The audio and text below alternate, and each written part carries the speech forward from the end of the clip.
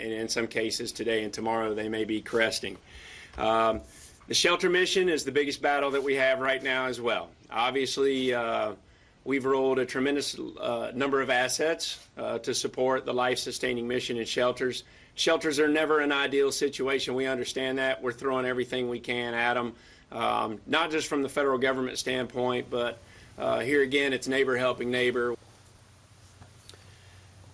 And that's from a FEMA press conference here just a little while ago this morning from Washington. And it's good to hear that in some of the shelters, the biggest one, at least at GRB, Sherry Williams is out there telling us the numbers have dropped dramatically. Yeah. Yes, they have. More folks are able to get out, and water's receding, so they're able to get back to their homes. GRB was upwards of 9,000 evacuees, and this morning Sherry reported 2,600 or fewer. So that's awesome to see. Some people getting back home to check on their property and their belongings. Right. I'm sure the folks still there are scrambling right now, wondering what they're going to do, because that shelter will not stay open indefinitely, but still open for now, which is good. Darby, this map's important to a lot of people. Yeah, this is the drivetexas.org map. Probably, I would say, at this point in time, it's going to be the most accurate map of what's closed in the region. Anything you see in dark blue, it's going to be flooded out, impassable. Those will be roads you cannot take. So if you know your area, then you can probably get an idea of what's blocked off. As we look over to the west side, you can see the West Park Tollway. There's a little light blue there around the Mission Bend area, and that's going to be frontage road stuff. The West Park Tollway is completely open from the Grand Parkway all the way in. But when you see left of that, the dark blue stuff going out through Fulshear, good morning, this is County Judge Bob Hebert, 1410. You see the left of that? Yeah, this area here, that's going to be 1093 going to the 359 area and heading through the Weston Lakes area, and that's all still going to be underwater. I-10 is open all the way around. There's no problems on I-10 from San Antonio all the way into Houston. The problem is going to be on the east side of Houston, I-10, the Baytown East Freeway at the San Jacinto River, which is right about the center of your screen. You can see that's completely blocked off. And then portions of 146 is blocked off south of that. So you'd have to take the Grand Parkway or Spur 330 to get to I-10. But then it goes blue as you go over the Trinity River, and then it goes dark blue once again before you ever even get to Winnie. We're talking probably 30, 40, 50 miles before Winnie, it goes blue. See where I-10 makes a little curve up towards Beaumont? That's Winnie down there.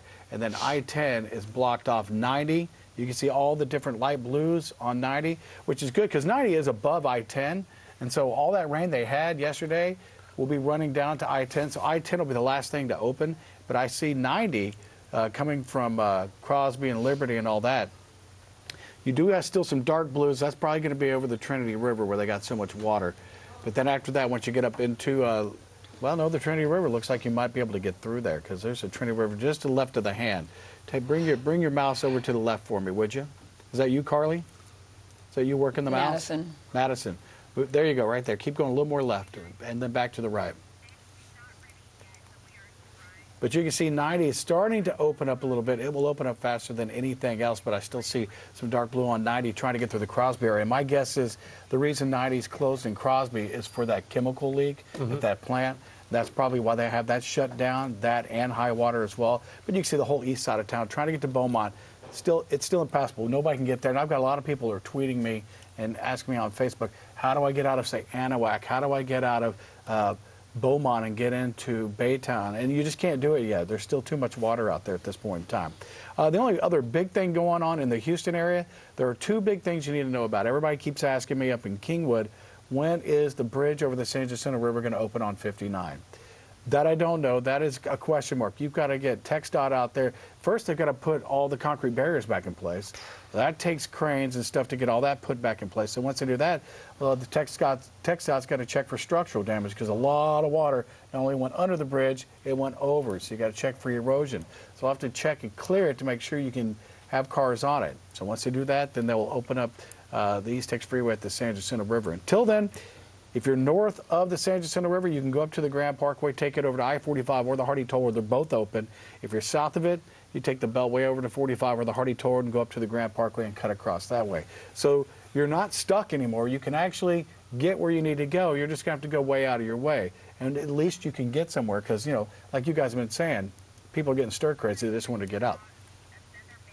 All right, next up, Madison, if you can hear me, Go to the West Sam Houston Tollway and the Katy Freeway. You'll see this big dark blue line going straight up and down to the west of Houston off of I-10. Yeah, right there.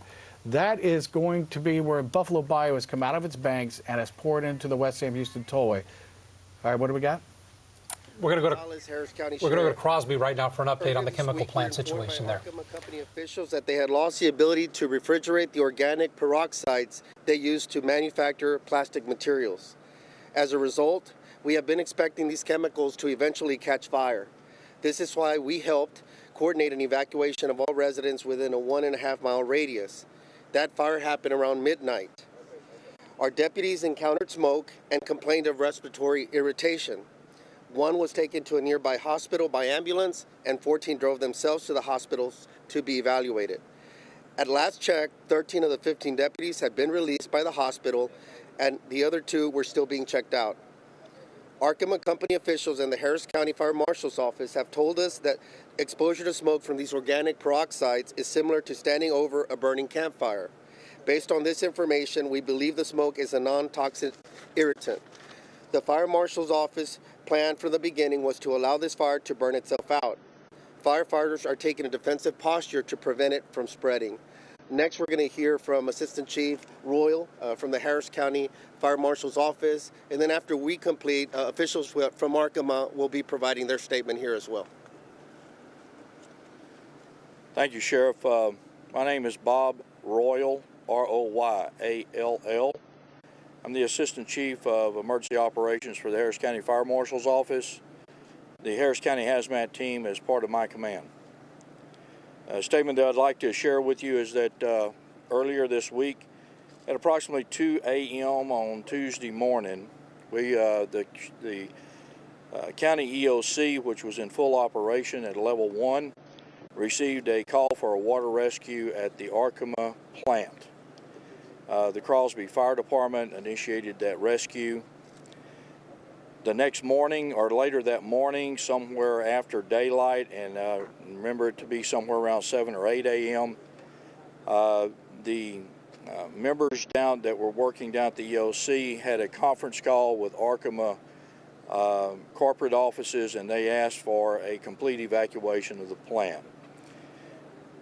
Shortly after that, an hour or so later, Department of Homeland Security, Infrastructure Protection, contacted myself and Chief Reed with the Harris County Fire Marshal's Office and others, and we had an extensive conference call and talked about what was going on out at Arkema.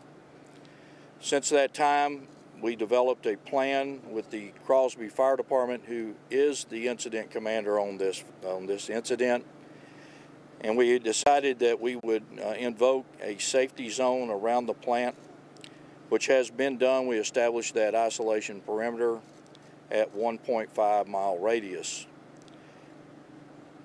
After we established that evacuation zone, the Crosby Fire Department, local law enforcement, and other agencies that are working the flooding event here in Harris County went door to door and evacuated all those that were close to the plant that would leave. Since that time, we have been in a defensive posture, holding a perimeter around the facility to make sure that our citizens are safe and that our environment is protected to the best we can.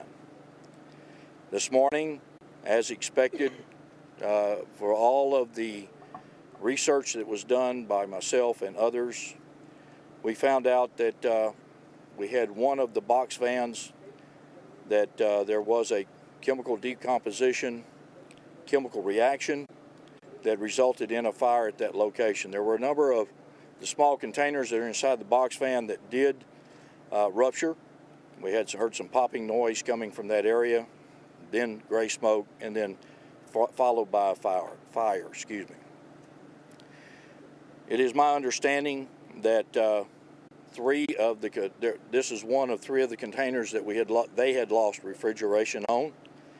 And so we can expect similar type of decomposition in those other trailers, maybe even all 9 of them before it's over with. So so far what has happened is exactly what we expected was going to happen. We're still in a defensive posture. We're holding our perimeter. Our law enforcement partners are holding that perimeter. And at this time, Sheriff, if you want to take any questions. Yeah, real quick, I'm going to just say it in Spanish, our part of it. Al principio de esta semana, oficiales de la compañía de Arkema nos habían dicho que habían perdido la posibilidad de continuar de refrigerar las químicas que tenía allí, que es un organic peroxide que usan para fabricar plásticos, materiales de plástico. Sabíamos que tarde o temprano iban a comenzar a agarrar fuego. Por eso ayudamos a evacuar a residentes que viven entre 1 milla y media de la fábrica. Esta noche pasó la primera incendio. Nuestros oficiales que estaban ahí manteniendo el área encontraron humo y comenzaron a quejarse. Okay, we've been listening live here to Sheriff Ed Gonzalez, Harris County, talking about the latest on that Crosby chemical plant, where there were not explosions as we originally reported. They wanted them called chemical reactions or POPs that then led to fire. I didn't hear a lot of new information there in that press conference from either the assistant chief or the sheriff, but they're trying to make it clear that what's happening out there at the Arkema plant is exactly what they expected to happen. That they knew that with the power outage and these chemicals not being refrigerated as they needed to be, that there was going to be a release and there was going to be even a fire. They knew, they say, from this reaction, and that they have everything under control. Those deputies who were irritated in their eyes and throat from breathing in the smoke, at last check, about half of them had been released from the hospital, 8 of the 15. And I believe that the assistant chief there for Crosby Fire said 1 of 3 containers was ignited, so they have 2 other containers that they'll be monitoring. They expect the same thing to happen there, so they have that 1.5 mile perimeter set up, keep everybody out of the area, but it sounds like they have everything under control. Yes. We are going to, Jessica, you just said it in my ear. We're going back to the presser in Crosby. Maybe they're taking some questions? I call it a chemical reaction and an overpressure of the container. You'll have to ask Arkema about their explanation as far as explosions go. That's not my business. My business is protecting the citizens and our environment. But speaking of that makes it sound like you guys are not coordinating, and I had residents ask me this morning whether you guys are talking to each other and why the difference. Sir, we are. I don't know what the danger is. Sir, we are coordinating. We've had conference calls 2 times a day since this started. And we've had our law enforcement partners in there, us in there, and our industrial liaison from Harris County. We have been cooperating. You'll have to ask those specific questions about Arkema terminology and statement to them. I'm just telling you what we are doing and what we are involved in our approach. Hey, Chief, so obviously being in the business that you are, I mean, there are big explosions in life and there are small explosions. I mean, we go back to chemistry class, you have one right in front of you on the table, right? So to watch you sort of parse your words this morning, sort of set off, no pun intended, people in the area. We were like, what is this guy doing, right? So it's an explosion, but I don't understand why you guys were sort of so picky with words. Was it a small explosion? I mean, when you look at the aerials and you see the fire that's burning and the damage that's been done, it's clear that it's more than just a reaction. You must not have heard me say that containers ruptured, okay? A small pop or a sound of a popping sound. What I don't want the public to think that these are massive explosions. Right. We're trying to make sure that our citizens are comfortable in what's going on and that they know the truth. And so with that, these are small container ruptures that may have a sound, may have a sound of a pop or something of that nature. This is not a massive explosion. Right. Okay. Small explosion. I mean, That's what you're going to call it. I'm going to call it a container rupture, okay? How much isobutylene and sulfur dioxide? Pardon me? How much isobutylene and sulfur dioxide? You will need to ask the company that question, ma'am. When can residents return to their homes? When it's safe. Once we determine as public safety officials it's safe for them to return, we will make sure that that message is conveyed to our citizens. what's the size of the fire? The size of the fire was a part of a 18-wheeler box fan truck. Part of it. Do you know what the size of the fire is right now? We had an overflight earlier this morning. We have not been back over it yet, so I don't have an update as far as that. So just one part of one truck? So far. A portion of one truck so far, yes, ma'am. When I was speaking with Jeff Carr earlier this morning, he described 2 railroad cars. What's the difference here? A railroad car, depending on the size of trucks a railroad car holds a lot more than a truck. And I'll just kind of give you an inference.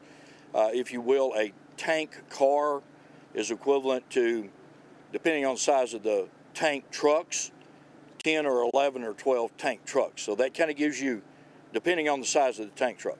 These are not rail cars. These are not tank cars. There are some that are on the railroad that are 2 miles away that have nothing to do with this. They're on a siding that belong to a different facility. Do you expect to be able to get in there, Chief, at some point? Like, how high is the water right now? And do you think there may be an opportunity to get in there and sort of do some work to contain future eruptions? Right now, the water is still up in the plant. We do not know exactly how deep because we have this evacuation perimeter around it. That will be a determination by the plant, by Arkema, if they're going to go in and try to do anything. That's not my decision. What do you know about the chemicals that have been released that potentially could be released? What are the potential health effects for your residents? What I know from doing research is these things are going to catch on fire. They're going to burn with intensity. Most of the material is going to be consumed by a very hot fire. Okay? From what I have researched and understand is that the byproducts of that is going to be a black smoke with carbon particles in it. Okay? As far as a liquid flowing from there. Put that into simpler terms. What does it mean for people's health? What does it mean for people's health? You don't want to stand in smoke, do you? So the sheriff says it's like a campfire. It's hydrocarbons burning. There's a lot of things made up of hydrocarbons. So the things burning there are no more dangerous than a campfire? Yeah, I did not say that, sir. To people's health. I mean, right. You don't want to inhale smoke. Okay? I mean, that's plain and simple. So it's smoke with carbon particles in it. That's it. So that's what I have been. It's what I have researched, and that's what I have discussed with.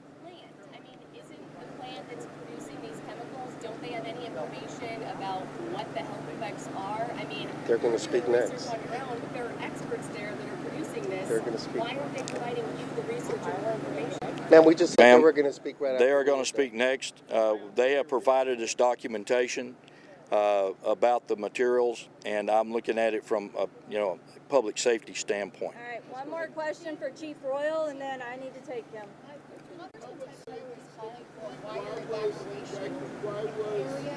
do you have to say to that? This is his district, and he's saying he thinks it should be expanded. Ma'am, I haven't talked to the congressman, and so I'm not going to comment on that because I haven't talked to him, so I don't know whether, Well, whether he said it or not, do you think it should be expanded, and if not, why? I am comfortable with a 1.5 mile exclusion zone because that is actually longer than whenever I'm talking me, and the law enforcement officials sat down.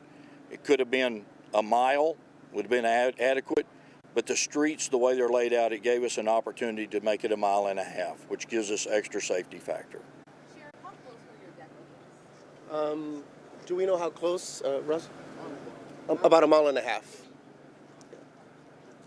miles. Now we'll have the officials from Arkema step up and offer the further explanations. Thanks, Sheriff. Appreciate it. Thank you very much. My name is Rich Renard. It's R-E-N-N-A-R-D from Arkema. I'm the president. Sure, it's Richard Renard, R-E-N-N-A-R-D, and I'm the president of our acrylic monomers business. I'm the president of our acrylic monomers business. Acrylic monomers. It's another one of our business divisions in the company. As you might imagine, with all of the unprecedented flooding that we've had, it's been difficult to get people from around the country organized here to deal with the issue that we're facing with. So it's kind of all hands on deck, and I'm here to try to help share key messages with the community and make sure that everybody understands what's going on with our site. First, let me just say, in terms of the question that was raised about our coordination and cooperation with the local authorities, the emergency response teams and the first responders have been doing heroic work to try to help us protect the local community and the residents. We want to thank certainly the Harris County Fire Marshal's Office, the Harris County Sheriff's Office, FEMA, the Department of Homeland Security. They've all been doing outstanding work, and we've been cooperating intimately with them to deal with the incident.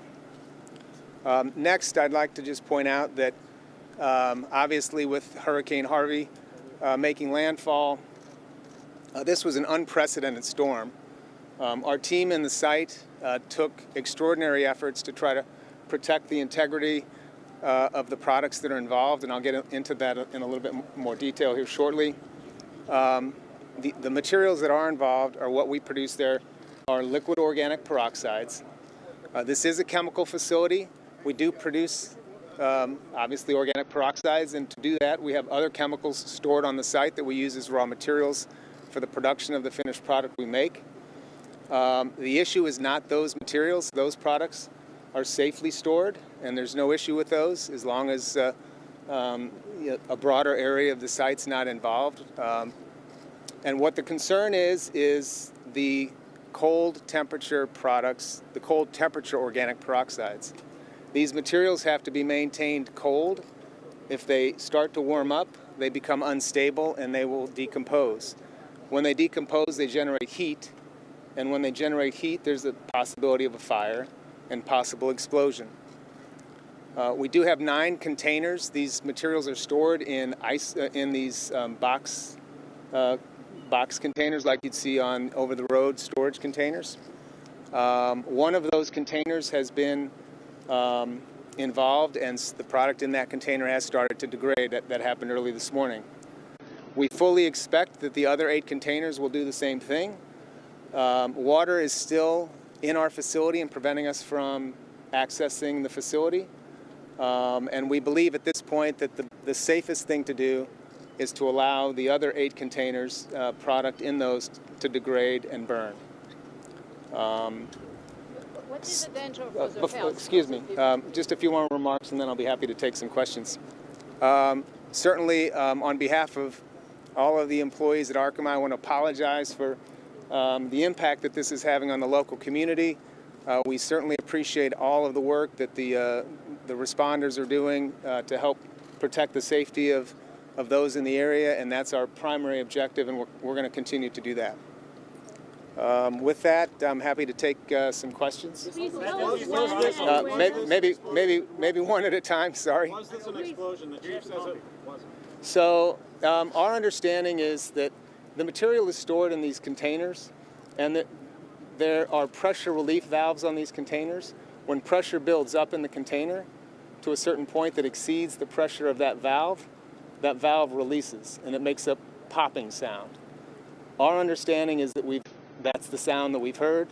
Certainly, these things can burn very quickly and very violently, and it would not be unusual for them to explode.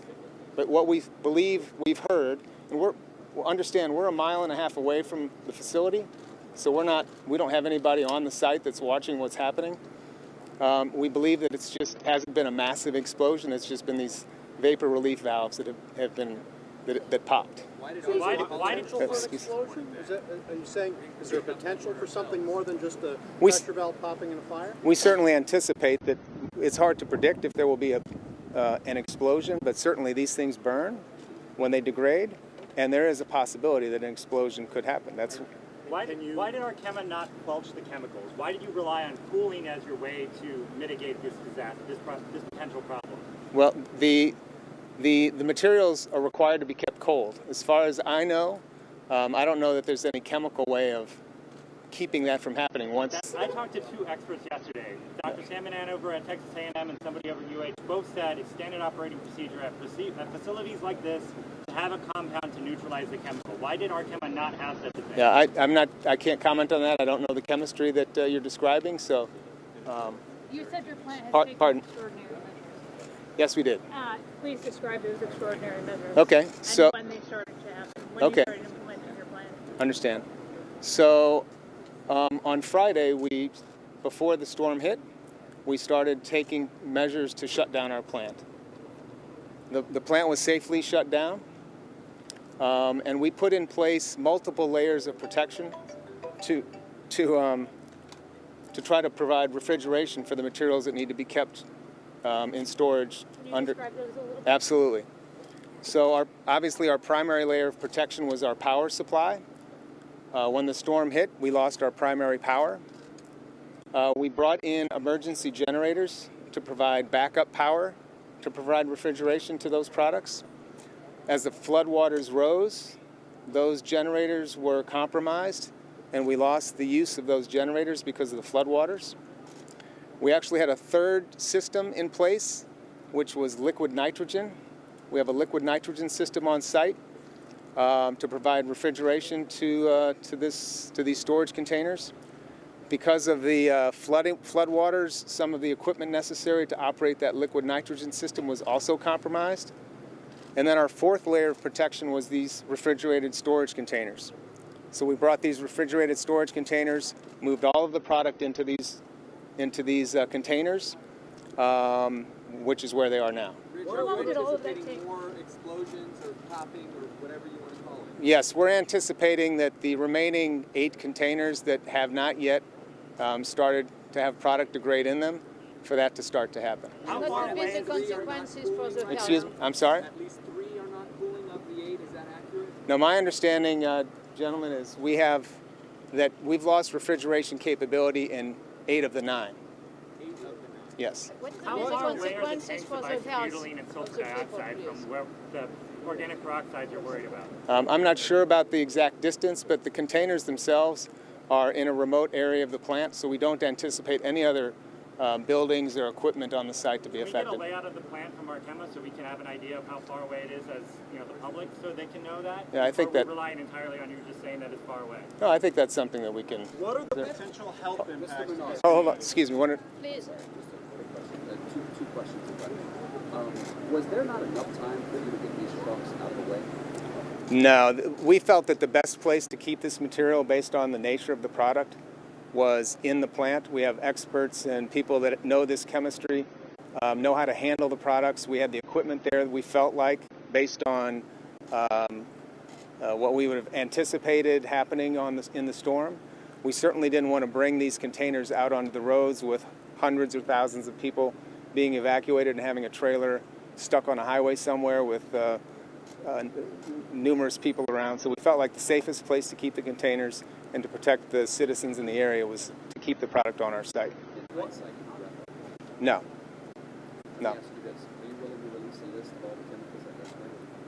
Yes, we can share the information about what other chemicals we have on the site. Can you talk about the Excuse me, I'm sorry. Hold on, excuse me. What would be the consequences for the health of the people? What are the health risks? So what we have is a fire. Talk to the microphones. Okay. I'm trying to speak to the individual that's asking the question. Sorry. Sorry. So the question was, what is the health risk? What we have going on, it's not a chemical release that's happening. And I want to be clear about that. This isn't a chemical release. What we have is a fire. And when you have a fire where hydrocarbons, these chemicals are burning, sometimes you have incomplete combustion and you have smoke. And any smoke is going to be an irritant to your eyes or your lungs or potentially your skin. So if you're exposed to that, we certainly are encouraging anyone that may be exposed to the smoke coming from this fire to call their doctor or to seek medical advice. Is this no more dangerous than a campfire? Is that correct? You know, I heard the sheriffs say that and the chiefs say that. I don't want to necessarily compare the intensity of the smoke of this. In Spanish, the sheriff said that this is no more dangerous than a barbecue. No, I heard the comment, but again, I don't want to make any comparisons on the kind of smoke that's coming from our fire. So you can't be sure that it's just a campfire smoke. You can't be sure that. No, what I can tell you is that from the toxicity of the smoke will certainly cause an irritation to your eyes, an irritation to your lungs if you breathe it, just like any smoke. So when we encourage people not to, to avoid, getting exposed to that. Can you go over what the status of the plant is right now? Just give us an update right now. What's going on there? So the plant continues to obviously be shut down. We have one of these 9 containers that has experienced degradation of the material inside the container. The water levels in the plant are starting to recede slightly. And that's the current state of the plant as we know it. And No, Liberty that has sounds a 1.5 lot like miles. corporate spin. People want to know how in danger they are. Thank you. Well, so we've, with the with the recommendation of the local authorities, we've established this 1.5 mile evacuation zone. We believe, along with the local authorities, that we've moved everyone out of harm's way, and that no one is in danger based on the fire that we expect. Would it be possible for your teams to access the plant right now with a boat? No, we are not intending to go into the site based on the current state, as we understand it, of the product in these containers. We don't think that's a safe thing to do. When will you be able to go into the plant again? Well, certainly we won't until all of the floodwaters have receded. That's the first step. And then certainly the product that we believe is potentially decomposing, we're not going to put anyone in harm's way to try to restore refrigeration because we don't know the state of the product in the containers. Do you wait till the 8 ones decompose? We will likely wait. We're working on that strategy now, but my expectation is that's what the plan will If be. you were able to restore refrigeration, would that solve the problem? If the products haven't degraded, yes, as long as they can be kept cold, they would be, the integrity of that material could be kept. But right now, the closest you can get is 1.5 miles Correct. away. And they just degrade on their own? That's right. Once they exceed a certain temperature, they begin to decompose, and that decomposition process generates the heat, which ultimately potentially produces the fire. How long does it get described as intense fire? Can you talk about how they burn, and give us sort of a worst case scenario if there is an explosion, and we talked about earlier, you know, how big are we talking about? What's the worst case with this fire? Yeah, that I just would be all speculation in terms of how big a fire could be. What we do know with the first container was that the sheriff's department did some video of what was happening. The smoke plume, we understand, was 30 to 40 feet in the air, and they could see visible flames coming out of the container. Is that the extent of what could happen? We just can't predict. So, How high does it burn? I don't know the temperatures at which it burns. Guys, do you know? We can try to get that information for you. Richard, you talked about shutting the plant down on Friday. Did y'all consider flooding in the placement of backup generators, and how often did y'all test the nitrogen backup system? How often do we test the nitrogen backup system? Have to look back at. Yeah, I'm not sure how frequently we are testing that equipment, but it certainly is maintained. It's one of our layers of protection to provide refrigeration to the cold products that we need to store. The beginning of your question was? About, I mean, you talked Yeah, about emergency certainly we didn't anticipate having 6 feet of water in our plant. This is and this is really the issue that's led to the incident that we're experiencing now. I mean, it's. Is that some more popping? I'm not sure. Pardon? Can you answer us why were people sent home from the rescue center for those people living within the 1.5 miles and then gone and got again and evacuated the second time? Yeah, I can't comment on that. I don't know the details around that. Obviously, you know, the fire marshal's office imposed the 1.5 mile evacuation zone. We certainly respected that, and we certainly encourage all of the residents that live inside that zone to respect that zone for their own safety. That if they returned back to their homes, they shouldn't have done that, and if they can still evacuate safely, we would encourage them to do that. What's the possibility that an explosion or one of the explosions or fires could rupture other chemicals on site?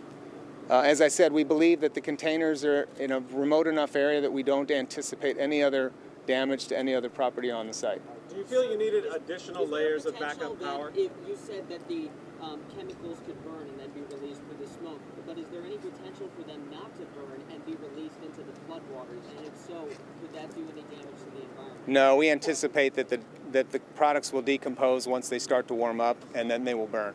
Should you have had additional layers of power backup?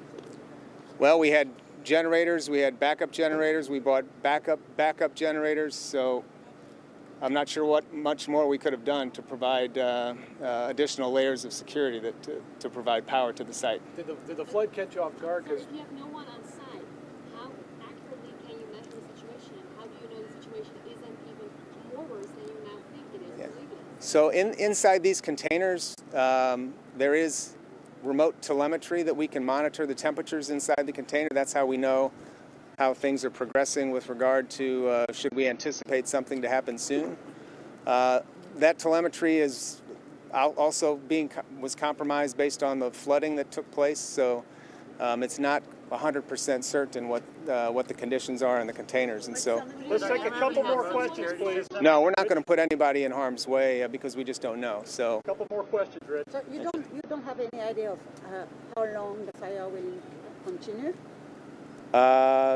We do not. No, it's just we anticipate that certainly we've had the first incident. We don't know the answer to that. So can you say the fumes are non-toxic, or you're just not so sure? They're noxious, certainly. The toxicity of the fume, you mean the smoke? Yeah. I mean, it's, I don't know the composition of the smoke, but it's certainly noxious. So. Okay, so you can't say that neither the smoke nor the products themselves are non-toxic, because I believe that was said earlier.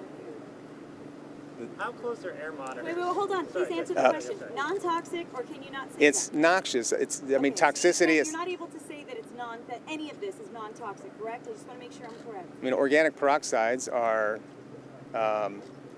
as the sheriff said, they are chemical materials that are used to initiate other chemical production for the purpose of making plastics. I mean, toxicity is a. So you can't say it. You're not going to say that they're non-toxic, correct? Are you going to say they're non-toxic, or you're not? Yes or no? I think it's a pretty important. It's a pretty important. I mean, the smoke is noxious. Its toxicity is, it's a relative thing. I mean, So if you breathe it in, what will it do? Breathe. If you breathe in the smoke, it's gonna irritate your lungs, and it's an irritant. It's gonna cause irritation in your lungs. Which long effect do smoke inhalation, it's not going to kill you just by breathing. No, we don't believe that to be the case. Is there anything you want to say? Is there anything you want to say to reassure this community? Because it sounds like there's a lot you don't know in terms of toxicity, chemicals, timing. What do you want these people to know? Well, we want them to understand that we want them to respect the 1.5 mile radius. We think that is providing the safe area for the residents to stay. We anticipate that all of this product is going to degrade. We don't know exactly how long that's going to take. Certainly the warm temperatures that we have is likely going to speed that process up. But we can't define specifically how long it's going to take for all the material to degrade. Whether it's today, tomorrow, we just don't know. It's impossible to predict that. We'd be speculating. You understand people are worried. Of course we understand that, and that's why, we want people to make sure they respect this 1.5 mile radius. We don't want people returning back to their homes thinking it's over. It's not over, and this is a very serious issue, and we know that. Richard, I know your Beaumont plant flooded during Ike in 08. After this is done, should people around here be comfortable having Arkema as a neighbor? I think so. I think we've been a responsible neighbor, and I think we're responding to this in the best way that we can. Displaced families. We've set up a hotline for people who have experienced issues related to this, so and a claims line as well. So we encourage people if they have any injuries or if they have damage to their property as a result of our issue, for them to call that hotline. Richard, you talked about the unexpected. Can you share that number? I don't know the number itself, but it is I believe on our website. And if not, it will be. So. How was the public notified about this issue and that they needed to evacuate? So the evacuation was set up by the Harris County Fire Marshal's office. They were the ones that made the public announcement about the evacuation, and so that's how that information was communicated. All right, thank you very much, folks. We've got to keep Rich on schedule. Richard, the unexpected. Yeah. So my name is Richard Renard, R-E-N-N-A-R-D. And my title is I'm the president of our acrylic monomers business unit. Sorry, say again. Acrylic monomers. What can you spell that? Sure, A-C-R-Y-L-I-C,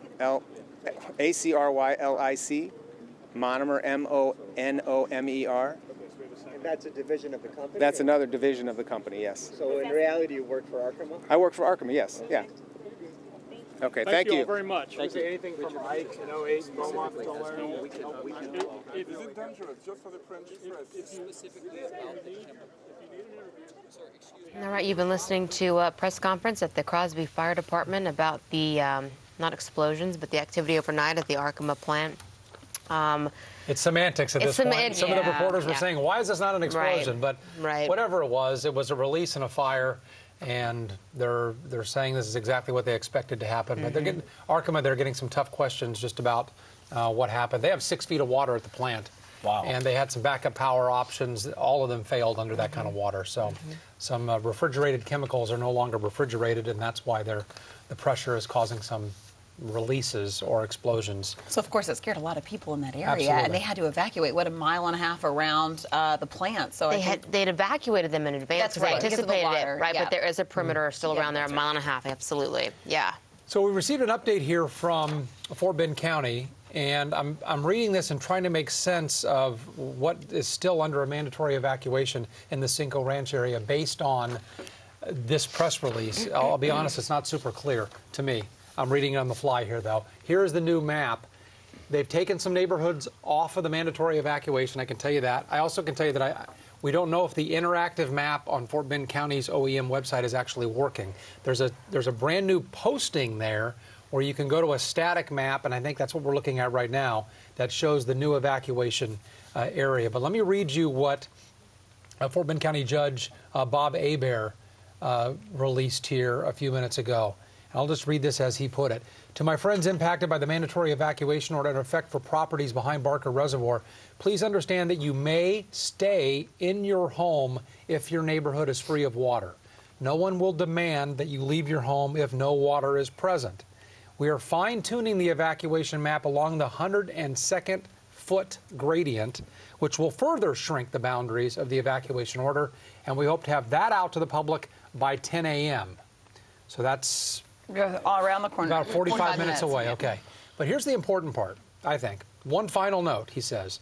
If you stay in your home, don't leave unless you have an emergency.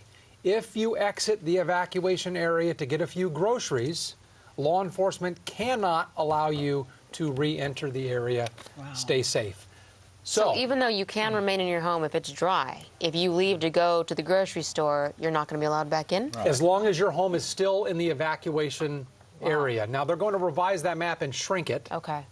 So, but if you leave your house now and you're under that evacuation order, if you're trying to come back and you still are, they haven't revised it again yet, they're not going to let you back in, according to the judge. But earlier, you did an interview, and it was a precautionary, really, even though it's a mandatory evacuation, it's precautionary because people were trying to access their homes overnight in the dark, and they were afraid in flooded areas for the safety of people trying to get back in their homes or potential looters, or they didn't know who these people were. It would be tough to verify all that. So I understand it on that part, but then, homes that are obviously completely dry. Right. They took a huge swath of the Cinco Ranch area there along the Grand Parkway and made that mandatory evacuation. And people didn't know at the point, the reason why we're talking about this so much, if it was mandatory because water was going to come, like additional water, or, what was going on with that. And we've now confirmed from a couple different sources, water's not rising. Right. So if you're dry now, you're going to stay dry. Right. And there's no indication of how long this evacuation order will remain in effect. So if you need to run errands, I don't know how long it is that you'll be in your home.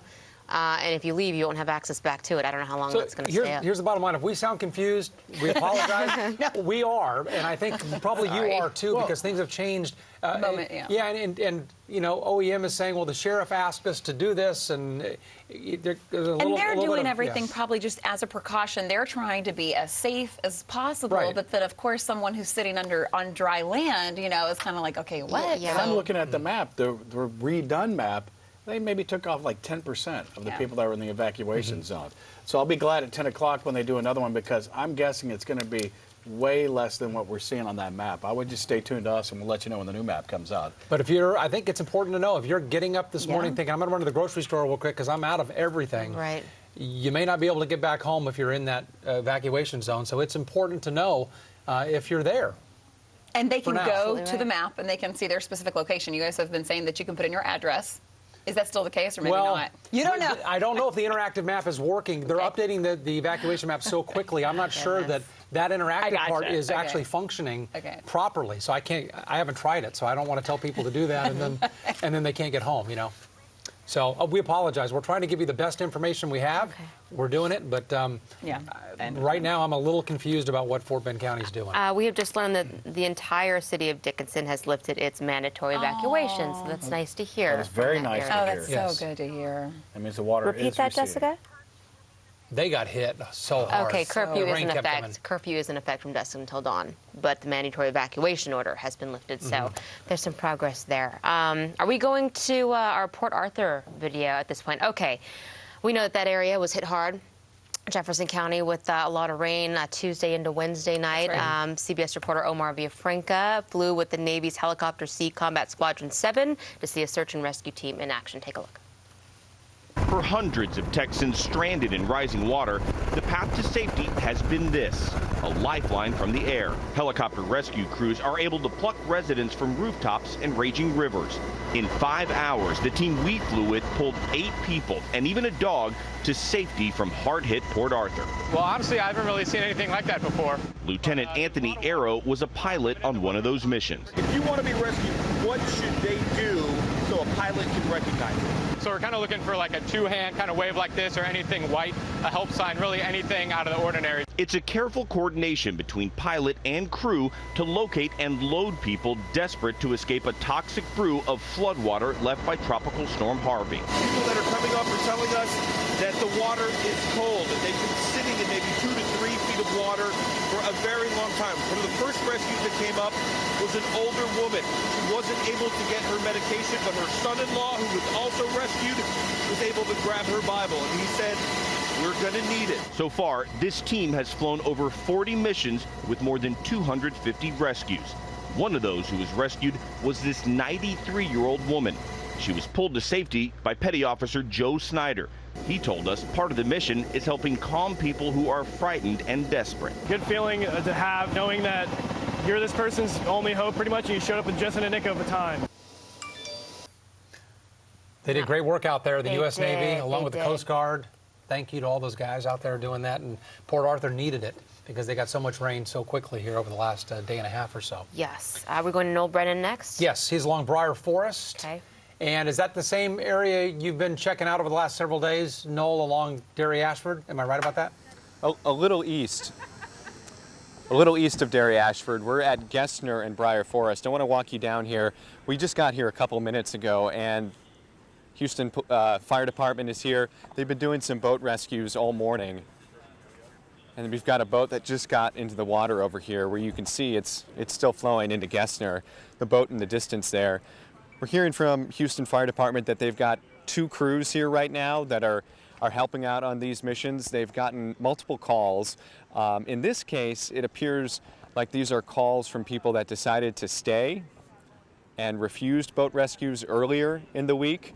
Those people who may be running out of food, needing some water, and perhaps deciding that they should have gotten on the boat earlier. Also, some elderly people, those with medical issues. So these are the kinds of rescues that are happening now. So we've got volunteers out here with their own boats, and also the fire department making runs as well through these neighborhood streets. Again, this is Gessner at Briar Forest. We've got 2 boats in the water right now.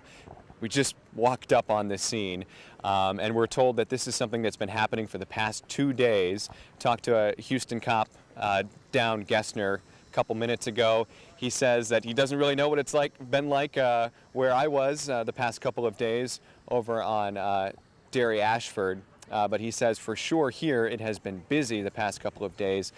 Boat rescues have been happening in this area, and they continue today. So it looks like these 2 boats are about ready to go. I want to walk you over here as well.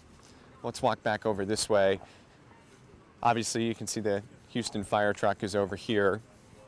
And this is something that actually we haven't seen before, but this group of people here has kind of set up a little area for folks that are getting evacuated. Looks like they've got some food and water. Talked to them a little bit. Hey guys, so we're live on KHOU and chatted with you guys just a little bit off camera, but Millie, what have we got set up here? Well, we've been doing this for 3 days, pulling people out of the water, and sorry. I'm so sorry. essentially we're all neighbors here, and we are getting people out of the water, mostly civilians. And this morning we've got the fire department, the police department, and so our way to contribute is to have food, water. We've got a shelter tent up there. We've got rides that people have come and given offers of rides to local shelters, and that's the way that the neighborhood's been coming together and trying to help. So you guys all know each other, and We live here, and we are overwhelmed with what we have seen. We have a lot of elderly people here. They live by themselves. They don't have anybody, and I mean, we have pulled out when was it? The day before, we pulled out a paraplegic lady who came in the boat, put her in a car. I mean, the people have been amazing. And I want to thank you guys too, because yesterday I know some of your reporters were saying they were probably scaring us. No, you're not. You have done a great job. we appreciate that. And thank you for what you guys are doing. Now, can you just show us what you've got here for people? We have snacks, Cokes, water, sandwich, plates, clothes. Some of the neighbors brought their wheelchair, medicine, first aid. Cleaning. We're hearing that some of the rescues that are happening now are some elderly folks or those who might have some medical conditions. Is that something you guys are hearing about too? Yeah, there's a lot of them that are elderly. They have to be carried off the boats. It's heartbreaking. Yeah. And that's the people that we are bringing. People that are in wheelchair, they cannot walk. Yesterday we took a lot of people that can walk. There was not enough wheelchairs to pull it out. The paraplegic lady, we had to put her in a board to put her in the car. So this is what we're doing, trying to pull there's a lot of elderly people here and they need help. How are your homes doing at this point? We are so thankful and grateful to God that we don't have any water yet. We're preparing as we see the water growing and coming up. But as far as the neighborhood here, they have water now. We don't have any water. But if we don't have any water, we're okay. We can help. Is this one of the areas? I've been over by Dairy Ashford and Briar Patch for a couple of days. That was one of the areas where it was impacted by the releases from the Barker and Addicks reservoirs, and it was feeding into the bayou and raising the water levels. Is that something that's also happening here after the rain stopped? Have you guys seen the water levels go up? Still, as you can see, the storm drains, they're still releasing water out of the storm drains. Yesterday morning, we were probably 2 feet below these curbs up here that now are completely covered. So the water is rising at a slow, but it's a steady pace. We hear from the National Weather Channel and the locals that we're at crest point and that there will no longer be higher water levels coming. But we're just lucky that we don't have water in our house, so we're here to help for those that did have water in their house. Has the fire department and police department been here the past few days? It seems like a busy, active scene here today. Really amazing. The first day there was not enough people, and the neighborhoods came together to help them. They are overwhelmed, and we have to be patient with them. They cannot do so much. They were here for a lot of time. I mean, some of them here were all morning coming in and out, and they were exhausted. We had one policeman got hurt, broke his nose. We attend to him, and he went and continued working. So they're doing a great job. So everybody is really doing a great job. I'm sorry. It's okay. Millie, can I give you a hug real quick? I need to give you a hug. Thank you for what you're doing. Sorry. It's all right. So you guys having to move back, I understand? What's to give the fire department some room? We are. Okay. We're going to move back about 100 yards. Yeah. All right, well, I'll let you guys get to it. Thank you guys so much. All right, so again here on Gessner and Briar Forest, where these boat rescues are still happening, and you heard it from the people that have watched this water over the past several days. They seem to think that the water has been going up, perhaps as a result of those releases that we've been talking about over the past few days from the reservoirs into the Buffalo Bayou, which has been, at this point, we're hearing that it's remaining steady, but that it might fluctuate a little bit up and down. So perhaps that's what they're seeing here in this neighborhood. So same deal as kind of yesterday, though the rain has stopped and the sun is out. In some areas, you know, the threat is not over. The water in some areas is kind of fluctuating back and forth, and that could impact a lot of these homes in these neighborhoods. So we're going to move back to, we want to give these people plenty of space because these boat rescues are still happening, and they're going to be happening throughout the morning, it seems.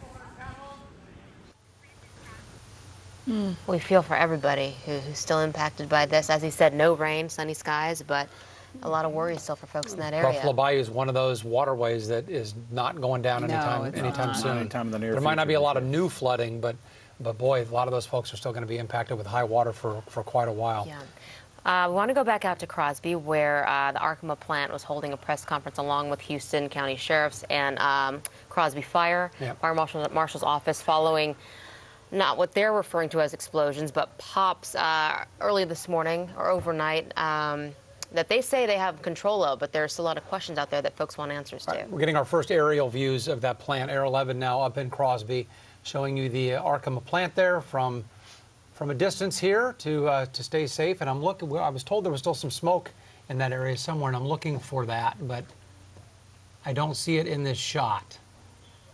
Maybe they're going to pull out here a little bit and give us a better view. This is a plant that where they produce a liquid organic nitrogen peroxide, sorry, and it's used in the plastics process and to do some other things. So that's on site there that they have to keep refrigerated to keep it from, exploding. Igniting, exactly, which is what happened with some of what they have stored there. Because they lost power. Yes. They lost power, and now they're taking a little bit of heat because they're not releasing the list of chemicals that were released to the public just yet, so we'll wait and see how they deal with that in the coming days. If you've been watching us for our coverage here over the last several days, I think you're going to be very interested in what we're about to bring you right now. Sherry Williams is over at the GRB, and she told us a story. I've lost track of when even it was. Broke our hearts. Yes, a couple days ago. A mom who was missing her 8-year-old daughter. At the GRB. She had her 2 boys with her. Right. Maybe a boy and a, I'm not sure, but 2 children with her, and the sibling, an 8-year-old, was nowhere to be found. And she didn't know where that child was, maybe with some relatives. She wasn't sure. Anyway, Sherry went to work. She did. Gave out her cell phone number, personal, said, if you know where this child is. Sherry, tell us how it worked out and show us your special guest. Okay, so they're all together again. I have my Mercedes on the phone, and she sent this picture. Mercedes and Sincere are back together. This is the most recent picture of them. They're happy together. She was an absolute wreck, as you might imagine. I have her on speakerphone. Hold on, Mercedes. I'm just filling in the backstory for those who didn't see your story the other day. So this was Tuesday. We come in here, and they have a missing persons area here in the George R. Brown Convention Center. On Tuesday, they peaked at 10,000 people. So there were 10,000 people in here. She didn't know where her 8-year-old daughter was. She had gotten on a bus on the west side of town, John Ralston I-10 area, and she, her brother, his kids, and her 3 kids all got on the bus to come here to the George R. Brown and evacuate to this shelter. Well, she got in here and looked around, and she saw a bunch of people, but none of them were her brother, her nieces and nephews, or her 8-year-old daughter. And she spent almost 24 hours, I think, not knowing where they are. So I have her on the phone. I think you guys have a little video, too. Mercedes, can you hear me? Yes, I can hear you. Okay, so tell us, now that you know what happened to your brother and his kids and little Sincere, how did y'all get separated? We got separated when we were on the Metro bus as we were getting off at the GRB, taking my son to the emergency area. I had no idea that they were going to be meeting. They were supposed to be getting off with me. We were aware that everyone was getting off the bus here at the GRB. That's crazy. Yeah, her older boy slid down some stairs, had a really bad fall in the panic as they tried to get out of their flooded residence, and they didn't know if he had a concussion. He had bruises all up and down his back. You may be seeing video of him. I hope you are. And so while she was dealing with that, and then she looks up, and like I said, she learns that she's separated from her daughter and the rest of her family. So apparently, Mercedes, your brother, your daughter, and his kids, they all went to a shelter in the Aldine School District. So they never got off that bus, whereas you and your 2 sons got off the bus. Right.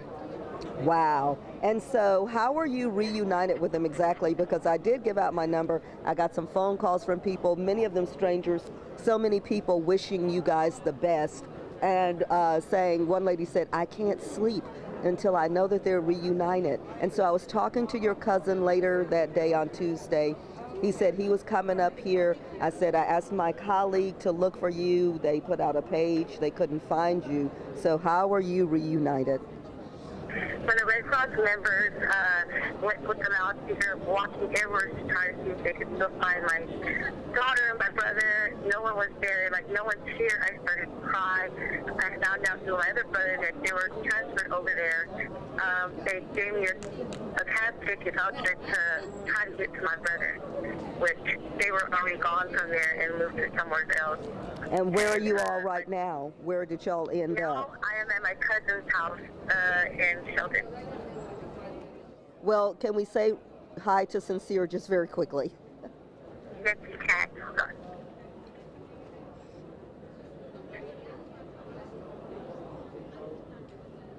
She's going to get her, I believe. Hello? Hi, Sincere. Hi. We are so glad that you and Mom are back together. I'm sure you're happy about that also.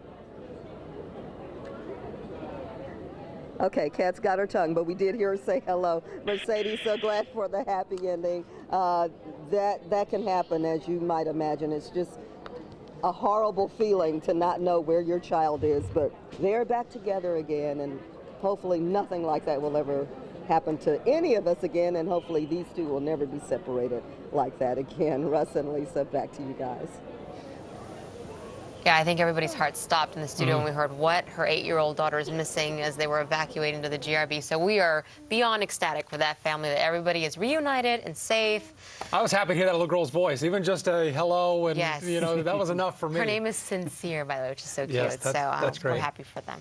Air 11 is still up over Crosby. I think we want to go to those pictures again real quick just to show you the scope of the problem out there and all the rain they had there in Northeast Harris County. That plant is under 5 to 6 feet of water. Right. And they said they just could not handle that. They lost power, and that was the problem with the chemicals there.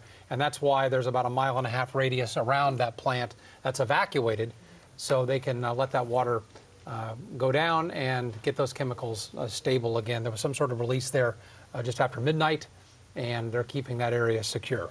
We don't know what kind of chemicals exactly, because Arkham is not disclosing at this point. Smoke and black. This is charring from the fire. We're listening to our executive producer right now, where there's what? Say again, Wiley. So there's still smoke coming on this black chunk of the screen on the far right side. Far right middle of the screen there. There's a long building there on the far right of the screen. Do you see it kind of pointing off to the right corner there? I believe that's what you're talking about. Yeah. That's correct. Yeah. Okay. Well, still a little smoke there. So they say that not explosions, but these reactions happened. That they were. They expected them. One of 3 containers involved. So they have 2 other containers that they expect the same thing to happen. So they're maintaining the perimeter.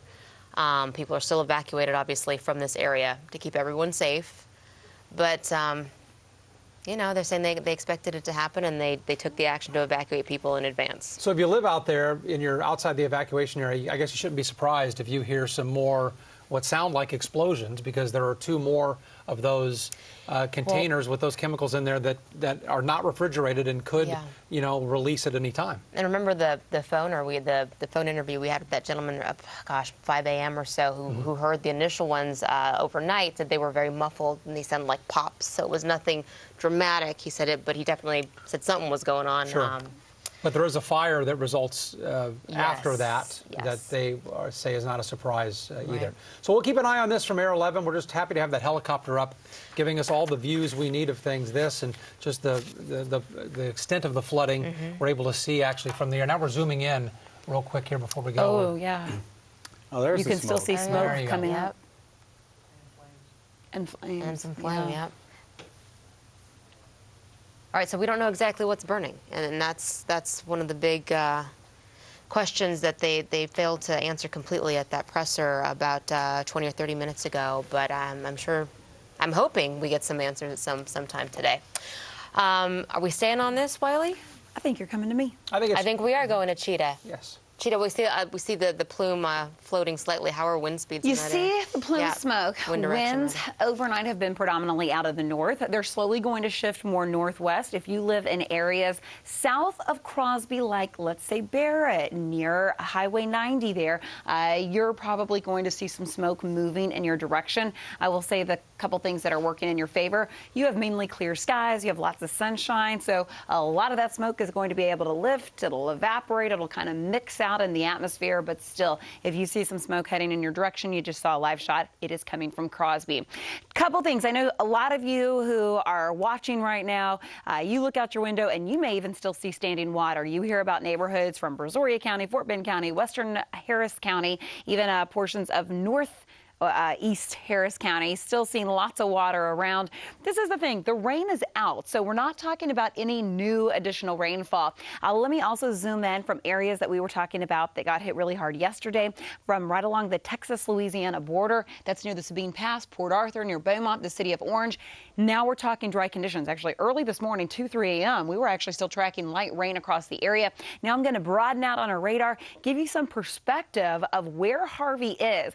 We are still talking about Tropical Depression Harvey. Can you believe that? Center of circulation is starting to move away from Louisiana, but you can still see that all of the rain is sitting there wrapping around in that counterclockwise spin around right through the center of Harvey. So that leaves us the dry side, so pretty much us here locally across the state, we're talking dry conditions over the next couple days. However, the rain from Harvey is going to be picked up, pushed along the northeast, and so many people from really the eastern portion of our country will still be talking about Harvey. Let me show you the latest track from the National Hurricane Center. There's the center of circulation. Put this into forecast motion. Tropical depression probably throughout the day today. Then it'll rapidly lose its steam as it continues to interact with land. It'll be a post-tropical cyclone then, but it will still be able to potentially produce thunderstorms across the area. I mean, look at this. This is still going to be impacting the eastern third of our country after really affecting most of the Gulf Coast, all across portions of the southeast. So as far as your forecast, I'm going to really walk you day by day here. So I'll show you what you can expect. Remember, our winds are going to be shifting from the north out of the northwest. What that means, you'll still have kind of a cooler, drier wind intact. So if you are in cleanup recovery mode, you may actually enjoy this forecast today. Fast forwarding this to tomorrow at 11 p.m. So throughout the day today, throughout the day tomorrow, notice throughout the state of Texas, here locally, we are dry. Harvey, you can actually still see the center of circulation just moving out of Tennessee there. By Saturday, well to our northeast, rain is still out of here. We're still looking dry for the upcoming weekend. So anything that you have planned for your Saturday, take a look through your Sunday timestamp. So throughout the day on Sunday, we're still sitting dry. Now pay attention to what happens Labor Day Monday into Tuesday. We start to see a little bit of a change in our pattern. So by Tuesday midday, Tuesday at 11, we start to see the chance for a few showers. You may be thinking, okay, I see the center core here. Look at the wind direction flowing around something here. Bottom line, we've got a nice little front. Yeah, as we head into September, we're going to finally be able to talk about some cool fronts, all right? That front is going to swing on in and really help eliminate anything, if at all, trying to develop. So that will leave us with a very slight rain chance as we head into mid next week. Another big question that I've had, let me show you what the National Hurricane Center is popping up now. A lot of you have been asking me about this on Twitter, on my personal email, on Facebook. You're saying, what is in the Atlantic right now? So here's the coast of Africa, the little islands here. Those are the Cape Verde Islands. So Tropical Storm Irma developed yesterday, is sitting out in the open Atlantic. Remember, we're way over there. But still, this started as a tropical wave, so we're tracking this through the Atlantic. Now, models pretty much kind of not completely in agreement, but we have this nice stationary area of high pressure.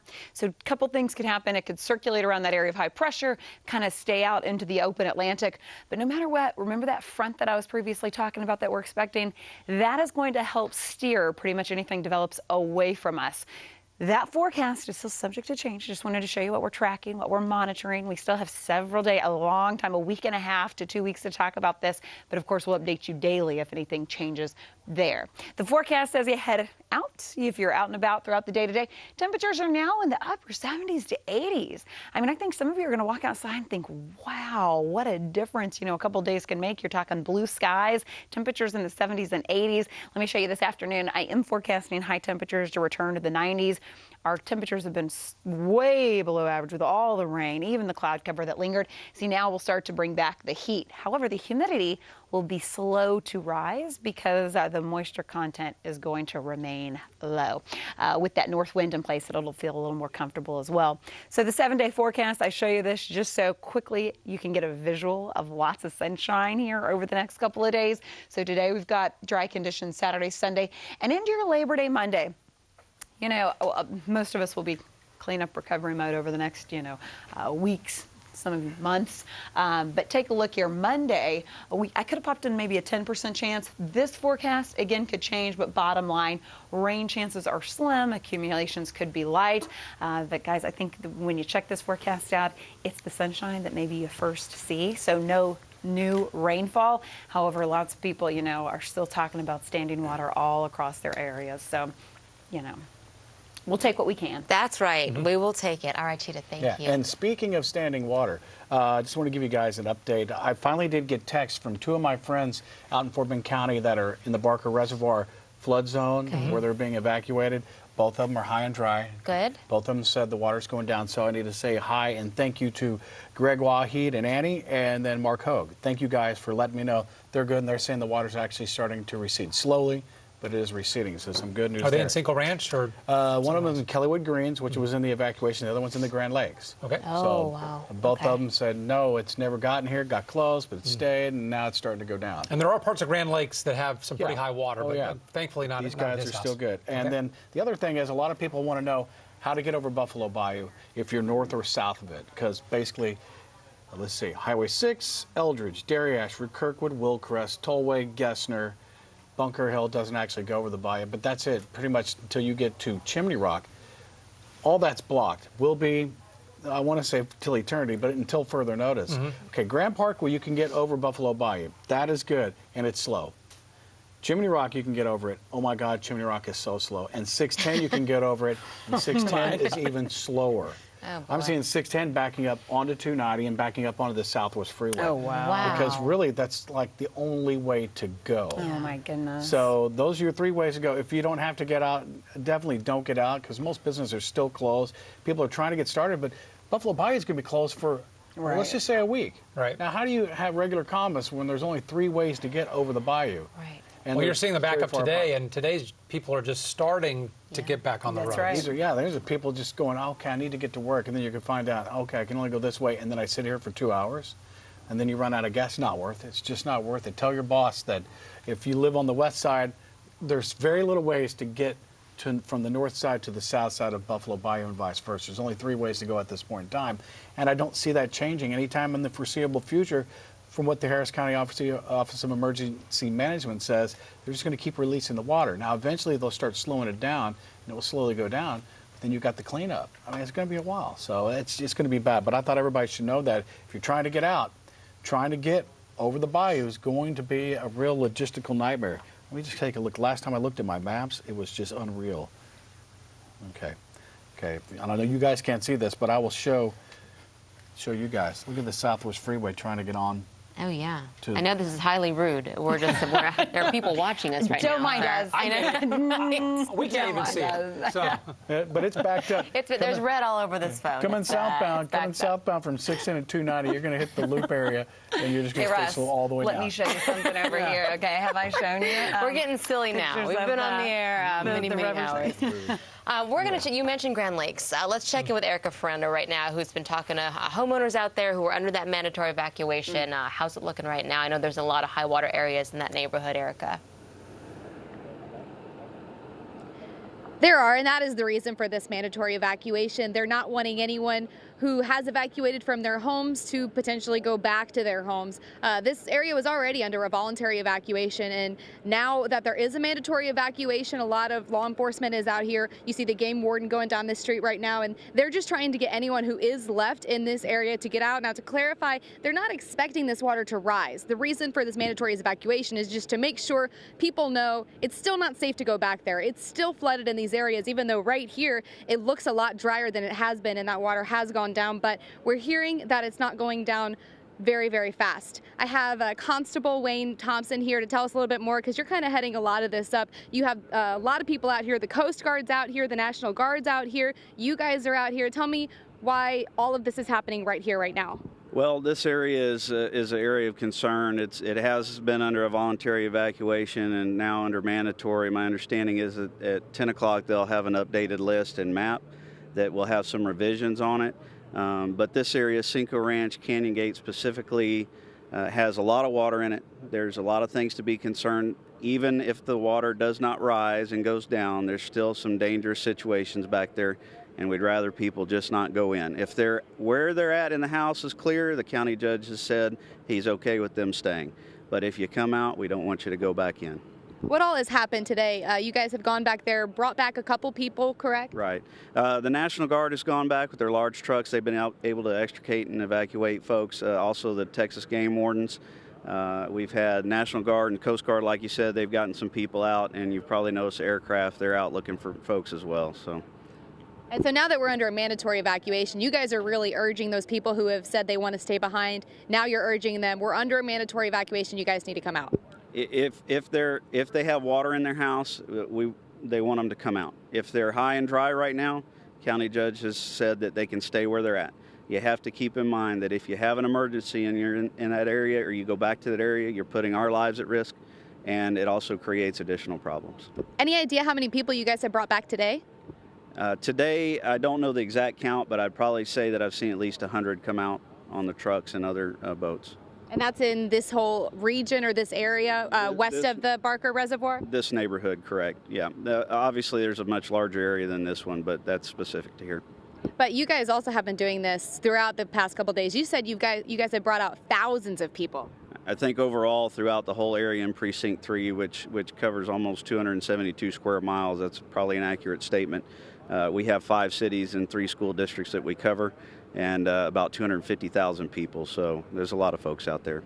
If there is anyone who's still in there and they're in their homes and there's a little bit of water, but they're seeing the water kind of go down, we're now under a mandatory evacuation, what would you want them to know? Well, we'd want them to, if they're able to check the Office of Emergency Management website, to look at the list, to look at what the county judge has asked for, and to determine if they need to stay put or leave. The key is if they come out, they may not be able to get back in. And if they're there and they're safe, they can stay there. We don't want them to risk getting out either. But the situation is constantly changing. So you guys have also had a lot of volunteers. We saw, I think, probably 30 boats or so come up earlier this morning wanting to help. I know you guys had told a lot of them, we may not need you, like we're doing all right. We got a lot of people out here. If there are other areas, head out there. But what is it like just to see so many volunteers heading out, just offering their time to help? It's certainly amazing. You know, everyone from the first responders, and it's their job. Some of them had to come out of their houses that were flooded, and they're out here working. They're working 20-hour shifts. And then, of course, we have what I call the citizen responders, who have come out with their own boats, donations, and it's heartwarming, and definitely we're thankful and grateful for that. Well, thank you so much. And so this area is still under a mandatory evacuation, but we are expecting a new map to come out. We heard it would come out at 10 o'clock, and that's going to clarify which areas exactly are under that mandatory evacuation. If you're high and dry, likely you'll be taken off of that area. For now, we will toss it back to you, and we'll be sure to let you know as soon as we get that new list to update you of which areas this is actually talking about. Well, thank you, Erica. That's good confirmation hearing from the deputy there that if you leave that evacuation area, you're not going to be allowed back in. So we hope if you're high and dry, you're taken off that list, because that's a lot to ask. And you have enough groceries. Yeah. You don't have to get to the store. Yeah. Okay, we want to take you back a couple days to the real severe water rescues that we were witnessing. This is out of East Houston. We have some video to show you. Just a spectacular image here coming up. It's of an actual human chain as people got together at Huntington Bayou to get in. You see them starting on the street, going into the water to save someone. I'm not sure how many people were part of this or how many people they were attempting to save, but you see that one gentleman running to be part of that human chain. But it's these images that we've seen again and again of people just risking their own lives to save people that I'm betting they don't even know. They saw somebody in need and they figured out how to get it done. There wasn't probably going to be time to wait for the official rescuers to get there, so they did it themselves.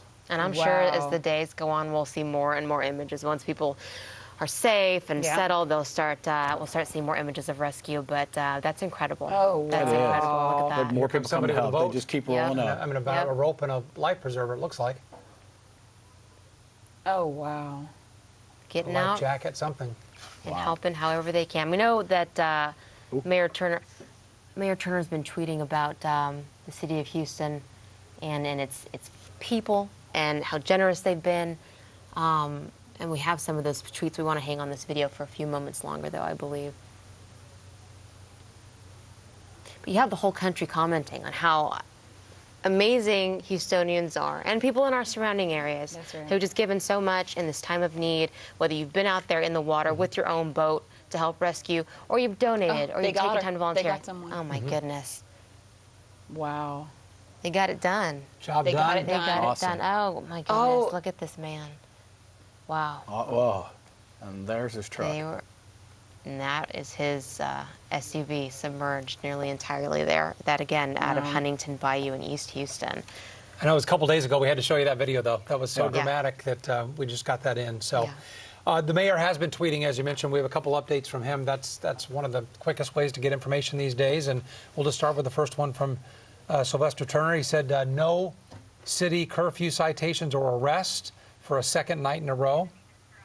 Thank you, Houston, for your understanding and cooperation. I understand officers may have been, pulling people over they see who are out after curfew. Russ is insinuating. He's calling you out, Cheetah. He is insinuating, but it's okay. I can hang with it. No, I did. I got pulled over coming into the station today. But it's true. They issued a curfew, so they don't know who is who. Right. But they did say, now with the curfew, they said if you have to work or if you're working with the city, you can get out during those hours. So at 2:30. Were you in cuffs very long? Driving in. And so, when I saw the lights, I'm like, oh, my goodness. But the worst thing is, between the KHOU studios to the Federal Reserve, here to PBS at the University of Houston, I cannot find my wallet. I have lost it somewhere. So we're still searching for that. I'm going to have to get, a new driver's license and the whole bit. So anyways, when he pulled me over, I was pretty concerned. And then there was a taxi driver that was right next to me. We're both at the light, and he's like, what'd they get you for? I'm like, the curfew. We're not supposed to be out. But he was a taxi driver. But no arrests or citations overnight there, so that's good. And the other tweet from the mayor was this. So overnight, Houston police made water rescues of 18 people. Wow. Crisis ebbing, but far from over. Our first responders saving lives every hour. And thank you again. We can't say it enough to our first responders who have done so much, who give every day, not just during times of natural disaster, but just every day and in every way that they can. So we thank them. We do want to get out to Crosby once again. We're following the story of the Arkema chemical plant. Adam Bennett is there. Janelle Bluta started off with the coverage early this morning. But Adam's following up here. Adam, we saw that presser. Have we learned any other information out in that area about what exactly happened? Just show you, it's landing right over here. Guys, I can't hear you at all. A sheriff's helicopter is about to land over here in front of the fire station. So I'm going to just stop talking for a second until they're able to set down.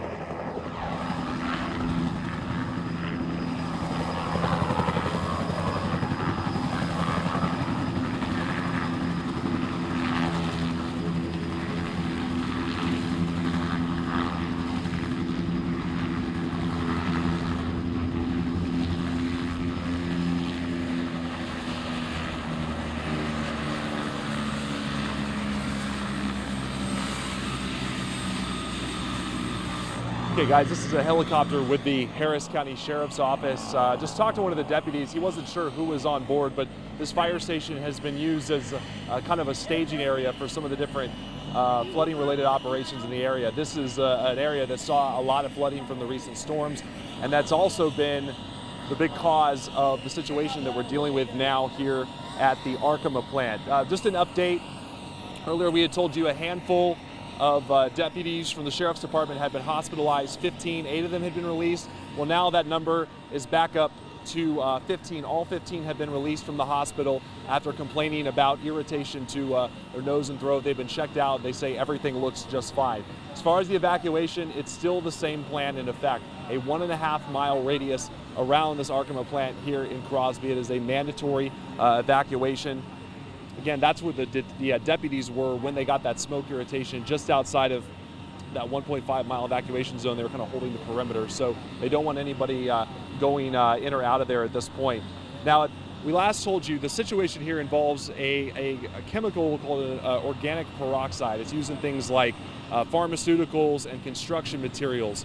The reason that they were being kept in 9 different storage containers, if you were, almost like the rectangular part that you see where the products are stored on an 18-wheeler, a semi, is because of the flooding. They had made a hurricane plan. They said they had a backup plan and then another backup plan after that.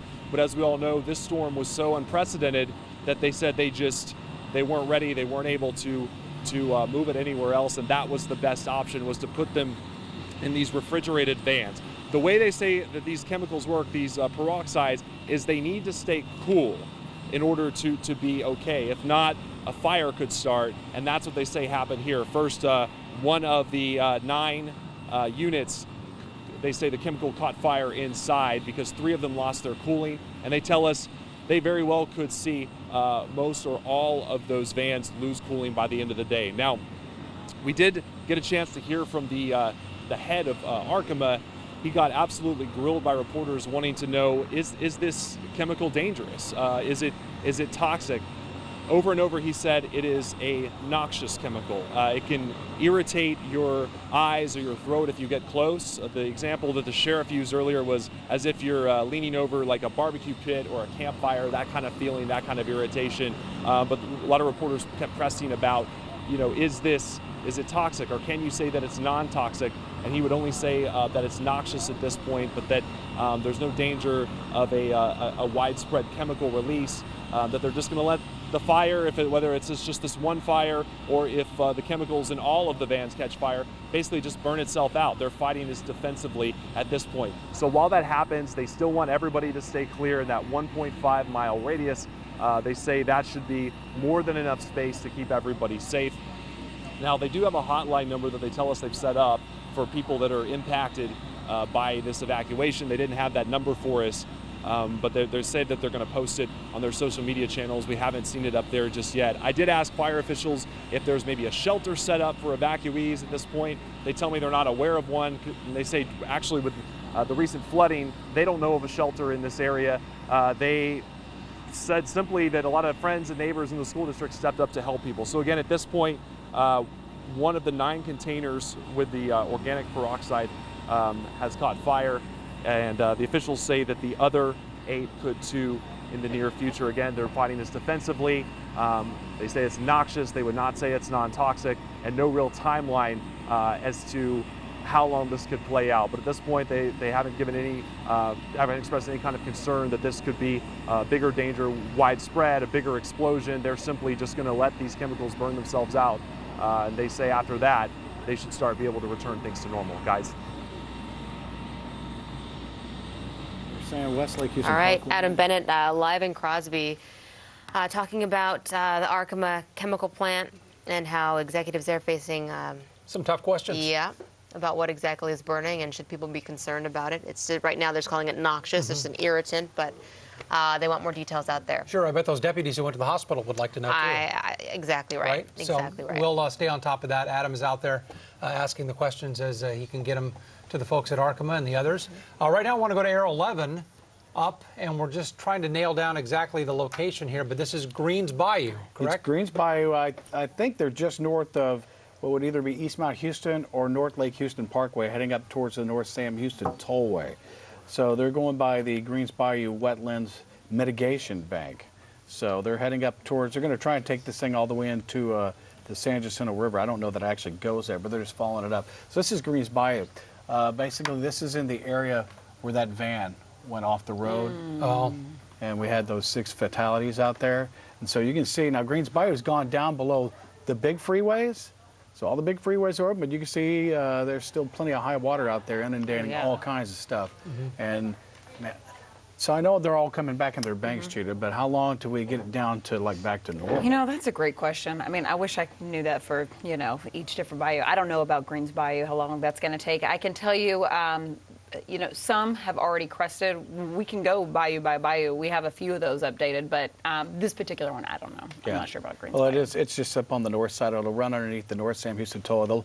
They'll keep showing it. They're just going to follow it up. But you can see, normally a bayou, if you live next to a bayou, you know, a bayou is basically, when it's running normal, runs about, what, 15, 20 feet wide.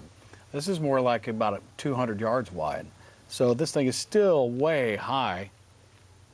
And I guess he's headed to another location. That's why they usually pull that camera up, probably, I guess, for wind shear, and put it over towards the little rail there. And they're probably headed off to another location that we'll find out about shortly. Okay, in the meantime, let's go back out to Wharton County. We've been following evacuations that happened out there yesterday. They are sunny, Cheetah. Everyone, no rain left, but there's still standing water. Thank you. The Colorado River is at a near record level right now out there, and that's, boy, folks out there are hurting too. Will Ewick is out there for us to show us what's happening. I know you can't get into town, Will, but you're as close as you can get, I think. This is as close as you can get out here to Wharton when you're traveling on 59, because this is 59, and you see what happens here. This is 59 north. We are just north of Wharton by a few miles, and you could tell the water really running off. Now let's go to the right here and show you what south looks like, because 59 south really just looks like a giant pond out here. So they have everything blocked off, the roads all around Wharton. There's a lot of people, though, with boats that are volunteering to try to get out, and if anyone needs rescued, they're working with police officers and first responders, and they are all up at this Love's McDonald's gas station area right up there. You can see the lights kind of flickering. A lot of people with boats wanting to volunteer, wanting to help. We do know there were 2 water rescues that happened overnight. A lot of those people coming from the Cajun Navy, the volunteers from Louisiana that have come over. I spoke with a few people with boats that were from Jackson Township area over in Texas that made the trek over here to try to help out. Everyone wanting to volunteer, wanting to help out their fellow man if they can get to them.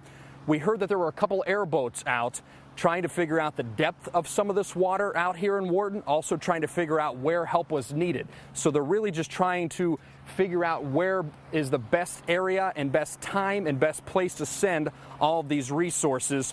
What we do know right now, as I said, there were a couple of rescues overnight. Levels here from the San Bernard, Colorado River have peaked. That's the good news. They have really been holding, waiting for it to recede. The bad news is the National Weather Service says that it could stay this way for days. So that's why they have everything blocked off and are kind of waiting to see what is going to happen. In the meantime, checking to make sure that no one is trapped in there as well. They had a volunteer evacuation in Wharton since all this began with Harvey moving into the area. This is about, if you're not familiar, about 60 miles southwest of Houston proper. That's the situation down here in Wharton right now. Of course, we're going to stay on it all morning long, bring you the very latest here and online at khou.com. Guys? All right, Will Ewick, we appreciate the work out there. On 59, covered in water and just not able to get any closer to the town of Wharton than 5 or 6 miles out there. That's rough. All right, we're anticipating an interview with Jeff Lindner. That's right. We're talking to him via telephone. So many questions. We're making our list here. While I'm thinking, okay, there's so much I want to ask him once we get him on the phone here, or maybe it'll be actually with pictures. I don't know. Well, while we're waiting, let me just reiterate, since the Buffalo Bayou is, it's going to be one of the big things we talk about with Jeff, is at flood stage and will be till further notice. Maybe he can let us know how long that's going to be, because really right now there are only 3 ways to get over Buffalo Bayou, and that is 610, the West Loop, Chimney Rock, and the Grand Parkway. And they're, Chimney Rock and the West Loop are close together, but the Grand Parkway is on the other side of the county. And I'm seeing extremely slow traffic on all three of those, so because it's the only way to get over the bayou. Highway 6, Eldridge, Dairy Ashford, Kirkwood, Willcrest, the Tollway, Gessner, and then you have, I believe, Voss is still underwater as well. You can't get over the bridge there, over the bayou there either. But I see Chimney Rock getting through, and if you try it, you're just going to be sitting for a very long time because everybody's trying to do that. And then 610 through the Galleria. That's really the way everybody's going. They're all congregating there because they all know that. And going out to the Grand Parkway just seems so far away. So extremely slow traffic on the West Loop, both directions, trying to get through the Galleria. So if you don't have to get over the bayou, don't. If you do have to, give yourself plenty of time because you're going to be sitting in a parking lot for quite a while. Okay. Well, thank you. We understand Jeff Libner is available now to talk. Jeff, thanks for taking a few. We know you're a busy man. Oh, yeah. Man of the hour right now, so thank you for your time.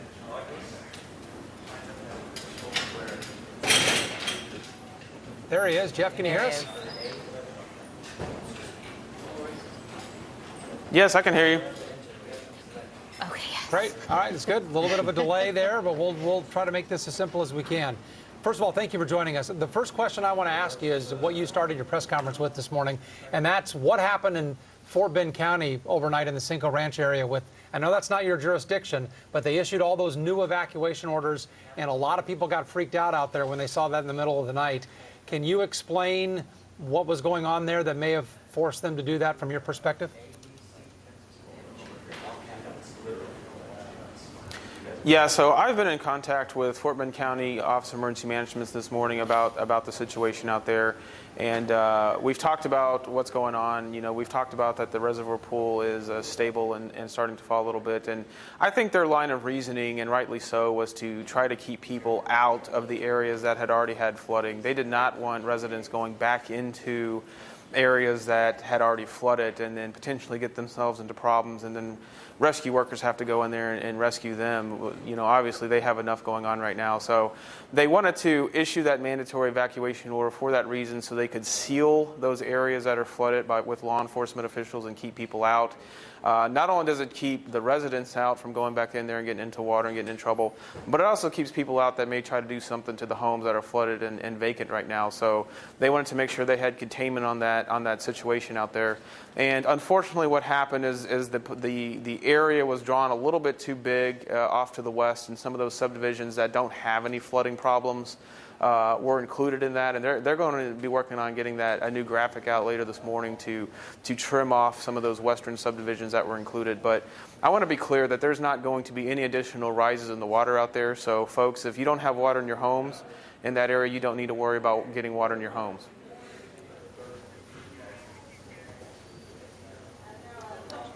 That's good to hear. Jeff, I've seen you tweet a couple of times about the integrity of the dams at Barker and Addicks. Are you concerned that people are falsely concerned about the integrity of those structures?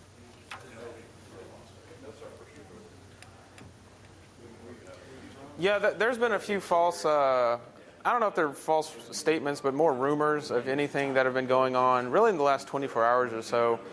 One was that there's cracks in Addicks Dam. That's not true. The dams are being monitored continuously by Corps of Engineers personnel. They are walking the dams, checking for any type of sand boils, which would indicate water is getting through the dam structure and then coming up on the other side. They're not seeing any of that. They have measurements, measuring equipment out there on the slopes of the dams to make sure that there's no movement in them. Haven't seen any movement in the dams. They are monitoring very closely the floodgates and the structure around the floodgates for any type of issues that may come up, and they haven't seen any of that either. So the integrity of both Addicks and Barker dams are in very good shape. There's no worry about the spillway, that area where the water is going around the end of the dam. Again, that's concrete armored, meaning there's concrete on top of the earth there, so it can't erode. A lot of times when you engage your emergency spillway like this, there's the potential for some erosion. But in this case, this is a very slow amount of flow going over it. It's not rushing water, and it's also going across concrete. So the integrity of the dams are very good right now, and there's really no worry at all of them failing. Jeff Libner, Darby Douglas here. It's good to see you, my friend. I haven't seen you in years, and you haven't aged a day since 2001. A couple of questions I've got for you. You have said that the reservoirs are not going to rise any further. I know you're running Addicks at 7,000 CFS, and the Barker Dam, or the Barker Reservoir, is 6,300 CFS. You don't plan on raising that to 8,000 like you were telling us before? You actually plan on actually decreasing it? And if so, my mom lives past the spillway, so she's been flooded out by all the runoff. She would like to know, how long is the water going to stay up on Buffalo Bayou? When will it start to come down? When can she get back in her house?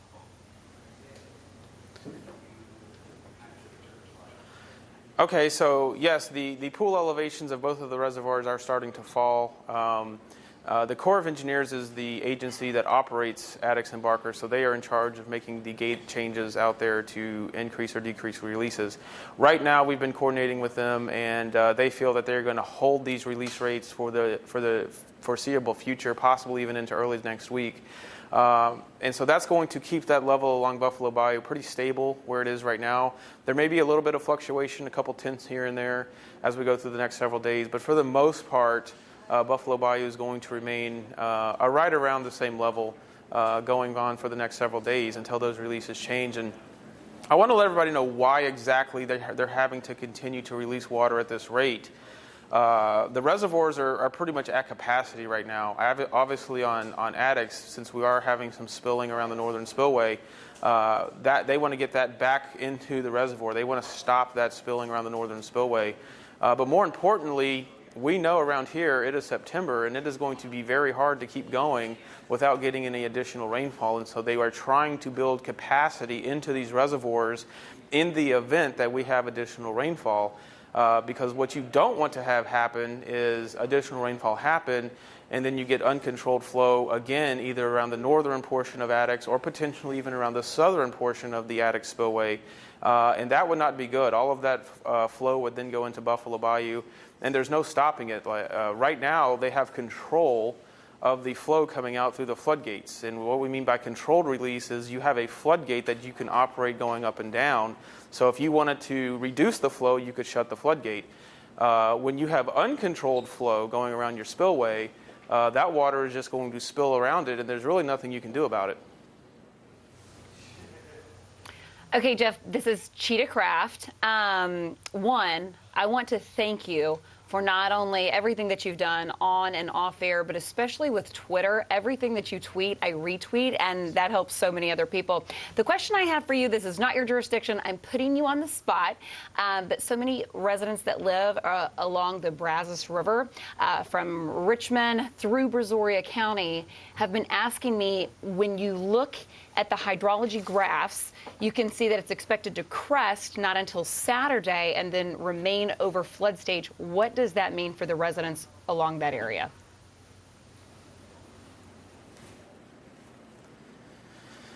Yeah, we saw that last year with the Brazos River. In early June last year, when the river got up really high, it kind of likes to linger up there at those high levels for a while in Fort Bend County. It's still forecast. The River Forecast Center is the forecasting agency responsible for putting them forecasts out for Richmond and Rocheron, West Columbia. And it's still forecast to be up there around that near or above record level. So this is something unprecedented also for Fort Bend County, which is why you have all of those evacuation orders in place out there along those levees. And so far there hasn't been any issues with any of the levees. They've done exactly what they're designed to do, and that's hold the river back. But you're also putting a lot of pressure against them. And just like what we had here in Harris County with our two levees, when you put that much pressure against the levee over a long period of time, something could possibly happen. And so you don't want people back there behind those levees. The good news is the forecast for earlier in the week of it going up around 59 feet that's not going to verify. So that's about three feet lower than earlier in the week, which is some good news. But yeah, it's going to be tough out there in Fort Bend County, and then down into Brazoria County. We saw last year the river's going to spill over into Oyster Creek.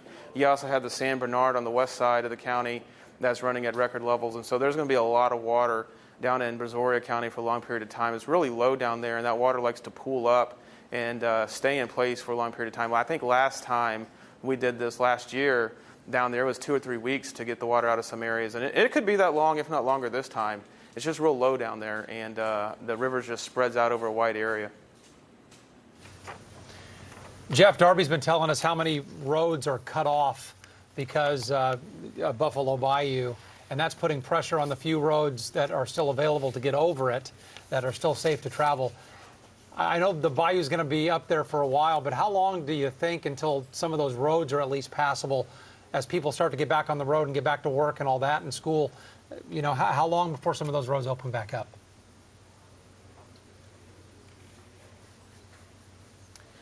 Those roads are not going to open back up until the releases in Addicks and Barker recede a little bit. Right now, we're not looking at any changes in the release rates, at least through the weekend and likely into early next week. So I believe almost every bridge along Buffalo Bayou between Highway 6 and the Highway 6 at the dam all the way down to Piney Point, San Felipe is flooded, or at least not capable of being driven over. And so that's going to be a mobility issue going forward. Obviously, it's going to put, as you mentioned, a lot of pressure on the open bridges to carry a lot of the traffic load. People need to be aware of that. They also need to be aware that there's a lot of roads in Addicks and Barker, Highway 6, for example, Clay Road, Eldridge Parkway, Barker Cypress, Westheimer Parkway. They're all closed, and they're not going to be open for weeks. We kind of went through this a little bit last year with the tax day flood. This is going to be longer flooding in those areas, so they're going to be closed for a long time. Mobility is going to be a problem in that Addicks, Barker, Buffalo Bayou area for a while. Okay, Jeff, last question that I have for you, and this is one that's just for me. How in the world have you been able to manage doing, working with all the meteorologists, hydrologists, local, state, national officials, updating us on social media, doing this on live television? Because I want whatever you've got. So how in the world have you been able to manage all of this?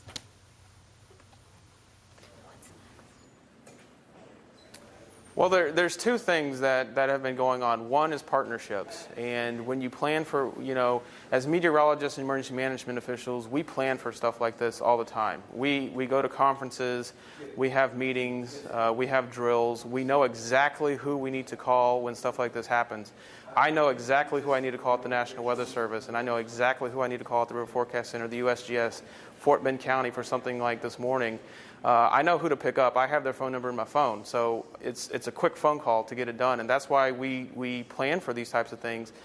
The second thing is there's an amazing staff behind the scenes here at the Flood Control District, at the Office of Emergency Management, and so many agencies. There's amazing people that are not on camera right now that are doing incredible work, and they deserve lots of credit because that information that they have provided to me lets me come out here and talk to y'all and get it out so everybody can make the right decisions. Well, Jeff Lindner with the Harris County Flood Control District, you're a class act. You've been doing a great job. Incredible. You've been honest with folks, and even though the news has not always been good, in fact, it's rarely been good, you've been putting it out there for all of us, and we really appreciate that. We do indeed. And we know you have water in your own house, and you're still at work every day doing this, so we appreciate you and what everybody over there is doing. So we'll talk to you soon. Thanks, Jeff. All right, Jeff Lindner with the Harris County Flood Control District. Where are we going now? Air 11 aerials? Yes. Okay. This is Lake Houston at the San Jacinto River, I believe is where we're over right now. Yeah, this would be where Lake Houston dumps into the San Jacinto River. And I believe that is FM 1960 as it goes over Lake Houston. Thank you, John. Appreciate that. And, well, at least 1960 is open. 1960 is open, so if you need to get over Lake Houston, you can do that. I believe they've quit running water out of Lake Houston at record levels. I think since everything's starting to go down, I think they've got it back to a more normal level, but they're still pouring tons of water into the San Jacinto River, which will keep, of course, water levels high downstream until further notice. But you can see, look in the middle, the discoloration. That's all that stuff that's been coming from all the neighborhoods and stuff. And the bayou is pouring into Lake Houston. And I know Lake Houston is a source of fresh water for a lot of people. I know out where I live, out on the west side, we use Lake Houston water. And our signal's a little, pictures in and out, but I know we do want to check in with Noel Brennan, who's watching, who's been out with the folks who are concerned about Barker Reservoir.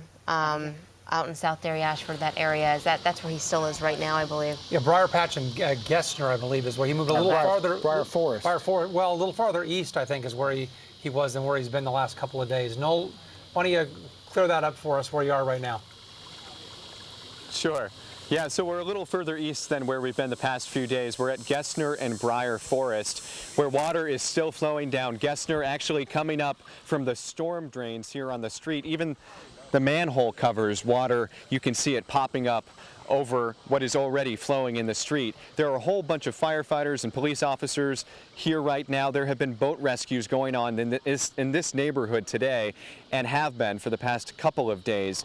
Right now they've been getting to those people who did not want to leave. And there's also been a few medical calls out here, some elderly folks who needed a little bit more help getting out. There's even a wheelchair over here, Adam, if we want to show that, just to help those who might have a little trouble walking.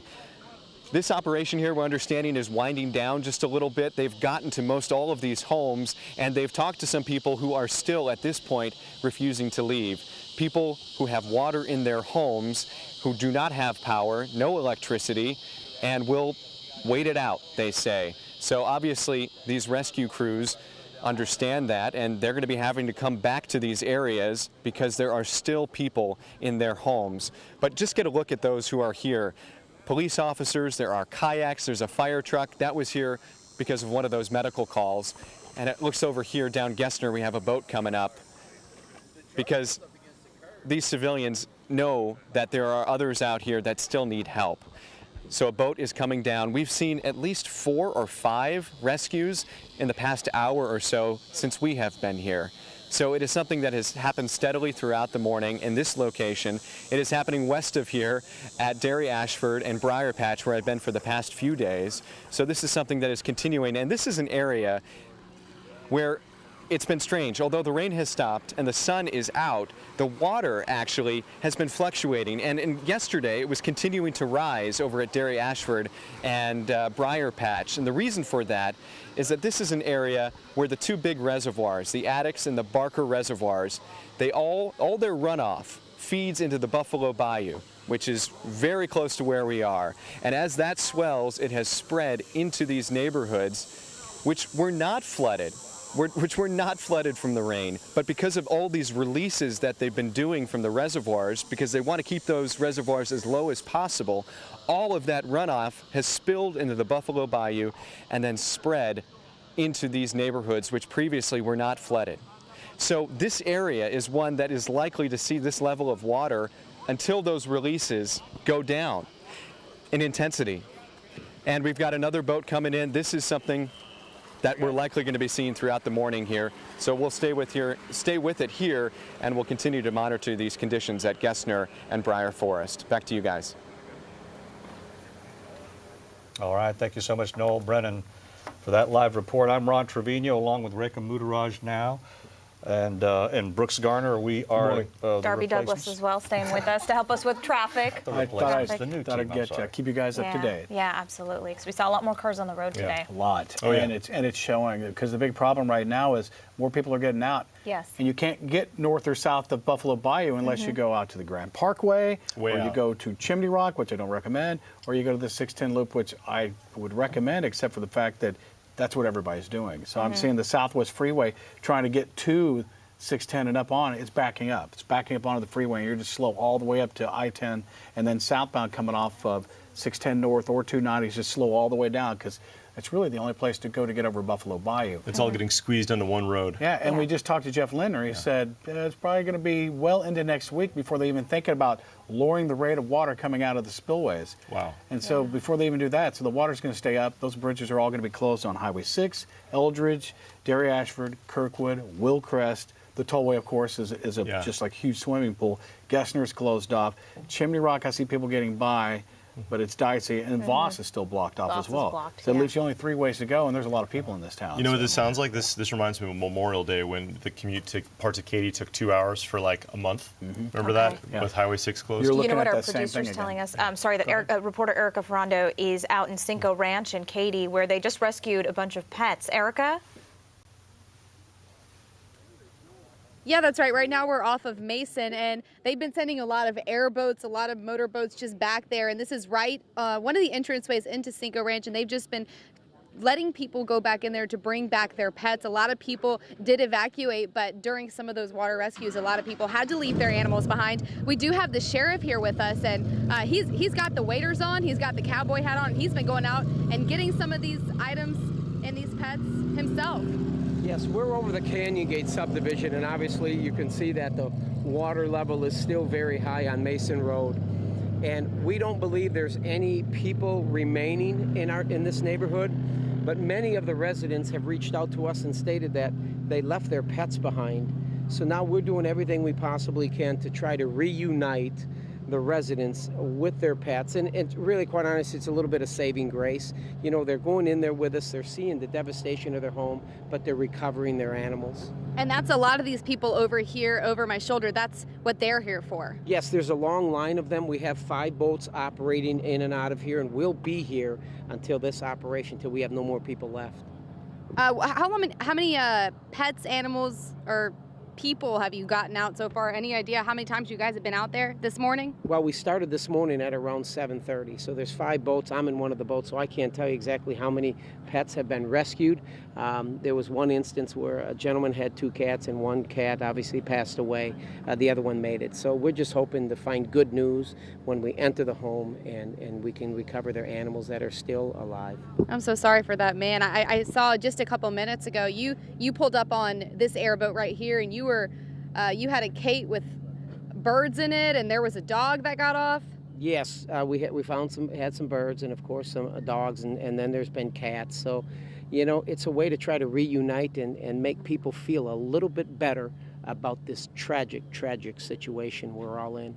A lot of people hate leaving their animals behind, and I completely understand that. Understandably so, they're family. Yeah, and but of course, a lot of the times they're urged to just bring the people when they have those water rescues at first, because, I mean, you have to put people first.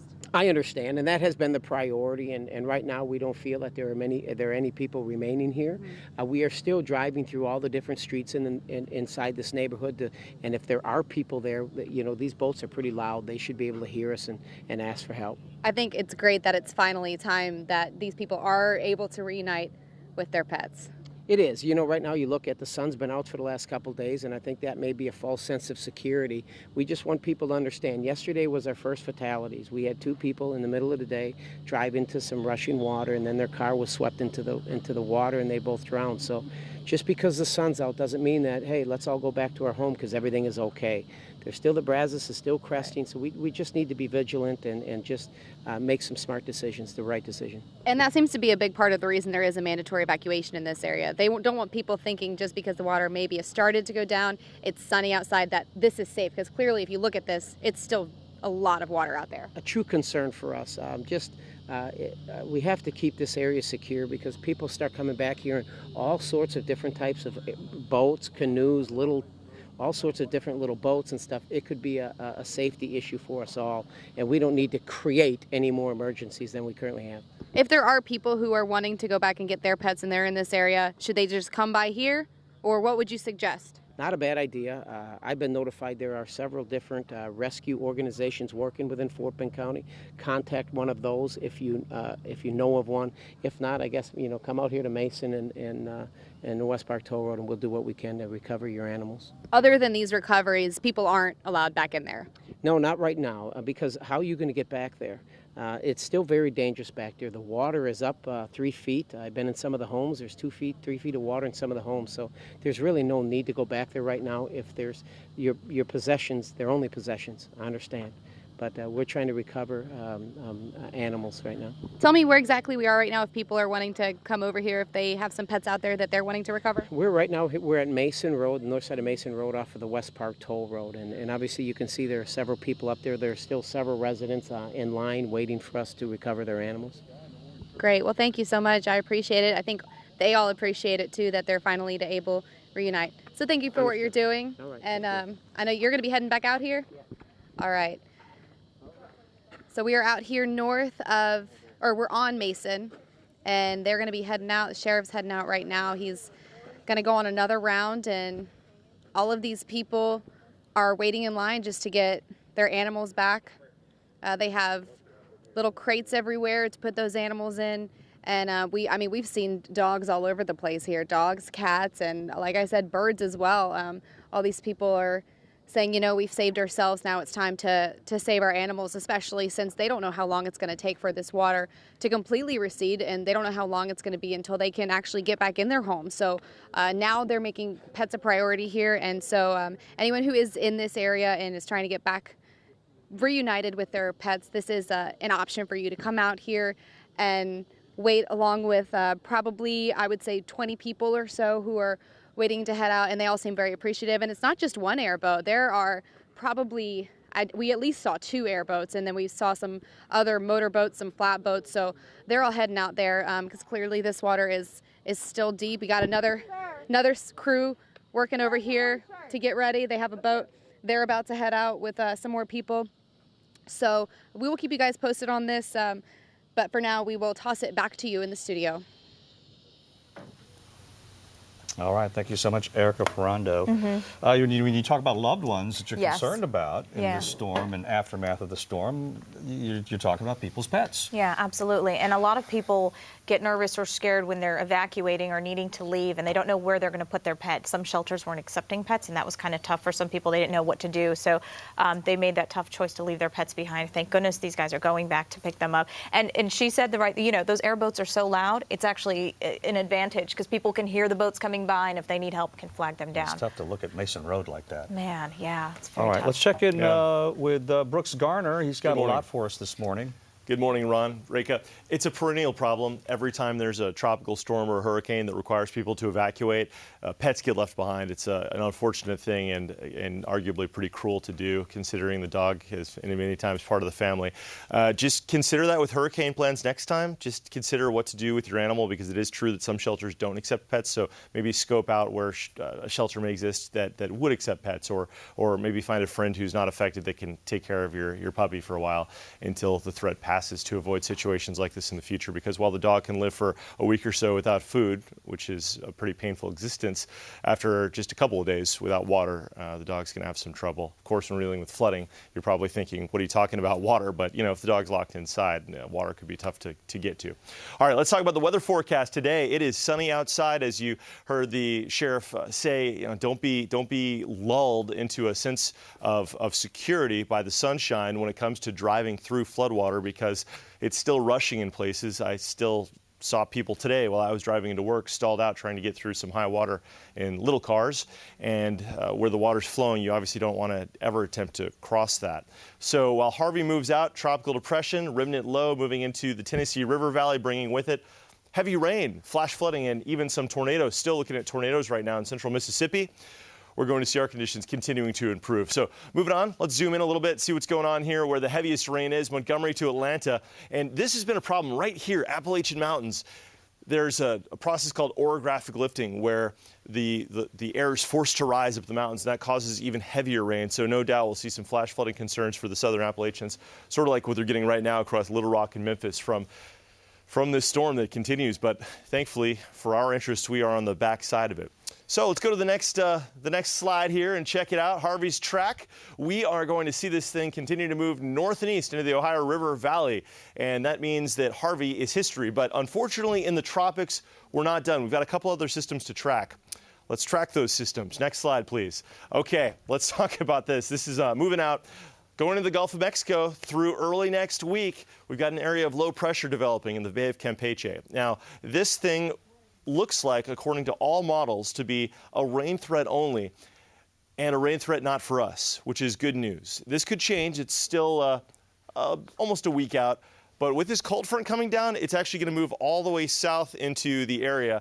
And as we advance, just keep on clicking through. I don't have a clicker, guys, in our auxiliary studio, so that's why I'm talking to somebody off camera in case you're wondering at home what's going on. Okay, so this front comes into the Gulf of Mexico, picks up this area of low pressure, and will eventually zip on out. Come on, let's just keep on clicking through. Okay. All right, let's keep on going. Okay, good. Okay, big picture. Hang on this for a second, and we'll work with this later. So here's Houston. Way out in the middle of the Atlantic is this. Category 2, Hurricane Irma. It's rapidly intensifying, and after obviously dealing with Harvey, we're concerned about what is going on with this and where it's going. Let's zoom in on this one and see what it's looking like.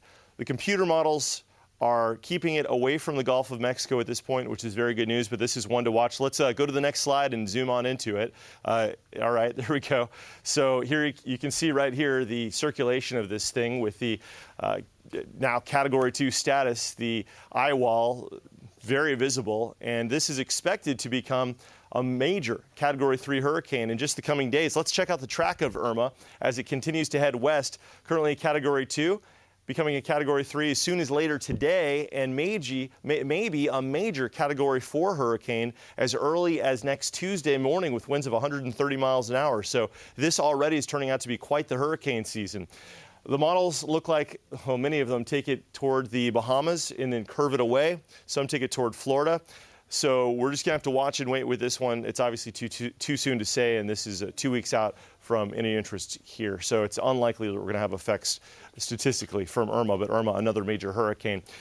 So let's see what's going on for the rest of the forecast period. We've got 82 right now at Bush, 84 at Hobby. It's 84 in El Campo, 78 degrees in Huntsville right now.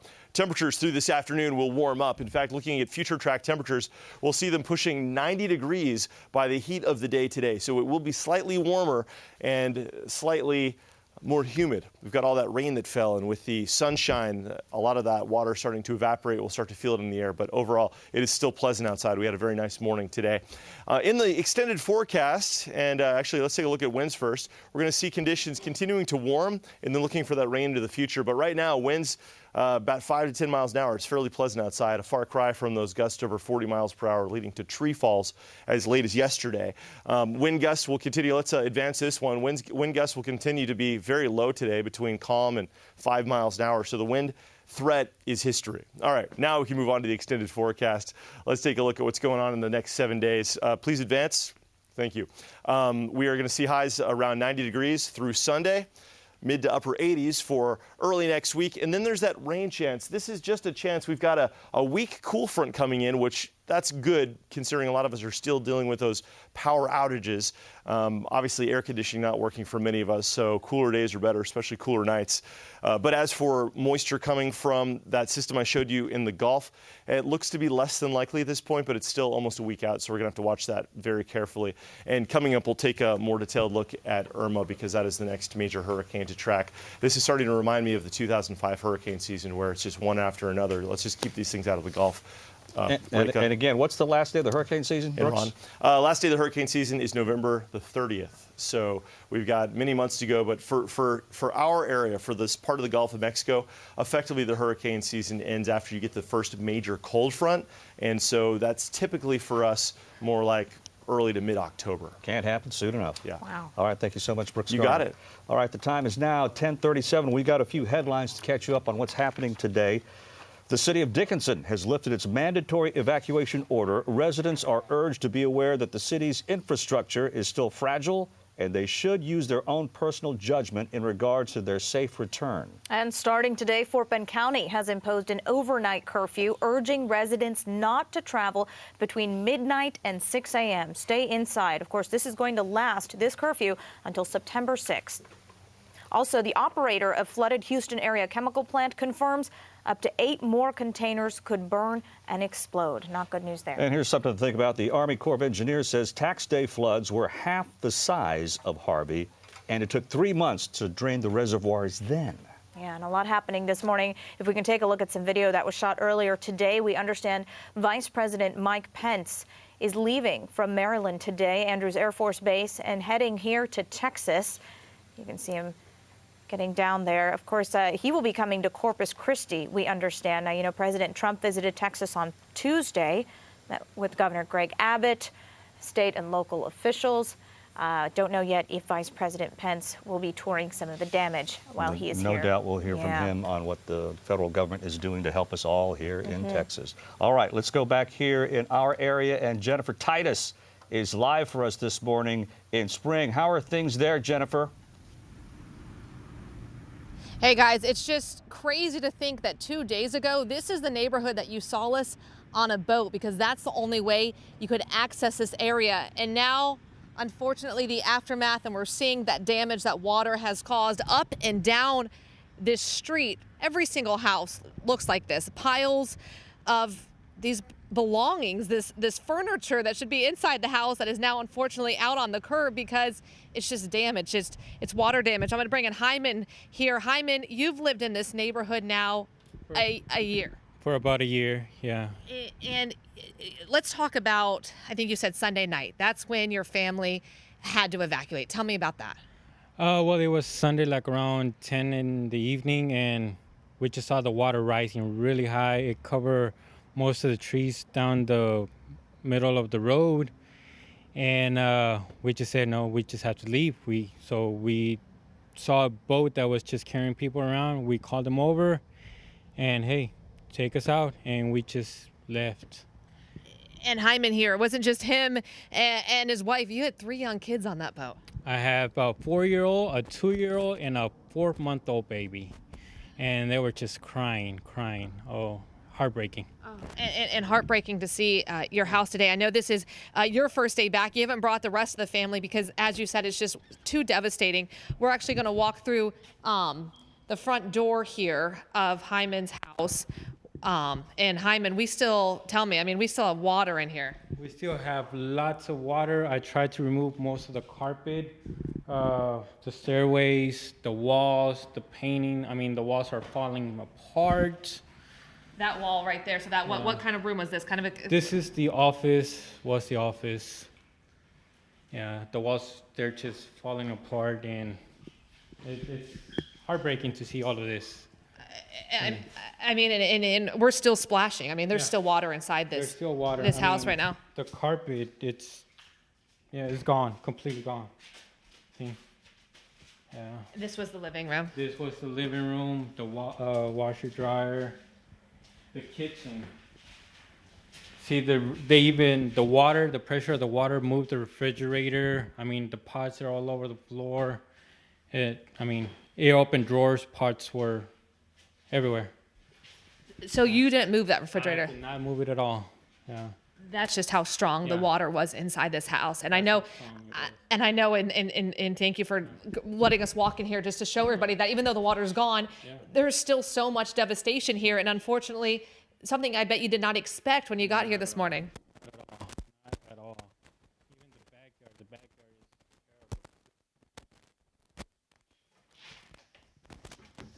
terrible. Just everywhere. Trash everywhere. The trash can was here. Trash bags were here. I mean, it's just everywhere. You know, and the thing is too, it's like, it's not just you. It's the whole. Everybody. It's everybody. Yeah, it's everybody. It's just heartbreaking to see the neighborhood trash piled in the front of their lawns, and heartbreaking. Yeah. Really. Where do you go from here? Rebuilding. Just start all over again. Yeah. That's just kind of the spirit here. Everybody just says that's just it's kind of what you got to do. Just rebuild and just move forward. Can't do much. Yeah. We'll walk back through the house one last time to take a look at what Hyman is seeing for the first time. The amount of water and stuff. We can walk through here. That was inside the home, and this right here you were saying is the living room. This is the living room. See. Got as high as the couches, the table. We tried to salvage the table, but it's not salvageable. But it's not. Yeah, it's not completely gone. Washer, dryer, restroom, garage, everything's gone, completely gone. Walls, kids' toys, everything. Yeah. I am so sorry. I know it's so, you know, it's hard because that's what I can say, and I know just so many of you guys are, so many Houstons and those in the area here. Yeah, even my vehicles, they're all flooded. I mean, completely gone. Completely gone. Well, thank you, Hyman. So sorry. Thank you. So sorry. And that's just, unfortunately, guys, I know, you know, many of you guys, even at the station, have lost homes in the same place that Hyman is here. And if we just walk down the street here in this neighborhood, again, we're in Spring, Texas.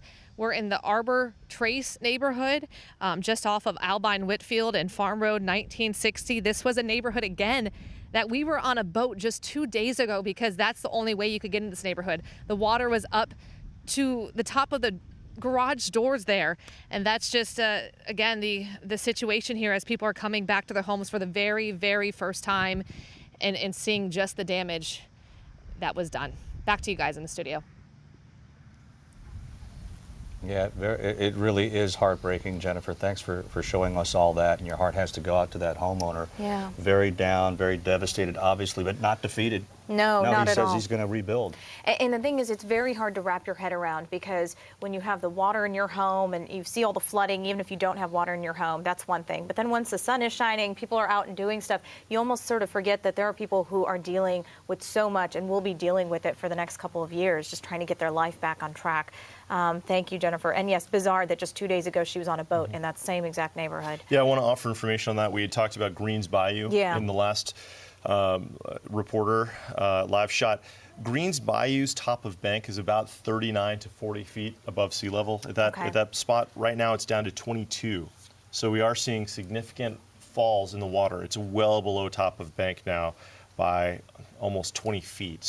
That's good news, and we're seeing water like that falling all over the region. So they can start rebuilding today if they can, and pray that it doesn't happen again, or try to get something done in that neighborhood to prevent it from happening again. So Jennifer was in Spring, and we also had Chris Van Cleve, who was touring the weather damage in Crosby. He took a closer look at the devastation that was near the Arkema chemical plant. Jose and Maribel Garcia have taken the trip down Apache Lane to their home every day for the past 19 years. But this time, it's in their neighbor's boat. Is this your house? Yeah, over here. It's the first time back since Hurricane Harvey hit, but they couldn't get in because they lost the key to the house. The Garcias didn't have high water gear, so we waded through chest-deep water to help get through their back window. Inside, it's worse than they feared. What's going through your mind when you walked in here? I have no words. The couple lives here with 4 of their adult children and 1 grandkid. A baby's bottle and food sit unfinished on the counter. Reminders of how quickly they had to get out. As the water was rising, people parked their cars on the streets thinking it was high enough, but the water kept coming. It was a heartbreaking homecoming for many families in Crosby. Everything is gone. Angel Balderas lives down the street. He had to canoe to his house. During the storm, his family woke up to 3 feet of water inside their home and just had to go. What's in his truck bed is all he could salvage. What about like the baby pictures, the family photos? Yeah, we got some of it saved out, but not much. Everything is almost gone. Maribel was only able to find enough dry clothes for a couple of days. My kids want to come back home, but It's hard to imagine that will be possible anytime soon. So for now, they'll stay with family. I just feel overwhelmed, helpless. I don't know what to do right now. A feeling shared by so many around here as they come home to find there's not much to come home to. The waters here are starting to recede slowly, but estimates show as many as 80% or more of the people who live in this area and experience flood damage won't have flood insurance. No one we talk to has it, which means they may be on their own when it comes time to pay for the repairs. Chris Van Cleve, CBS News, Crosby, Texas. Very close to the swollen San Jacinto River. And so you have people in Crosby trying to recover from this, but now they also have concerns about the incident that happened at the Arkema plant there in Crosby. Adam Bennett is there live for us now. Adam, what's the latest? Well, Ron, this fire station here at Crosby Fire has kind of become command post central. You've got the mutual aid truck here, you've got Harris County Sheriff's deputies, and you've also got a helicopter which is about to take off again. This incident has been going on for a couple of days now. Now here's where it all stands. At this point, that 1.5 mile radius that we heard about earlier, the safety zone as they're calling it, everybody in there, including the employees of that plant, are still out. They have been evacuated out of that neighborhood. The officials here say that that is more than enough. They said actually a mile would be sufficient, but they did this because of the layout of the streets and out of an abundance of caution. But At this point, they are still out of that zone, no timeline for when they could return. And the reason is very closely related to the flooding that we just heard about here in Crosby. It's because of a fire involving a chemical, an organic peroxide. I'm going to back up and kind of walk you through how this all started. They said they made a plan here at the plant, the Arkema plant, for hurricanes. They said they had a backup plan and another backup plan. But what they weren't expecting was the flooding, the historic flooding that ended up happening in this area. So they had moved the chemical, the organic peroxide, to 9 refrigerated box trucks, kind of like almost an 18-wheeler, because they said that it needs to be refrigerated. If it's not refrigerated, it could catch fire, and that's exactly what happened here. The chemicals in one of those 9 containers where that peroxide was being stored caught fire. Hopefully you can still hear me with this helicopter taking off. John, am I good to keep talking? Okay, I'm going to wait a second, let this take off, and then we'll keep going.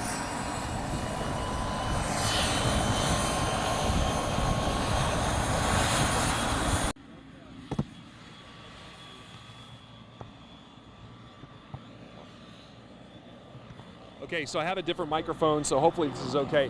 One of those 9 box trucks where that chemical was being stored caught fire, and that made a popping sound. It was the sound of the container kind of collapsing on itself.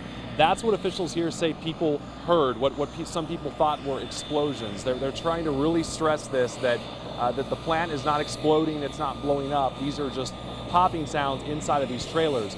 However, now 3 of these trailers, 3 of the 9 have lost power, so they're not refrigerated anymore, and they think that eventually most of, if not all of these containers could have these similar fires. Now we're told by fire officials they do cause a kind of smoke.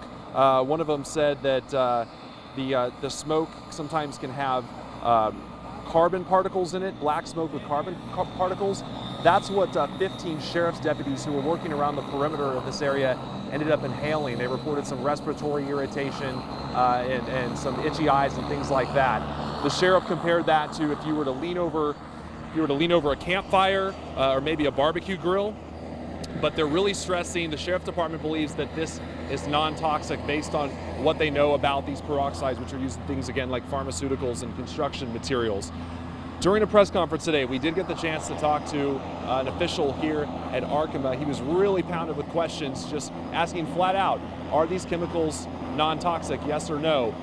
His answer repeatedly was that they are simply noxious. If you were to breathe them, as the fire officials do, you would get that itchy feeling in your eyes and your throat, the respiratory problems. But they did not seem to be overly concerned about the situation here. Kind of the way that they're going forward with this, the way they're playing this out, they're going to let the fire burn itself out, whether that's one fire here or whether that's all 9 of those box trailers where these chemicals are being stored. They're just going to let it burn itself out, and then once they feel that it is safe to let people back in and to go back in the plant and investigate further as far as what exactly happened, then they will do that. But at this point, guys, they tell us that there's no timeline for when that could happen.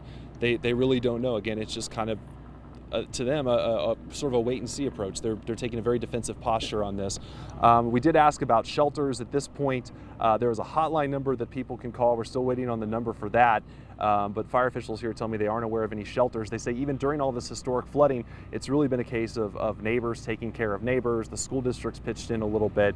But you can tell some people here are getting frustrated. We talked to a couple of people who kind of feel like they're being left in the dark about this whole thing, and you know, they've been outside of their homes for hours and hours and hours now, going on like a day at this point. So just a lot of questions still remaining with this incident. All started just after midnight tonight, but we will be here. We've been promised that we're going to get an update. They're going to check in with us about once every hour near the top of the hour just to let us know, hey, there's something new, or you know, guys, we really don't have anything. But they are checking in with us, and of course, as soon as we get something, we will bring it to you. But for now, it's just kind of status quo from what we've seen before. Still that 1.5 mile evacuation zone. Neighbors just kind of waiting for this all to be over and that fire to burn itself out. We'll send it back to you guys. Well, you can understand the frustration there. Thank you so much, Adam Bennett, because they had the flooding and now they have the concerns about chemicals getting on fire. at that plant. Yeah, so many people going through a lot of hardship, but in times of devastation, I think it really brings out the best in people. You know, there's always a rainbow after the rain. And Doug, you have some news that we can actually smile about. Right, I mean, the hashtag Houston Strong has been going around a lot. Let's go ahead and check it out. J.J. Watt just posted an update. I know we've been talking a lot about J.J. Watt, but he's done a lot for our city, raising money, reaching out to some of his celebrity friends. He just announced $10 million on his youcaring.com fundraising goal. I'm not sure what his goal is, but he's exceeded $10 million now. Ellen DeGeneres donating $50,000 of her personal money, but then kind of got her friends at Walmart to hand over a check for $1 million. Miley Cyrus handing over $500,000 of her own money, too, donating directly to J.J. Watt's personal page. Of course, we've heard about Mattress Mac opening up his shelters. Now a Change.org petition has called for August 26th, I guess because that was the day before the big storm really started flooding the Houston area. They've called for that to be Mattress Mac Day in Houston. And this petition, from what I can tell, it's been up less than a day. It already has 100-something thousand signatures. Wow. We posted a link about this on our Facebook page, on the KHU11 News Facebook page. It almost immediately got 8,000 likes. Well, and you know, because we know him so well here in Houston, Yeah. of course, Oh, yeah. but Yeah. now the rest of the country's getting to know him because he's gone national. Exactly. He's gone viral. He opened up his furniture stores, Yeah, let everyone purposely. come in on, you know, what we would see is, oh, that's perfectly good furniture, but people had to have a place to stay, and he served them hot meals. You know, I'm surprised he didn't have a day already. The amount of things he does for He our may community. have. He very well may have. Yeah. But I think people really want this one to be an annual day dedicated to him instead of just one day Then we of get a a specific discount on time our frame. furniture if we buy it. Exactly right. Delivered tonight. Right, exactly right. Okay, and there's this third story here you may have not heard of yet, at least not on our air. They've gone national. They've gone national news. The El Bolillo Bakery. Their Wayside location on the southeast side of town. They had a team of bakers trapped inside their shop, inside the bakery, just as the flooding really got underway. So we're talking overnight Saturday into Sunday morning. Well, the workers, instead of trying to get out of the bakery and leaving, they just decided, look, the bakery is flooded around, but the bakery's not flooded. So they just kept baking and baking and baking. They stockpiled all this bread, and as soon as they were able to get it out, the owner, Kirk Michaelis, a disclaimer here, that is a family friend of mine, but this story's gone national. He pulled up in his Jeep, loaded up and they just started going around and delivering the bread for free wherever they could find people that needed food. That so stuff is really that's good. amazing. You ever had Oh, stuff El Bolillo is very good. Yeah. Hey, a little pan dulce can brighten up your day a little Exactly bit. right. And then, of course, they wanted to continue to serve their community, so they got back open as soon as they could. But they, I think he said they had Inside Edition, all these national networks going to talk to them over there in the southeast side of town. So that's one of the little stories you may have not heard as we continue to cover our local breaking news. Okay, this other one, it's not just celebrities either. I mean, just everyday people, you might say, just like you and I. Charmaine McRae saying she and her friend going down to Lakewood this morning. That's her friend Adrena on the left there. They're going down to Lakewood Church. Thank you guys going out to help those victims today. Another person here snapping photos of sunny skies this morning, saying they're heading downtown to help. And then we have this tweet from Houston Mayor Sylvester Turner just a short time ago, just a little bit of a bright note, saying no city curfew citations or arrests for a second night in a row here in the city of Houston. Thank you for your understanding and cooperation. Hashtag Harvey. So that says something a lot, too, because we've also heard some people, you know, some stories made up about looting, and there has been some looting. There's been some verified stories of looting. There have been some verified, but it's positive. nice to hear in the city of Houston it's not. You know, also like the police chief did say, I mean, you know, normally you would call this a break-in or you know, or a burglary, but you know, after a storm you call it looting. Yeah. It makes it sound like we're, you know, bad people or something. A little perspective. Also, some more good news. Rockets owner Leslie Alexander donated $10 million as well. Opened up the Toyota Center for the overflow from the GRB, people who had evacuated and needed a place to stay. So again, you know, it's devastation, but it brings really out the best of the human spirit. The list of positivity goes on and on. I mean, I just wish we could name everybody. We could take, you know, 24 hours and just list off all these people that have done so much for us. And you kind of touched on it earlier with our previous live shot, talking about the sunny skies are out now. Yeah. And so now the rebuilding is, and it's almost like, wait, did anything happen? You drive through some parts of town, it's like nothing happened. Nothing was touched. And so the challenge is going to be in the coming 2-3 weeks, 2-3 months from now, a lot of people are going to go back to their everyday normal lives, and we cannot forget about everyone that's been impacted by this Continuing to suffer. because they're going to suffer for yeah. a year or two trying to get back on their feet. Even just trying to find a contractor that can do the work within 6 months. Yep. Yeah. I mean, there are going to be thousands of folks looking for contractors. Myself included. Yeah, and also finding a reputable contractor, not one Right. flying by night who needs a big deposit and then skips town. You know, you saw this after Ike. I mean, you talk about weeks to recover, months to recover, but really, I mean, overall scheme of things, it's years to recover. Sure. It is. Yep. Yeah. All right. Thank you so much, Doug. Not a problem. Yep. Houston Strong. Houston Strong. Well, we're Sherry going Williams. to Sherry Williams, yeah. She's at George R. Brown. George R. Brown. And some good news. People are actually leaving. So we're hoping they're getting back into their homes, back to a friend's home, and a better place to stay. So how does it look out there, Sherry? It's busy right now. Earlier it was very quiet because people were sleeping. But here are the numbers. When we first got here on Tuesday, the population in George R. Brown peaked at 10,000. Yesterday, it went down to 8,300. And this morning when we came in, a Red Cross official said the population here wasn't even 2,600. So it's way down. And I said, well, where'd everybody go? And he said now that water is going down in some places, those people left to go see what condition their homes are in. Others were given hotel rooms by FEMA. Others have been able to locate friends and family that they could go stay with. And that's something the mayor said yesterday. He said he wants to do two things right away. He wants to help people transition out of this state they're in. Shelters. You want to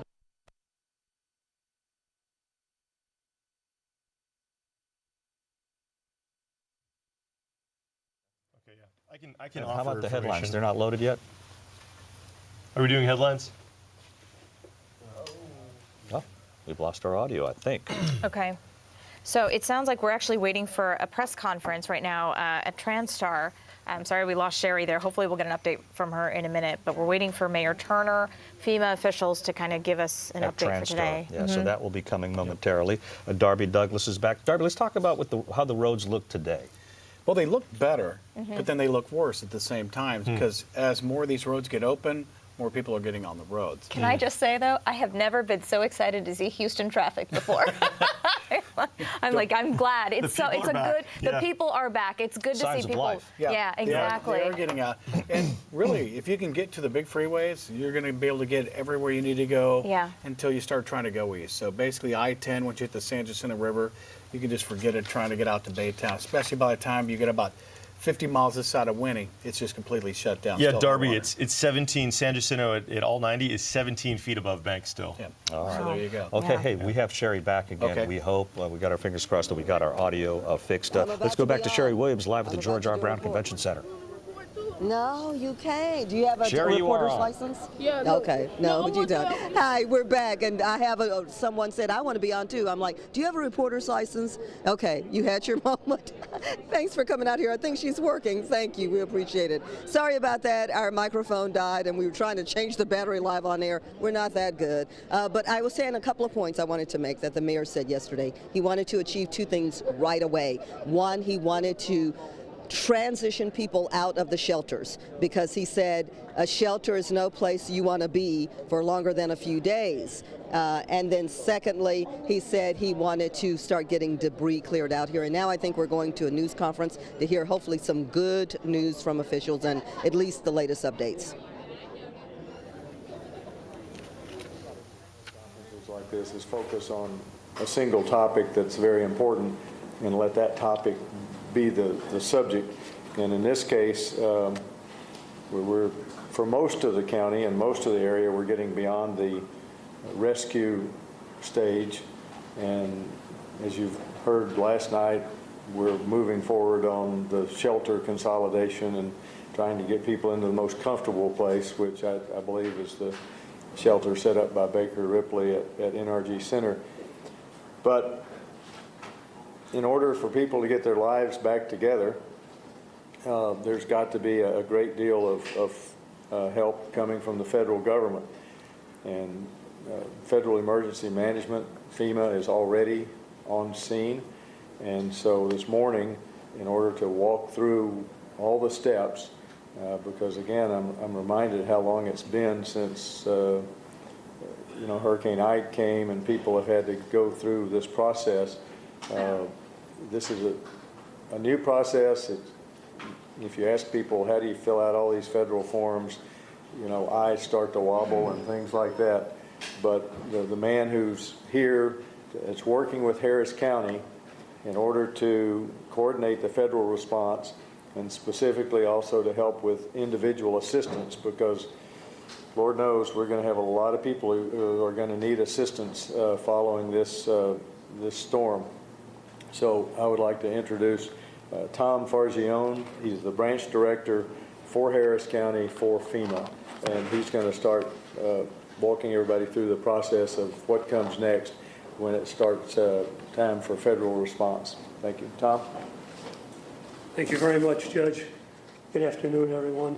First of all, I would like to start out by offering from myself and the entire federal family that we share in your grief, your sorrow, and your loss with this tremendous disaster that has happened in the state of Texas and in your county. You're in our thoughts and prayers, but there is one heartening thing in all of this, is that it never ceases to amaze me how communities like yours with the judge's leadership, the state leadership, but the individual people come together time and time again and begin to help themselves. And that is just remarkable for us to continue to see. I see that all over the country, but never as well or any better than I've seen here these last few days. The most important thing that we from the federal government are doing in support of state and local efforts is continuing to rescue people, is to ensure that people are safe. So everything that I say from this point on is caveated by the fact that people need to get to safety. They need to follow the direction of state and local authorities to achieve that. Everything else follows from that. So please, that is critical. I don't want people trying to register, trying to do other things, putting them or their families in danger. So they have to get to a place of safety first, and then we'll talk about how they register and how they get into the system.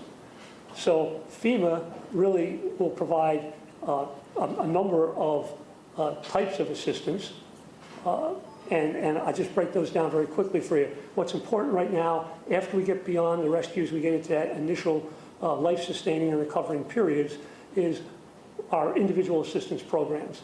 That are our programs that are there to help individual members of the community, help the survivors directly. And every survivor is not eligible for every part of our grant process. But what we do is we encourage everyone in this county and in affected counties in the state to register with FEMA. And the best ways to do that right now is to go online. As you can imagine, there's a significant impact on our phone lines, and the internet right now is the best way to get to us, and it takes some time to go through this process. So if people go to disasterassistance.gov, that's disasterassistance.gov, that should be the primary way they get into the system, again, when they're in a safe, secure location to do that. They can get to the FEMA app on their smartphones.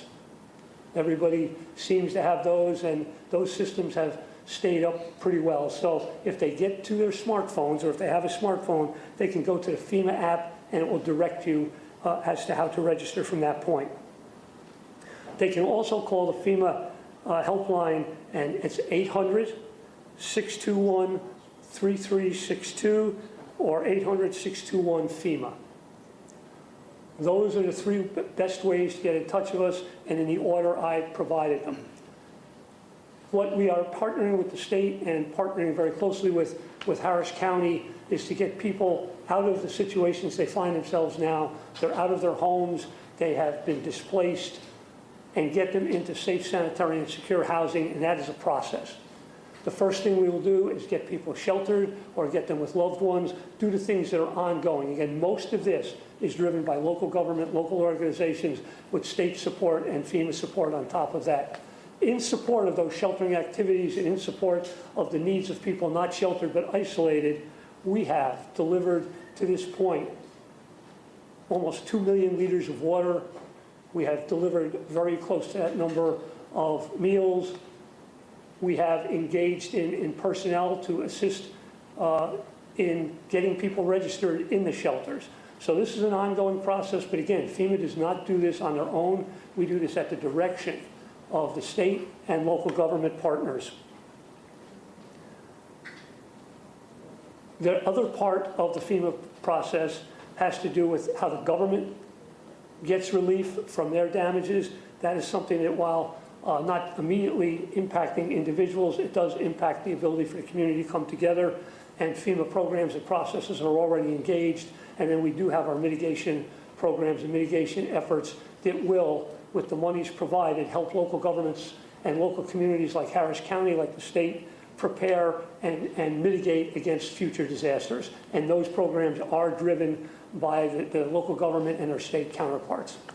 I guess right now I'll just open it up to any further questions or any questions anyone may have for me or the judge. Sir. Can you talk a little bit about planning that FEMA and local governments are doing for housing post-shelter for the next stage in the process? It's my understanding that in addition to trailers and things like that, FEMA now has an agreement with HUD for an apartment voucher program. Is that something that's likely to be stood up here in the Houston area? FEMA has a number of programs to get people into housing in that first step beyond shelters. And we will be examining all of them. They have appointed an extraordinary individual to come down and manage this part of the recovery program for FEMA, and we will be developing this. But right now, nothing is off the table. We're looking at all eventualities. This is a tremendous disaster in terms of size and scope, and there's millions of people engaged. We will be looking at unique ways to house people, and our traditional ways, sir, to your question, certainly involve transitionary housing and transitionary sheltering. That's move people into hotels, move people into apartments. We have renters assistance. There's a number of things that we can do, and then we will look at other housing potential as we go forward. But I want to get the thinking beyond the traditional methodologies that you've seen in the past.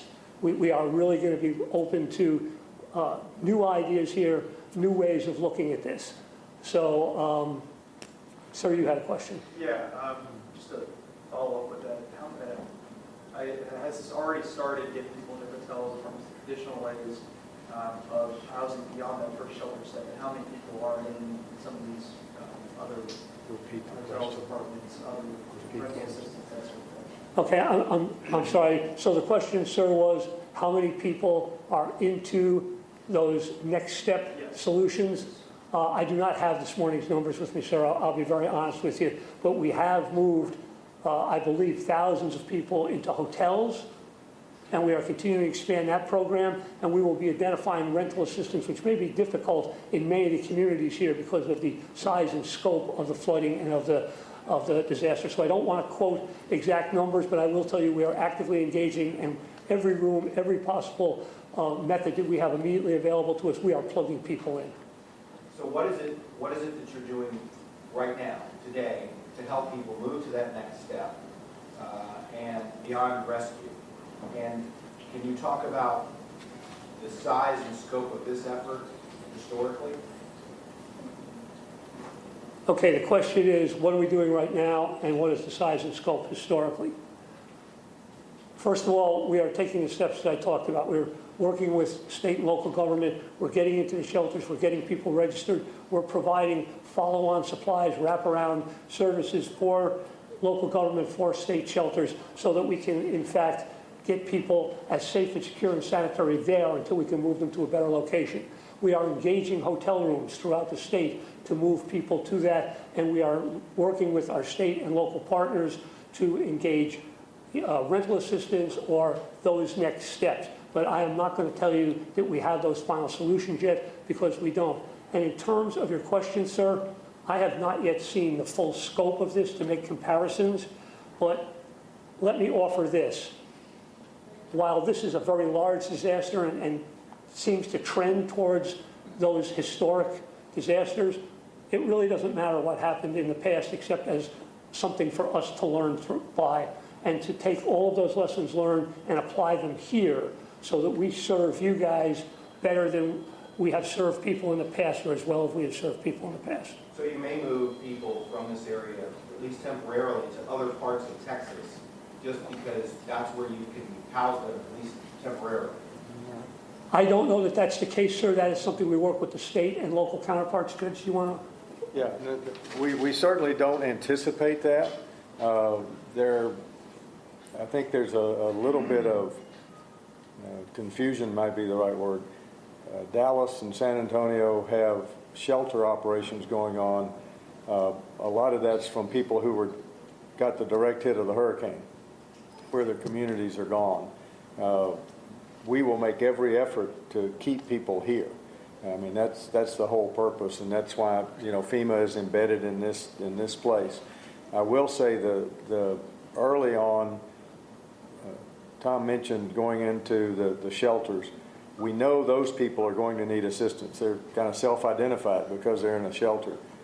There are a lot of people, a lot more people, by a factor of who knows how much, that don't yet know if they can go back into their home.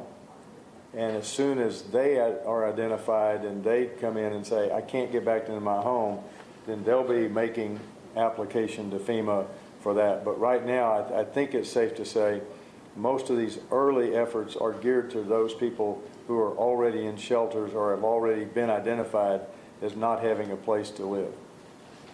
I have a question for FEMA. We have a large immigrant community. Can you explain who qualifies for assistance? Okay, the question is, we have a large immigrant community.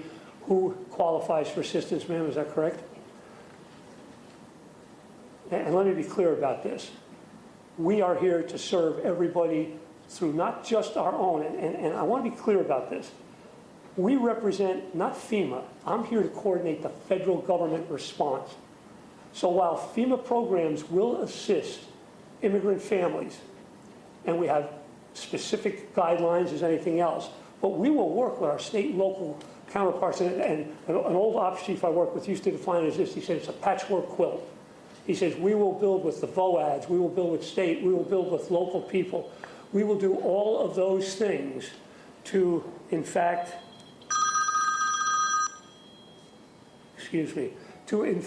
ensure that people are well taken care of. How do you ensure, or how do you get money to people quickly to help them, at least in the short term, while at the same time assuring that they're not taking advantage of the system? That's complicated, isn't it? It's always complicated. We will always err to the side of caution, but guided by policy. We have governmental agencies that help us, weed out anyone who corruption in the system. But the real issue here is we can't do anything until people register. Once they register, we begin the process, and we do casework with each individual family, individual units. We work with all of those and try to tailor our response to their needs. Are you giving them cards? Will you give them vouchers? How? There are a number of ways that we can approach that, and it will be dependent upon how the person sets their life up. Again, I want to be very clear. We respond to the needs of the people the best we can. Some people have direct deposit, some people don't. So we have to work within their reality to the very best of our ability. So there is no one answer to that, sir. How long has the individual assistance registration period been open? How many people have sort of applied so far? It has been open since IA was first declared in the state in the first hours or days of the disaster. And how many people have sort of made applications? I think we've got 270,000 people registered, and we've got 97,000 people that have already been in the system and received some type of assistance. I have a viewer's question. If they have damage to their home, for example, to the roof, should they go straight to their insurance, to the home insurance, or to the FEMA? Always go to your insurance. All right, flood insurance, homeowners insurance, anything that may cover the various parts of this disaster. But register with FEMA and let the caseworkers work out what FEMA help may or may not be available to them. What's your ideal timeline? Are we talking hours from registration to get a response from FEMA, days, weeks? We will begin to help people the minute we talk to them, get them into the system. After that, the timeline is dependent upon their needs. That's if you meet with them in person. What if someone signs up online or through your app? It's the same thing. We have professionals in a call center taking those calls, filling out those applications, getting them into the system. Again, casework starts from that point. But if they sign up online, how soon can they get a response? The question was, from me, if they sign up online, how soon will they get a response? That will depend on the volume. Okay. But we try to get to them very quickly. Generally, we do it within hours, certainly within a day. So within 24 hours, if someone signs up online, they can expect Typically, To talk yes. to somebody who can start walking them through this process. Typically, that's correct, sir. Do you have plans to open any centers or mobile units to help people register? Okay, the question is, are we going to open mobile units or fixed sites to register people? The answer is yes. We're working with the local government and state to identify the best places to serve the needs of the people. And we are actively out in shelters now, registering people with our folks with our own iPads and things to get that information, get them into the system. How many folks do you have out registering people? We've got 4 or 5 teams out right now just in this county in the mega shelters. I think what I keep hearing, and maybe I'm wrong, is that we're still so early into this that a lot of the answers to our questions don't exist yet. That you're still working on various options and the best way to help people as quickly as you can. Is that fair? That is fair, and that is clear, and that is concise. As I said, there are certain things that we can do right away. The size and scope of this is going to require other things to be looked at far broader and far more strategic, but we are doing it with a sense of urgency and intensity that meets the needs of the people. For homes that have been damaged, is there any plans to sort of help people repair those homes or conduct those repairs? We have done that in the past. That is something I'm certain that we'll look at. But again, these things need to be examined in the context of the entire disaster, and we don't do anything on our own. This is all in combination and coordination with state and local requirements and needs. You said that you want to serve better than we have in the past. What things are you not doing this time that you have done in the past? To be determined. That's my point.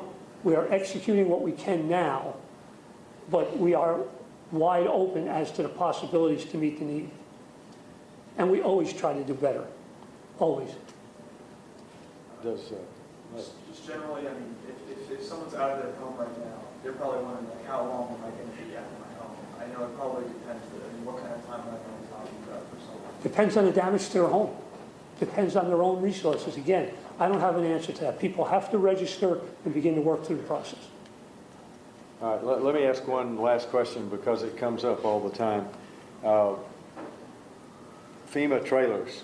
Yes, sir. Are there FEMA trailers? We have ordered FEMA trailers. There are FEMA trailers in stock. But again, I want to be very careful how we couch that. That is one possible solution. It is not necessarily the only solution. It is not necessarily the best solution. But it is part of our toolbox. Can you spell your name for us so we have it properly? Sure. F as in Frank, Argione. First name is Tom. Thomas. Okay. Thank you very much. Let me take this. The reason I asked that question about the trailers, if you remember back around the time of Hurricane Ike, the FEMA trailers were discovered to have formaldehyde, and so we had all these trailers, but we couldn't use them. And now there are some trailers, but as Tom said, that's not by far the only solution. And those of us in the energy capital of the world have been talking about the fact that the energy industry is able to put up camps in the Eagle Ford Shale fairly quickly to house the workers, and we're talking about every possibility. I mean, those could be utilized, not saying they're used. They could be, but not necessarily. This afternoon at 3:30, there will be another press conference that will be by VOAD, the Voluntary Organizations Active in Disaster. And those are all the groups that also come into play in helping people get on with their lives. You know, it's sun shining and gosh, it's bright out there. Keep in mind people in Beaumont and Port Arthur and parts of East Texas are still going through what we went through just a couple of days ago. So this storm is still on us and still in Texas. But what we want to do here is get on about people's lives as soon as possible. Can't say enough, FEMA, for being here as quickly. They've been embedded in the Emergency Operations Center with us. They've been very helpful. And in fact, sometimes help means saying, I can't do something. And the example of that was the setting up of the shelter down at NRG. FEMA was here, they were ready, and but like everybody else, the assets that they wanted to put on site just couldn't get here simply because of floods. So that's why we did it the way we did. going forward in the future. FEMA's promised, and I know these are promises they can keep, that they will come in and backfill and supply those shelters or whatever we need. So I wanted to be sure that people understood that the federal government is here, and they do have a process started, and I think you heard the thousands that have already signed up. The magnitude of this event is so far beyond anything we've dealt with in terms of sheer numbers. If I could ask you, and don't raise your hands, please, but I could ask you in this room, how many of you had some damage during this storm? And there are a whole lot of us that did, me included. So, and frankly, I was sitting there going, oh, I need to go register for assistance. So everybody needs to be aware of that. So thank you very much, and we'll see you at 3:30. Judge, one question. Yeah. How are you doing? I'm doing fine. I mean, me personally, my family, I did have a daughter and her 3 children. The husband insisted on staying and, kind of monitoring the house, but daughter, 3 children, dog, and a guinea pig that were taken out by boat in the Braes Heights area. Just one of many. The rest of us, I didn't have water in my home, but the rest of us are fine. But this is such a massive event, and it's still ongoing. Don't forget, we've still got the reservoir situation where homes are flooding in the western part of Harris County that have never flooded before, and that's got to be. It's always a shock, and it's not easy for anybody who's got water in their home. But if it's happened to you before, you don't like it, but you kind of think, well, here it is again. But if you've been in a place where you've lived for 30, 40 years and you've never had water in it, and suddenly water's in, I mean, that's just got to be devastating to you. And I understand that, and that's what's going on still as we speak today, even though it's bright and sunshiny. So we'll get through this. Thank y'all.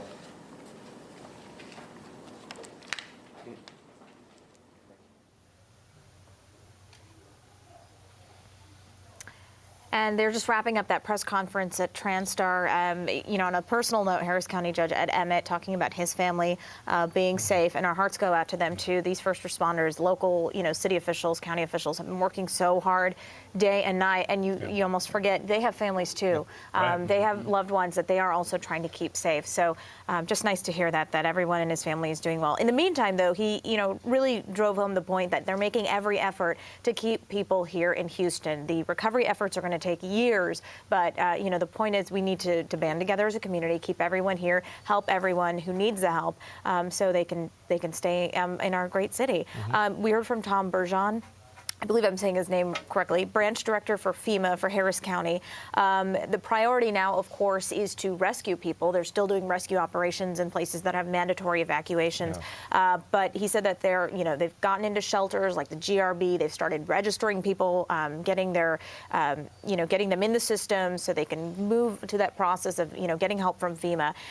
So they're working on that. Obviously, that's going to take a long time. It's going to take several months.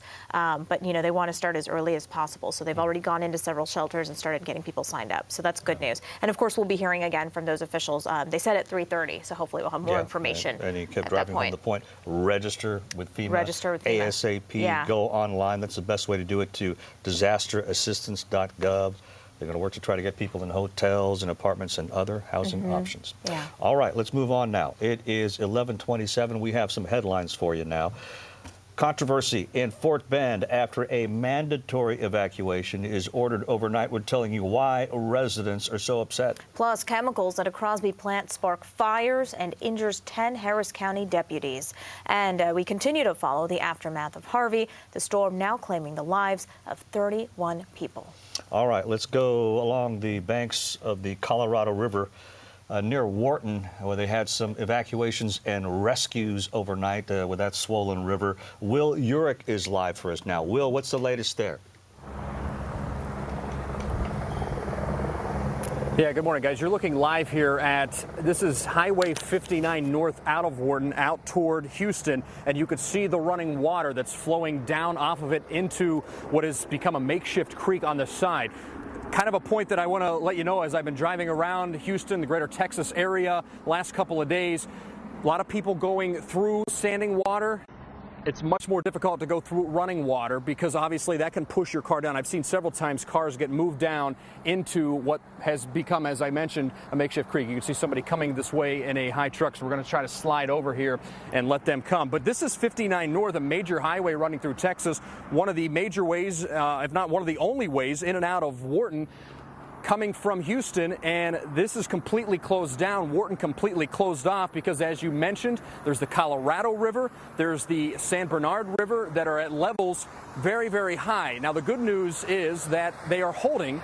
The bad news is they are expected for quite some time. National Weather Service predicting several days that they're going to be holding out. Now, we do have some people in. They brought in the National Guard. They have people with boats, volunteers that have been meeting up at this gas station, wanting to know where they can help, wanting to know when they can help. They're working with officials, authorities, trying to figure out where their services are best needed to be dispersed at around here in Wharton. They have search and rescue going on. They had a couple of water rescues overnight out in Wharton. But as I mentioned, everything closed off road-wise, so they're needing to bring in helicopters. You saw the truck with the large boat on, attached, bringing in boats from people as they're looking to make sure everyone gets out of there okay. There was a voluntary evacuation earlier on due to Harvey. You can see another chopper coming by now from the north side, headed into Wharton as well. We spoke with several people that have showed up from places like Jackson, other places near Texas around that want to help out, that are waiting up there with boats. Everything shut down, waiting to be dispersed as they can. We just spoke with the Texas Department of Transportation a short while ago. They were driving around here. We spoke with them, and they told us really no change. As we mentioned, National Weather Service expects this level of water to hold for several days. So that's kind of the bad news. The good news is not raining right now, and the water level is not rising. But again, major highways, major roadways, everything in and out of Wharton closed down for the time being here, about 60 miles southwest of Houston, guys. All right, thank you so much, Will Urick. Now he says, thank you again. Now, Brooks, he says the water is not rising where he is. What's the latest on the Colorado River? So right now it's plateaued. You'll see us occasionally plucking away on our phones. This is like our laptop of 2017 in our auxiliary studios.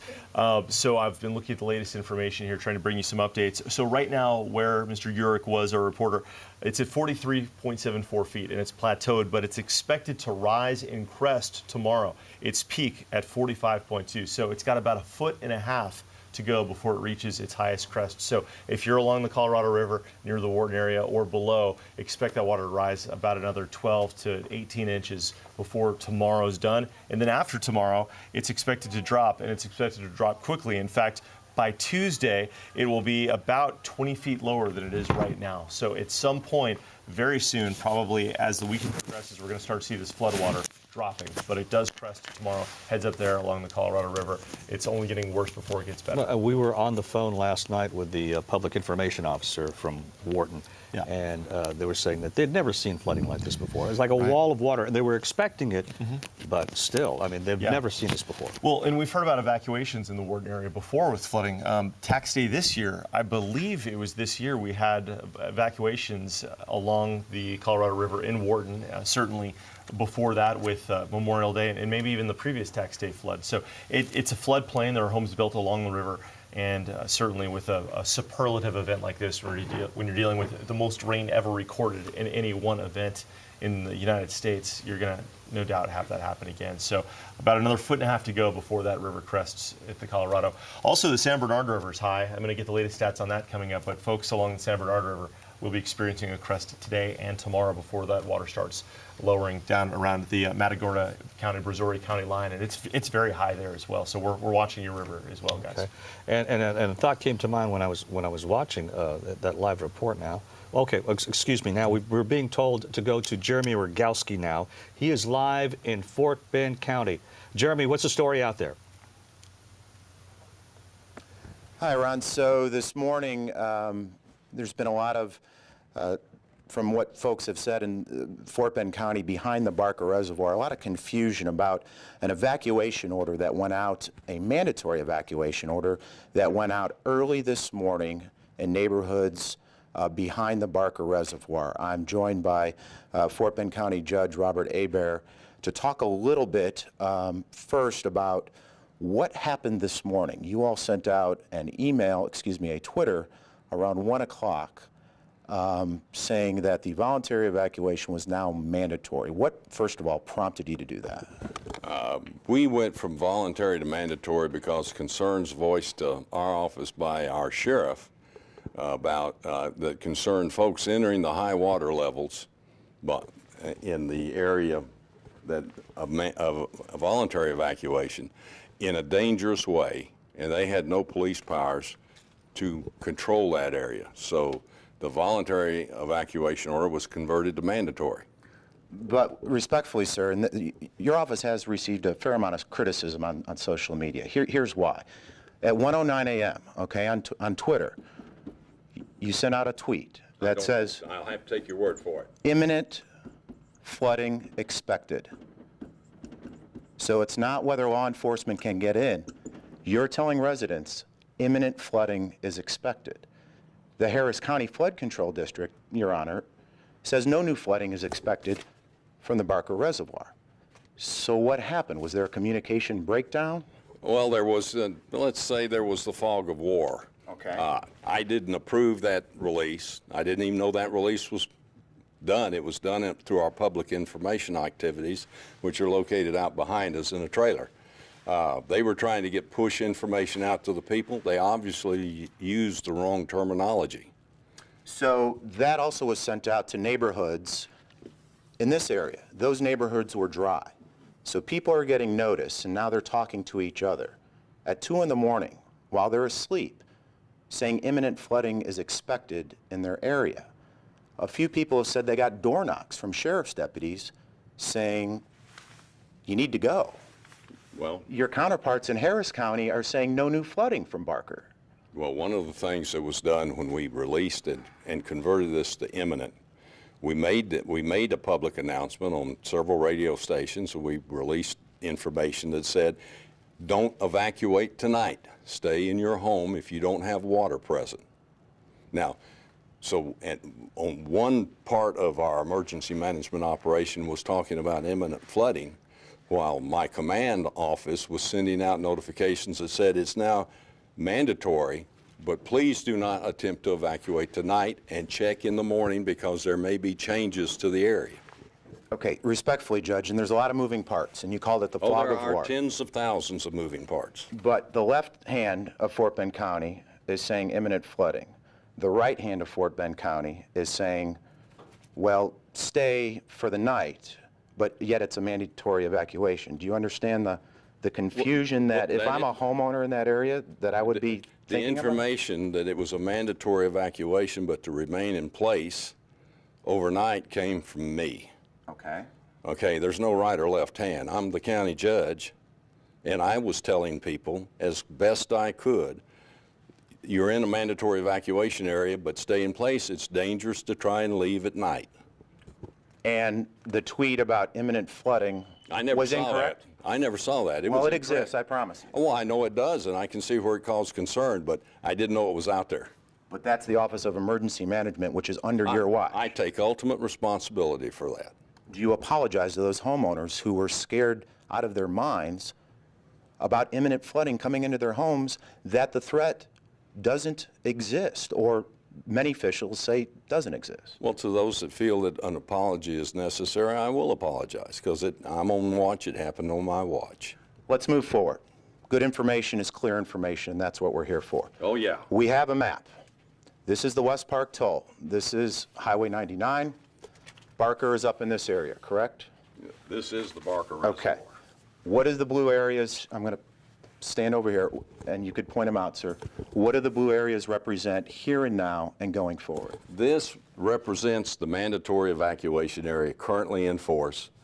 It uses the Fort Bend County line. It uses the boundary of the dam as it runs out to its tail end out here at the west. That's why you have nice straight lines. This irregular line here is the 102-foot elevation contour, and that is 1 foot, 12 inches above the area where water is present. It's a safety area. Now, Judge, you know these subdivisions better than I do, so point them out. These areas over here, are these flooded now? Are they dry? Some of these back here are going to be dry. They're within 1 foot elevation of being wet.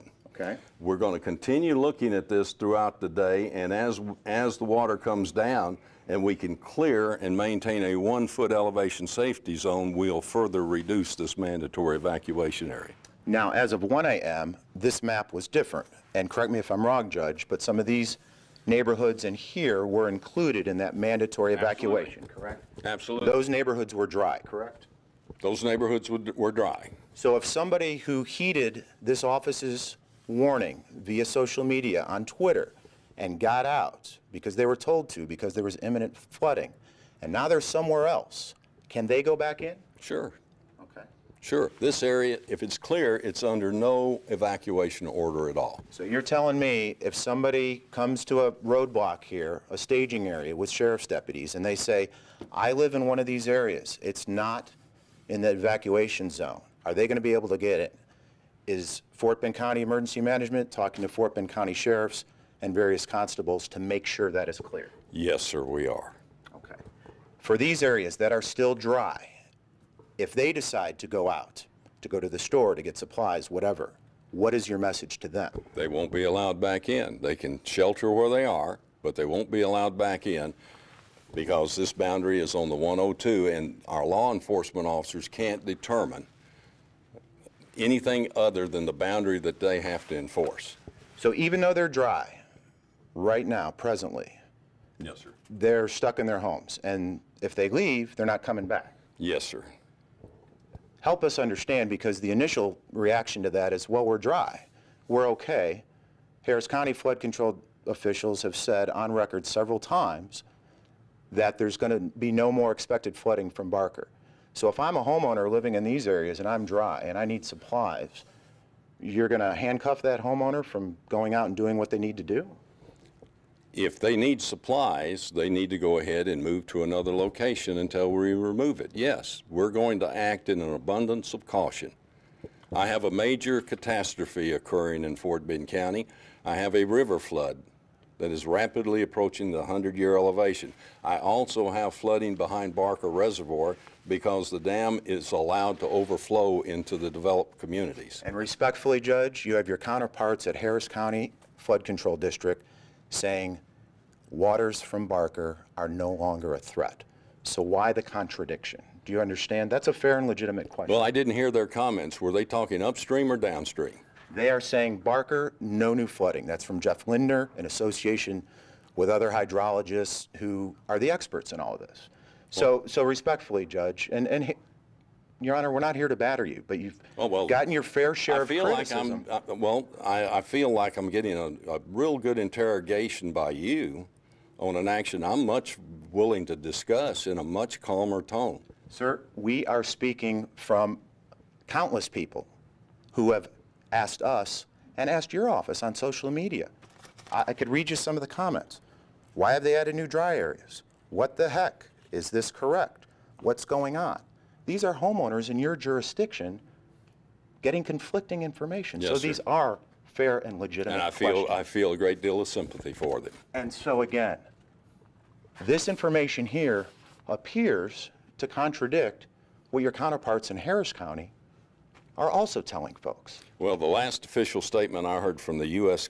Army Corps of Engineers was that they were discharging from the reservoir and they anticipated that the reservoir would continue to drop slowly, barring any failure of mechanical equipment or instructions from above to reduce the amount of discharge. I don't have control over the mechanical equipment, and I don't have control over the rate of discharge. But I know hence the abundance of caution. The abundance of caution. If the equipment fails, there will be an increase in the water level back here. My drainage engineer tells me there's a significant amount of surface water yet to drain into Barker. Right now, they're moving it out faster than it's coming in. Okay. But if something interrupts that change, these people would be at risk. That's why we have a 1-foot elevation safety factor on the evacuation zone. I'm going to read some of these subdivisions. Can you kindly, since you know them better than I, to the best you can. I can't point them out to you. Okay, fair enough.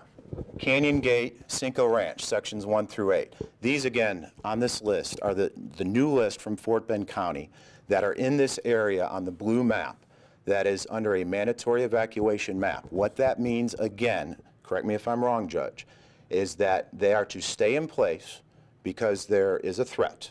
Well, Canyon Gate has about 4 to 5 feet of water in it right now.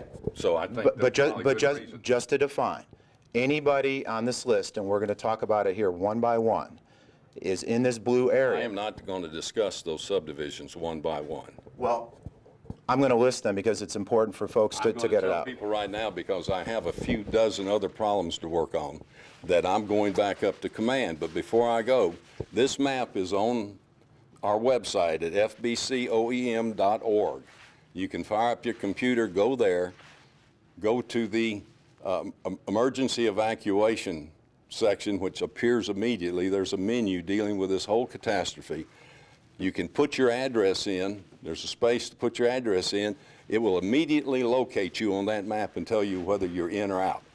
And that's the best we can do right now. And I will tell you that we will continue to evaluate, and if the reservoir goes down, we'll drop it another foot as soon as we can, maintain that 12-inch margin. I'm sorry for the inconvenience, but we have folks that are injured. We have folks that are out of their homes for months. We have folks who have died. This is a serious flood, and the river continues to rise. We have a countywide problem. I'm really glad that the Corps is moving water and lowering this flooding, but I have to act in abundance of caution and try and protect everybody as best I can. I'm sorry if you were inconvenienced. I take full credit for the use of the word imminent. All right? That's on me. But if I made that mistake again and I helped keep somebody from getting hurt, I'd do it again. Judge Abel, thank you very much, sir. Again, he pointed to the website, fbcoem.org, where you can see this map, plug in your address, see if you're on the list. If we have time, guys, back in the studio, I'd like to list these because a lot of folks don't have internet access or have limited internet access. Canyon Gate, Cinco Ranch, sections 1 through 8. Cinco at Willow Fork, section 1. Cinco Ranch, Bayou Park Estates, section 1. Cinco Ranch, Cinco Forest, sections 1 and 2. Cinco Ranch, Equestrian Village, section 3. Fountain View, section 3. These are all in Cinco Ranch. Greenway Village, sections 10 through 12. Meadow Place, section 5. North Lake Village, section 13. South Park, sections 1 and 3. Fairways at Kellywood, section 1. Grand Lakes Phase 2, sections 1 through 6. Grand Lakes Phase 3, sections 1 through 11.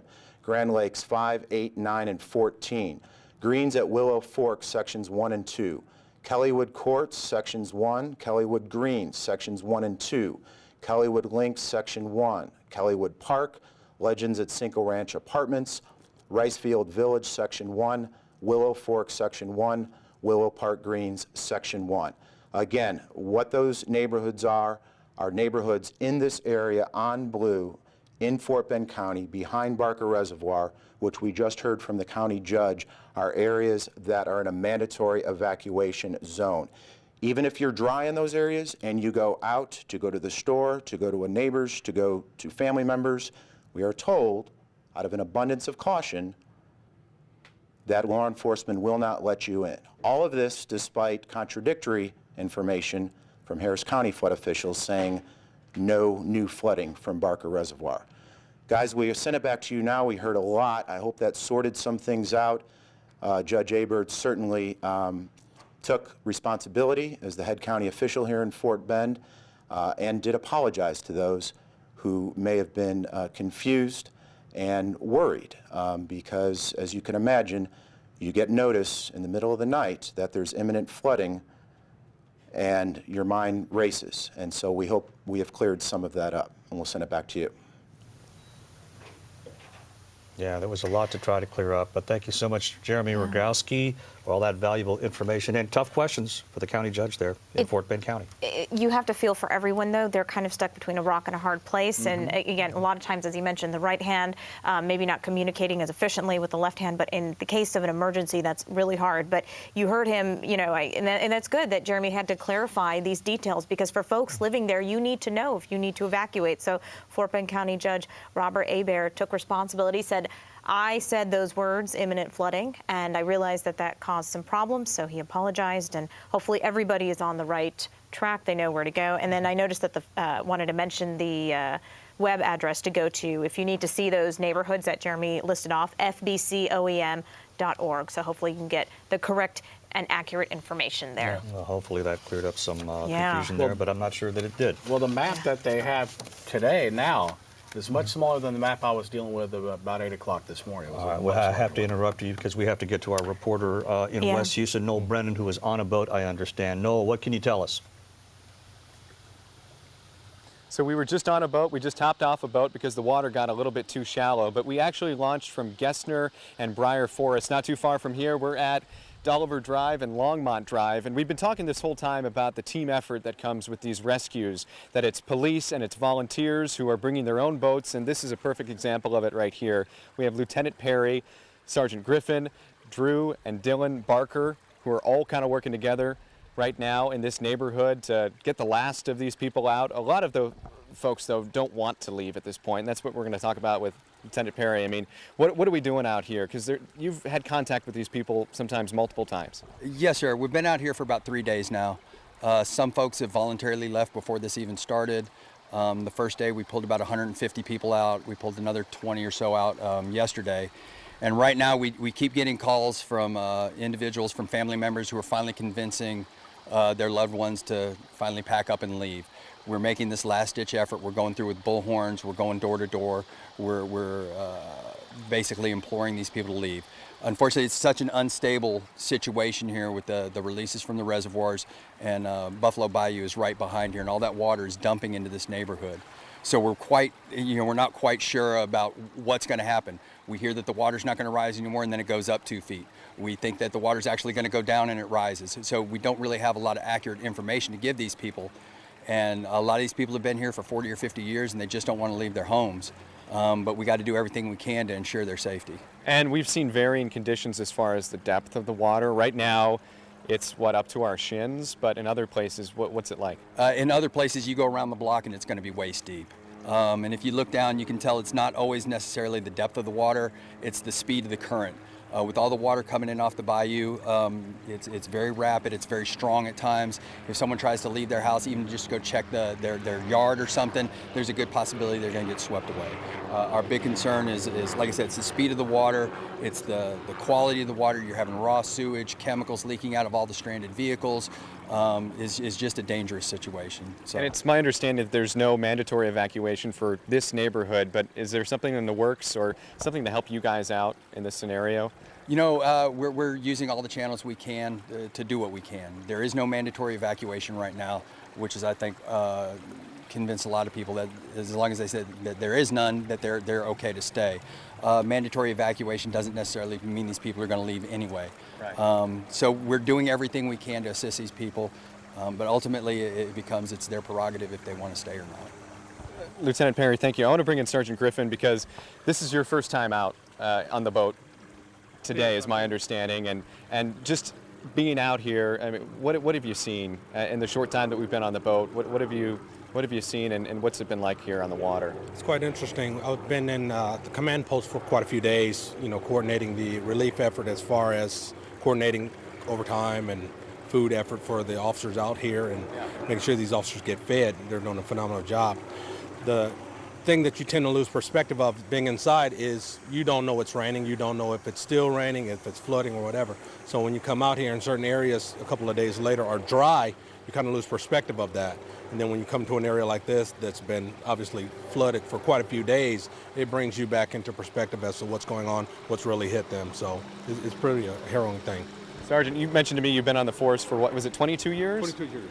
Have you ever seen flooding in neighborhoods like this in Houston? I actually have. I've been through about 3 hurricanes myself, working relief like this. So this is nothing new. This is the first time, like I said, I've been inside, but like I said, it brings back all those different feelings and those efforts that we have. We were also just kind of chatting about the difficulty of, it's a fine line of someone being inside of a house where they feel safe, they have a generator that's providing them power and electricity, they feel safe, but there's still water outside their house. As police officers, it's kind of tough to navigate that because you want to keep people safe, right? And yet you want them to feel comfortable in their homes if they do. How do you kind of navigate that fine line of convincing someone to get out if conditions are not safe in your mind? Like Lieutenant Perry mentioned, the issue is you have people that have been in their homes for decades. You know, they don't pretty much want to leave their belongings inside. They don't know. Once they're outside that home, they don't know what's going to go on. All we can do is tell them, hey, be concerned for your safety more so than your property. Those are tangible items that can be replaced, insurance and such. You know, we have quite a few volunteers out here doing a phenomenal job helping with the relief effort. So hopefully we can convince these people, please get out. Your safety is the #1 priority. And not to mention that it puts volunteers like this in jeopardy, having to come in and out to rescue every now and then. So we'd like to get that effort in one big swoop as opposed to coming out piecemeal. That's a very good point, Sergeant. And I mean, these are, Sorry, yeah, if go I ahead, can, Lieutenant. You're Sure. talking about this. One of the big issues that I'm bringing up to people is we have the resources out here right now.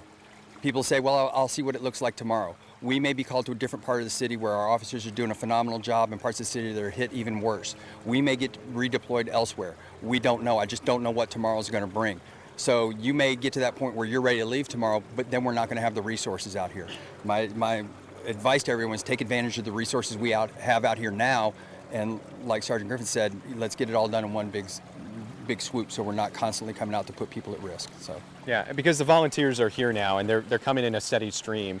These two guys are just a couple that we've seen over the past few days, dozens and dozens of them. So Dylan and Drew Barker, right? So you guys are from Lubbock? Yes, sir. So what convinced you guys to come down and help?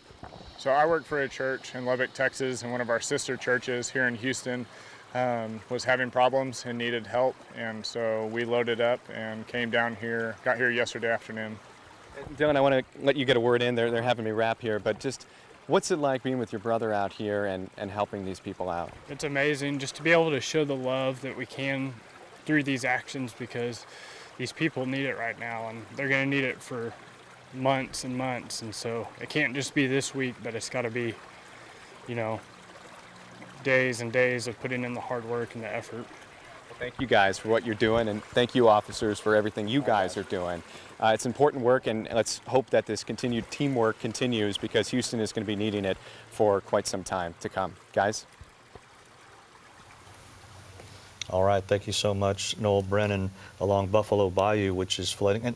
And what can you tell us, Brooks, about what Buffalo Bayou is doing right now? Well, close to his location, it's about 5 feet above bank. And as you head down Buffalo Bayou toward the West Beltway, latest indications suggest we're pushing, about almost 10 feet above bank in that location. So we're looking at a flood event happening along Buffalo Bayou below the Addison-Barker Reservoir of between roughly 5 and 10 feet above top of bank. Okay. So everybody within that elevation range, which, by the way, Houston has very little topography in that section, is getting flooded right now. Yeah, we certainly are. Hey, sorry, we'll get back to that in just a moment, but we're going to go out to Erica Ferrando. She's continuing to see animal rescues happening out at Grand Lakes in Fort Bend County. So, Erica, how's it going out there?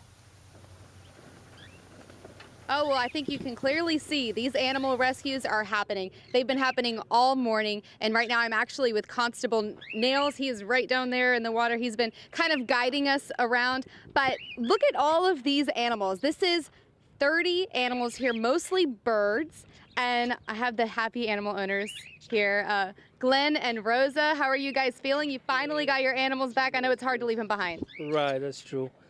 The other day we had to just live with cat and dogs, because they didn't allow much stuff on the rescue boat. So we had just birds left behind, and we're happy about it. Finally, we got them back. I know that was probably, he's very thankful. You've seen all morning all of these people. Yeah, we've been standing here since 7:30 in the morning in the queue just to get our turn, and finally we're here.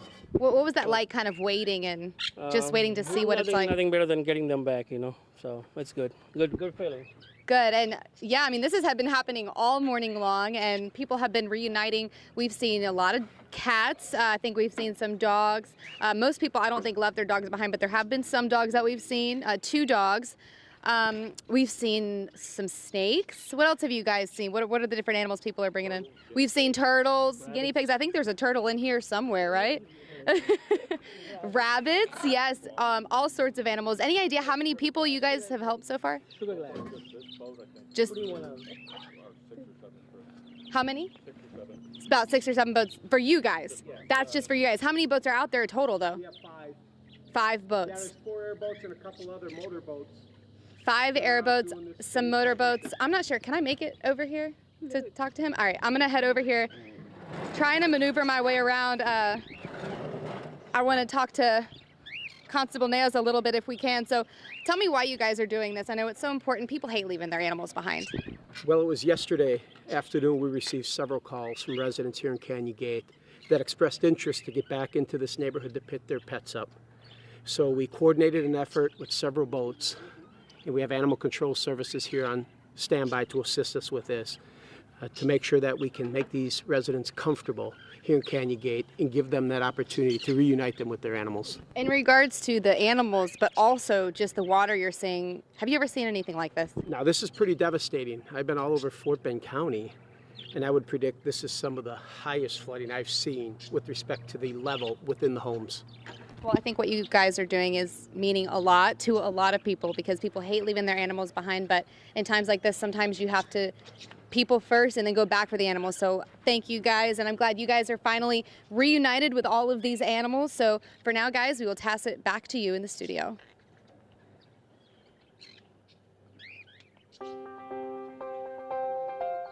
Border Patrol agents rescued this woman found clinging to a utility pole. I'll push you up, all right? 1, 2, 3. What was it like when you first saw me today? Oh, I was so happy. Max, a woman called and she is offering you temporary shelter. For sure, in the morning, she'll be here to get us. She's going to come to GRB and pick you up. She's going to send for us and take us to live out there. You can't break down because I'll break down.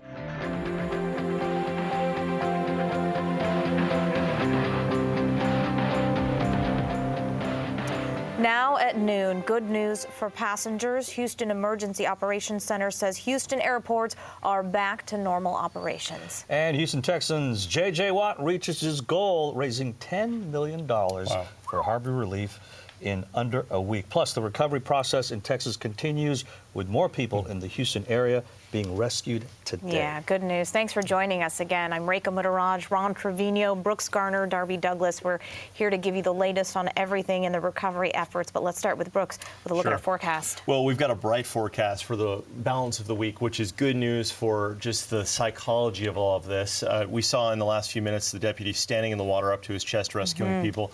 Amazing images, and I just hope everybody stays safe and also warm, because that water does get cold. In our weather forecast, though, we do have a chance for rain coming our way for the middle of next week. Not a huge rain threat, certainly not enough right now that looks like it will cause any of the flooding out there to become worse. Harvey right now, the remnants of, are over Mississippi, wreaking havoc in northern parts of the state with multiple tornado warnings. And so folks there are taking cover. They're also dealing with flash flooding right now up around Arkansas and also western Tennessee, right around Graceland. This stuff moving east, look at this, 2 new tornado warnings. So they're having a little bit of a tornado outbreak right now, to say the least, in northern Mississippi from this. So Harvey's just continuing to cause huge problems. This moving north and east out of our region. It'll be up in the Ohio River Valley by the end of this week. So we look ahead, and we look ahead at a beautiful forecast through the weekend, and the longer we can stay without the rain, the better. Let's talk about what's going on, though, for next week. Here's next Tuesday. We've got 2 things going on. Cold front comes south, low pressure trying to form in the Gulf, a tropical low trying to form in the Gulf. It makes its way north, gets caught up in this cold front in our forecast right now, and then gets pushed east. So we'll have some showers along the coast, maybe a ½ inch to an inch of rain near the coast, but lesser amounts as you push inland. So more of just a nuisance kind of a thing. It may make the streets wet. North wind making it feel much cooler for early to middle of next week, by the way. This does classify as one of our first cool fronts of the fall season, by the way, even though it's still summertime. Behind Harvey, we've had a lot of a climate change, or a pattern change in our climate, I should say. So you'll notice that. It's obviously much cooler outside, and come this weekend with that front coming through and early next week, it'll continue to feel nice. So this moves out. This second low moves out, not forecasting it at this time to impact us. Previously, it looked like we'd have another flood threat, but at this point, it looks like we are dodging a bullet with this one. Elsewhere in the tropics, here's Texas. And way out here is now Irma, a hurricane, and it's forecast to become a major hurricane. Let's zoom in on Irma right now. Irma is showing signs of rapid intensification way out in the middle of the Atlantic. It's no threat to anybody, and at this point, it looks to be no threat to us, but we will need to track it carefully. GOES 16 visible satellite imagery shows a well-defined eye developing. And it's a Cat 2 right now. As it tracks toward the west, by this afternoon, it's going to become a Cat 3. And after that, it could ramp up to a Cat 4 hurricane, which is a major hurricane, and that could impact the Lesser Antilles. So if you have vacation plans in the BVIs, or maybe you're heading to the islands, St. Lucia, heads up there, and then we'll have to track it after that for its possible track toward the Bahamas or Florida, or maybe if we're lucky, it just curves off to sea. 87 right at Bush, 90 at Hobby, 85 degrees in Conroe. Through the day today, we'll see these temperatures remaining where they are or warming up just a little bit. So here's Future Track showing temps in the mid-80s right now, warming up to about 90 or 91 this afternoon. Okay, our wind forecast also looking good as far as no more big wind gusts. So let's take a look at forecast wind gusts for the rest of the day today. Nothing more than about 4, 5, 6 miles an hour. So that's very good. We've had so many reports of some of these water-sodden trees just being pushed over from relatively low wind gusts. So let's continue on into the future. You can see our winds no longer an issue. And then we look ahead to the 7-day forecast, which will feature a much brighter day once we head toward the day tomorrow as well. And, let's just hit that space bar a few more times and we'll get up there. All right, perfect. So we're looking at highs up around 90 degrees for the weekend, rain-free conditions. And then on Monday and Tuesday, we get into our rain chances. And rain chances right now are running at about 40%. So not a huge threat at this point. It looks like our highest chance for rain will be along the coastline for the middle of next week, maybe a ½ inch to an inch of rain with lesser amounts inland. Of course, we'll continue to track the progress of Hurricane Irma as it approaches this side of the Atlantic Ocean over the next week or two. But again, no threat right now to Houston, but we'll track it as always. Yeah. All right. Thank you so much, Brooks. It's now 12:05. We've got some headlines for you now. The death toll from Harvey continues to climb. Friendswood police now reporting 2 Harvey-related deaths. Plus, we are waiting on a press conference from the mayor, police chief, and fire chief in about 90 minutes. At 2 o'clock, we're expected to get an update on damage assessments. And Mike Pence, Vice President Mike Pence, now in Texas. He is surveying the damage left behind from Harvey. All right, let's go up to Spring now. Our reporter, Jennifer Titus, she's in Spring near Arbor Trace. What can you tell us, Jennifer?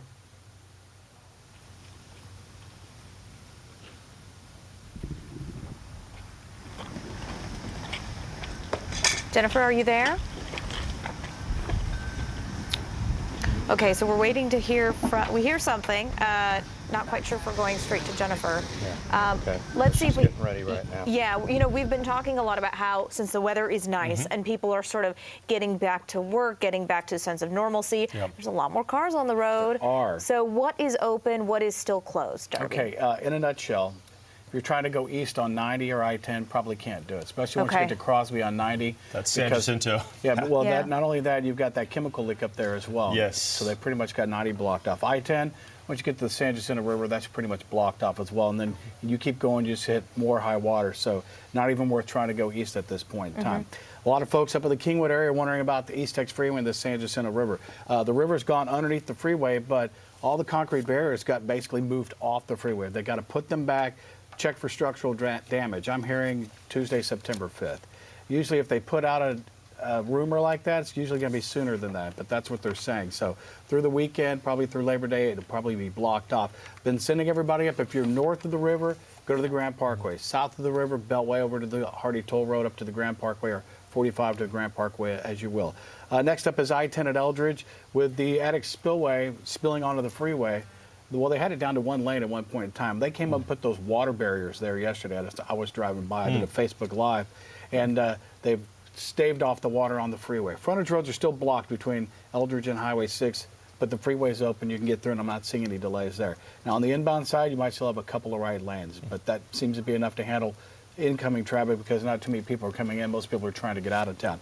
But the biggest problem, which I saved for last, is the Buffalo Bayou. As you know, Buffalo Bayou is up 5 to 10 feet out of its banks, basically from Highway 6 all the way over to just inside the tollway, probably right around the Piney Point area. And it will be for a couple of weeks at least. At least. So Highway 6 is closed, Eldridge is closed, Dairy Ashford's closed, Kirkwood, Willcrest, Gessner. The tollway is a big, huge pool. It's going to be there forever until it goes down and they can pump it all out. You'll have Gessner closed off. You will have, I'm looking at Voss Bingle, that's still closed off. I am seeing some traffic getting by on Chimney Rock. but Chimney Rock's so backed up. There are really only two good alternates to get out from one side of the bayou to the other, and that's the Grand Parkway, which is way out to the west side, and the 610 Loop.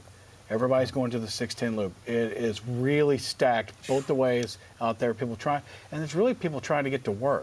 Because people have started to go back. They're Facebooking me and tweeting me going, hey, how do I get from here to here? Yeah. And, well, there's only really one way. You got to go 610. So and that's everybody what be patient. Okay, Thank goodness. Thank you, Darby. Darby, that was amazing. All off the top of your head, by the way. Good job. It's All like right, we have to get to our reporter now, Jen Titus, who has her equipment together now in Spring near Arbor Trace. Jen, what can you tell us? What's going on up there? Yeah, guys, so we are here just going literally from house to house, hearing these stories of people coming back to their homes for the first time. I mean, this is the curb everywhere in this neighborhood. I'm told about 200 homes, and it breaks your heart to see this, but this is what broke my heart, maybe say even more. This is Jeannie here, and we noticed this. These are photos, home photos, that you're kind of displaced because you're just trying to save whatever you can. Yes, that's what I've been doing. I've been digging all my pictures, memories from family and friends that I'm trying to save. These are all priceless to me, and it really breaks my heart.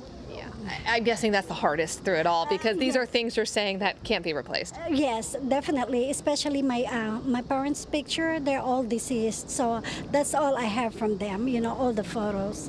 And most of them, luckily, I was able to save, but I'm not done digging for all the pictures, and I'll try to save as much as I can. And Jeannie, now you left when? When did you evacuate from your home?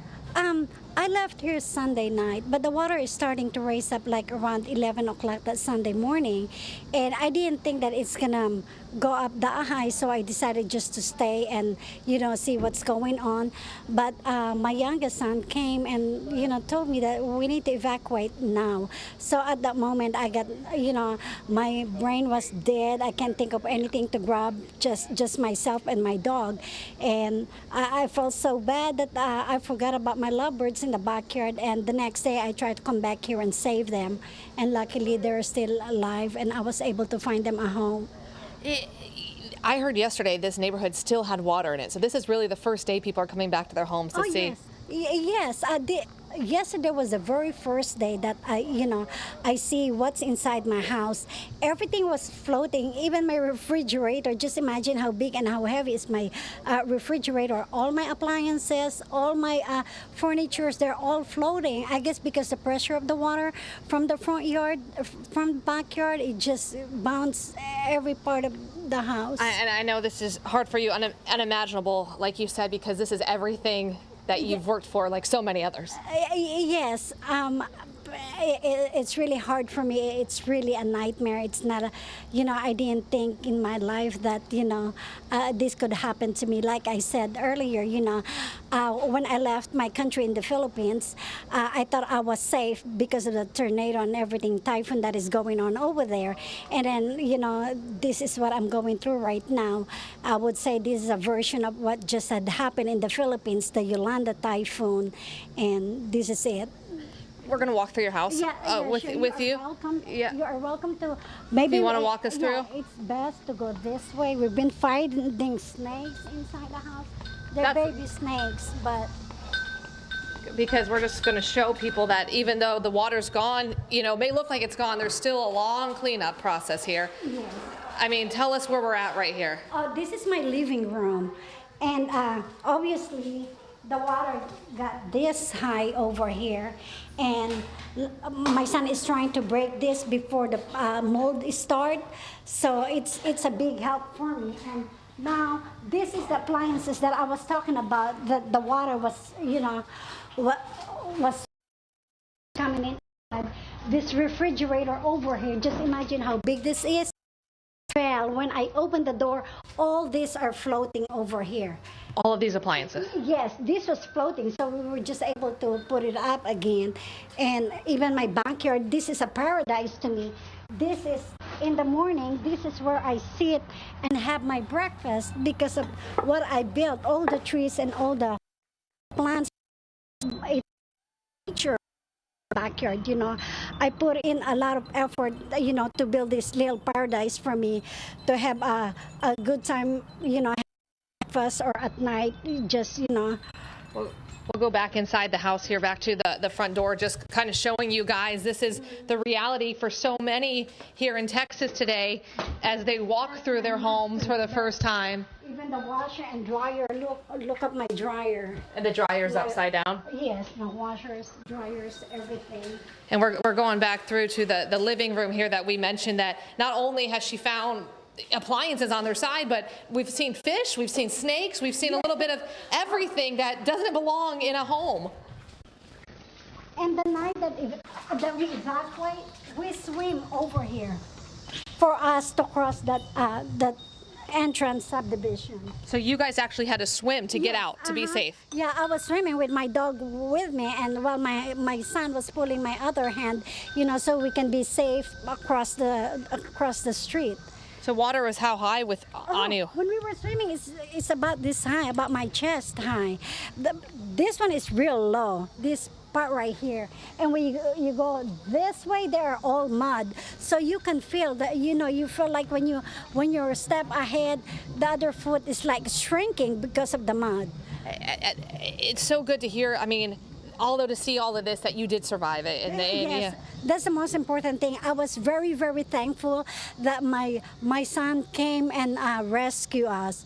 We never thought that it's gonna be that bad. Once we opened the door, when we see the water, my son said, "No time to pack up. Let's go. Bring yourself, bring your dog. That's all you can bring with you." Well, I know you're busy today. I know you're working hard, trying just to clean everything up and start over. So Jeannie, thanks for speaking with us and showing, you know, everybody that there's still a long way to go here. Yes, you guys are not alone.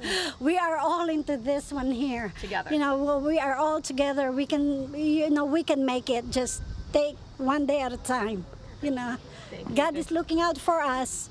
Thank you, Jeannie. And you heard it. That's kind of just what's going on here in this neighborhood is one day at a time, everybody kind of working together. You can see Jeannie's neighbors right there doing the same thing, cleaning out. We just spoke to them a few moments ago. They said that it was their first time coming into the house. Traumatizing. That's how they explained it when they walked through those doors. And unfortunately, guys, when we go back a little bit just down the street, it's the same thing, house after house after house. People coming home for the first time and seeing the damage that was done here. Back to you guys in the studio.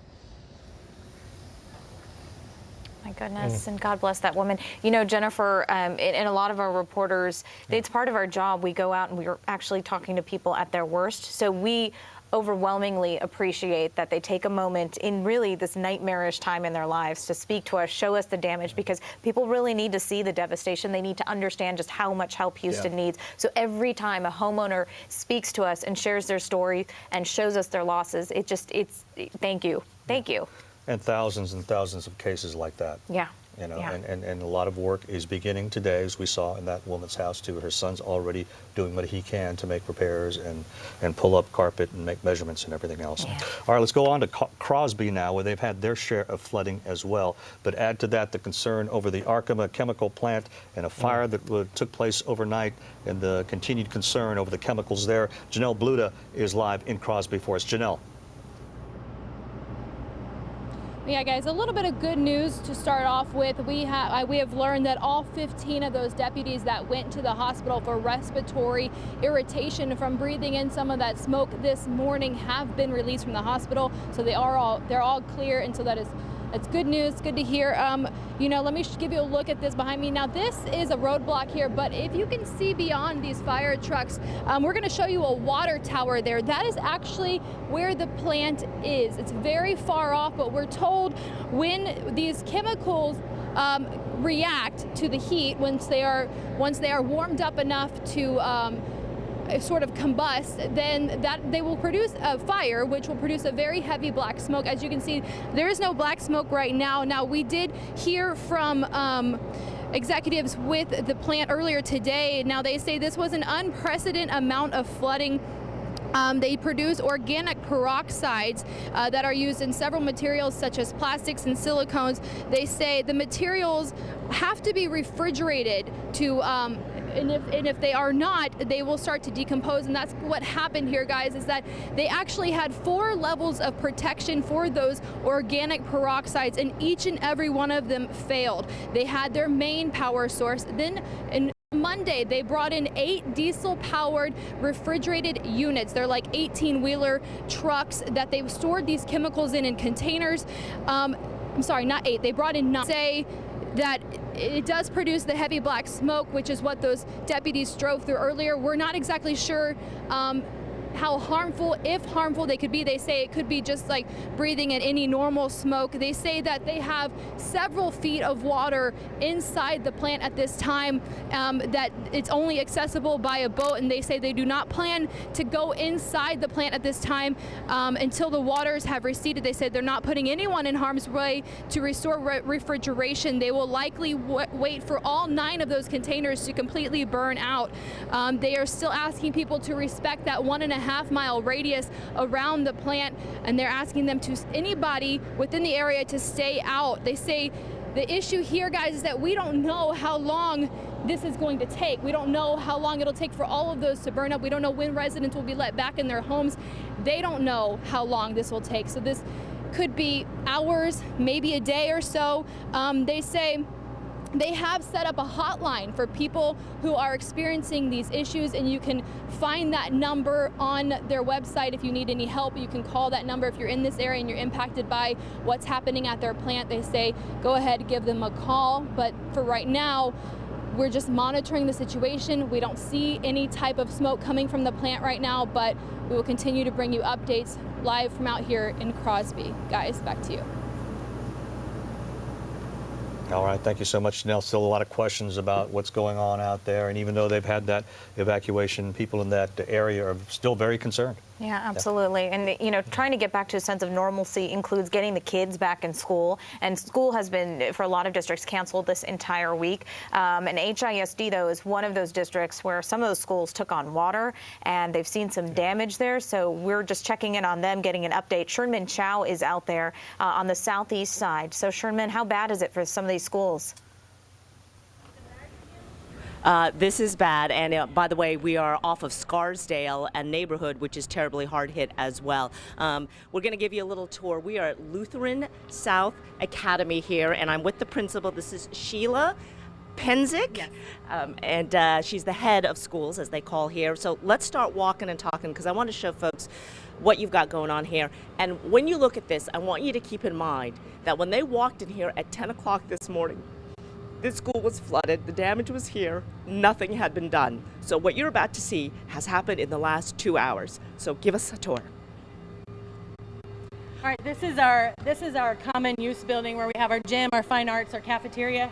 And last night we put out a call around 6 o'clock for volunteers to come this morning. And by the time we woke up this morning, there had been over 350 responses to come in and help.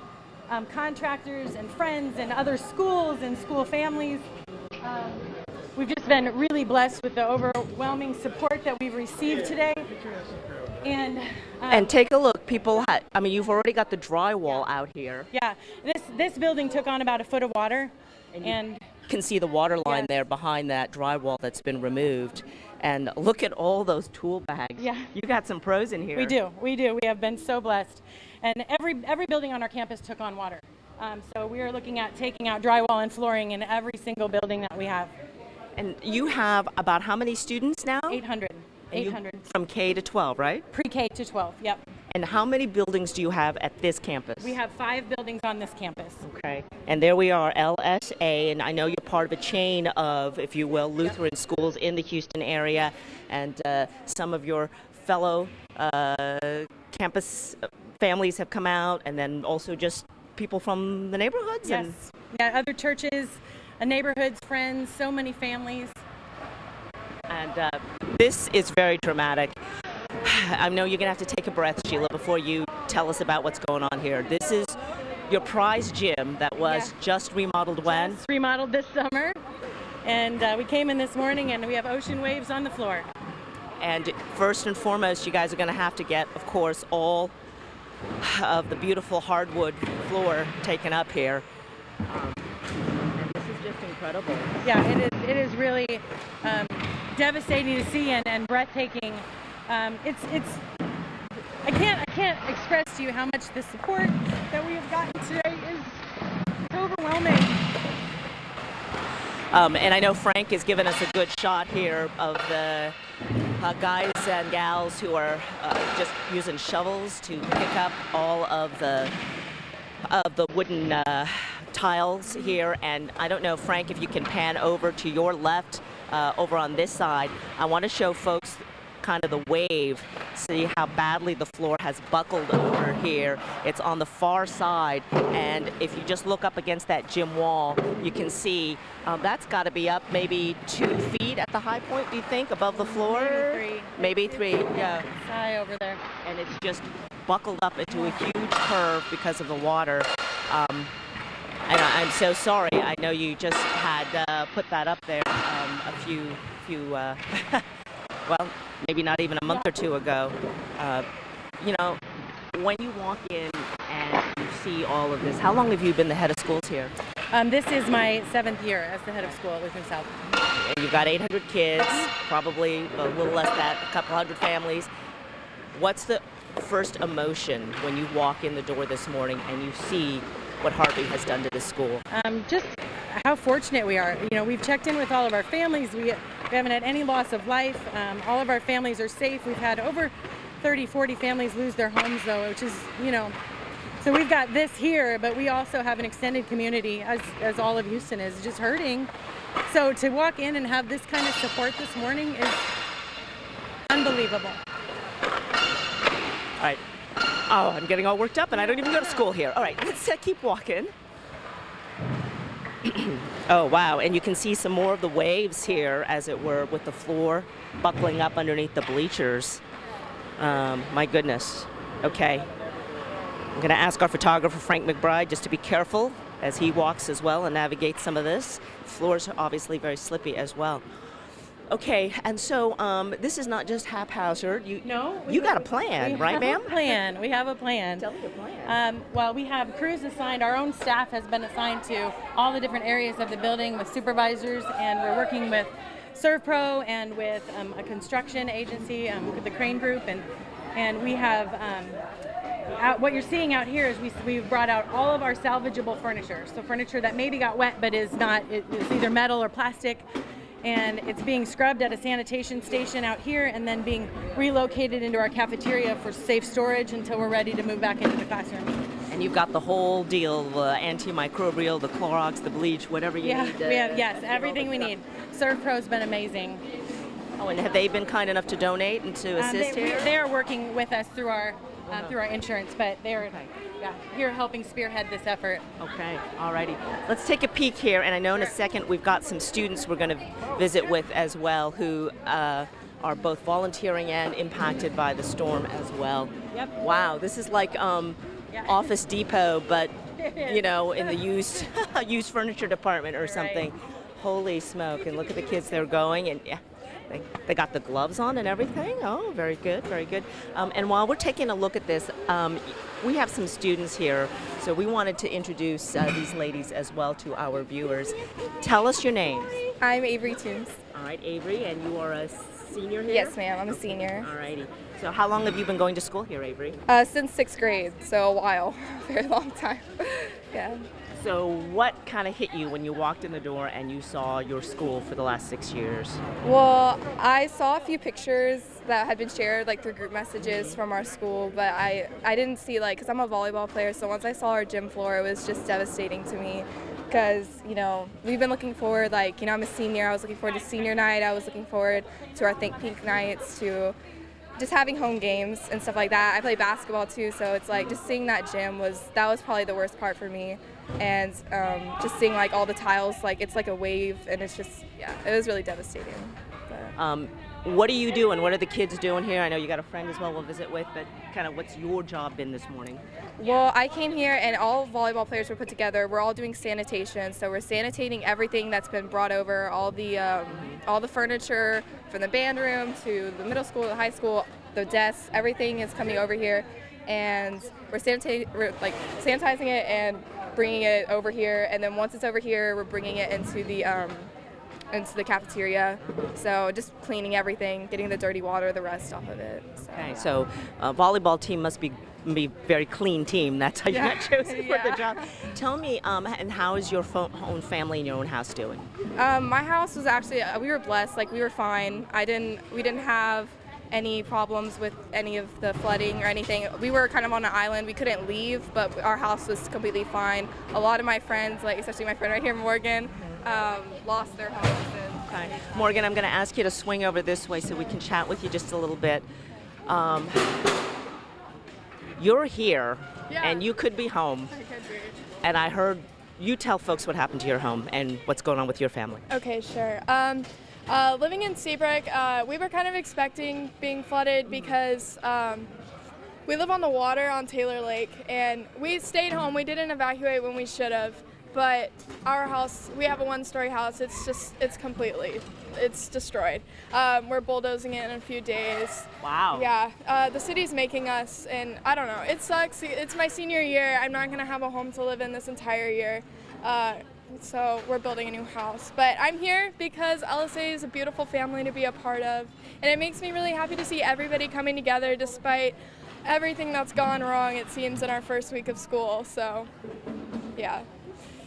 Wow. And I'm just curious, what did your parents say when you said, okay, Ma, Dad, I know that we're bulldozing our own house, but I'm going to go up to the school today to lend a hand. What did they say? Well, they know that this is such a beautiful family to be a part of, and everybody has to deal with it in their own way. And I came up here and I got to see my friends that I haven't seen in a week, and I got to be here and be a part of something bigger than just myself, because obviously I was not the only one affected in this storm in my family. But everybody here, all these students are struggling as well. So as long as I can be a light to them, it's good. Well, remarkable, both of you young ladies, and I know your school and your families are really proud of you ladies. Oh. Okay, so I'm going to say thank you to you all. We may visit with you a little bit later on, but I'm going to go back now to visiting with the headmaster, with Sheila, because she has a great plan here. So this is the cleaning station. And after that, Sheila, what happens? After that, we take all of the cleaned furniture into the cafeteria and come on in there. Okay. And this is straight ahead is our middle school building, and that took on about 3.5 inches of water. So that was our best building, but still, you know, still 3.5 inches. So. Right.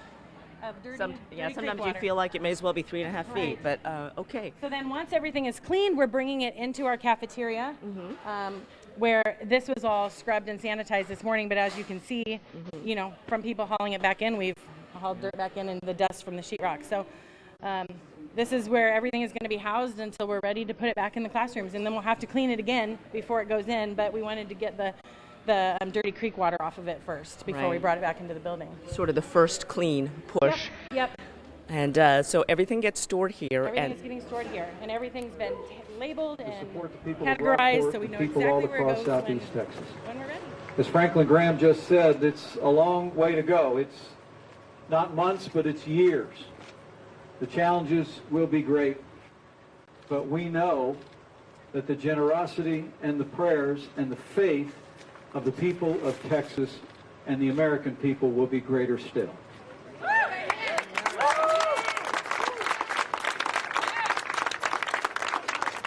I called the president on Air Force 2 this morning, and I asked him what he wanted me to tell you, and he just said, just tell him we love Texas.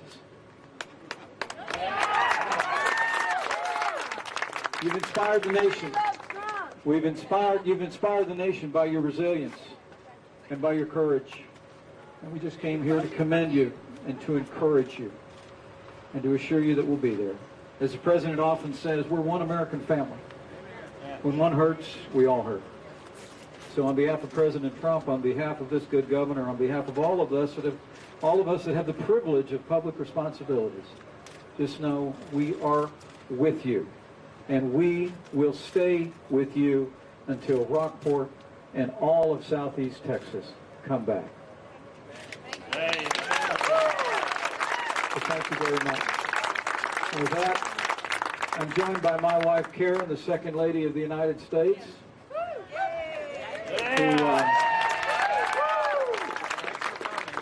has agreed to offer a quick word of prayer.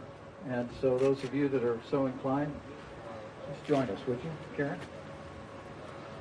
Heavenly Father, we thank you for these amazing people who are an inspiration to us all across the United States and across the world. We pray that you would build them up, give them the strength and the endurance as they go forward.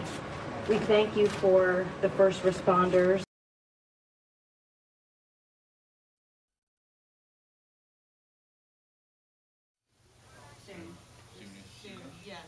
All right, so we were watching Vice President Mike Pence, who has arrived in Corpus Christi, pledging his support to help Southeast Texas rebuild, saying a prayer with folks there. I'm assuming that he's going to be touring some of the damage there in Corpus. That is where Hurricane Harvey landed. As you remember, President Trump was in Austin on Tuesday, also meeting with Governor Abbott and other officials, making sure and reassuring everyone that Texas will receive federal support. Update on damage assessment across Harris County.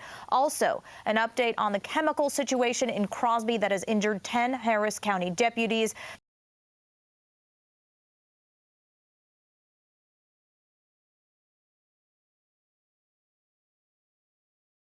And get an update on this weather. I hope this sunshine stays, Brooks. Still picking up some major weather, northern Mississippi right now, and also areas east of Memphis in Tennessee, getting tornado depression over the next couple days. This, by the way, is early next week, Tuesday morning. But before we continue on through this animation, cold front sets up in North Texas and then moves south, and that should protect us from the heavy rains as we continue the animation into time, pushing essentially this tropical depression to our east. Now, that may mean very heavy rain for a portion of the Gulf Coast from maybe New Orleans eastward through the panhandle of Florida, but we should miss the bulk of this rain. That said, we could still pick up an inch of rain near the coastline, but much less rain once you head north and west, so it won't be enough to make the flooding any worse at this point. Now, the forecast could change a little bit if it makes it a little bit farther north. We could be looking at some heavier rain, but at this point, it looks like we're going to dodge a bullet on that one. So let's talk about elsewhere in the tropics, way out here in the Atlantic. This is Hurricane Irma. It has just formed from a tropical storm to now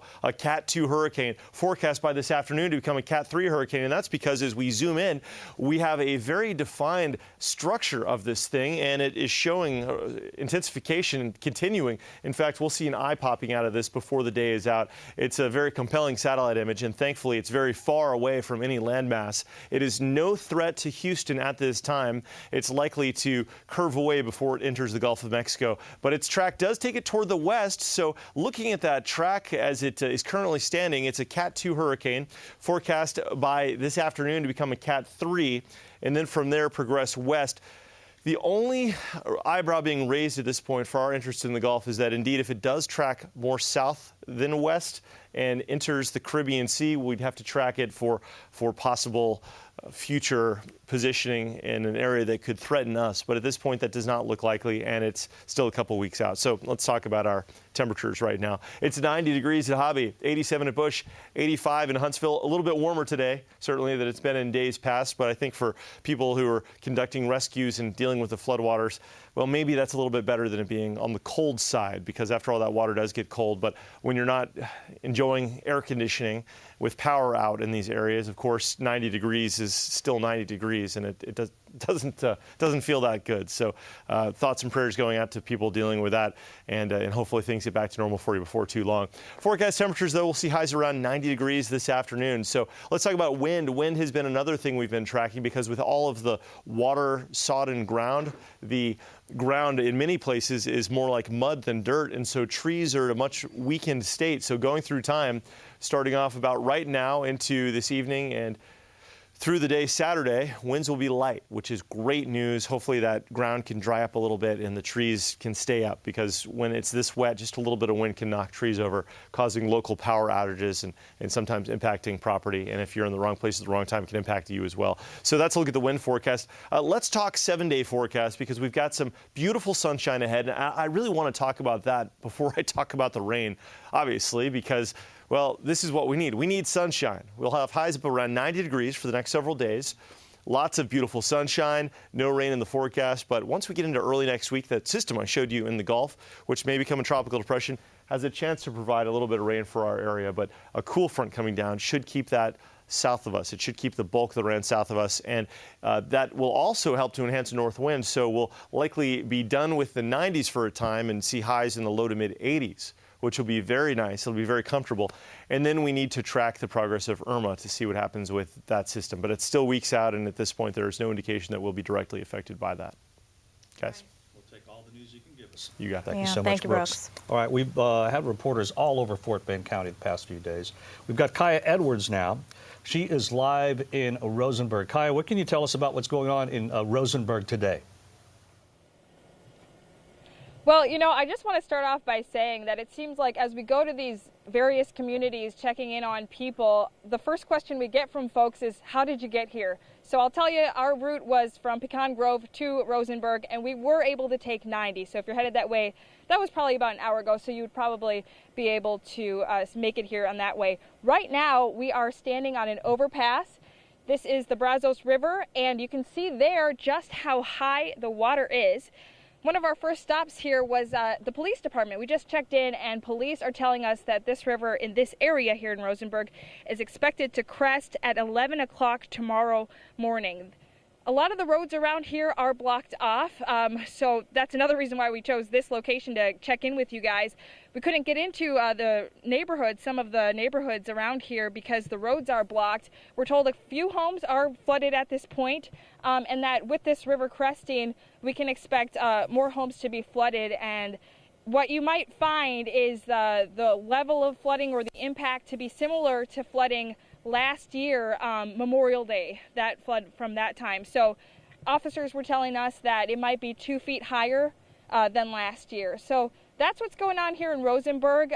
Limited access in some of the blocks around here. The main roads, though, we were able to get around just fine. And again, keeping an eye on the river levels here.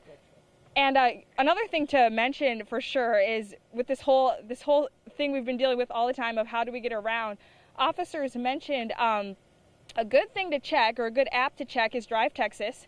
They said that's been pretty accurate for this area, along with Waze. The Waze app, you may have heard of that before, where drivers can update conditions as things unfold. They also said Google Maps has been pretty accurate in terms of road closures. We also were told that the Rosenberg Police Department Facebook page is a good place to keep checking for this area, because not only are they updating on all of the road closures, but also you can find out which gas stations are open, which I can tell you from my experience firsthand, it has been difficult as we navigate these communities to find gas stations that have been open and have had gas that we need. So they can, actually I'll pull it up right now because it's pretty interesting. There's a whole chart that they have. So just to give you an example, I've got the Rosenberg Police Department Facebook page right here. Things like, so it'll say like Sunny Food Mart on 2623 First Street. That has 1,500 gallons right now, so it's pretty specific. And then it would say to, here we go, the Shell on 3118 First has no gas, so that's super helpful. On top of the gas stations, they also have restaurants that are open, so that's good to know too. So I think that's the latest here from Rosenberg. We're going to keep an eye on these neighborhoods and check out what else is going on out here, but that's the latest here, and we will send it back to you. All right. Okay. Thank you so much, Kaya Edwards, and thanks for the information about those apps coming in handy about right now. And she said at the beginning, she said, every time I show up a place, people ask, how did you get here? So that information is just vital because people just don't know the right ways. And you were saying Apple Maps is really good? For me, Apple Maps has worked because Google Maps and Waze tried to take me through some floodwater. Yeah. But Apple Maps showed me very well where it's close and where to divert. So that's my favorite, Apple Maps. You have an iPhone. Very good. Okay, we're going to go now to Noel Brennan. He's in the Briar Forest neighborhood. He's been out there all morning. I think, Noel, you were there yesterday as well when the mandatory evacuations went into effect. So what is the situation like right now? So I was actually a little just west of here the past few days. This is my first time in this neighborhood here on Gessner and Briar Forest, where we've been watching boat rescues happen. The operation here is kind of winding down for the day. You can see behind me, we've got an airboat there, another boat in the water. It kind of varies in the depth out there. It can be anywhere from I don't know, up to your shins, up to the point where it's reaching the top of the car hoods. The people that are still in this neighborhood are those who simply do not want to leave. They've been visited by police before, the fire department, or volunteers, and they simply don't want to leave. Some have generators, they have power, and are wanting to wait it out. This is a big operation, though. I mean, just look over to my left here.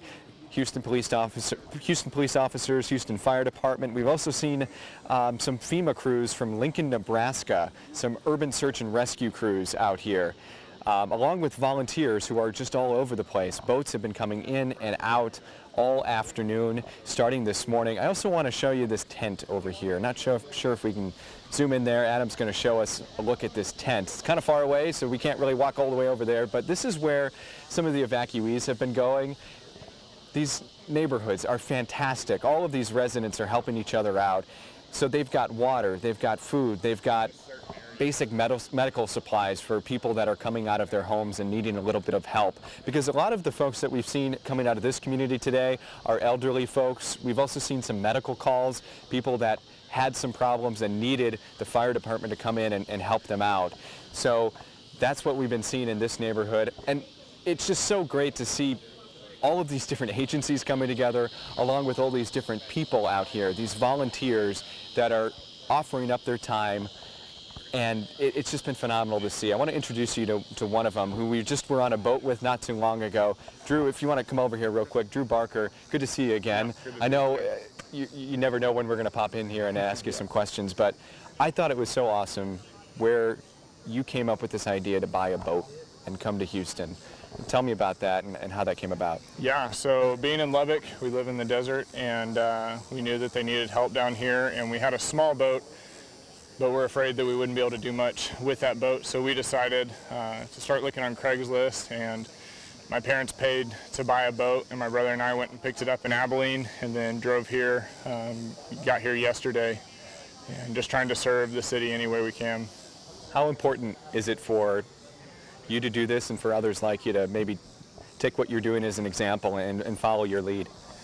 Yeah, I don't know if I'm the person to follow, but I think that it's been really cool to see the whole country chip in, you know, people raising money, people from Florida, Oklahoma, Texas, coming to Houston to help in any way they can. I mean, just driving in, you see boats everywhere and people willing to serve. Not surprising, is it, knowing this city? Yeah, it's awesome to see, and the great state of Texas coming together, and I think this is a picture of, you know, what we want it to look like, and we want to glorify God with our actions and to love people well, just like Jesus has first loved us. How long are you, and because you're here with your brother, Yes, Dylan, right? Yeah. So how long are you guys planning to be here, and what's next for you guys moving forward? Yeah, so that's a good question. We don't really know how long we're going to be here. We want to serve as long as we can and help out any way we can. So we're kind of just here tentatively. We brought as much gear and supplies as we could, and once the water goes down, then we'll probably move to houses and start trying to help people rip out sheetrock and carpet and things like that before mold sets in. Right. So how long, how did you pick this spot? Like, why did you come to this area? So my mom actually found some connection on social media, and I called a random number this morning, and they sent us a rendezvous point, and so we loaded up. They were supposed to meet here at 6 a.m., but we didn't get here till like 10 because we didn't know about it. So that's been the hardest thing, is just figuring out where the needs are, and so we drove over here this morning, and thankfully they let us in, and just waiting to see what they need. Is social media playing a role in this as far as connecting people who have boats? I know that there are apps out there too that are connecting people where they can listen to radio channels. Are you using any of that? Currently I'm not, but I think social media has played a huge part in all this, and the apps and the people who have worked hard to get out information so that boats know where to go, volunteers know where to go, know where they need supplies, because this is a disaster area and there's a lot of need. So trying to figure out where to, you know, be and go is really hard, but social media has been very helpful. What are you guys doing as far as staying somewhere? Do you have a place to go? I mean, I imagine hotels have got to be tough to come by. Yeah, so we've actually are staying with the pastor of Acts Community Church over in Deer Park, and So we're staying at his house while we're here, and thankful we were able to use the boat today and get over here and help. We'll stay here as long as they need us. I asked you today, had you ever imagined ever riding in a boat with a Houston police lieutenant and sergeant going through a neighborhood that had flooded over, checking on homes? I mean, had that ever crossed your mind? Not in my wildest dreams. This has been by far one of the craziest things I've ever seen, to see, you know, cars completely underwater and water halfway up garage doors. It's pretty tragic, and there's a lot of broken people that have a lot of needs right now in the city of Houston. And so if you're out there, you know, helpful to give and donate money, it seems like that's the big need right now, and then just manpower. They're wrapping me up here. I appreciate your time and I appreciate what you're doing out here. And you're not the only one, so. Yeah, a lot of other guys are doing a lot of great work. It's not me at all, so. All right, guys, we're going to send it back to you. That's the latest from here and the rescues that have been happening. All right, Noel, thank you so much for that update. All right, let's go on over back to the George R. Brown Convention Center and all the evacuees there. And Sherry Williams, along with a circus crew. Hey, Sherry. Thank you. Hey, look what just walked in. You know, you get a little bleary-eyed, and I'm like, wait a minute, what am I seeing? These are stilt walkers. We have costume animals. I've met this guy before. He's a crazy good juggler. You want to show us a little something, something? Very possible.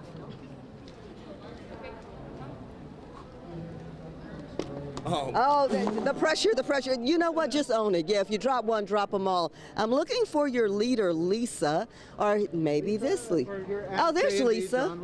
Let me talk to both of you. Okay. How great of you, we'll talk to both of you. How great of you to bring these in, because instantly it was a crowd pleaser. Yeah, well, we're grateful to be here. We actually came through this, our company, unscathed. I cannot believe it. So this is the least that we, Dan and myself, could do to help out. Yeah. Go ahead. Smiles on faces. We got to put smiles on faces. Love That's the that. goal. Go ahead and shout out your company. J&D Entertainment. Where are y'all? We're in Houston, of course. Where exactly? Actually, Northwest. But we do events all over the place. This is awesome. So who do you have here? We've got some crazy stilt walkers for the kids. We've got characters over here that the camera's panning to. We've just brought as much as we could. There's a lot of entertainers that, you know, couldn't get out because of their situations, and we've just been trying to wrangle as many people as we can to put smiles on faces. And we've got some entertainers from Carver High School, these fabulous stilt characters that are from Carver that work with Carver and Red Door. And then we've got, you know, our Supergirl, who is, I'm not sure what she's doing there, but. Playing with some hoops. And then look, oh, is he with y'all or not? Nope. You're not even with them? No, I'm just pushing people on wheelchairs. You're doing what now? I'm just pushing people on wheelchairs. You're pushing people on wheelchairs dressed as? Ghost Rider. All righty then. Yeah. And I'll bet it makes the day go lighter and the work go easy. Yeah, we're trying to get from point A to point B. I'm just pushing them, you know, trying to get food. I'm just pushing them from that part to that part. So I just find them in a wheelchair and I just like offer them to help them out. It's just, thank you. Carry on, sir. This is just, he's not even with you. That's hilarious. No. Just another example of how the city has really like done an incredible job in an unbelievably horrible situation. And, you know, we've been here all week, and I know things aren't perfect, but every day I've come, things have gotten more and more refined, and now we're up to great entertainment. So that's great. That's right. Yes, I've been here since we opened the door and we accepted the first shelter when we had nothing. We didn't have a towel to offer to people that were soaking wet. Most of the people coming in those first few 12 hours didn't have shoes. So we've gone from that situation to having every need you can think of. Yesterday, we were out buying hearing aid batteries and individual things that people needed. And now we have people such as John and Dan have offered to come and entertain the children. So it's wonderful.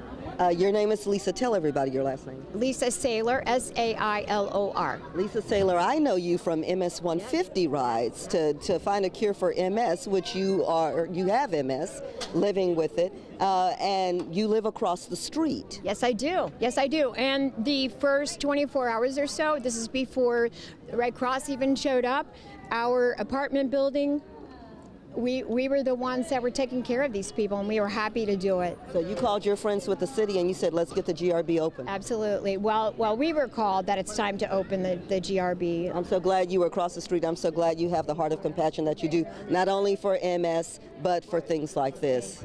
Thank you so much. I applaud you. I applaud all the city officials who have done such a great job getting the shelter open. Today, the population went down from 8,300 yesterday to about 2,600 today. There's still a line of people outside waiting to get in, so it might be a little closer to 3,000 or 4,000 by the end of this day, but this shelter is still open. They have a children's area, and now they've brought in first-class performers to do this. What do you think of these guys? It's so amazing. It is so amazing, I agree. Well, they're coming down to where y'all play, so you'll get to see more of a show. We just stopped them to put them on TV, but you're about to enjoy a lot more time with them uninterrupted. All right, we're going to let them go. They were literally walking down the Grand Concourse. You're fine. They were walking down the Grand Concourse on their way to their eager audience. Thank you, guys. Thank you so much. Lisa, J&D Entertainment, God bless y'all. All right, back to you. Absolutely. Back to you, Ron and Reka.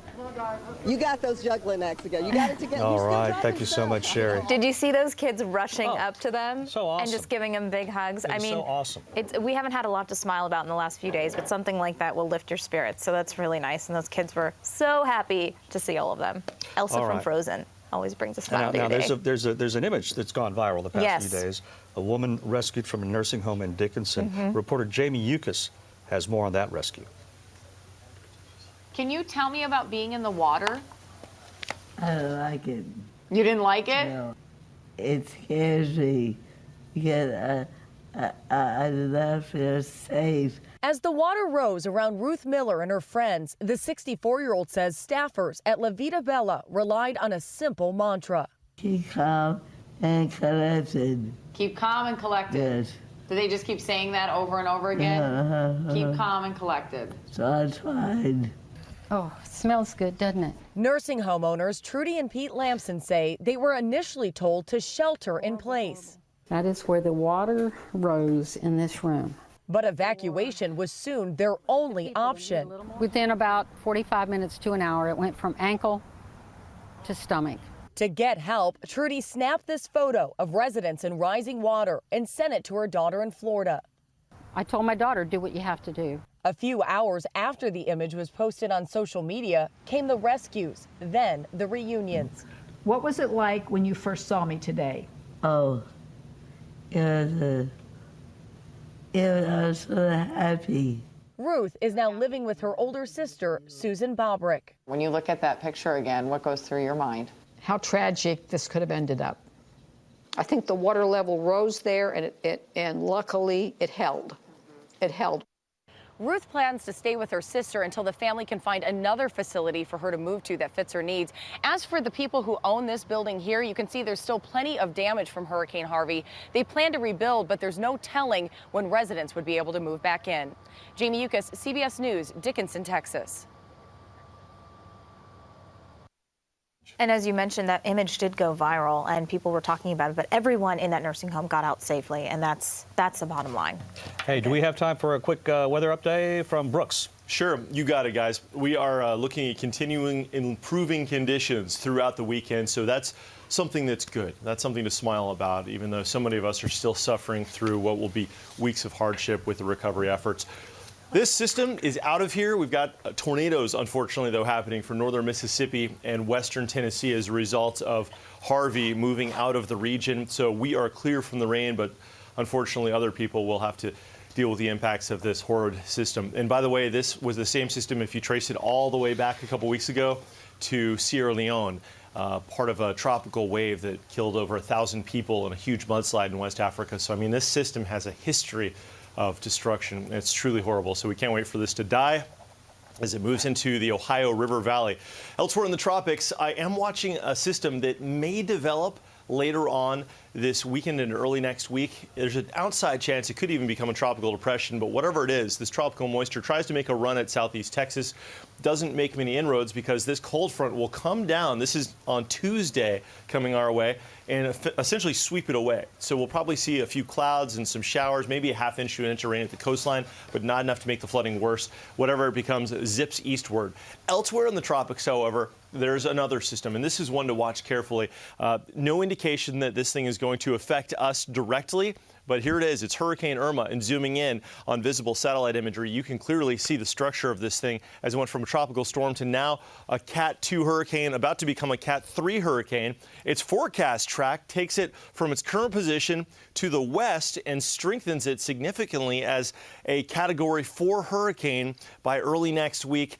Again, no indications this will affect us directly, but we will watch it very carefully for obvious reasons, guys. Thank you, Brooks. You got it.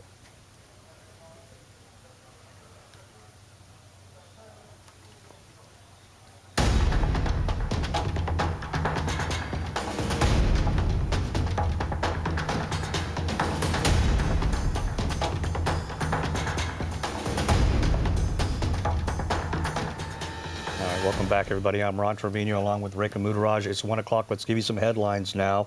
Residents in Dickinson are heading home after a mandatory evacuation is lifted. And some good news. Water has receded on Allen Parkway from the Buffalo Bayou, so only neighborhoods adjacent to the Addicks and Barker reservoirs are facing a flood threat. Also, there are rumors of a gas shortage in the Houston area, why the Texas Railroad Commissioner says residents should not worry. And also, we are standing by, hopefully in an hour, to hear from Mayor Sylvester Turner and get a check on things and where things stand right now in the city of Houston. All right, let's get a check on where things stand right now in Cinco Ranch in Fort Bend County. Our reporter Erica Ferrando is there. Erica, what's the latest out there?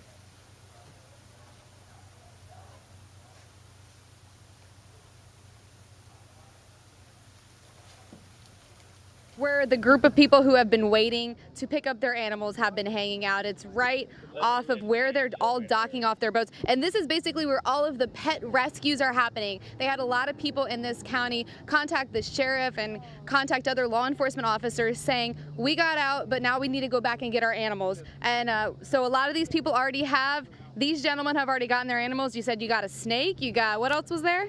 3 snakes. Five snakes. 2 lizards and 3 bunnies. Yep. 2 lizards and 3 bunnies. Those were all at your house? They were split 2 houses. Split between the 2 houses. Why was it so important to you guys to get back to these animals? I mean, for one, it's kids' pets, right? So kind of a difficult time, and it at least gives them some comfort, you know, having their friends back. And you know, Chris had a different situation maybe with the snakes. And what's your situation? It's our responsibility to take care of them. You know, they shouldn't have to suffer through that just because I had to leave. My job's to take care of the animals properly, so I had to get in there and make sure that they weren't going to suffer anymore. When did you leave? Saturday. You got out Saturday. And what about you? Same day. Same day. Yeah. And a lot of people, I mean, it was hard to bring your pets. I mean, that was difficult, and a lot of people did leave them behind because of that. Right. Yeah, we got our dog out and left a cat behind, and a few others left. You know, there was I guess yesterday we got a parrot and a ferret, 2 other lizards, more bunnies. Got a lot of animals between the houses. Yeah. Well, you know, since we've been out here, I think we've seen a few dogs. We've seen a lot of cats. A lot of people have left their cats, and luckily, cats are usually pretty smart, and so most of them have made it out. And these reunions have been really something. Yep. I mean, people are crying about it. They are so emotional, and it's your pet. I mean, of course you're emotional about it, and you want to be reunited with your pets.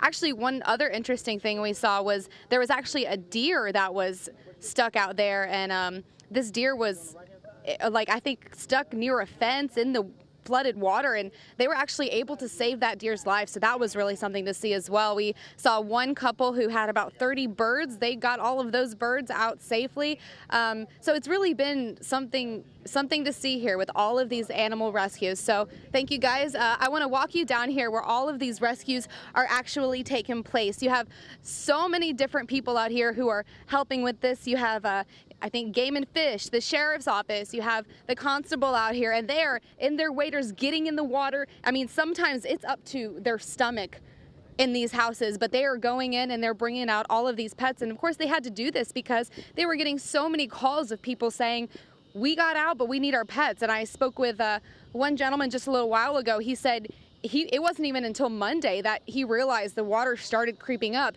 and he had to get out. And so he got himself out Monday. He said he was also able to get out his dog, but he couldn't bring all of his animals because when you're in that flooded water trying to save yourself, you can only do so much. So he just went out on a boat and is hoping to get his cat, and I believe he also said his hamster.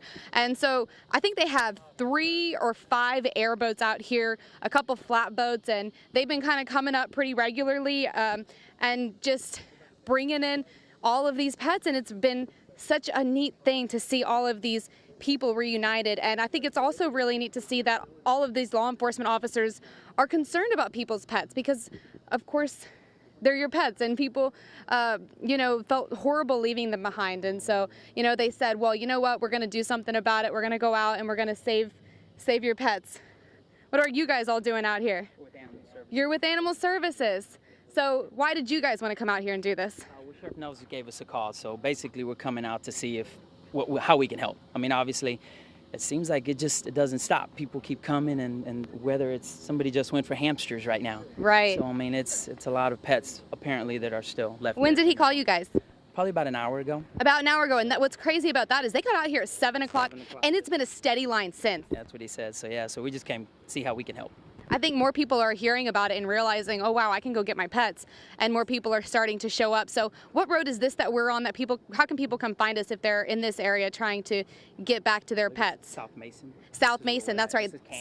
South Mason, right at the Cannon Gates, yes. So what has it been like just to kind of see all these people reunited? And I know you guys just got here, but it's pretty remarkable. Yes, ma'am. Yeah, and we also have been picking up dogs. So unfortunately, we're with Fort Bend County Animal Services, so we're taking a bunch of animals from the flood going there too. So if anyone's looking for them, they can look us up on Facebook. Their animals will be there. We're trying to hold them for 10 days or more, trying to relocate them too. So where have you guys been finding these dogs? Just in the flooded waters? Yes, ma'am. And people have been bringing them. Somebody finds a dog where something could be, at higher ground, they're also bringing them to the shelter. So if you've lost your dog, please come look it up. Yes, Fort Bend County Animal Services.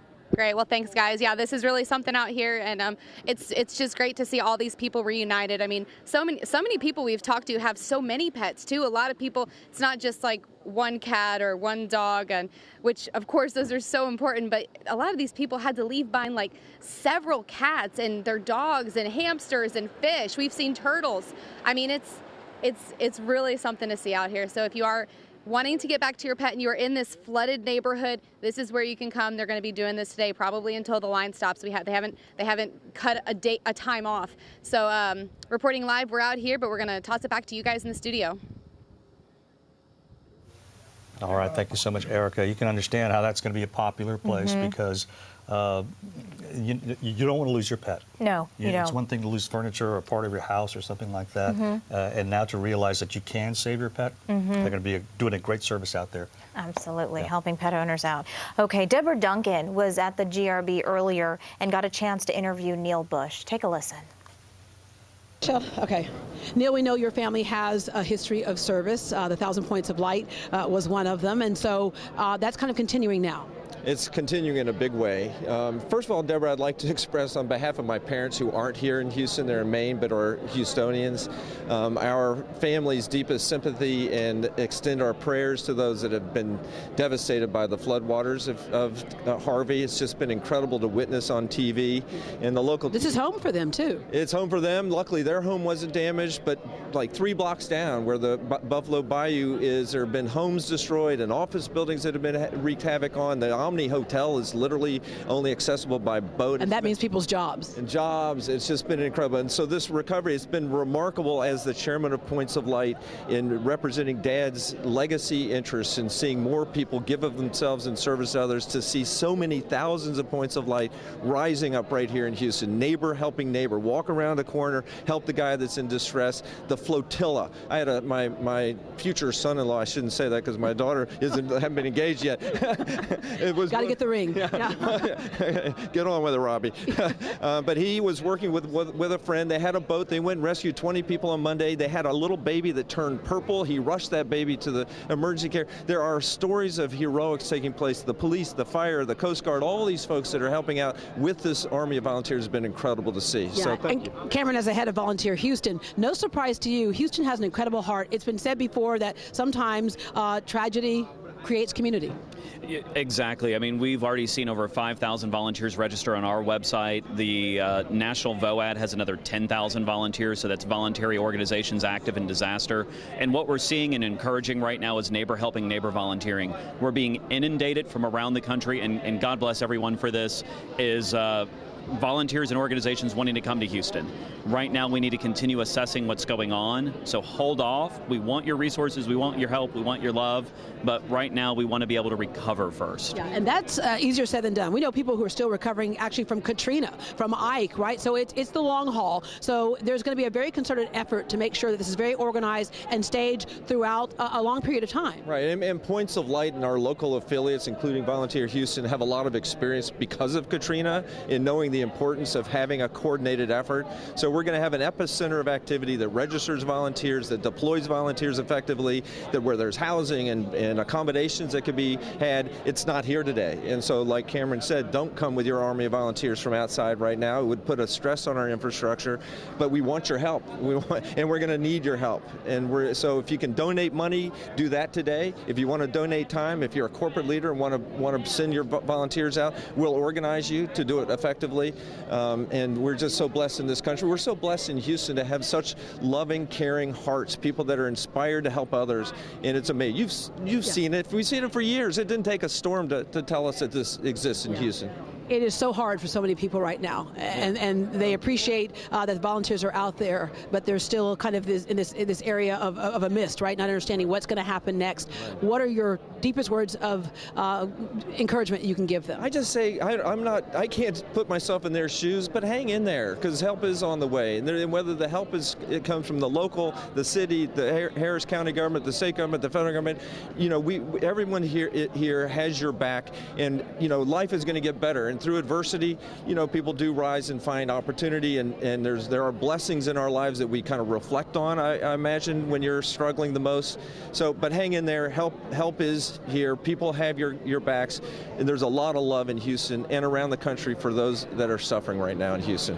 And Cameron, for those of us who can help, who want to help, we never know when we extend that help to somebody else that it's going to come back to us. And I'm sure you have lots of folks who have volunteered over the years who now need help. Exactly, and we're seeing that. We're seeing volunteers that are affected. We're seeing people that are first responders that have been affected. So we're encouraging everyone to go on to volunteerhouston.org and pre-register. We'll be contacting y'all as soon as we have the infrastructure to fully support a volunteer reception center. Again, that's volunteerhouston.org. So if they pre-register and do that, the other is we're going to be pushing this to the community. We have to track and manage all of our volunteer hours. It's imperative we get those numbers back to the Fed, and that helps rebuild our infrastructure. So if you're not being asked by the organization that you have come out to volunteer with to collect your volunteer hours, be forceful about it a bit. We need those hours tracked. So we're pushing that out again through our VOAD partners, and we're pushing that out on our social medias as well. Thank you very much. Thank you. Thank you, Deborah. You're the best. All right. Thank you so much, Deborah Duncan. Great information. And again, that website, volunteerhouston.org, we're going to need help for months to come. So there's a lot to go around. So please sign up when you can. And everybody's helping. And J.J. Watt, who's raised, what, $10 million? More than $10 million. And he keeps going. I don't know when he's going to stop. And also Arian Foster, the former Texans running back, probably the best running back they've ever had. He's in retirement now, but he's busy with some fundraising efforts as well. Daniel Gotera, talked with him. Here with the owner of 9 Innovations, a workout place here in Houston, Abdul Foster. You guys are doing something for the community today. Why did you do this? We made it out okay. I mean, this has been one of the worst devastations I personally have ever seen or been through. And my family's okay. We're all healthy, and for the most part, everything, all our possessions made it out okay. So it was just time for us to get back. I know there's a lot of people out there that need all the basic bare essentials. So we just need to give it to them. Former Texans running back Arian Foster, I mean, this is just such a tough time for the city. What is your reaction as you see these images pour in on TV and hear all these stories? It's just tough to watch, man. You don't really have a reaction. You're just kind of sad, you know. But you know, life is it's a fragile thing, man. So it kind of puts a lot of things in perspective. How's your place doing? It's underwater. Yeah, whole place. Right? Yeah, whole place was underwater, so they're gutting it out now. Lost a lot of stuff, saved a lot of stuff, but we came out healthy and alive, and that's the perspective that you gain from this. You know, some people can't say that, and it's just unfortunate. He had to come over to your place. I mean, this is like it hits close to home too. Everybody's safe, but again, it impacts everybody. Exactly, and that's one of the things. You know, it hit us too. You know, but you know, we can't forget about the people that kind of helped build what we have here. Texans offensive lineman Chris Clark here. You're back at home. How nice is it to be just back in the city? It's an awesome deal, man. You know, to come back and be able to help out and just help people all around, man. People are displaced everywhere, so the more you can do is always a good thing. It sucks that we have to, come back to a time like this, man. Such a disaster, but all we can do is lend a helping hand and push forward from here. We're done taking clothes. We're not taking any more clothes for the day, but we definitely need all the, the basics that people usually need: soap, deodorant, toothpaste, diapers, kids. We need anything for the kids, really. Toys, if you have any, we're looking for that as well. Yeah, there's a few literally curbside places that we're going to drop it off to. That we know some neighborhoods really need it, and instead of kind of going through a lot of organizations, we're going to just drop it off, right at the curbside of their neighborhood. So. 9 Innovations will stay open until 4 o'clock today, so anybody can come by and drop off those donations. Now, you have to realize that Houston is the adopted home for many of these pro athletes, and Arian tells me that he wants to give back to the city that has given him so much, and so does his brother, and they're doing just that. In the Galleria area, Daniel Gotera, KHOU 11 News. Thank you, Danny. It's good to see the celebrities, the athletes, and the everyday Houstonian coming together. Well, this is their home, too. I mean, they feel, responsible, socially responsible as a member of our community to step up and help. And it's so great because it's not just here, it's across the country. In fact, a lot of people have been tweeting about their efforts to raise money and to make sure that we have enough to help rebuild our city. J.J. Watt, $10 million, absolutely incredible. The most difficult times bring out the best in humanity. He's thanking everyone for donating because he's collecting money from his celebrity friends as well to make sure we can rebuild. J.J. Watt immediately youcaring.com/JJ Watt. So you can still donate if you'd like. But yeah, he's led an incredible effort there. And then I think we have a couple other tweets from other people. Did we have something from Mattress Mac? Here we go. So this is from our Doug Deloney when he came out this morning talking about the efforts. We need a Mattress Mac Day. Petition calls for Mattress Mac Day in Houston. This man is a definition of Houston strong. So that is trending on Twitter. Mattress Mac has always been such an incredible member of our community. I'm surprised he doesn't have a day. Well, we know what he's done for the community throughout the years, and now the rest of the nation is finding out about who he is and what he's all about. So great to say. I'd vote for Mattress Mac Day. Why not? Yeah, okay. Well, right now, let's go to Adam Bennett. He has been in Crosby all morning at the command station there. So, Adam, where do things stand right now? Well, really right now it's just the waiting game, both for people who have been evacuated from their homes and are getting frustrated with not being able to go back, and also for first responders. They're basically just waiting for this fire or several other fires that could result from this to burn themselves out. Right now we're here at Crosby Fire Department. This has been kind of the command center. You have the mobile response unit here. We've seen helicopters taking off and landing during my last couple of live shots. And that is really the strategy right now. Be defensive and let this fire burn out. They are confident that it shouldn't get worse than that. So what we're dealing with is a substance called liquid organic peroxide. It's used in things like construction materials, pharmaceuticals, a number of other different things. It's kind of a mixture of different compounds. And one of those places, they're storing them in 9 different kind of trailers, kind of semi-truck trailers. One of those caught fire earlier this morning, and that's where the first reports of a couple of explosions and flames and smoke came from. Now, since then, officials have been really careful to kind of backtrack on that term explosions. Now they're talking about it, how it's a popping, basically pressure being released inside of those containers where it's being stored because of the fire. The key here is this chemical, it needs to be cold, it needs to be refrigerated. If it doesn't, it starts to kind of break down, it heats up, and then that's where the fire starts. And officials thought they had a plan in place when this storm, when Harvey moved in. They started Friday shutting down the plant. They began bringing in generators, but those failed. They also brought in liquid nitrogen as a backup. That failed. And then the fourth kind of layer of defense was these semi-truck box trailers that they're now storing this liquid in, and that seems to be failing too. And the problem is the floodwater, same problem we've seen all over town. It's hit Crosby hard just like it's hit so many other places.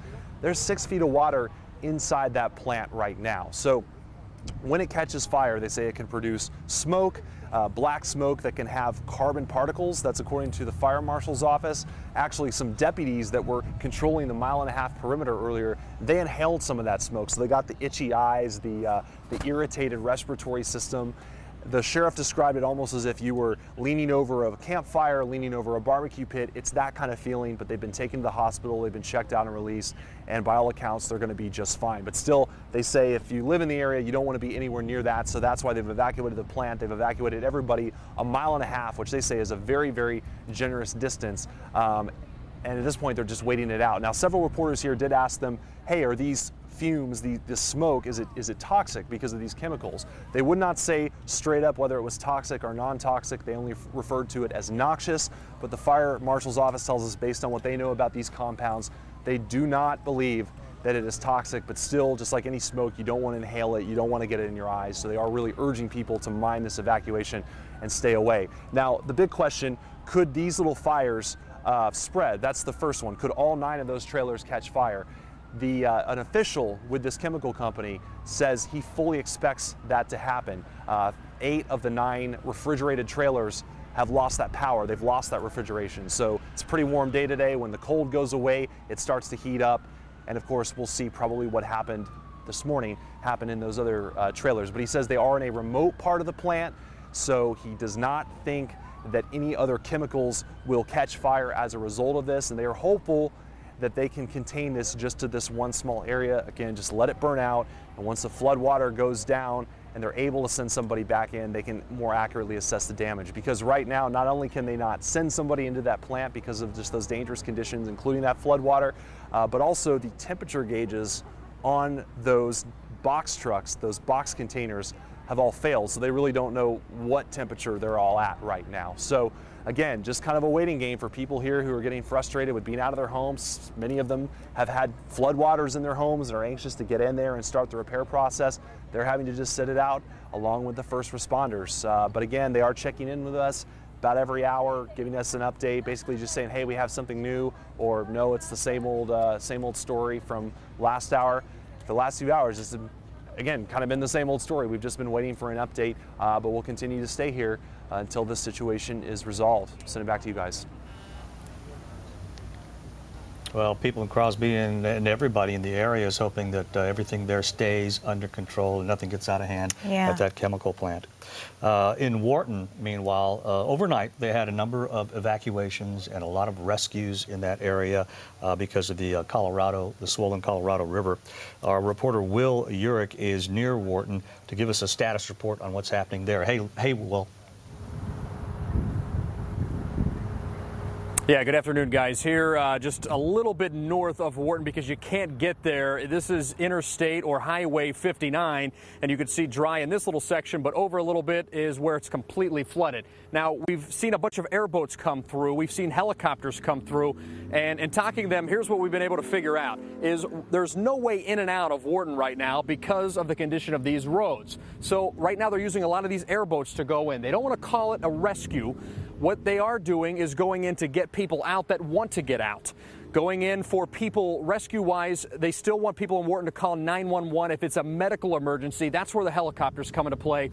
They're going to go for medical emergencies. These airboats are going in, or the other type of boats following the airboats will be going in to get people out that want to get out. We've also seen these giant Army vehicles loaded down with supplies like bottled water, with food, with people going in to help aid, give support to those that are trapped right now inside of Wharton. Now, this is an idea of 59. You could see with the water levels where they are. This, to give you some perspective, is south. So that would be normally headed down into Wharton. What we're standing on north, headed toward Houston. Wharton, if you're not familiar, about 60 miles southwest of Houston. We've been told the good news is that the water level's not rising. They're pretty much holding right now where they are. The bad news is the National Weather Service expects the levels to pretty much stay where they are for the next few days. So it'll be a little bit before they can get, as you can see, this much water cleared out and the people of Wharton back able to rejoin society, or those from society back into Wharton. So that's the situation they're dealing with down here on the southwestern side of Houston, guys. All right, thank you so much, Will Urich.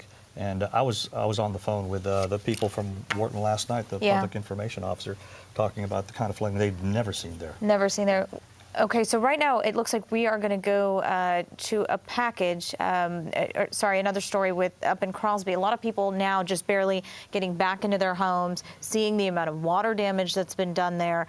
Crosby was heavily flooded. A lot of people were evacuated from there. So one of our, Chris Van Cleve, CBS reporter, was up there touring those homes with homeowners. Hopefully, do we have that right now? Not yet. Okay. So we're waiting on that. In the meantime, let's give you some of the headlines that we've been working on and seeing the last couple hours now. We're just about 30 minutes away from an update on damage assessment in Harris County. We have the mayor, the police chief, fire chief. They are prepared to hold a press conference sometime around 2 o'clock. So we're going to listen in on that. Yeah, and also we understand at the White House there's going to be a briefing, and we don't really know what the briefing's going to be about. It might be about Harvey. It might not be. Day of prayer. Governor Abbott issues a proclamation announcing September 3rd as a day of prayer for Texans recovering from Harvey. And medical facilities reopened in Fort Bend County. The Oak Bend Medical Center now operating on a limited service there. And let's go back to Crosby. That's where Chris Van Cleve was looking at some of those water-damaged homes. Jose and Maribel Garcia have taken the trip down Apache Lane to their home every day for the past 19 years. But this time, it's in their neighbor's boat. Is this your house? Yeah, over here. It's the first time back since Hurricane Harvey hit, but they couldn't get in because they lost the key to the house. The Garcias didn't have high water gear, so we waded through chest-deep water to help get through their back window. Inside, it's worse than they feared. What's going through your mind when you walked in here?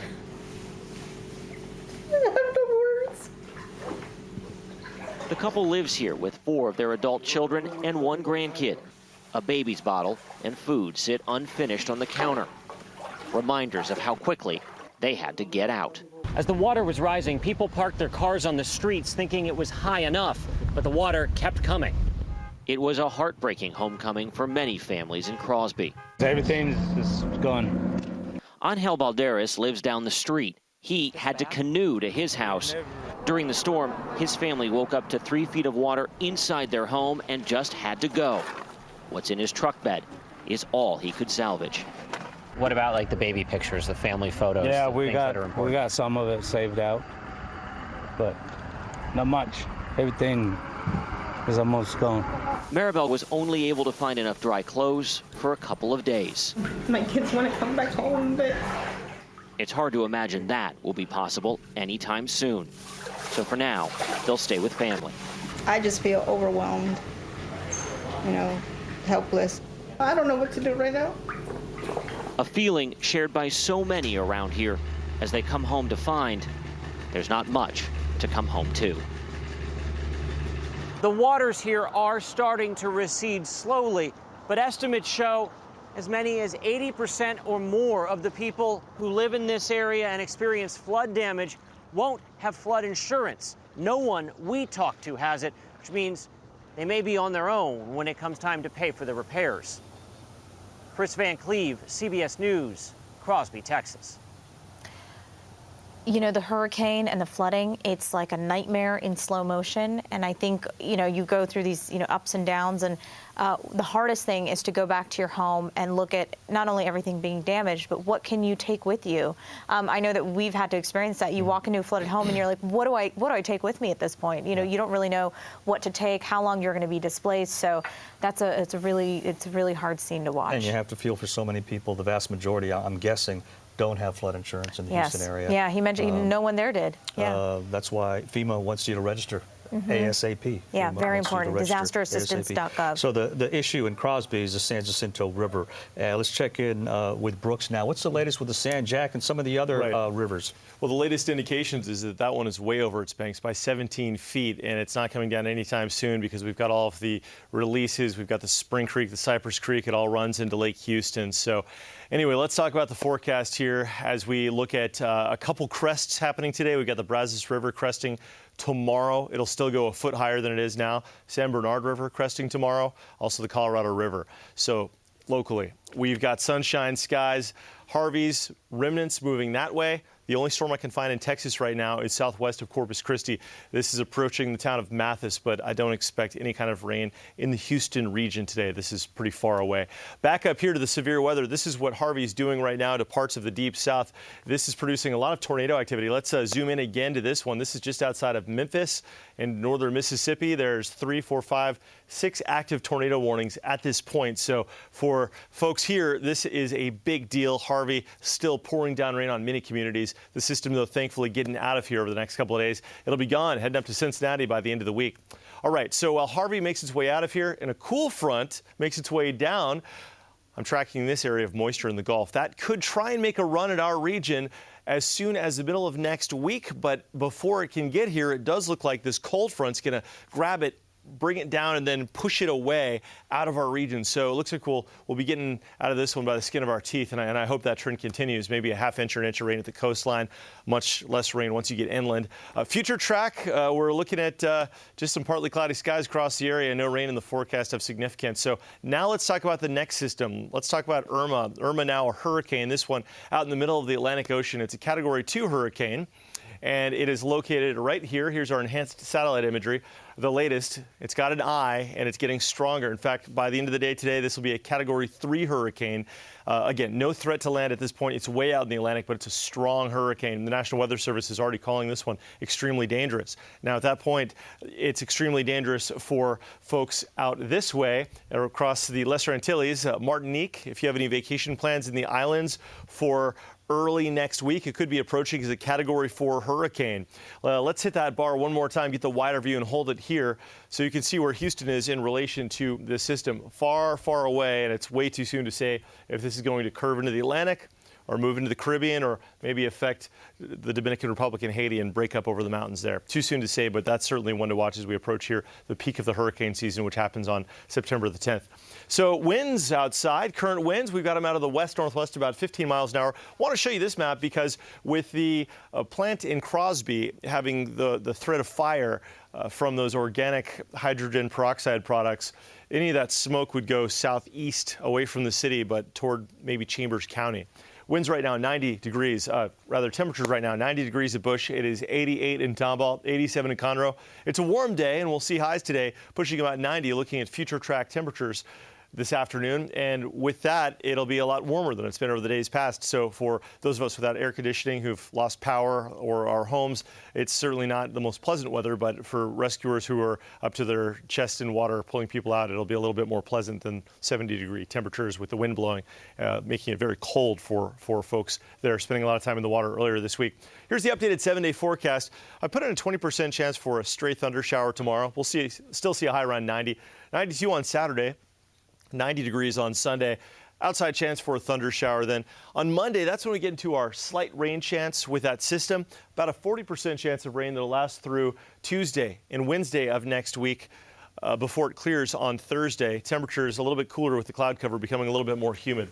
So the bottom line is that we don't have any major rain systems ahead. That's good. We're also going to enjoy some bright sunshine peeking through the clouds, and all eyes on Irma for impacts potentially early next week in the islands for anybody with vacation plans or friends and family out that way. After that, we'll see if it moves into the Caribbean or curves off into the open Atlantic Ocean, guys. Nowhere near us, though. No, yeah, so stay far, far away. So far. We'll track that carefully. All right. In anticipation of this storm, and also, when we had a lot of flooding, there were several hospital evacuations. Daniel Nottingham has more on that. I'm Danielle Nottingham at Baptist Beaumont Hospital in Beaumont, Texas, where evacuations are underway. The city announced it has no water supply. So the hospital identified 193 patients who need to be evacuated, transferred, or discharged from the hospital, and they're doing it any way they can. Some patients are being airlifted. Others are being taken away in buses and ambulances. The hospital says it does have water on site, but without knowing when the water will be turned back on, they're concerned about the safety of their patients. I'm Danielle Nottingham in Beaumont, Texas. All right, thank you so much, Danielle. Now we've got some tweets we'd like to show you from people in the area. Yeah, crews out in the field. Crews out in the field. This one's from the HPOU. Packed feeding officers from across the state, volunteers walking in off the streets to help our community is amazing. Hashtag Houston Strong, our police officers there. And this is from Beyonce Legion. Beyonce's Be Good teamed up with Bread of Life and GHCF to help the Hurricane Harvey victims and those in need. And so you can donate that, a web address there, but Beyonce definitely stepping up to help her hometown. The mayor, Sylvester Turner, no city curfew citations or arrests for a second night in a row. Thank you, Houston, for your understanding and cooperation. Hashtag Harvey. Yeah, to prevent those incidents of looting. In the meantime, we've seen this before. J.J. Watt, $10 million. I believe he's raised even more now. He's saying this is absolutely incredible. The most difficult times bring out the best in humanity. They sure do, and he's certainly spearheading that effort. Mattress Mac. How about Mattress Mac Day? Petition calls for Mattress Mac Day in Houston. This man is the definition of hashtag Houston Strong. There you go. Absolutely. A lot of people want him to have his own day. And hey, this is from reporter Matt Doherty. He found a sea turtle in a neighborhood on a Houston street about 60 miles from the coast. It was taken to the Houston Zoo, and they are appropriately enough going to call that sea turtle Harvey. Incredible. Harvey's going to be happy at the zoo. He just wanted to see he wanted to get in the middle of the action. Made his way in. Safer in the zoo than on the streets of Houston in those flooded waters. Yeah. No doubt. Kevin Reese, one of our reporters, Bear Creek Village, Houston devastation. This extends for miles. Look at that car and house underwater there in the Bear Creek area. Yeah, that is very sad. You can see it's almost up to the stop sign there. That car is almost completely engulfed in water. Very sad. All right. We're going to look at some aerials right now. I believe we're going to take some aerials right now from Dallas, in the Dallas area, talking about the long lines for gas there. People lining up to, so we've got some trucks coming in. That's good. You know, we've been told from the Railroad Commissioner, Texas Railroad Commission, that there has, of course, been a demand for gasoline. You see those long lines there, but there is no such thing as we're going to run out of gas. There are no gas shortages right now. So it's just, you know, if you've got gas, you're fine. You know, sit tight. If you need gas, go to the station. I know that we were hoping to get a little bit more information about this. We're trying to get the exact details. So maybe this was a rumor of a shortage. This was probably a rumor of a shortage, but we've been assured by officials that there is not a shortage. This is a live pic right here, so excuse us for the signals kind of going in and out. Well, I talked to Railroad Commissioner Ryan Sitton before the storm hit last week, and he said, yes, you know, obviously a lot of petrochemical plants were shut down for the storm, but he said that it would be readily, gas would be easy to find all over the state of Texas. Yeah, he said the reason there are gas shortages is because there are people who think there are gas shortages, and that makes them run to these gas stations to fill up. But really, you shouldn't go on the rumors. Make sure you know the facts, and so you're not standing in these long lines. And there was rumors of how much they were charging for gas up in Dallas, too. Yes, they thought there would be issues of price gouging as well, but it looks like that is not the case. But we do still see long lines, my goodness. All right, it's 1:37 now. Thanks for staying with us in our continuous coverage. Some of the things that, if you just started joining us, some of the things you may have missed.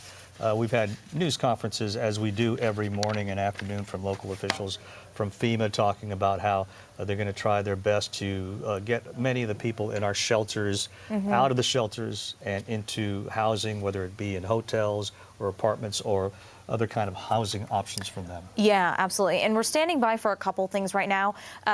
We are hoping to hear from the White House. We believe the White House press secretary is going to come out and give us an update on a couple things. Not sure if she's going to address Harvey and the damage here, but we're assuming that that might be part of her comments today. The other thing we're standing by for is to hear from the mayor, get an update on how things are doing in Houston. You know, everything from volunteers, people who have evacuated, infrastructure. These updates have come in, you know, a couple times a day, and it's been very clear and very helpful to let us know where we stand, who can go back to their neighborhoods, who still needs to leave their neighborhood. So this is all very important information. It's why we bring these news conferences to you live, so you are in the know, you know what's going on in your neighborhood.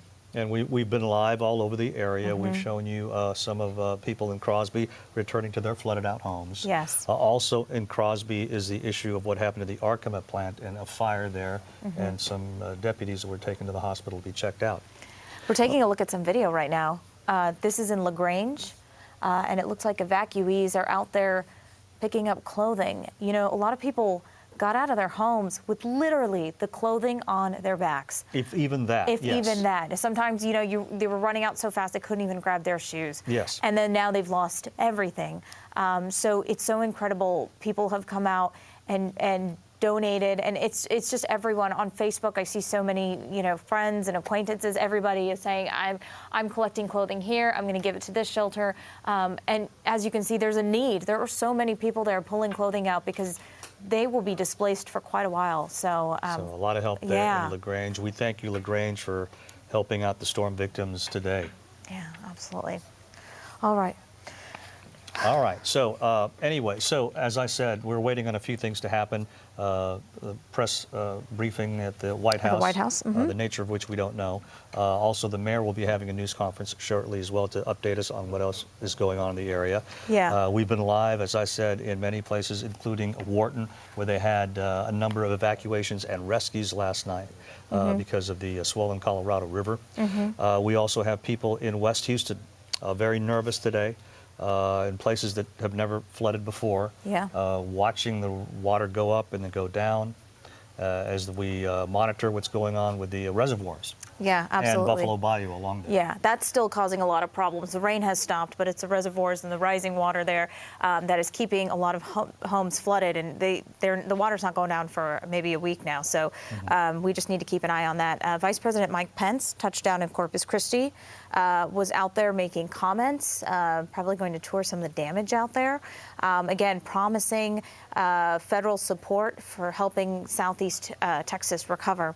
Now, we're going to go now to Sherman Chow.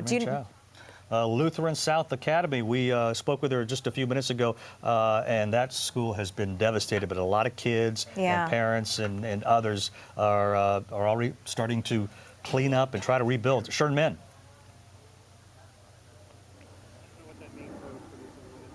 They say, please send a look live early. All right, we lost our signal with Sherman. Yeah, but when we checked in with her about an hour or two ago, I mean, it was all hands on deck, Ron. You saw all of those kids coming back to their school, Lutheran South Academy, drying desks off, putting things away, moving furniture back to where it was supposed to be before it was swept away in the floods.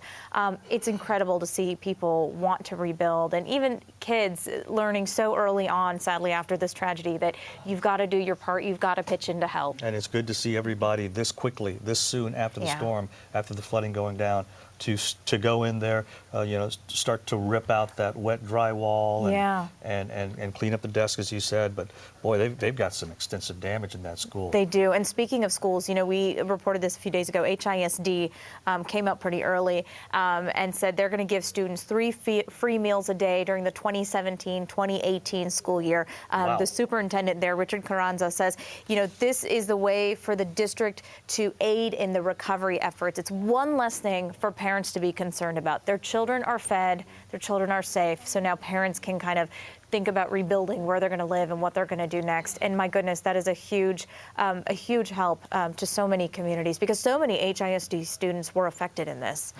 That's going to be a blessing to not have to worry about food, at least during the school year. All right, okay, let's go back to Sherman Chow, but now she's not at the school now, she's at somebody's house. Sherman. Yeah, we are here actually in the Scarsdale neighborhood, which is off of I-45 in Scarsdale, southeast Houston, and it's a mess. Photographer Frank McBride's going to pan over here a little bit and just show you what the street looks like, and it is not unique here. You go from house to house, and you will see all kinds of debris, you know, mattresses, couches, cabinets out on the sidewalk waiting to be hauled off. It is all now trash, sadly. And what people can salvage, they sack up and bag up and put it in the back of their trucks and their pickups over here. And this is one neighbor who's got a lot going on. And also you will see armies of friends and family showing up to help with what is obviously a devastating situation. We're here on Fairbury, yes, right? And this is Medei Banda. Her family lives on this street, and they too have been devastated by all of this. They got out actually Sunday morning. You were hoping to ride it out. Yeah, hoping to ride it out. We were actually heading to my uncle's house, but we were able to get refugee here at the South Luther Academy school. And when you were walking on this street with your family, how high was the water? The water was like yay high, so to me at least, you know. And it was 5 of us. It was my brother, my 2 brothers, my mom, and my dad. And I have a younger brother that's 11 years old, and so for him it was maybe like, I don't know. Even more terrifying. Yeah, shoulder length maybe, I don't know, like way higher for him. But yeah, very, very terrifying, very devastated, yeah. Sure, and so you guys were able to walk it out, yes. And all the vehicles here, the water's so strong, moving vehicles, yeah? Actually moving them, yes ma'am, yes. And you weren't alone when you guys went out and evacuated. How many other people ended up at that school with you? 150 people actually, over 150 people with pets and birds and everything that you could imagine, and babies, yes, yeah. Pregnant women, elderly people. It was very crazy. And we're just going to try to pan over here. If you see that green rooftop, that's the school, Lutheran South Academy. We were actually there a little bit earlier. The first floor took on water. Yes. And at the same time, they took in the refugees, the evacuees from this neighborhood on the second floor. Yes, ma'am, yes. So even in times of need, folks helping out. Very. And the force of the water, your vehicle here was actually all the way to the front of the garage, and it was actually straight. You know, we know how to park, so it was straight. And so the water was so strong that it actually tilted it a little bit and moved it back. So it was high tides. Yeah, very high water. Very scary business. Yes. And I know you got 2 younger brothers here. First of all, tell folks where you work. I work at Miller Intermediate. I'm a teacher aide, and so I work with the Pasadena District. Yes, ma'am. Yes. And I've been asking you if you have any inside scoop on when the school's going to start. So far, they say it's Tuesday. So far, that's what we've been getting emails back to back, and they say it's Tuesday. Alrighty. And this is your little brother, Ismael, and you are 13. And where do you go to school? Thompson Intermediate. Okay. And you want to go back to school, and I'm not going to even joke with you on how, you know, like my kid usually, right? Oh, yay, we're out of school. What's the first thing you really want to do when you get back? Well, just like check on my friends and teachers, and to see if they're fine or okay, and like if they have shelter or anything, and need anything they want. Yeah. What they may need, and you know, I mean, mostly kids usually live by text and all of that, but that's not working right now. Yeah, cause like some of my friends, like I don't think they have any like internet or power, and so I can't like reach them. Alrighty. So school may be the first time for you to see how they are really doing. And this is Dad, Jorge Banda. So Dad, a lot going on, I know, but in terms of getting your boys back into schools, how's the district keeping you connected? Yeah, they send emails every other day, and also they have an app. It's Remind is the name of the app. That's the way we are connected with them at both schools. Okay. And which 2 schools do your kids go to? Ismael is going to Thompson. The other one is Fred Roberts. Okay. Thompson and Fred Roberts. And are you happy with the app? Do you feel like it's doing a pretty good job keeping you connected? Yeah. Okay. It's good. It's good. It's working right now. So we're checking it every other day. They're sending emails and a status to see how's everybody. All righty. Thank you very much, and we appreciate you letting us visit with you. I know you got a lot to do today, so we're going to let you be, and we're going to update our viewers a little bit on what we know in terms of other school districts. HISD, of course, the 6th largest school district in the nation, I believe, certainly the largest in the state of Texas with 213,000 students. The superintendent is touring schools today to take a look at damage. At last word They too are hoping to open on Tuesday, but we should get a good update on that towards the end of this day.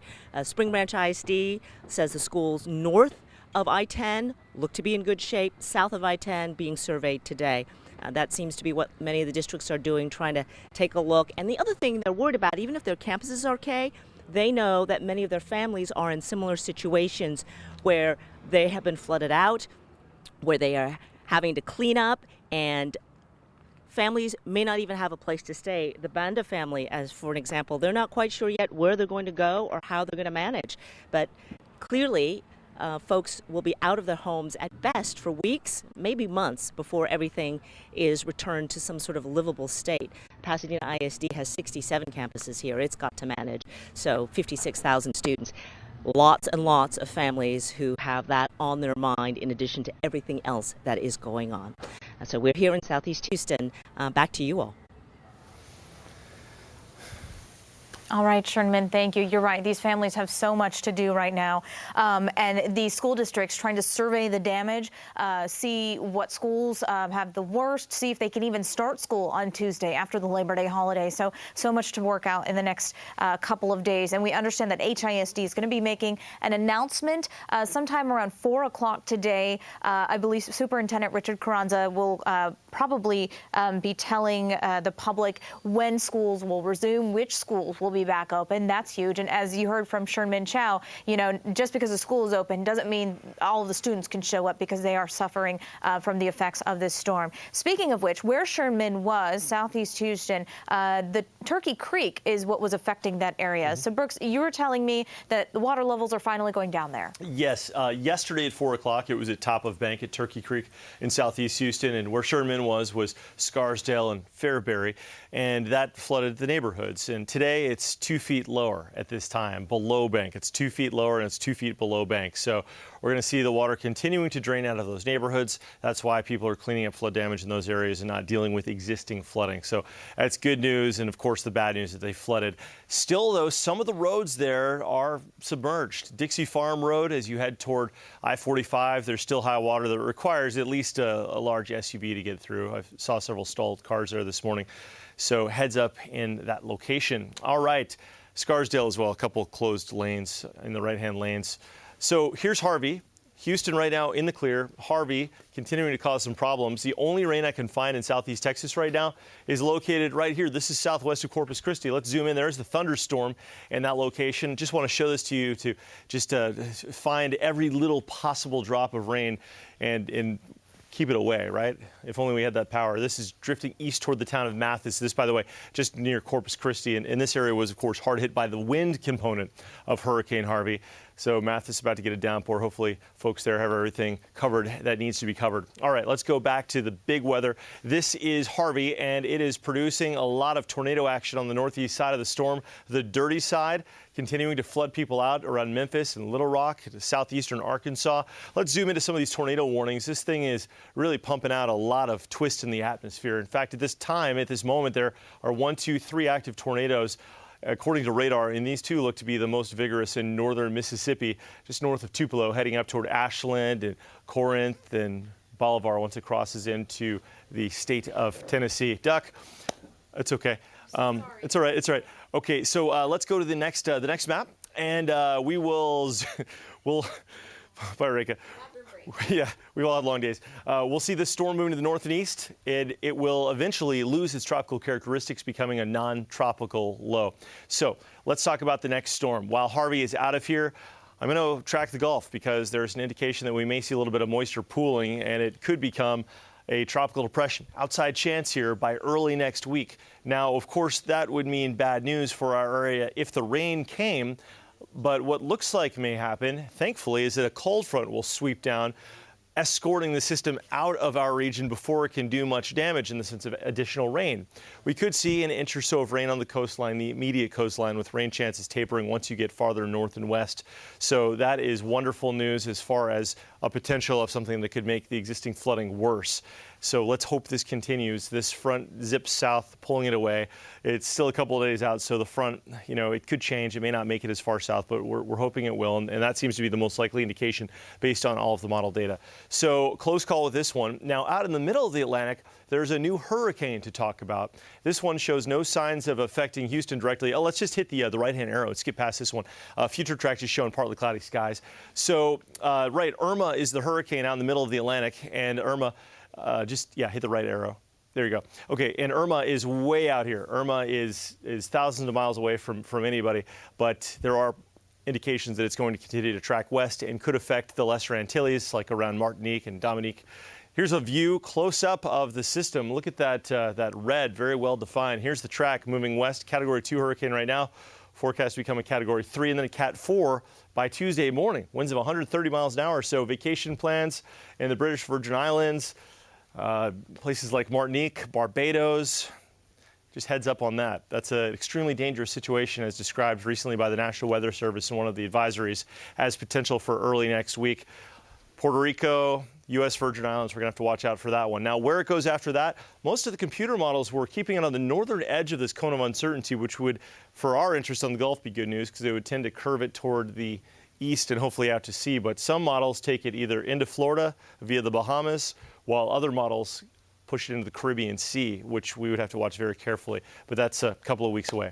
Winds right now are calming down. This is good news. Northwest winds about 10 to 15, still a little bit breezy out there, but we're not going to see those bursts of wind that can knock down trees with the water-sodden soils. It's so muddy outside that it doesn't take much wind to knock over some of those trees, especially if they already have weakened root systems, like if they're diseased trees. And of course, we've seen lots of damage from falling trees over the last couple of weeks. So northwest winds about 10 to 15 miles an hour right now. Temperatures across the region are comfortable, if not edging toward a little bit warm. Now, if you're not from Houston, maybe you're watching our stream and you think 90 degrees is cool, as described, as we're describing, you think that sounds kind of funny. Well, we were pushing 100 just about every day before Harvey came, and the humidity was just suffocating. What Harvey did do is pull in much drier air and relatively cooler air. And for rescuers who are literally neck deep in the water at times today, 90 degrees feels a lot better than the low 70s with the wind that we had as Harvey was pushing through, sending a lot of people into the shivers. Well, we'll see high temperatures today around 90 degrees, maybe 91 this afternoon in the woodlands. If you don't have air conditioning, however, if you're a storm victim, it is obviously not ideal to be looking at temperatures pushing 90 because that's pretty hot, obviously.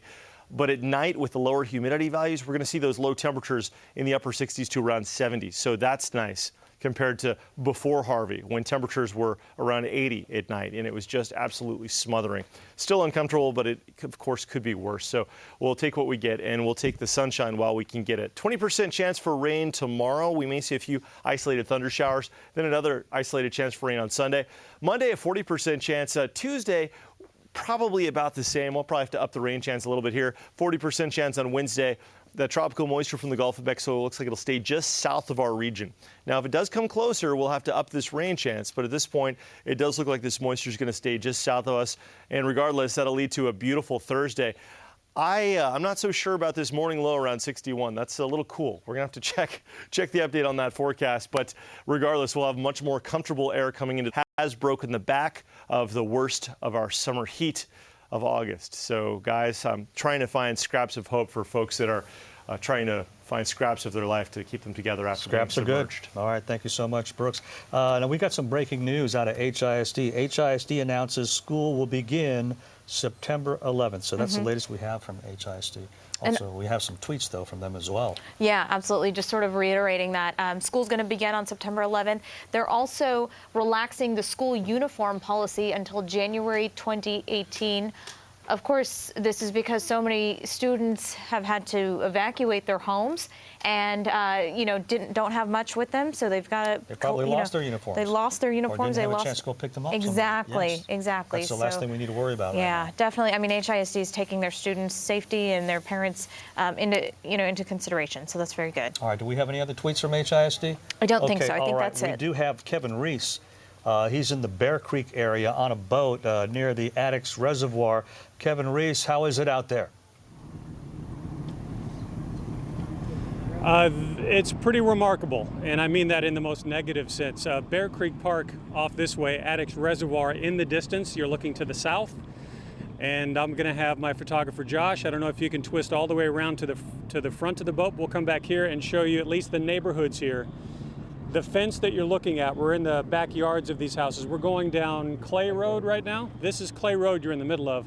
This is an 8-foot fence, the one that you just see sticking up here. And we're going to drive into this neighborhood while we're talking to you and show you this is the deepest point here next to the Addicks Reservoir in Bear Creek Park as we come up on a La Petite Academy daycare here at the corner of Hickory Downs and Clay Road. And if you listen,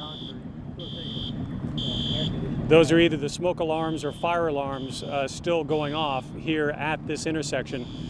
We'll take a left here at this Super K and this gas station here. Is that the plan? Red light, you can't take that? All right. And we'll show you just how deep this neighborhood is. Deputies with Harris County continue to rely on private boaters to get them into these neighborhoods. They are looking for anyone who might have been left behind, looking for anyone who might have chosen to stay behind, and also looking for the possibility of looters in these neighborhoods, something they are very, very concerned about. But right now, this is your first look inside this neighborhood on this private boat. I want to show you in just a second as we get back into the homes here. This is a playground area behind the daycare center. And again, the water here at least 7 feet deep based on the fences that we've seen so far. We're going north on Hickory Downs, leaving Clay Road. And from time to time, as we dodge branches here, we also have to dodge submerged cars, some parked on the side of the road, some parked in the middle of the road. We met one of those earlier today. As a matter of fact, you can see past that stop sign, you see the water all the way up to the top of that stop sign. There is that another car, guys? Yes. There's another vehicle just off to the right of it. So these are the things we have to look out for. We have not, in our boat tour this morning, found anyone that needed to be rescued. A lot of these houses, as you look at them, have already been marked with a C, spray-painted orange C, which says that they have been checked. If you see one that is marked with the letter H by rescuers, the H says that they are still home and they have chosen to stay in the house. I'm going to have Josh continue to give you pictures of what the neighborhood looks like, but I'm standing on the stern of the boat with Deputy Sean Brown, who has been one of the deputies who has been out here for this entire week now. And Josh, go ahead and just show scenes here if you don't mind, so people can get an idea of just how deep this water is. Actually, we've got a depth finder. How deep is it right now? I'm showing 6 feet. 6 feet here in the middle of this neighborhood street. And talking to Sean, you've been out here many, many times. Yes, sir. Have you seen this water change at all, say, in the last 24, 48 hours? I don't think it's gone down any. If it has, maybe an inch or two, but it's pretty much holding steady, stagnant water. And we've heard the same reports, but from what your command is telling you and other stuff like that, what's the indication of how long this water is going to stay up? And again, we're right next to Clay Road. We're right next to the Addicks Reservoir. Honestly, I don't know how long it's actually going to stay here. It could be weeks. It really depends on how fast the reservoir empties, but I couldn't give you a definitive answer. What are the reasons for your guys' patrols in here right now? And Josh, duck your head a little bit. We're about to hit a pine tree. Our primary concern is looking for people who need to be rescued out of the residences. Maybe they decided, okay, this is too much and I need to get out. Their cell phones may not be working if they don't have power. So we're really looking for people who need to be rescued. And at the same time, we're trying to prevent any looting from going on in here because there are not that many people. Yeah, and we've found a few guys earlier today that were at least suspicious, we'll say. And so you want to get them out of here if they can't identify that that's the house that they belong to. Yeah, we'd like to get them out of here. And, you know, at the very least, they know we're in here, opposed to having free reign and doing whatever they'd like to do. You know, if they're up to no good, they're aware we're in here. Yeah. You and I both lived in Houston a long time as we're trying to get through the branches here in the middle of the street. Anybody see a street sign as we make this left turn? We're in a cul-de-sac. We're in a cul-de-sac, folks, and you can look. There are a couple of nice white trucks that you can only see Yeah, and the water tank in the very back. We're at a cul-de-sac right in the northern, pretty much what'll be the northwest corner of Bear Creek Park and the Addicks Reservoir. There are a lot of stupid reporter questions I could ask you right now, but it's hard to think about what could be worse than this. But what's the worst you've seen? Is it this? This is pretty much as bad as it gets. I mean, the only way to be worse is if someone breaks into your house while you're out and steals the little property you have left. But this is pretty bad. And at this point, the rescues are pretty much over. You don't know if anyone is left behind, but that's what you guys seem to be concerned about the most. Yeah, I mean, we're hoping that if someone is left behind, they're able to make it to a roof, and we're steadily patrolling in here. You're okay, that John, way, where we are. as we patrol, you know, if someone needs our help, that's what we're here for.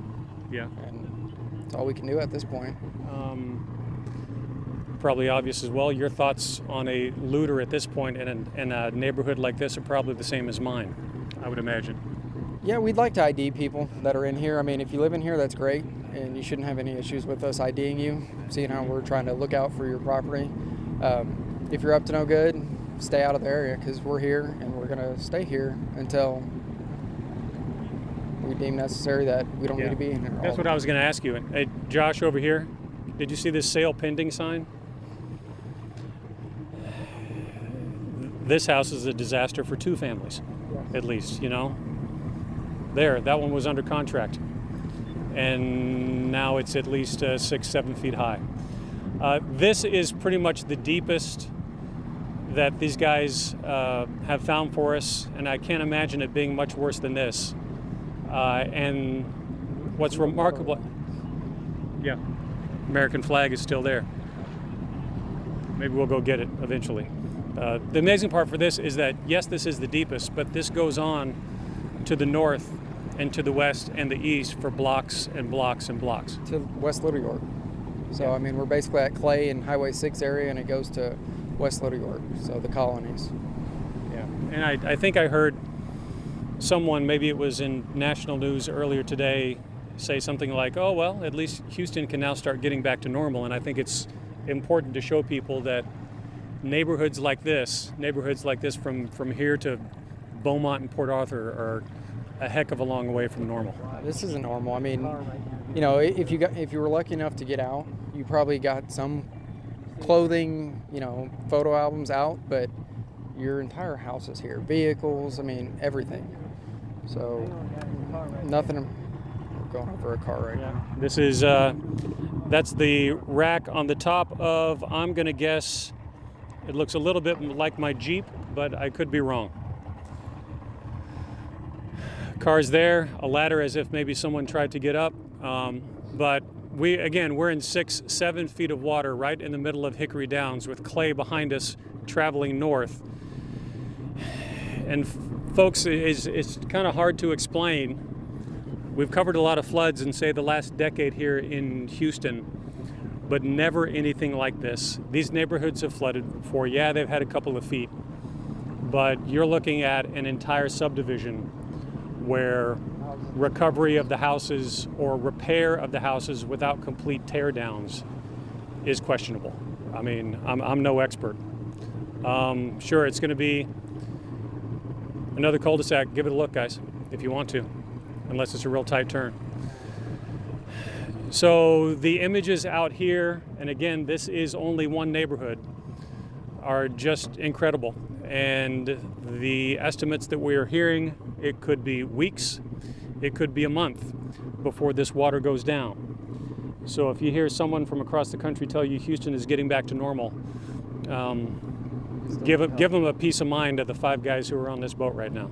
And again, props to the guys who are driving this boat. Give me first names again. Leb Kemp. Leb Kemp. And your friend who doesn't want to be on camera? Brian. And Brian, duck your head, Brian. Look out, another branch. These are guys who have donated their time, donated their gas, donated their boat to have a deputy out here in the water so that they can patrol these neighborhoods, let potential looters know that these neighborhoods are being patrolled, because it could be, like I said, weeks or a month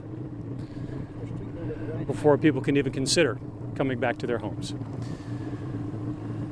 That's a look, guys. A really disgusting look. Back to you in the studio.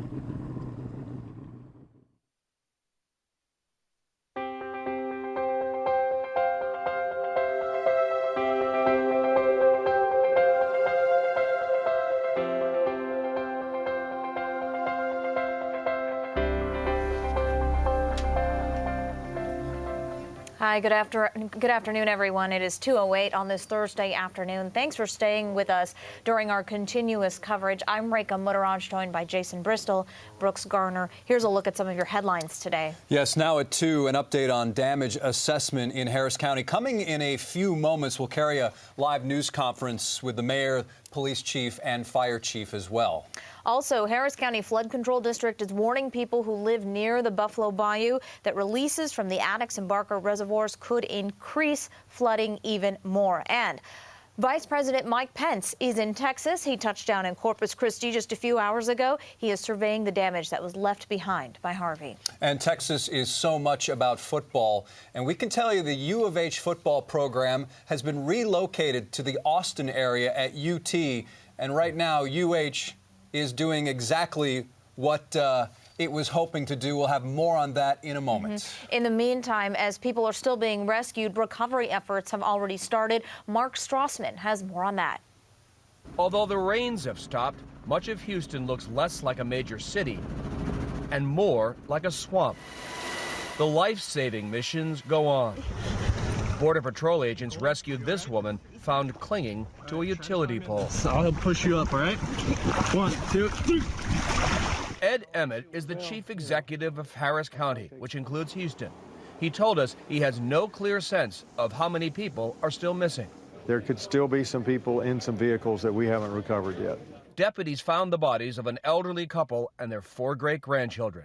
They drowned in this van trying to escape the floodwaters. It just swept the van back and it just got embanked, but it was under at least 4 feet of water, so it was invisible at the time. Harvey dumped 1 trillion gallons of rain on Harris County, enough water to go over Niagara Falls for 15 days. Roughly a third of the county, some 450 square miles, is submerged. 32,000 people have been forced into shelters. Before the storm hit, I was supposed to sign the lease for an apartment, and the storm hit, so it's like we don't have nowhere to go. Houston has opened 3 mega shelters that can house up to 20,000 people. Officials vow to keep them open as long as necessary. We need to make sure we have plans. What are we going to do about housing? What are we going to do about schools? What are we going to do about infrastructure? The recovery is not going to be weeks. It's not going to be months. It's likely to be years. As the floodwaters recede here, the overall operations have downshifted from rescue to recovery, from life-threatening to getting life back to normal. Mark Strassman, CBS News, Houston. All right, let's go live now to Washington, D.C. White House a press conference happening there. Don't know if officials will be addressing the damage done by Harvey, but let's listen in. What you will see are responsible proposals in the president's budget for reduction in some Homeland Security grants. Those grants, I was around for their creation. Those grants were never meant to be permanent. And what we need to do is reduce state and local dependency on some of that federal money, but we need to do it in a responsible way. So it's a little wonky, but you'll see not just a request for a cut in money in the budget that the president put forward, but you'll see some additional details that allow the states to responsibly develop a glide path to get off of those grants and their dependence on them over a period of 4 or 5 years or so. And so I would say understanding that's important for the American people to know that the president wasn't irresponsibly cutting any money. In fact, he was doing something that would further empower state and locals. And then I'd come back to reiterate the fact that the Disaster Relief Fund is strong. It's got plenty of money in it now, and we're going to ask for some very responsible surplus supplementals. Tom, could you talk to me about the issue of those who are displaced? Temporary housing is a big issue. What can you tell us about what's happening over at HUD, what's happening with this administration as it relates to this? It was a big issue during Katrina, and it was a major problem.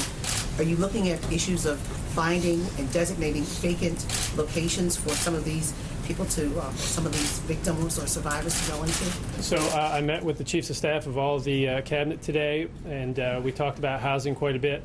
What's happening now is HUD, in cooperation with FEMA and state and local officials, are starting to get together the available housing stock, both available rental stock, manufactured housing, which often fits a need in this type of disaster, but also available housing stock for those who receive assistance under HUD programs, Section 8 in particular. So we're trying to put all those housing stock solutions and all those government programs together, think through what's available and how people might utilize that. Right now, FEMA's doing that in a planning section, but their operators are focused on saving lives. So If I could, one additional point there. This will be a housing challenge, but I don't want to concede any kind of housing lack of coordination. What we'll have to do is allow a lot of this to unfold. And so when I say 100,000, some portion of those homes were affected with 2 foot of water or less. Some were affected with 8 foot of water or more. And you'll have to look at a case-by-case basis, the people and their whether they're underwater financially and underwater actually, and we'll have to work with the mortgage lenders and others as we address those problems. During Katrina, there was a big issue of when the people received housing, temporary housing, rent prices went up dramatically. Is there any kind of safety net or safeguard that that will not happen, that the survivors will not be gouged when they go into these temporary housing situations? Yeah, you just used an important word, and I'll make a really clear point right now. The gouging will not be tolerated. Jeff Sessions and the President of the United States will not tolerate gouging. Anybody that's going to go out and try to take advantage of a disaster victim ought to expect law enforcement to come down on them with a hammer. That's not acceptable on a regular day. It's certainly not acceptable when people are suffering. What we'll do is use the latitude that we have under the law to come back to your first administrative point and provide a fair market value rental rate that's a little bit higher than 100% to accommodate the natural demand and supply tension. So that's okay. So to follow up on April's question about gouging on housing, what about gas prices? Is the administration looking at that in terms of national pricing against gouging for profit? Yeah, gouging is a problem if it exists and if it happens at all levels in every vertical market. All right, you were just listening in on a White House press conference addressing some of the issues with FEMA, recovery here in the Houston area. They were just getting to gas prices and gouging. We're going to listen in, our producers will listen in more and get some more information about how they are going to address that. In the meantime, we have a couple tweets we want to look at regarding U of H's football team. Yeah, it's all about football, yeah. right? I mean, that is Texas, and as we now get back to normalcy, it's great to see UH, its football program, certainly lending a helping hand. The UH football team was in Austin after being, I guess, evacuated, if you will, and they put a call out to 9 FBS teams in the state of Texas who are at home for the opening weekend of college football. They said, listen, we need stuff to help people here, so they are loading up their equipment trucks, bringing it back to Houston, talking non-perishable food, personal care products, cleaning supplies, paper products, baby and infant supplies, and as you can see, UT helping out, Baylor involved. So really all these FBS schools in the state of Texas coming up big as Texas Tech, as you see there, our truck is loaded with water thanks to Coca-Cola on its way to Austin. So again, Austin was the rendezvous point, if you will, because that is where UH is practicing as it gets ready for its season opener. There's Baylor, so UH football, UTSA also. So as you can see, the support widespread in the state of Texas when it comes to the college football community. And speaking of college football, Texas A&M has just tweeted out that it will be hosting. Okay, before we get to that, though, let's right now go to... I believe the Mayor Sylvester Turner is speaking right now. We're going to go to a live press conference with him. We believe... I'm sorry, it's not a press conference, but we're going to be hearing from the mayor. Let's listen in.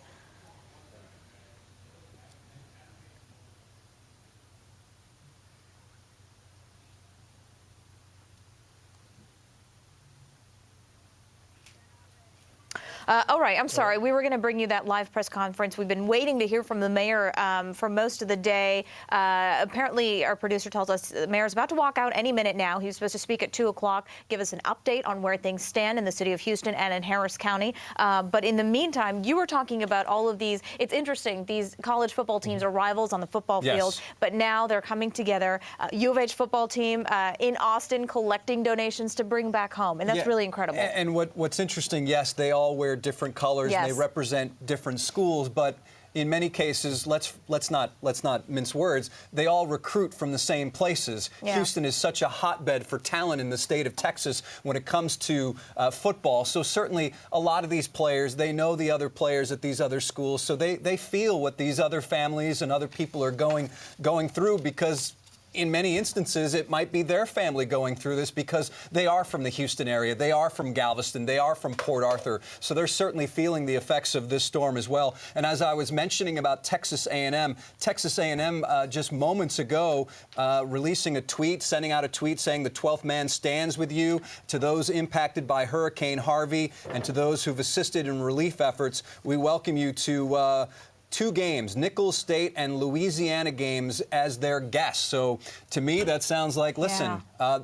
you're getting in free, which certainly is a nice gesture for so many people who have devoted so much time to help others and, of course, those who are impacted by this catastrophic event. Yeah, and speaking of which, you know, reporter Jennifer Titus has been up in the Spring area where it is finally drying out for the folks up there. And now these people are going back to their homes looking at what's left. And it looks like she's standing in a pile of things, of, you know, basically waste, things that have been destroyed. So, Jen, what are homeowners up there saying now? Yeah, absolutely, guys. 2 days ago, if you saw us, this is basically where we were at. But unfortunately, you saw us on a boat because that's the only way we could get into this neighborhood. And you can see just the piles in, it's trash now, but 3 days ago, this was the belongings in people's homes. And you can see the work that's just being done as people are coming to their homes for the very first time and taking a look at things. I'm actually going to bring Chris in over here. He is the homeowner. Chris, I mean, you knew there was water in your home, but when you walked in for the first time today? It was amazing. We walked in last night and it was just overwhelming. I didn't even know what to do or where to start. Luckily, we had a good group of people who showed up today to help, and they had the manpower and the knowledge to help us. And I know this is the darkest times for so many families here, and for you guys to let us talk to you, because we really want to show people that even though the water's gone, there's still so much devastation and so much rebuilding that has to take place here. Yes, very much so. It's been very hard. It's very hard to walk into this and to see what it's done. I'm just thankful, though, that we do have some great people that have helped us out. So we've had very, very good people come to our aid, and it's been a big blessing for us. Yes, my work actually, the owners came today and had a crew of 12 men from my work where I work, and it was so awesome. They came in, and you'll see in a few moments. They were such a blessing. They cleared out pretty much the whole house, but this morning when we walked in, it was just terrible. It was just terrible. So, and we'll walk, Chris. We'll follow you guys in as you let us see what the home looks like again, because there is still such a long way to go, even though the water is no longer here. And of course, the cars are gone.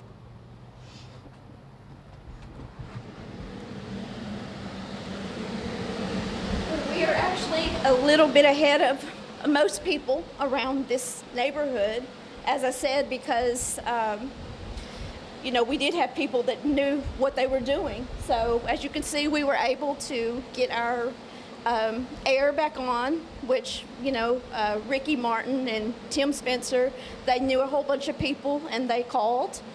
So we were able to put it, you know, get it to where it's cool enough to where we can work some more in here. So and dry everything out. And so basically, what are we standing on? What room was this? This was our dining room. This was our dining room. Yeah, everything that was down here, it was a total loss. So, yeah. And these fans are actually drying out. The water came up to here. So, yeah, pretty much everything downstairs, a total loss. And you said thanks to your boss and 12 men that came, and that's why we see a lot of stuff has actually already been pulled up and taken out to the curb. Right. But still to stand in here. When did you guys evacuate? We actually evacuated. So when the rain hit us day before yesterday, we watched the water come up, and we didn't think it was going to hit our house, and I kind of prepared for it. I really didn't think it was going to come this high, and we ended up on the roof, grabbed our neighbor, and the military came in with, I guess, the state police, and we jumped in a big military vehicle, and they shipped us out of here and took us to one of the evacuation centers at first. So you guys went to a shelter then? We did. We stayed at a shelter off of Lone Star College. Lone Star College.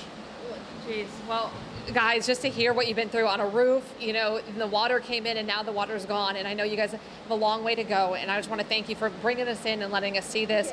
For now, we'll let you guys go on with the cleanup process. And unfortunately, guys, this is the reality. This is the reality for so many people, and so many people that still have a long way to go. Even though that water is now gone, there's still the rebuilding process that so many of them are going through. Back to you guys.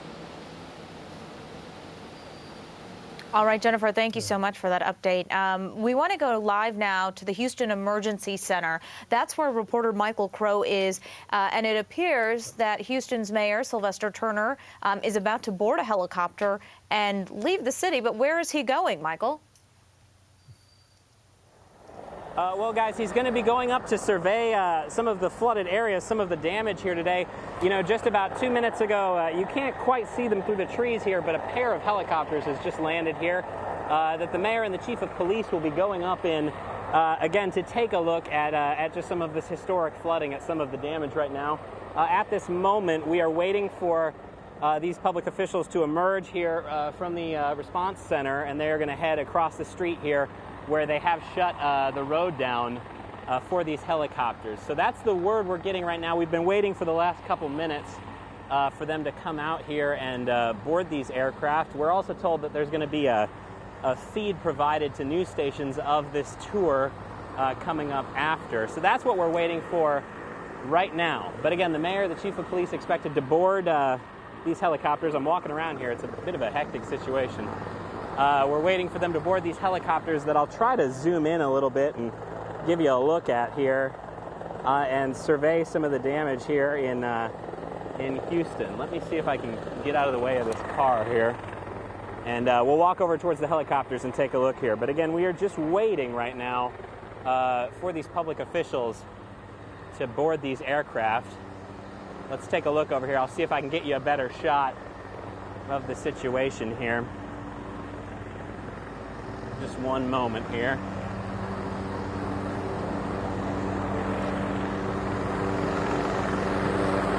And these gentlemen in the uniforms, if you can still hear me here, these gentlemen in the uniforms have just got off of that aircraft. I think they'll be escorting the mayor and the chief of police on board.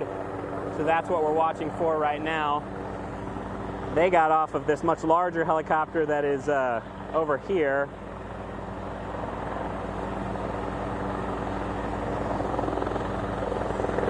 Head out here. Are they in that SUV? No, okay. Are you walking out to the aircraft? Yeah. Okay, watch your head. So we're still waiting for them, guys. I'm going to see if I can turn this mic down a little bit so you can hear me a little better. How you doing, gentlemen? Good, thank you. So right now we are just waiting, guys. We are waiting for the mayor and the chief of police to emerge here and go take a look at some of the damage here caused from Harvey. I'm not sure what the holdup is here. We're told they're not expected to make any comments. Bear with me 1 second. We're going to head out front here. Just one moment here. If I step outside here, will I be able to get back into my car? Is that okay? Good, hopefully. We're going to go right out here and take a look.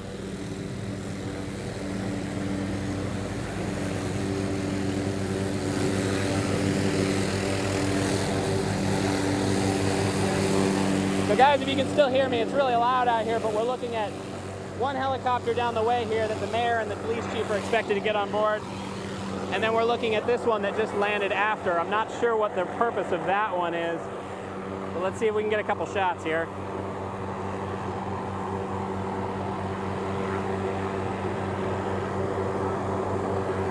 Pardon the shaky camera work there.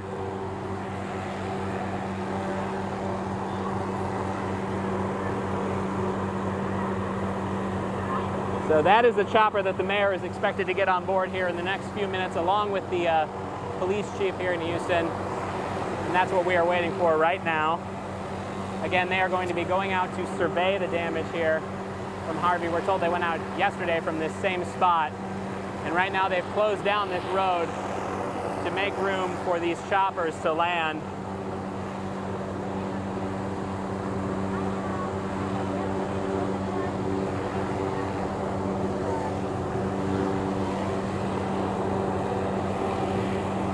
All right. Guys, if you're talking to me in my ear, it's so loud here, I can't quite hear you. I'm sorry.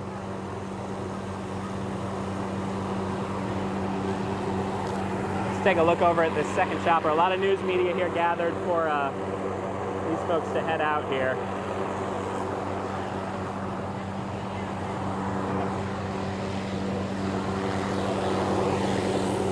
We're going to just turn this back around and point over here while we wait for these public officials to join us here.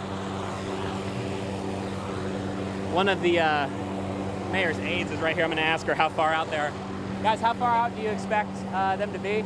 Shortly. Shortly? Okay, thank you.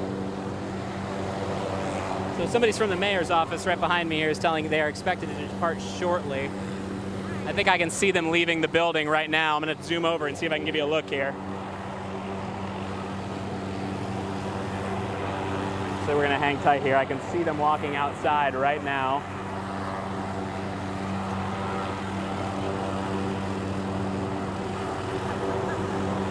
Yeah, right through that gate there. It's tough to see from right here, and they're going to be coming this way, so I don't want to move, but we're seeing the mayor and police chief walking out right now. Let's take a look over. Where they are going to link up with these gentlemen that just got off the helicopter and then head out for a tour of the damage right now.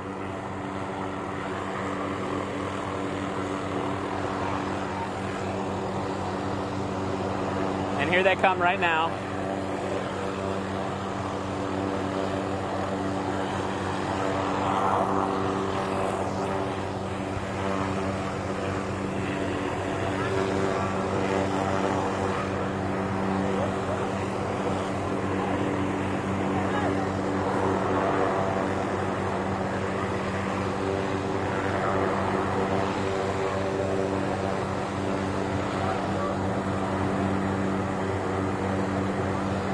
Guys, just hang with us here for a minute if you're still with us. We're watching these public officials get ready to board this chopper for a tour of the damage right now. I'm going to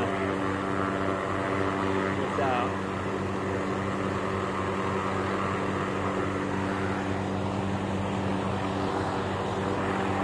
All right, and here they come.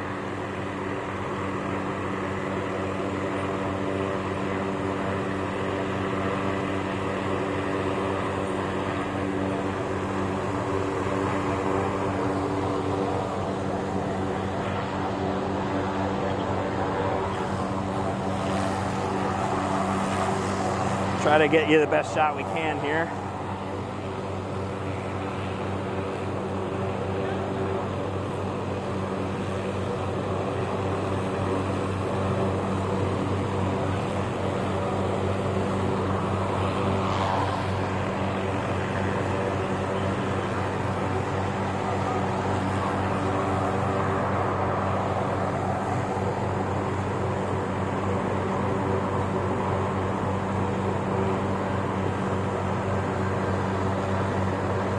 And you are seeing some press going up with them.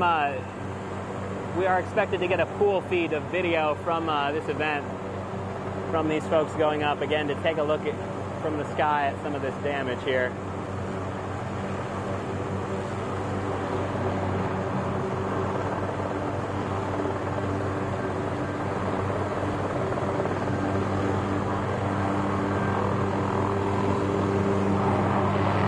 And the aircraft behind us just took off, actually. Ooh. Buffeting us around a little bit here as that one gets off ahead of the chopper that will be carrying these folks.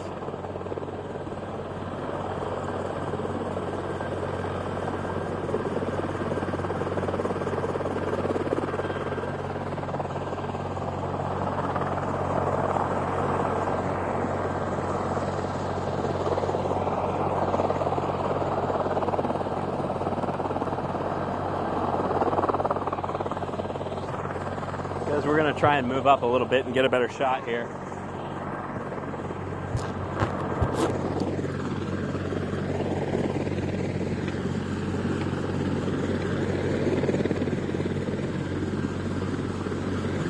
Here we go.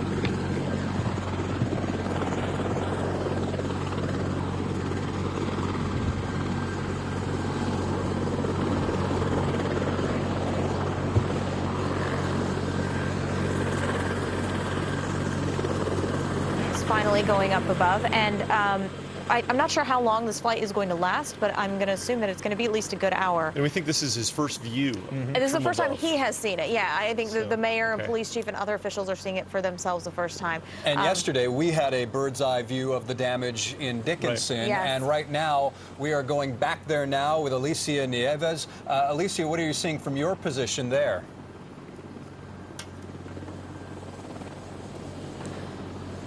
Hey guys, good afternoon. So we've been driving around in Dickinson for about half an hour, and this is what we're seeing. A bunch of stuff, anything that these folks can take out of their homes today, they're putting it here curbside. Right now we are on the corner of Yupon and Pine Grove in Dickinson, and this homeowner, she says it's a total loss. Everything is out here on the side of the road, but she has a core group, a nice core group of friends helping her clean everything out. So we're gonna walk on up here. This is Darlene. Darlene, thank you so much for welcoming us in your home today. Tell us a little bit about what you've experienced since the flood started. Since the flood started, well, about 2 o'clock, the night it started, I don't even know what that date is, the 27th, we were checking the water. It was at the end of the driveway. At 3 o'clock in the morning, this one right here, my son Logan, came into the room and said, "Mom, water's coming in the house." I watched it come in the house. The carpet started getting a little wet, and within a matter of minutes, it was inches deep. Within a matter of another 15 minutes, it was 2 feet deep. And, you know, at that point, it was just streaming in the house, and we had to get it out. We had to get out of the house. And before we go inside, Darlene, I wanted to show folks, you found a piece of a deck, right, in your front yard, and that's not your deck, is that correct? That is not my deck. Where did it come from? That house over there. On the caddy corner, so the house across over there. When did you find this deck? Because you came back yesterday to come try and clean it. I had heard about it already. Somebody's like, "Oh, you got a new deck." And it's not your deck, it's a piece of someone else's. It's someone else's. I wanted to also mention, we were talking a little bit earlier, you said when you had to get out of the house, you were carrying children, like giving them piggyback rides and giving them a piggyback ride across the street to your neighbors. Tell me about that, darling. So once I got over to the neighbor's house with my family and was safe, I started wondering about my neighbor over here, Dave, because they have small children. I called him on the phone, and he just happened to answer the phone back, and I said, "Hey, you need some help? I know you got the babies there." And he said, "Yes, we're putting them up in the attic." And I said, "No, we're dry over at Connie and Janice's. Let's come get the kids." So we waded back in chest deep water, grabbed the kids out of the attic. There were 5. Put them on our piggybacks, and we just went back. It was myself, Christopher Allen, Tracy down the road. I mean, we just got the kids. I mean, that's what we had to do. You said 40 people at one point were inside that home, not including children. Including children. Including children. Yes, there was 40 people. Yeah, there was probably 15 or 15 children, small children, babies. From that house over there, there were 4 children. From the house next to it, there were 3 children. There were 5 children from here. And then people just, because it was dry, strangers just started coming into their home. And we were just sitting on the floors, and you know, at some point we knew that those babies needed to be fed, so I had food in the refrigerator before I came home, and everything that was up high, I put in a floaty tote, a tote, and floated food over there so that we'd had plenty of food to feed all those children. So now you're back here day 2 working to see what you can get out of your house. Would you mind if we took a look inside and see what you're dealing with here? Sure. Okay. We're going through the garage, and you were talking to me earlier as well. You made a marking here on the garage wall of how deep the water got, 30 inches. 30 inches, yes ma'am, here in the garage. Of course, the foundation's up a little bit higher here in the house. So that's what I got here in the garage. What amazes me is the mold that's growing in a matter of days. It's all over the walls. And how about inside, Darlene? It's bad inside. So it's pretty bad. You're having to bring out, I saw a mattress, your appliances, and you have, I also wanted to point out, we can't forget the people who are here helping you. Oh, absolutely not. We got Christopher Robinson, Master Mott, These are all my karate family. Because your son is in karate and these are his coaches. Correct. His senseis, his coaches, his trainers. Tell us about how they have been helping you since your home was flooded. They called me yesterday and they said, "Can you get in?" I said, "Yes, I can." And they said, "I'll be there tomorrow." And they showed up and they've busted their butts, taking out furniture. The house was full of furniture. I have furniture on the side there, furniture over here. So they've just been taking everything out. The refrigerator's next, yeah. It looks like. Yeah, the refrigerator's ready to go. Would you mind if I spoke with one of the coaches about how they're helping out? Donne, can you tell us about how you guys have been helping out? Because you say you have been helping all of your karate students.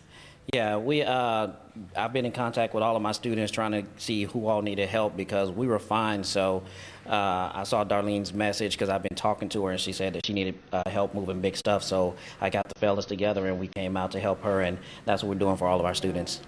Wow, and you said you also have a GoFundMe that's going to be helping out with these relief efforts as well. Is that correct, Donne? Yes, we have a GoFundMe for Pet Waste TKO.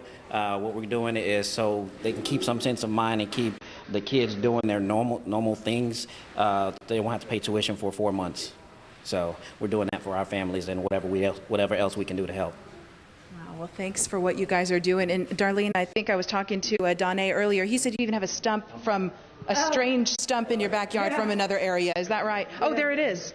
It's right here. We're going to walk outside if that's okay, so photographer Marcus Floyd can see. This is a roaming stump that you have. Where did it come from? I have no idea. It just ended up in your yard? Yes, ended up here. I imagine it came around the front fence because it was the only, we've opened these gates to move stuff, but there's some fence missing up there, so I imagine it came around that.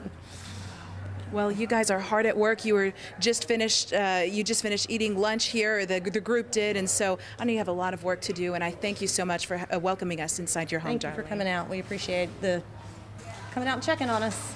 Well, we appreciate you guys. All right, thank you so much for having us. And for now, in Dickinson, I'm Alicia Nieves, and I'll send it back to you. All right, thank you so much. And as you can see in the right-hand portion of your screen, that is that chopper leaving with Art Acevedo and Mayor Sylvester Turner to survey the damage in and around Houston. The City of Houston chopper.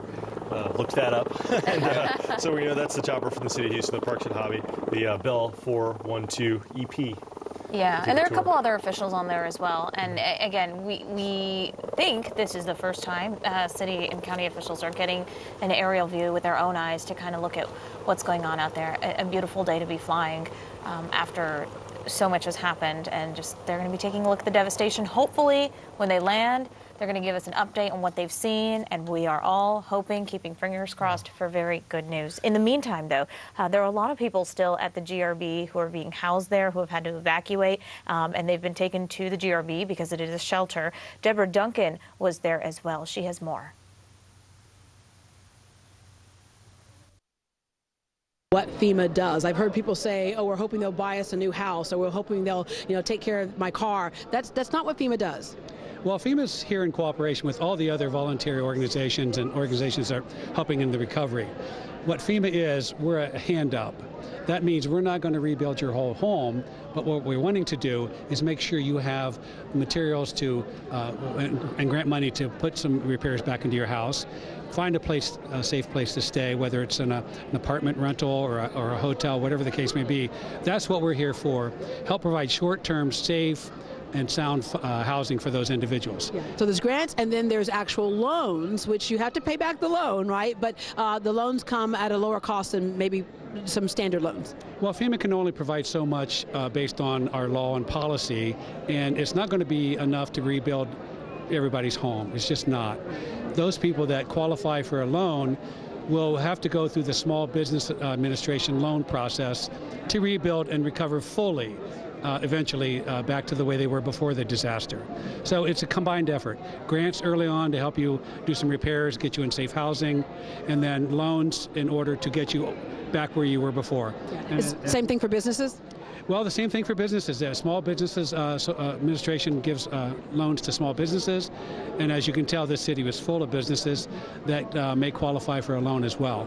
What's been the biggest misconception with folks coming up to your booth? Well, I think people are rightly concerned about where they're going to stay after they move from this shelter or any other shelter, and we are too. You know, the shelters aren't going to last forever. People need to get back into a housing situation which is comfortable for them and their family and their children, and that's what they're wanting to know. When can I get into a hotel? When can I get into housing? Where's my grant money? And those are the kind of questions we're seeing right now. However, not everybody that has talked to us has registered yet with FEMA. So even though you've called the Red Cross or the city or whoever, you're not able to get any resources until you call that 1-800-621-3362 phone number or go on disasterassistance.gov to register. All right. Thank you very much, Leo. Is that good? That's good. Thank you very much. I appreciate your time. Get back to work.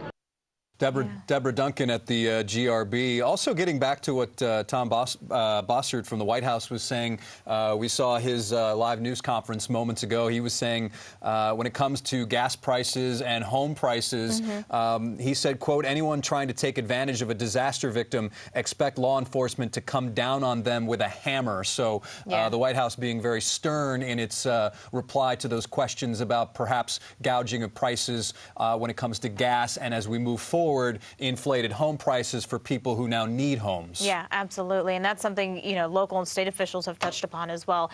In the meantime, let's take a look at the weather now. Brooks, anything we need to worry about in the immediate forecast? Nothing in the immediate forecast. In fact, I'm very optimistic for what will be a fairly beautiful weekend.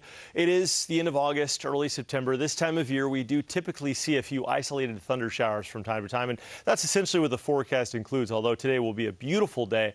Mostly sunny skies this afternoon. We're already up to around 90, which is nice for folks that are literally neck deep in some of the floodwater trying to rescue others, but not so nice if you're a flood victim without air conditioning and you happen to be out and about.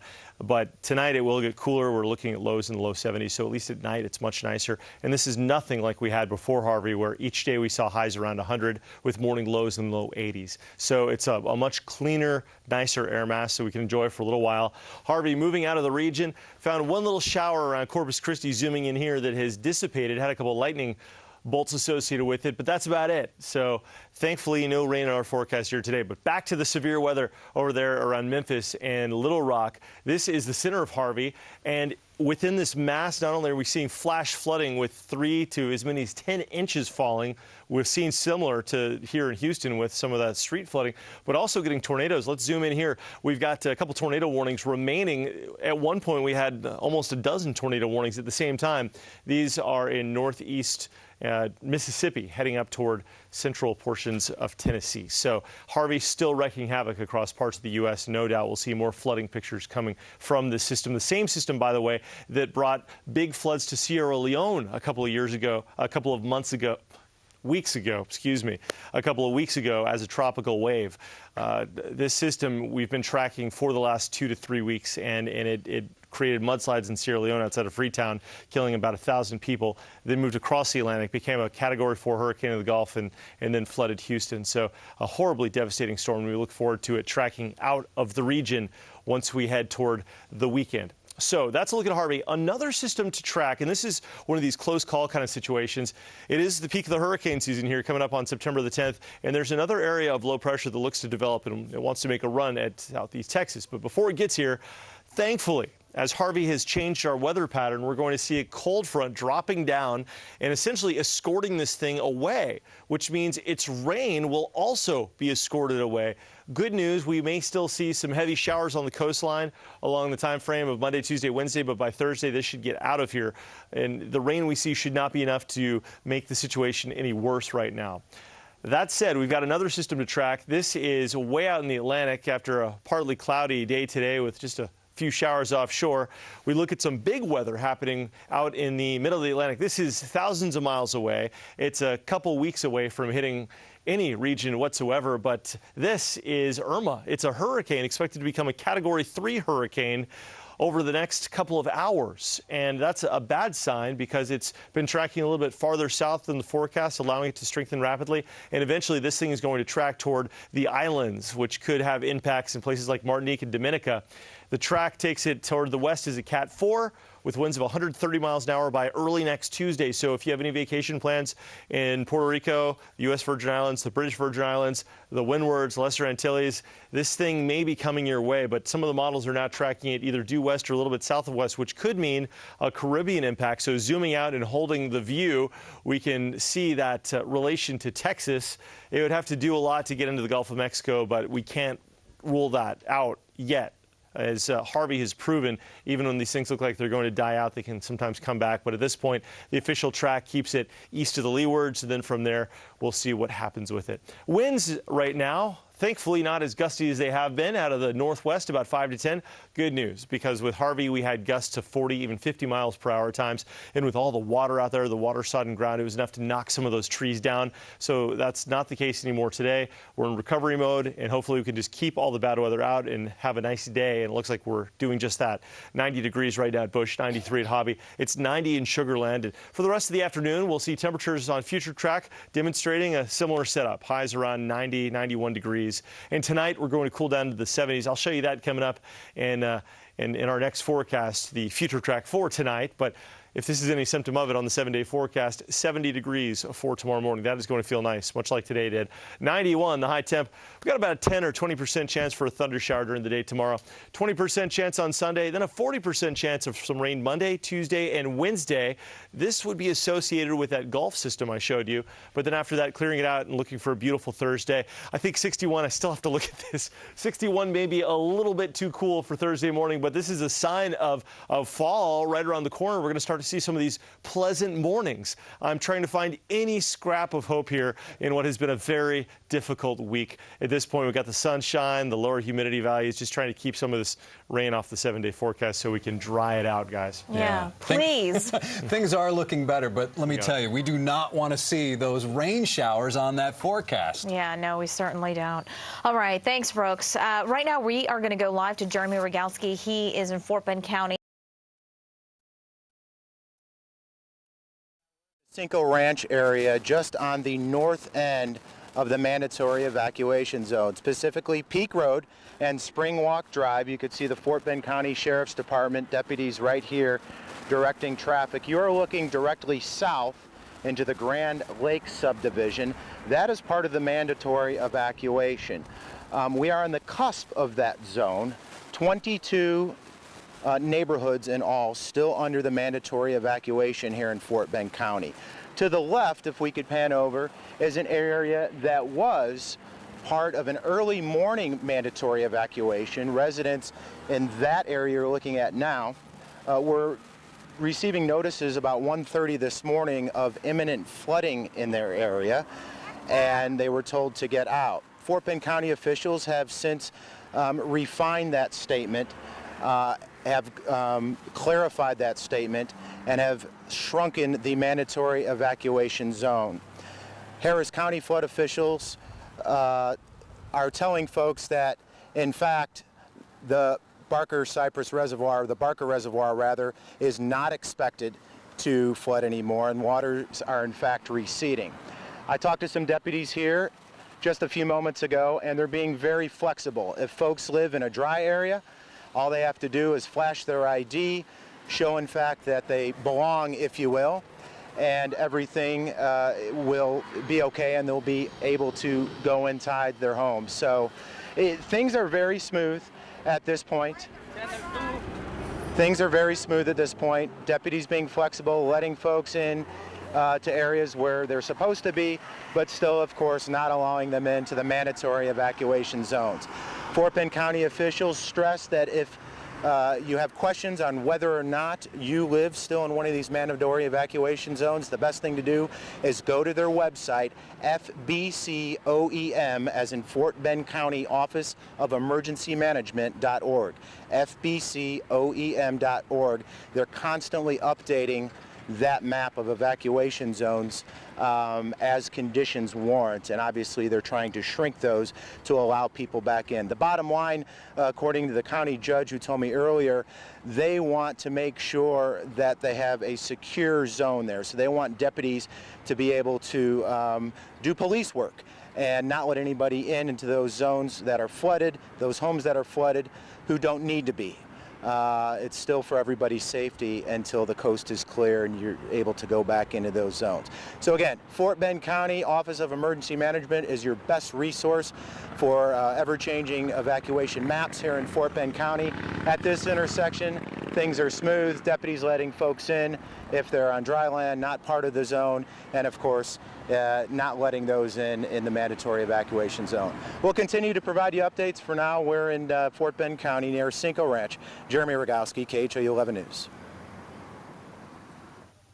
All right, Jeremy, thank you so much. In the meantime, we saw a news alert from the Associated Press saying the White House says President Trump will be pledging $1 million in his personal funds to help with Harvey relief efforts. So it's incredible. We're just getting more and more support, financial support, because there is a lot of money it's going to take to rebuild everything here. And going along with that, the latest NFL team to contribute to relief efforts. The Atlanta Falcons have said they will pledge up to $1 million. That is very similar to what the New England Patriots said. We will match a donation of up to $1 million. We've seen the Titans, the Jets, the NFL, Major League Baseball Players Association, and MLB jointly making $1 million, obviously to go along with the huge donations made by the Rockets and the Astros. Yeah. Well, Melissa Correa has been everywhere the past few days, and now she is in Kingwood with the latest from there. Well, some good news for folks here in Kingwood. This stretch of Kingwood Drive by the high school is now reopened. Yesterday, we were out here on boats. It was still underwater. The water has now receded, and as you can see, folks are now able to get out of their neighborhood. As for Kingwood High School, we were able to go on the campus right before police shut it down to incoming traffic. And as you can see in the video, there is quite a line of debris all the way up into the campus. We're hearing from some students who peeked their heads in that much of the school here at Kingwood High School was underwater, and there's quite a bit of damage inside. At this point, we're communicating with Humble ISD through social media, and on Twitter, they just told me that their teams are collecting data regarding buildings, staff, IT, and things of that nature. They will update everyone as soon as they have necessary information. Now, Kingwood ISD, several hours ago, had told folks that they were hoping to start classes next week on September 7th. And so a lot of that is likely due to the cleanup and possibly readjusting students as to where they will go. It's unclear if Kingwood High School at this point will be available to take on students when they start the year next week. But again, some good news now. And before I leave you, just take a look at the tennis courts here. Up and down that sidewalk is just a whole lot of debris. So much pushed up into the tennis courts that at some point there on that fence line, the fence gave way because there's such a huge mess out here. But we're thankful that folks in Kingwood are now back on the streets at some point, finding energy and excitement to start the recovery process. I will say before we leave you that there are some neighborhoods in the area that are still underwater. We're hoping those waters recede in the next day or so. Guys. Yeah, wow. Thanks, Melissa, for that update. You saw how high the water had gotten up in Kingwood High School. That's really sad. I think she had said, if I heard correctly, that they were planning to start school again on September 7th, yes, if that's right. Yes. Okay. And HISD had actually pushed back and said it was going to start school, like so many schools, on September 5th. And they've also pushed that date back as well because I believe so many of their students and their faculty members have been affected in so many different schools. HISD is such a large school district. So I believe they've pushed back the start of classes to Monday, September 11th. So that's something to take note. And something that came out on their Twitter feed just about an hour or two ago, talking about how they're going to relax the school uniform or the dress code a little bit, because so many of these people got out barely with, the clothing that they were wearing. Some people, had to leave in their pajamas. And so it's really, everyone seems to be making an effort to relax some of the rules, make sure people can get back on their feet before we can return to complete normalcy. So some good information there, but very sad to see Kingwood High School, so water damaged. Like many schools. And moving ahead now, Kevin Reese has been following the action, the Addicks Reservoir, and he is there now as well. Kevin, what can you tell us about what's happening right now? Well, we have been patrolling on a boat, a private boat, with the help of a Harris County deputy. They just got a call for assistance at a house here on Creekhaven Drive. We're in the Bear Creek area just north of the Addicks Reservoir. And they got a call for help for 4 adults and their animals, their dogs, who needed rescue from this address.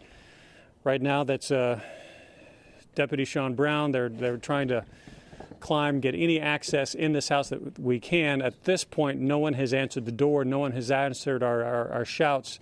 And we have our guy who is driving our boat for us has now climbed over the top of the roof and is yelling into the backyard to see if indeed anyone is home at this house. And if you see where Sean is in the water, you can tell how deep it is at this house. In other parts of this neighborhood, it's up to 7 feet deep. But what they're trying to do is that he got a radio call that there was a call for help from this very address. So we were the boat that was closest. So we, Google said it was an 11-minute walk. It took us shorter than that in a boat today, I'll just tell you that. And we came to this address, and so far we've been here about 5 minutes, and despite the radio call that we got that someone needed help from this house, Sean's actually trying to open the garage on his own now, and it looks like he might be able to. But there was a call for help. The people said it was this address, and that's what they're trying to find out. He is opening the garage for the first time. Put the boat over there to hold it. And get the boat under it? Yeah. Okay, we'll see if we can get the boat underneath that garage door to hold it up. But again, we've been here for several minutes, and despite a call for help coming from this address, no one is answering the door, so we don't know.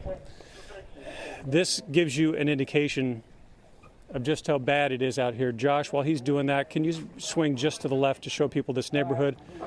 This is, it's not a cul-de-sac, but it's a left turn here. The water in some of these streets, like I said, is as high as 7 feet. And this goes on for blocks and blocks and blocks. And what they've been doing and what they're continuing to do right now is that there is at least one deputy on each of these boats. If it is a private boat like this, these men have volunteered their time, their gas, and their boat.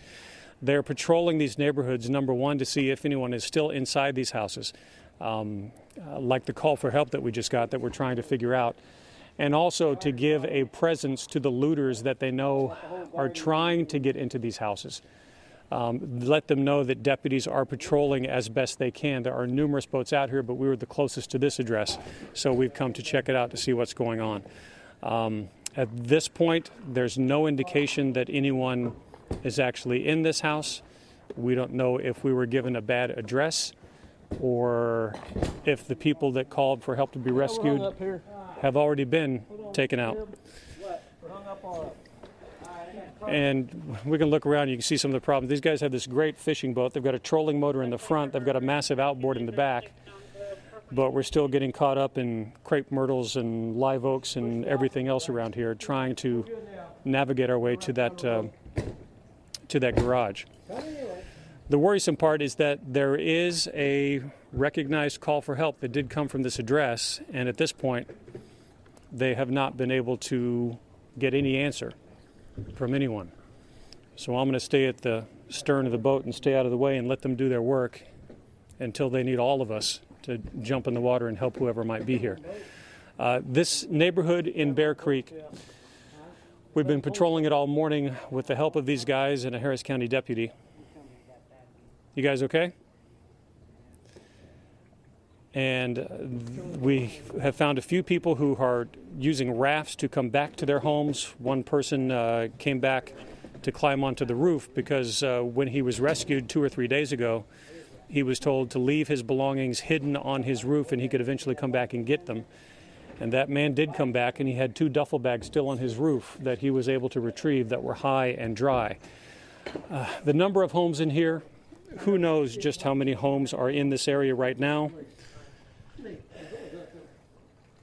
but it is in the hundreds, and we have been forewarned, and we've seen that this water is not moving today. It hasn't dropped at all, that this could be like this for a month is the estimate before this water even has a chance to drain. We will stay on this. If we are able to find someone at this address, we will let you know. We're still yelling and knocking for them, but so far nothing. But this is the mess that awaits, a mess that could last in the Addicks Reservoir, Bear Creek area for up to a month. Back to you guys.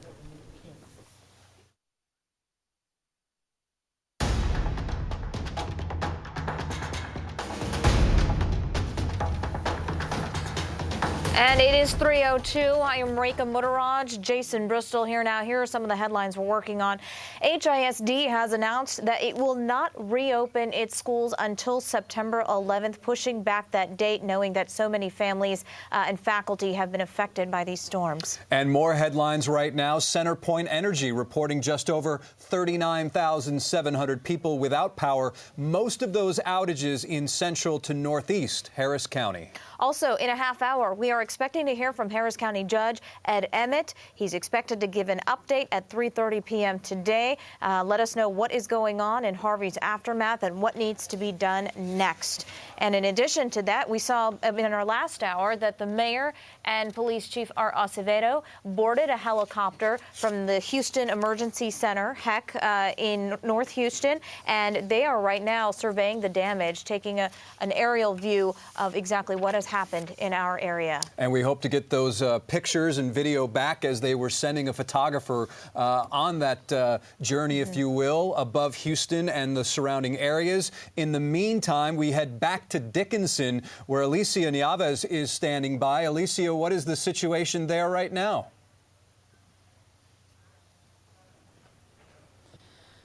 Hey, everybody. So lots of furniture we're seeing here on curbside in Dickinson. Can I show you this cul-de-sac really fast, and then we're going to head back to Courtney's house. But just so you can get an idea of what we are seeing as we drove into Dickinson, we're seeing furniture being put on the curbs.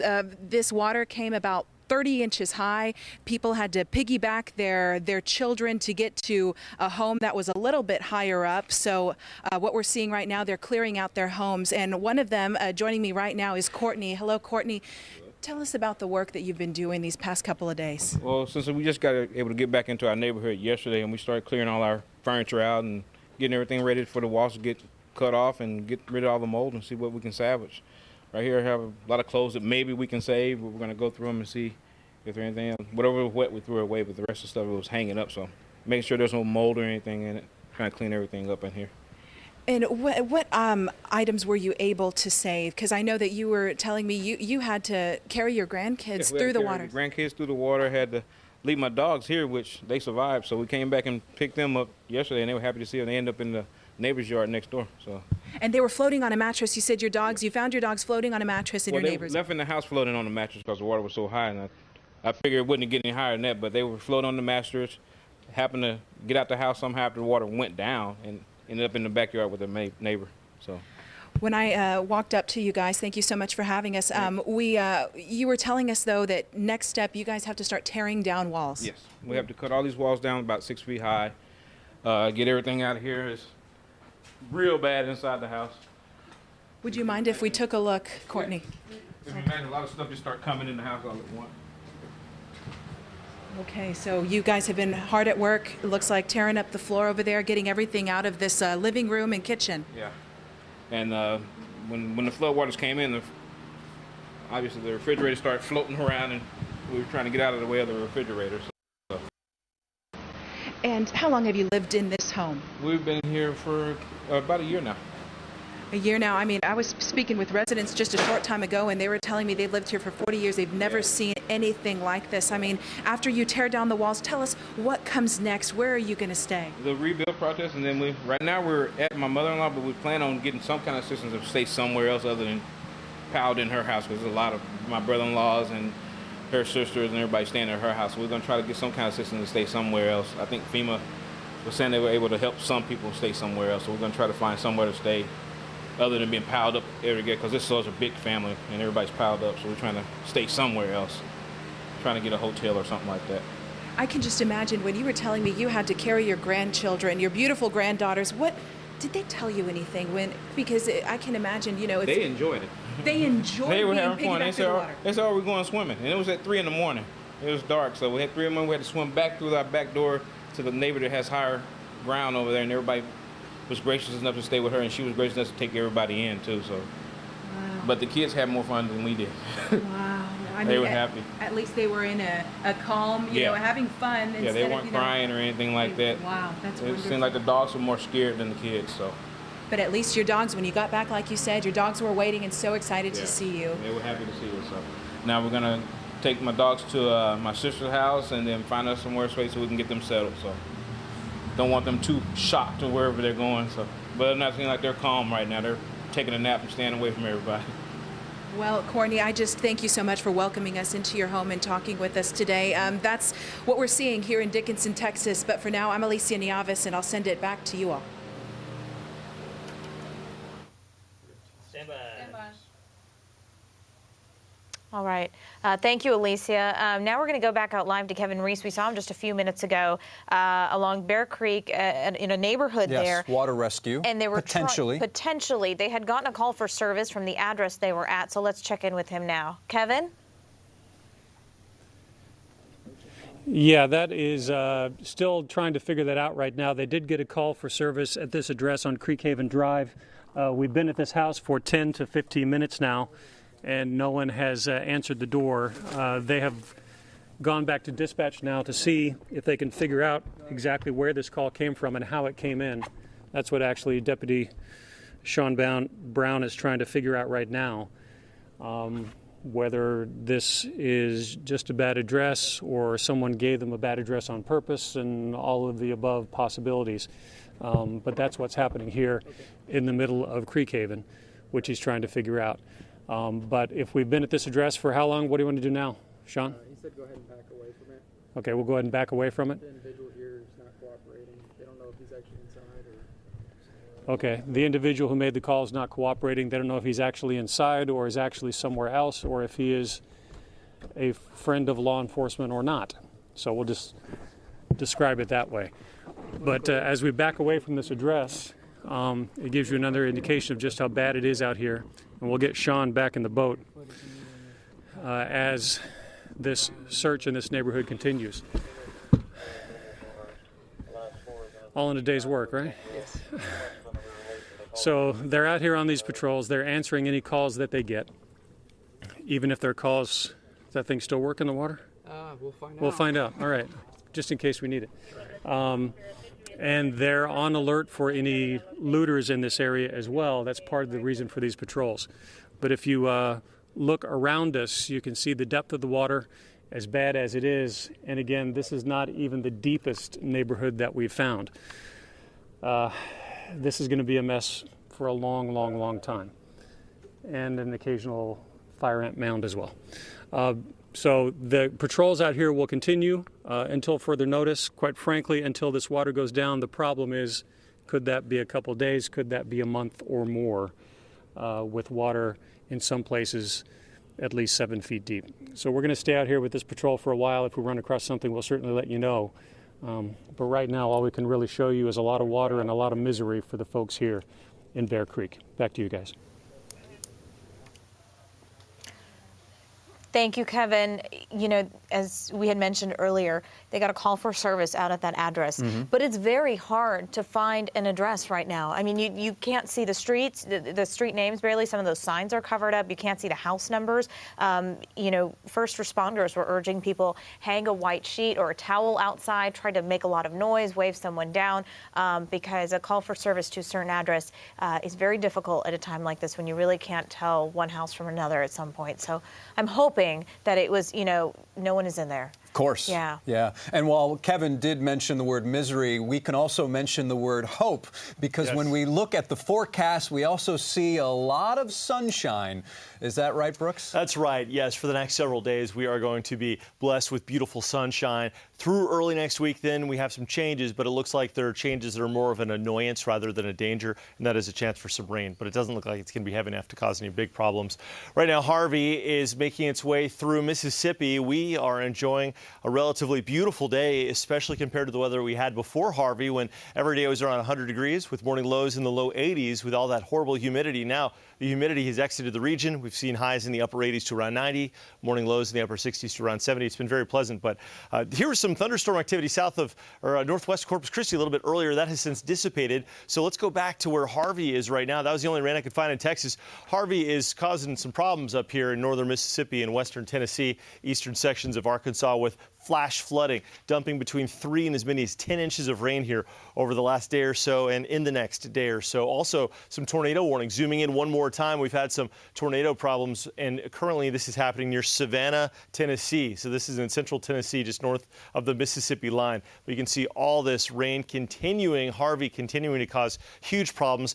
This was the same system that when it was a tropical wave a couple of weeks ago, it dumped copious amounts of rain over Sierra Leone in Western Africa, and it produced a mudslide that killed 1,000 people outside of Freetown. So this storm has had a history, and we're all just looking forward to it going away. But at this point, it's hanging on. It's going to bring a lot of bad weather to portions of the Mid-South, including Tennessee and eventually the Ohio River.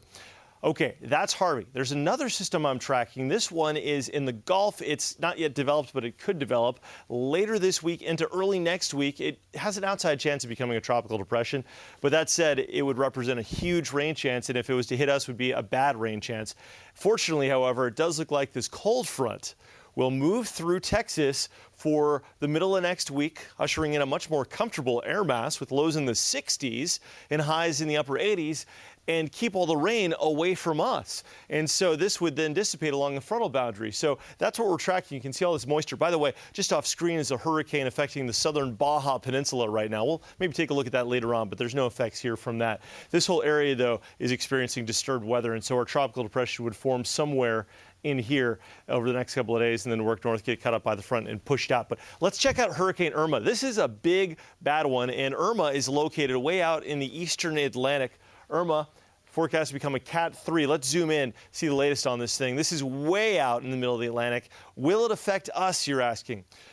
Well, at this point, there are no indications that it will. However, we should not take our eyes off of it, and that's true with any hurricane during the hurricane season. But this one is heading west-northwest, and it's expected to start to track toward the south, actually, and that would push it toward the islands. So the National Hurricane Center is calling this thing an extremely dangerous situation because it's expected to be Cat 4 as early as next week in the morning, Tuesday morning, winds of 130. So Antigua to Martinique, all the islands in between, Dominica, Barbados, heads up, you're in the cone of uncertainty for the middle of next week. That has big implications for folks planning a cruise, or maybe you've got a vacation that you've had planned. Heads up there. What happens after that? Well, let's zoom out and I'll show you this location in relation to Houston.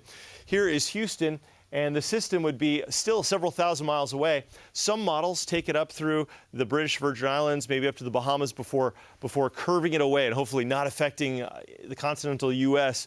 Other models, however, take it into the Caribbean, and if that was the case, we'd have to watch that very carefully for potential impacts in the Gulf Coast region. But it's so early that this thing is a week and a half to 2 weeks from being anywhere near anywhere close to us. So the goal here is to keep all the rain away and, of course, keep the tropical systems away. Even if that thing entered the Gulf, it would more likely at this point be an eastern Gulf system as opposed to a western Gulf system, but only time will tell. We'll track it carefully. Right now, it is just beautiful outside. Weather-wise, we've got a northwest flow, some puffy little cumulus clouds. It kind of looks like the Windows desktop out there with the green grass and everything. I'm trying to find scraps of hope for people out there because I know there's a lot of suffering going on and a long road ahead to recover from this continuing flooding situation. At least the sun is shining outside. A look at the winds right now. They're out of the northwest at 10 to 12 miles an hour, and that's not bad. That's better than the 40-mile-per-hour gusts that were taking down some of those trees the other day that were weakened thanks to all the muddy earth instead of the solid earth on a dry day. Let's continue on. Temperatures are about 90 degrees right now, so we're going to see sunshine through and through this weekend. Only an isolated storm. Our rain chance happens Tuesday and Wednesday of next week, guys. About a 40% chance. Back to you. All right, thank you so much, Brooks. I think we can speak for all of you out there. We want to see no member of Harvey's immediate family anywhere near here for a very long time. Yeah, absolutely. Turn the other way. In the meantime, we're going to take a live look at some aerial video, or some aerial images, rather, of the Cinco Ranch area that was hit pretty hard, and it looks like a lot of it's still underwater. Take a look at this flooding here. You can see in the top right part of your screen. Wow. A lot of homes there finally drying out, but still you see kind of to the bottom of your screen those homes surrounded by water there. Do you know exactly what we're looking at, Brooks? Yeah, can you give any perspective on this, Brooks? I am looking right now. That would be near the Grand Parkway. As for the actual subdivision we're looking at within Cinco Ranch, I am looking into that at this point. But obviously, this is going to be likely closest to the Grand Parkway. Yeah, and this was where they did the mandatory evacuations last night in the Cinco, ranting people out. This would be related to the flooding along the Addicks Reservoir in Barker Reservoir with the water backing up. We were talking about the 1-2 punch that this area felt with the tornadoes first, and a lot of homes. Excuse me, I'm sorry, that's wrong. I was thinking of Sienna Plantation. My apologies. Oh, yeah. But this area has seen flooding before, just nothing like this. And again, it's funny to see. It's interesting to see the images on the very left. We just got out of that shot right there. But all of these images now, these homes still underwater. The development right next door, bone dry. So it's very sad. You know, a lot of people suffering, dealing with flood damage, and so many people just adjacent to them. You know, life has gone on for them. And we have seen that in a number of communities throughout the area. You'll see one street, and it sometimes even goes down to that measurement. You have one street fine, and then the next street over, they do have water. And obviously, this is a situation that very few people escaped from the water here in Cinco Ranch. And some of it probably, as we look there, that house on what appears to be a corner, that seems to be dry, but then you look across the street, you see water. It looks up to perhaps the window sills on the first floor. And right in front of the houses, the backs, at least right now, appear to not be taking on water, or did not take on water, as you can see from the left-hand portion of your screen. Yeah, absolutely. The water there. This is probably close to the Buffalo Bayou portion of the Buffalo Bayou outside northwest of the Addicks and Barker reservoirs. And so this would be affected by the controlled releases, correct? This could be a mix of Buffalo Bayou rising from all of the really high waters, and this would be above the controlled release section of Buffalo Bayou. So this could be the Addicks and Barker Reservoir water backing up into the Buffalo Bayou. I see. And I suspect that's what we're looking at, because of course we had a widespread 30 to 40 inches around the region, and so that has to flow, and when it's stopped by a Barker and Addicks Reservoir that's in flood, it would naturally tend to back up and rise. So that's what we're likely looking at. But to answer your earlier question, honestly, it's such a tragedy to see all these folks dealing with such suffering with all their stuff being inundated that it's almost kind of hard to recognize some of these neighborhoods from above when they're so transformed by all this brown water. It's hard to find landmarks, but that's a pretty typical looking Cinco Ranch house, but unfortunately such an atypical scene, seeing that water right on up. But it looks like this house, they actually tried to, it looks like create a levee system for themselves, and it's an aqua dam, it's called, yes. Yeah. A lot of people got this after the Memorial Day floods. If you remember, we were doing a lot of stories about how these were popping up because it was one way to protect your home. So I guess in anticipation of something like this, a hurricane. But this one doesn't look like it was very successful. Yeah, that's very sad. And again, this is where they had mandatory evacuations for this reason, if you look at the amount of water we're seeing right now. And some of the sections here looking at that mandatory evacuation, Cinco Ranch, South Lake Village, the villas, some villas near there. There was some mandatory evacuation, Cinco Ranch, Greenway Village, Cinco Ranch, Meadow Place, Cinco Rancho, North Lake Village. So those were some of the places that were under mandatory evacuations at some point. And are these live pictures at this point? This is live aerial video. Yeah, this is out of Air 11 from Cinco Ranch area. So. Yes, it's hard to see, and as you mentioned, certain sections under a mandatory evacuation include the Cinco Ranch South Lake Village, sections 3, 4, 5, and 6, and the villas of Villaggio townhomes. The sections that are no longer under a mandatory evacuation are Cinco Ranch Greenway Village, sections 1 through 9, Cinco Ranch Meadow Place, section 4, and Cinco Ranch North Lake Village, sections 1, 2, 6, 7, 8, 9, 10, 11. So those places no longer under mandatory evacuation, but certainly parts of this area are. And it makes a lot of sense when you see how much water they've received. And a baseball field, it appears, has been somewhat spared. We saw a basketball hoop in the backyard of one of those homes, a backyard playground gym, if you will.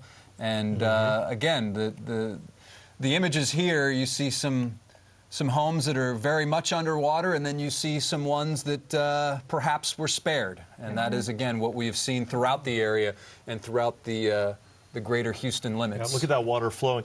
As we look at this water flowing out of the neighborhood, we're looking at drainage happening, I believe, as opposed to new flooding occurring, this water rushing out of the neighborhoods. According to the Harris County Flood Control site, the 2 flood gauges in the Cinco Ranch area are now showing that it is below full bank. So in other words, it's no longer overflowing. So I'm hoping that's what we're seeing, that the water in these neighborhoods is rapidly exiting, draining into the bayou and out. But of course, where There's this so much water, right? It is. You're looking at probably billions of gallons of water.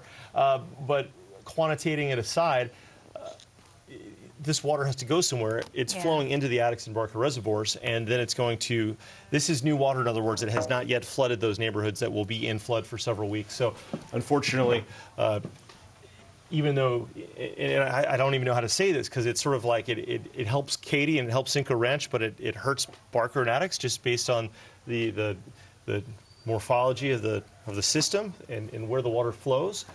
And at this point, yeah, we're likely looking at Buffalo Bayou water west of the Addicks and Barker reservoirs, and this is flowing out of Cinco Ranch now, and so folks there affected, hopefully here, as the Buffalo Bayou, according to the Harris County Flood Control site, has fallen below banks, will flood out of that region. But I find myself feeling really bad for the people at the Addicks Barker Reservoir areas, because not only is Addicks Barker Reservoir releasing right now to try and alleviate that flooding happening around the Bear Creek neighborhood, for instance, where Kevin Reese was, but this new water is coming right into those same areas, and it's just going to perpetuate the flooding. And so much water. As you see there, some boats, some larger vehicles. We see a car, I assume some sort of SUV or pickup truck on the bottom of your screen, pulling a trailer with a boat. And can we zoom in a little closer there? Just want to, that appears to be a boat. Yeah, that's a boat in the water. Oh, yeah. And right now, that's the only way to get around. That is safely. the only way to get around. And also, you know, or it looks like a rescue team of some sort, so they're probably maybe out there looking for anyone who may be stranded, anyone who needs to evacuate, making sure everything is clear, because clearly there is a lot of water there, and it looks like there's a sign there we could zoom into, maybe on the bottom left, if maybe it's too late, but that would give us an idea of exactly where we're located. Yeah, absolutely. If, you see that median there, it's almost us. completely covered. Yeah, there's a lot of water out there, and they're just trying to make sure everyone is out. That's a billboard. Yeah. That won't, I don't think will give you an idea. Locator. Yeah. Boy, just seeing that water against the foliage of the palm trees, it looks like a scene out of the Amazon or something like that. It just doesn't look like the Texas that we all know. Yeah, and it's going amazing. and we saw that water draining in an earlier shot, Brooks, but it's going to take so long, right? I mean, it's not moving fast enough. Yeah. Again, according to the Harris County Flood Control site at Cinco Ranch, the Buffalo Bayou, who's fallen below bank.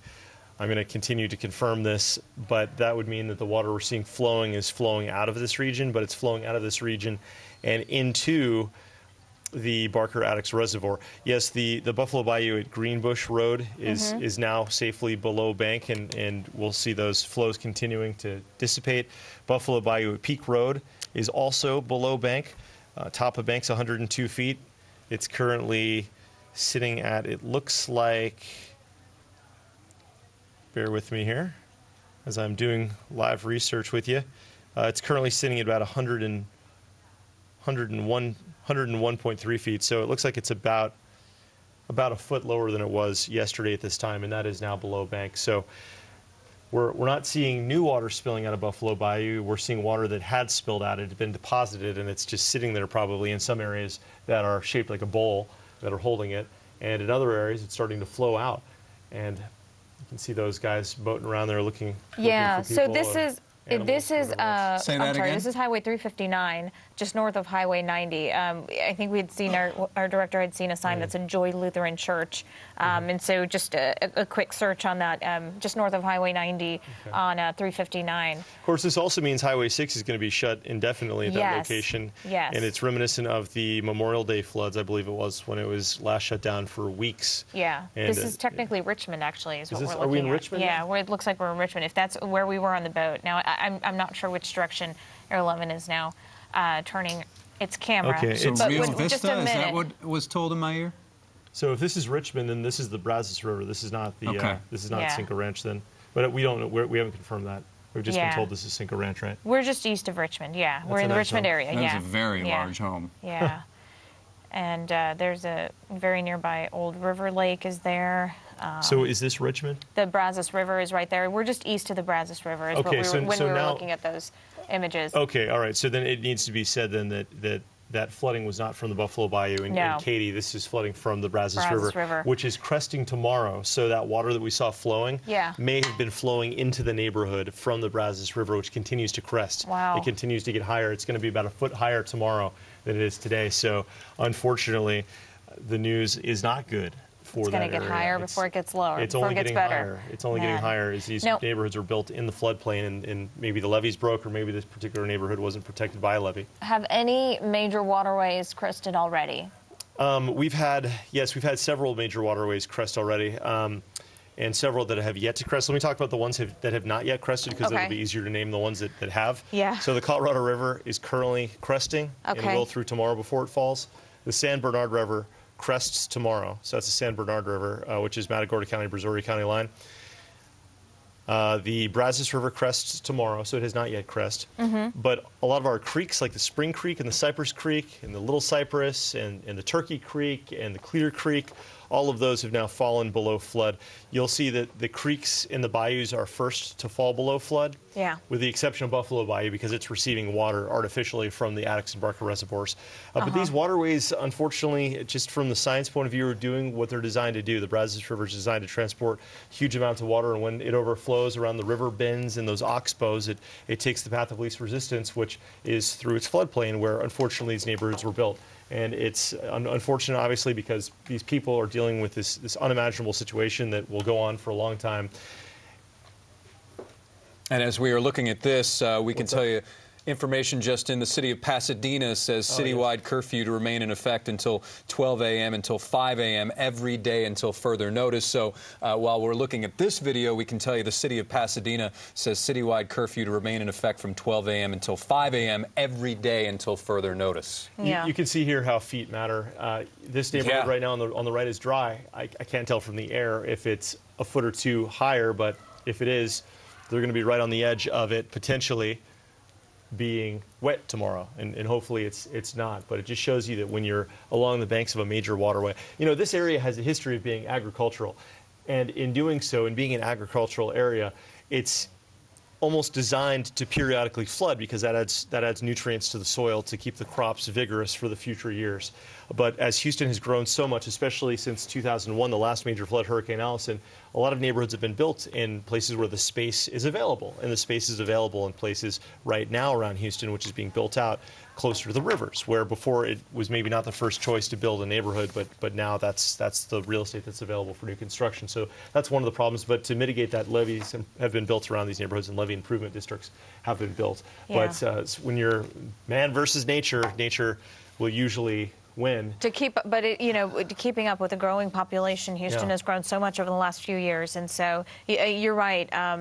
They are building in places maybe they shouldn't be, but I think that's safe to say. I think that's very safe to say. It's not a convenient truth, but I think that's safe to say. Yeah. And my heart goes out to people, because a lot of people there either didn't know that they were living in a floodplain of a major waterway, or they believe the levee improvement districts would save them because they pay their fees every year. In some cases it indeed has, but in other cases it hasn't, like in West Columbia and Brazoria County along the banks of the Brazos, where the levees reached. But again, there's that stark contrast that we've been seeing. You see the water, but then you see here another neighborhood with dry streets. Yeah, it's hard. Such a contrast. Yeah, it's hard to see. Feet matter, and if this does crest another foot and a half higher than it is now, we're going to see some of these dry neighborhoods maybe not be so dry. I hope they remain dry. I hope those river forecasts are.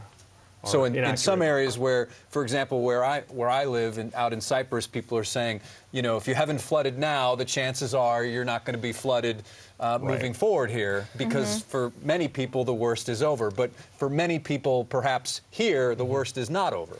Right. The last things to crest, the last area where the water rises will be on these major waterways, because all of the water from the creeks and the small bayous drains, and it drains toward the Gulf. But to get to the Gulf, it has to get into these rivers, like the Brazos River, the Colorado River, the San Bernard River. And so these are the places where the water is still gathering, it's still collecting, and while it's drying out in some neighborhoods along creeks, I think a good example that we saw recently with Sherman in southeast Houston was the flooding around the Turkey Creek. Yes. It was bad flooding in the Clear Creek. It was really, really bad. But it also went away really, really quickly. Yeah, the water has regressed significantly, or dried out completely. Or dried out completely, right. Yeah. And then here we are on the Brazos River where it's still rising. And unfortunately, we're in a unique position where we have this U.S. Army Corps project that was built out of the 1930s called the Addicks and Barker Reservoirs, which was built with the intention, the explicit purpose, to mitigate flooding in downtown Houston, because before the 1930s, there were several devastating floods across downtown Houston. And in fact, when we do dry out, and you can walk along the banks of the Buffalo Bayou near the Theater District, there's an outside park where you can look at iron types where they've printed on iron the history of Houston floods, devastating floods in Houston's history. So the Addicks and Barker Reservoirs were built as giant detention basins with the specific job of holding the water back so it could be released in a controlled manner, keeping Buffalo Bayou below those places, low enough where it doesn't flood out the nice homes that have since been built.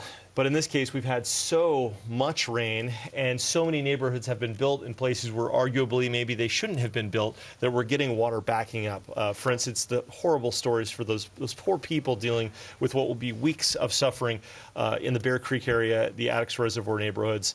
It's just heartbreaking to see, but that's the reality of this. And we've had so much water in this superlative event. We've had a widespread 34, 35 inches across Harris County and beyond, with spots getting as much as 50 inches of rain, like in Brazoria County. How do you deal with that amount of water? Yeah. Okay. Well, right now we are going to go to Transtar. Harris County Judge Ed Emmett is going to be filling us in on a few new details. Let's listen in. One of the great things about this entire community, nobody likes disasters, nobody likes a crisis, but we always say it, neighbors helping neighbors, but the reality is that's what happens. And some of it's literally individuals, but a lot of it comes from organizations that are here day in and day out, and they do things for the residents of this area that we never see until something like this happens. And then they step up and they do jobs, and I will say I've been in this position now for over 10 years, and one of the most fascinating things about it is how many groups there are who are helping residents in our area who, they really don't have to be asked, and I don't have to ask them, and the mayor doesn't have to ask them. They just do it day in and day out, and that makes everybody's life better. But at a time like this, where it's particularly troublesome for the entire community, it's good to know these groups. And they're organized, it's called VOAD. It's the Voluntary Organizations Active in Disaster. They're active all the time, actually, but they do come together during a disaster. Way too much the last 3 years. Way too much the last 3 years. And so, like I said, it's my job to introduce them. And so I met earlier with Matt Johns. He's from Catholic Charities, and he's the chair of the Gulf Coast, Texas Regional VOAD. And again, that's Voluntary Organizations Active in Disaster. And I was smiling when I came out here, because when I met with Matt, I said, well, who's going to be here? And he said, well, I don't know. And he named 2 or 3, and he said, probably just a very few. So I walked across, got out of the elevator, walked across, and I looked out, and here they are. And what that says is, one more time, people care about what's happening. And each one of these people up here represents hundreds, if not thousands, of other people that are going to spend weeks, months, and years helping us get back on our feet. So with that, let me turn this over, and then I'm just going to disappear because they can answer any questions you have about what they do. And so once again, I'll introduce Matt Johns from Catholic Charities. Matt, thank you. Judge, thank you. And thank you all so much for giving time and attention to this. I tell you, I've been able to spend the entire weekend here from the start before landfall until now, and I have been absolutely blown away by the talent that we have here in this building at TranStar, what's going on with the city of Houston and their office, their emergency operations as well. We're incredibly blessed in this city, and the way everybody's working and coordinating together has been tremendous. But the reality is, there's really only so far that government can take us. There's only so much money that's available from the government. At some point, the community has to take over, and that's where the VOAD comes in. That's us. We are the regional VOAD for the 13 counties, the HGAC region here, and we're responding to the disaster needs. Now, as the judge mentioned, we've been awfully busy and unusually busy over the last 3 years with the flooding, but what we're experiencing now is absolutely unprecedented. So it's going to take the work of all of our organizations, churches, nonprofits, community organizations, to collaborate and coordinate our efforts to make sure that people who need help get the help that they need, who need funds to get the funds that they need. And that is the work of the VOAD. We act as leaders in our respective communities. We happen to be the regional VOAD for this section of Texas. There's a Texas state VOAD. There's a national VOAD. And we work in close collaboration with our government partners, our national partners, and we tap into these resources to be able to allow people to get the help that they need and to work as quickly as possible to get that to them. We have systems and processes that allow this to happen quickly. And this takes us from all the different phases of a disaster, from the point where we just experienced, where we're getting people to safety. And now we're in the relief mode, where we're going to be getting people to a place where they can get back to their lives. And then we're going to enter into a long, long period that we call recovery. And we hear the FEMA director talking about it, and he's talking about how it's going to take years. And it is. It's going to be a long, long process. And that's our job as the community. That's our job as the VOAD, and we're inviting all of you, anybody in a church, anybody in a nonprofit, anybody in any community organization to join us in this effort so that we can help you access the resources that you know that your community needs. We work with people regardless of any status, any religious affiliation. We work with everybody. It's a humanitarian effort. And we have all these tremendous organizations. This is just a piece of the organizations that are represented by the VOAD. We have over 40 organizations that we represent. That represent us as a VOAD. We are not a nonprofit. We are a collaborative. We have voluntarily chosen to use our agency's assets and resources to help people in the event of a disaster. So I do encourage everybody, we want to get the ball rolling right. I've heard a lot of response from a number of churches, from a number of community organizations and nonprofits that are seeking some way right now that they can take action. Well, we're going to meet about this. We want to talk to you face to face. So this upcoming Tuesday night at 7 o'clock, the wonderful community at St. John's Church downtown off Crawford has offered their facilities for us for a 7 o'clock meeting. So Tuesday at 7 o'clock at St. John's Church downtown, we're going to be meeting, and we invite all of you, if you're interested in helping, come learn about what this process is. Come learn about how we can offer these resources through the work that you're already doing. We don't want to control what you're doing. We don't want to tell you what to do or how to do it. We just want to make sure we're all coordinated and moving the boat in the same direction. Maybe boat isn't the best analogy to be using right now. But we want to get everybody going in the right direction because we want this recovery to happen quickly. And the only way we can do that is by working together and making sure that we're collaborating and utilizing our resources most effectively. I also want to mention that for those of you who do want to get started right now, we have a portal that we created.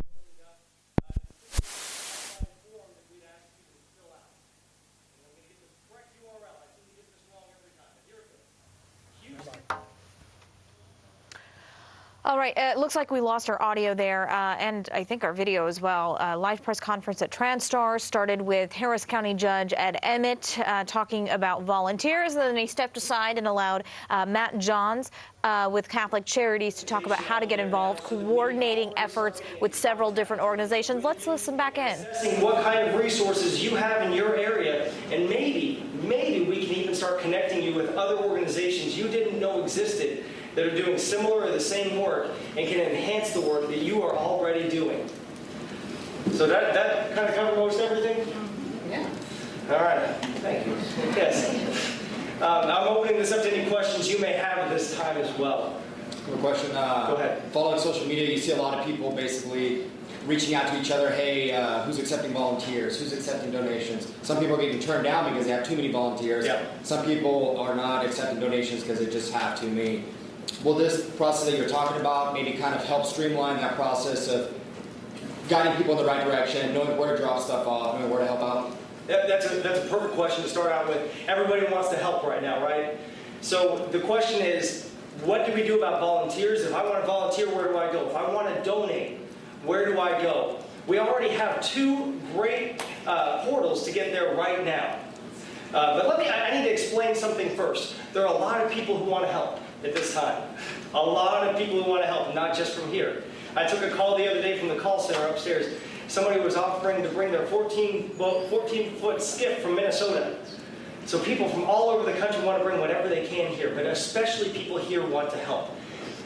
Please know that our nonprofit organizations are working hard. They're just now getting back into their offices. They're just now figuring out what damage is done to their particular offices. They're figuring out who's been affected on their staffs. So we have to have a little bit of patience with our nonprofit community right now. They're working very, very hard and meeting our clients' needs, but also trying to get everybody in the door to help. And once we figure out what those needs are, we guarantee you we'll be asking for help in abundance. But with that being said, the portal we have right now is at volunteerhouston.org. Even if you don't see a volunteer opportunity on there right now that you can tap into or that relates to your gifts and talents, volunteerhouston.org will be a place where you can register and show your desire to volunteer at this time. If you want to, you can also call at 281-656-1533. We have partners in Louisiana who graciously opened up a phone bank for us to be able to take calls at this time too. And while we may not be able to answer your call immediately, we will be getting back to you soon. And with that being said, donations. Donations are big right now. Lots are coming in. We've got people bringing in different 18-wheelers from all around the country. We humbly ask that you call first before bringing it here. 2 days ago, we had things coming in, and the roads weren't clear. Right now, we've got things coming in, and we have to make sure it goes to the right place. So please call ahead if you have a major donation to bring. Even if you don't have a major donation to bring, but you have something that you want to offer, the phone number for that is 1-800-924-5985. And I'll repeat that again. 1-800-924-5985. Thank you. I'm sorry, that's for donations, yes. Go ahead. From the city's perspective. Hello, good afternoon, everyone. I am Director Takasha Francis with the Department of Neighborhoods for the City of Houston. We house volunteer initiatives, which actually connects Houstonians with volunteer opportunities. We have partnered with volunteerhouston.org, which is where we're asking all individuals who want to volunteer to register, and then you will be directed to a volunteer opportunity. Right now, redcross.org is also facilitating volunteer opportunities. So what we would tell the public to do so that you don't have a situation where you're showing up and the volunteer need has been met, make sure you visit those websites and make sure that you register so that you can be assigned where you're needed. There is a need right now for overnight volunteers in shelters, and in a lot of the upcoming volunteer efforts, the overnight staff is what we're really going to need. So make sure you register through those websites so that we can accurately point you to the places where the need is. Thank you. I'm sorry, I have a question for you. What are the requirements to volunteer? Because I heard from an undocumented girl that was turned down to volunteer because she doesn't have an ID for her background check. Well, now, we don't control the requirements for redcross.org. I'm not sure if that's where she was trying to sign up. Volunteer.org does not have such a requirement. VolunteerHouston.org does not have a requirement that I'm aware of. We can talk a little bit more offline because I'd like to investigate that further, if you don't mind. Thank you. And with that being said, the VolunteerHouston.org too, it is a portal. It leads people to nonprofit organizations. You do not volunteer for VolunteerHouston.org. Well, I take that back. You do volunteer for Volunteer Houston, but VolunteerHouston.org allows all the other nonprofits access to this wealth of volunteers that we have here in the city.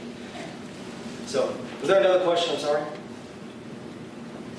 So yes, go ahead. You mentioned a couple. What was the 281-656-1533 number? What was that? Was that for donations? Or? No, that's for volunteers. If you want to call in and ask about volunteer opportunities or what's going on, and have a human person to talk to, that's one avenue to do that. And what's the 1-800-924-5985 number? That's for donations. Oh, that's for donations. Okay. For city-county donations. Got it. Not sure if you can answer this question, but for people that are, taking the donations, what do they need to be able to have some donations? To receive the donations? Yeah, to receive the donations. We're not there yet. Okay. So right now, we're just at the point where we're bringing in the donations and sorting them. As you can imagine, I don't know if you guys saw the pictures at the George R. Brown Community Center, but there are mounds of clothing there. And people are going to have to go through those and sort them before they can get out to people. And the same is true for all different donations. But we do have avenues to get them out there, but now, today is not the time. And you've got to imagine, too, if somebody donates a couch, where's that couch going to go if the home is currently flooded? There's a process that has to take place there, too. And it's a long process for a lot of people. It can take many years, as the case may be for some people. But that's not necessarily to receive donations, to answer your question. But if somebody's house just flooded, they're not currently in a position to receive a couch.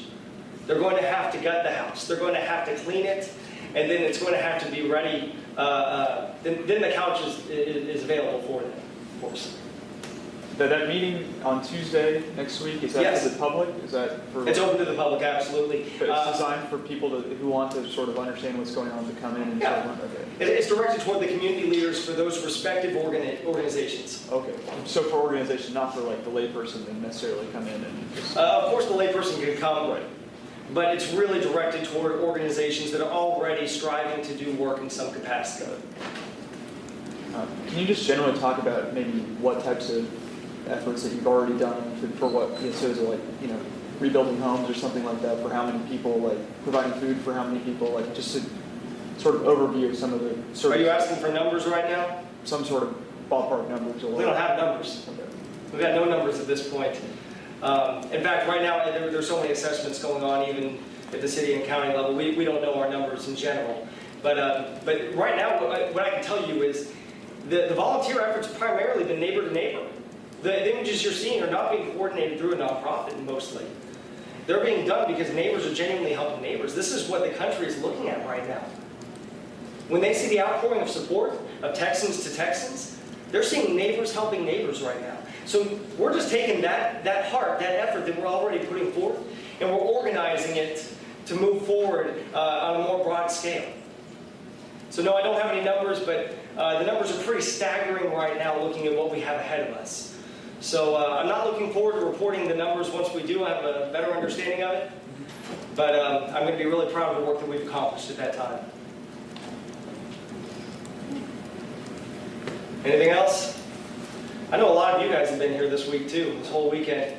Bless you reporters for giving us the good information you have. So, anybody else saw a hand raised? Nope. Thank you all so much, and thank you for your attention to this important matter. Have a great day. Got it. Oh, that's a Woodland? And then If anyone wants to stick around for one-on-ones, if you have questions, or certainly Madeline will, or anybody has a spokesperson on the subject matter that would like to make themselves available, we'll certainly do that.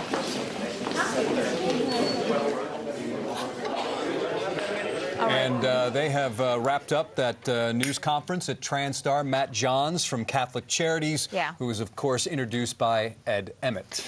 In the meantime, we're going to go live back to Jen Titus. She's back in Inverness Forest, where they were having mandatory evacuations yesterday. So what's the scene like there right now, Jen?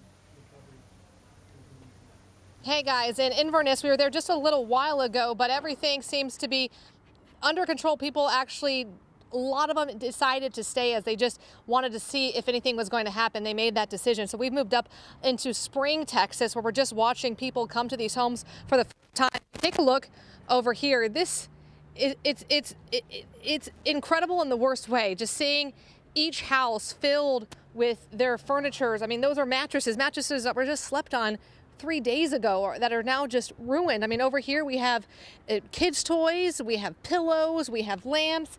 As we just walk through pretty much every house, every curb, and see the cleaning out process that these families unfortunately have to do. Inside here is John, and he's invited us into his home to show us exactly what they're going through, what they're cleaning up. And John, if I call you, have you come over here, I mean, wow. Yeah, it's been a process. It's going to be a process, you know, but we're strong, one nation, so we're going to take care of it under God. And, you know, we're going to go through it phase by phase and piece by piece, but it will get done eventually through time and effort. So we're all a family over here, and it's no problem. And John, show me, so how high did the water come up in here? It was actually up to about here, but you know, through what I've learned, you have to go up about 2 feet higher so you can get the mold through all this. So you won't be left with mold spores and mold and contamination. So that's what I'm doing right now. I mean, you guys are working hard. I mean, you guys haven't stopped. You've been here the past couple hours. I mean, really taking out pile after pile in here. Yeah, I have a newborn baby, so I can't have the mold spores. Even when we do get to the phase of coming back, that'll be one less job that I have to deal with. So we're doing it as we can, piece by piece, step by step. I mean, a newborn baby. So tell me, how was the evacuation process? Did you guys evacuate before the water came up, or was the water still? I didn't want to evacuate because I was, hey, we're going to make it, it's okay. But then my next door neighbor say, well, they're going to break the levee over here. They're going to let the levee down. So it's going to rise a few more feet. And I have a 3-week-old baby, so I said, well, I have to go. And the rescue boats came around, and me and my family got in the boats, and we left to safety. And we've been in the recovery phase ever since. Wow. And tell me, standing in here. This is the living room.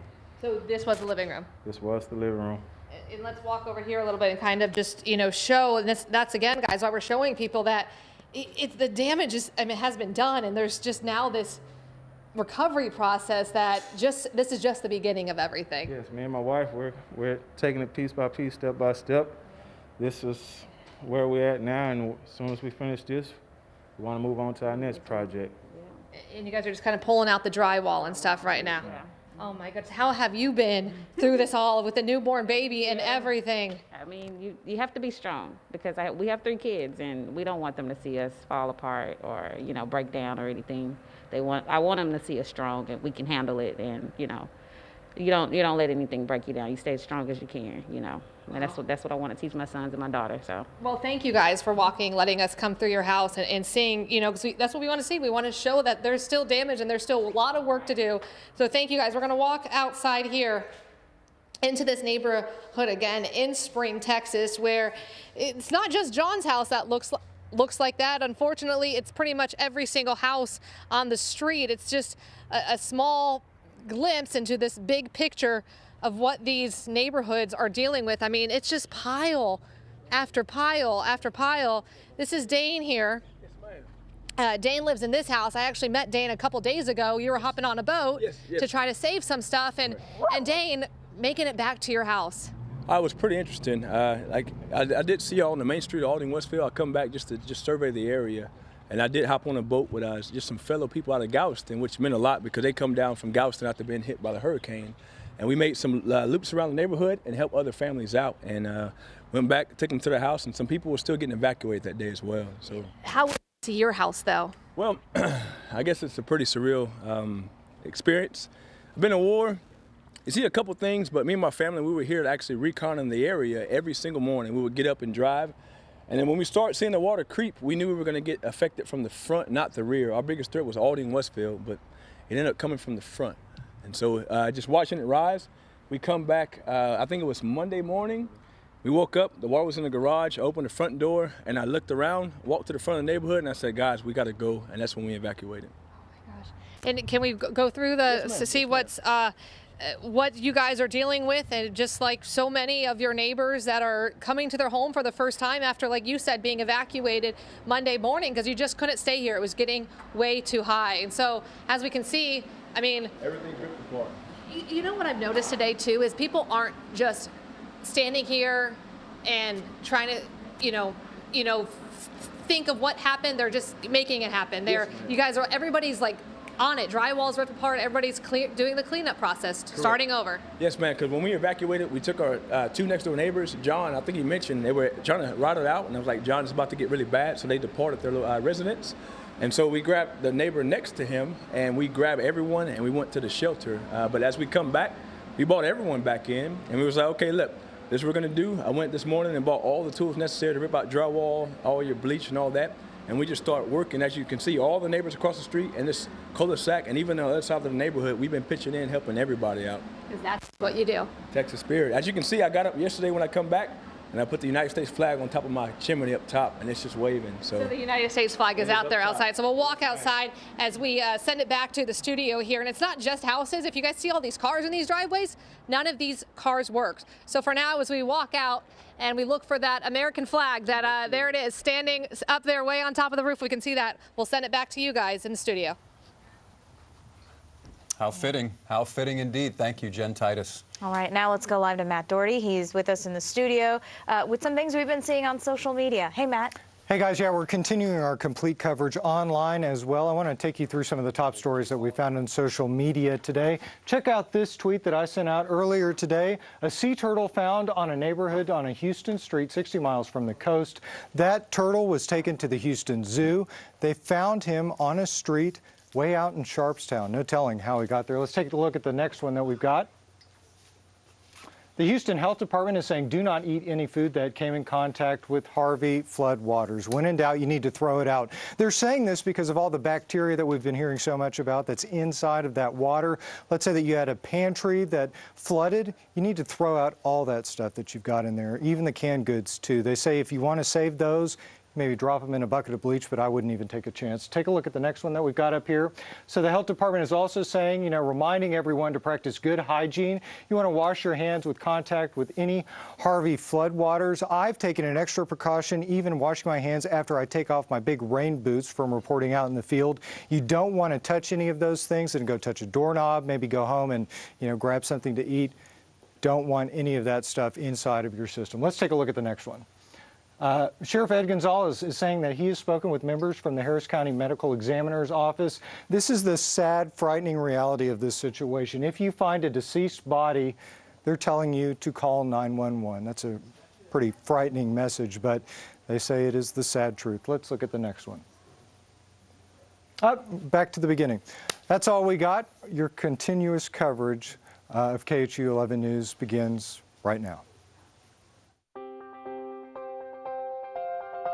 What do you think about these guys coming here from Alabama? I think that they are God sent. We're here with Barber Social Club, man, and we're just trying to give back to the police officers for all the hard work they've put in. A complete stranger picked us up at the Chevron station and took us to the shelter. A complete stranger took my whole family into his home. It's nice to see that they want to help. Animals are in the flood and we want to help them not die.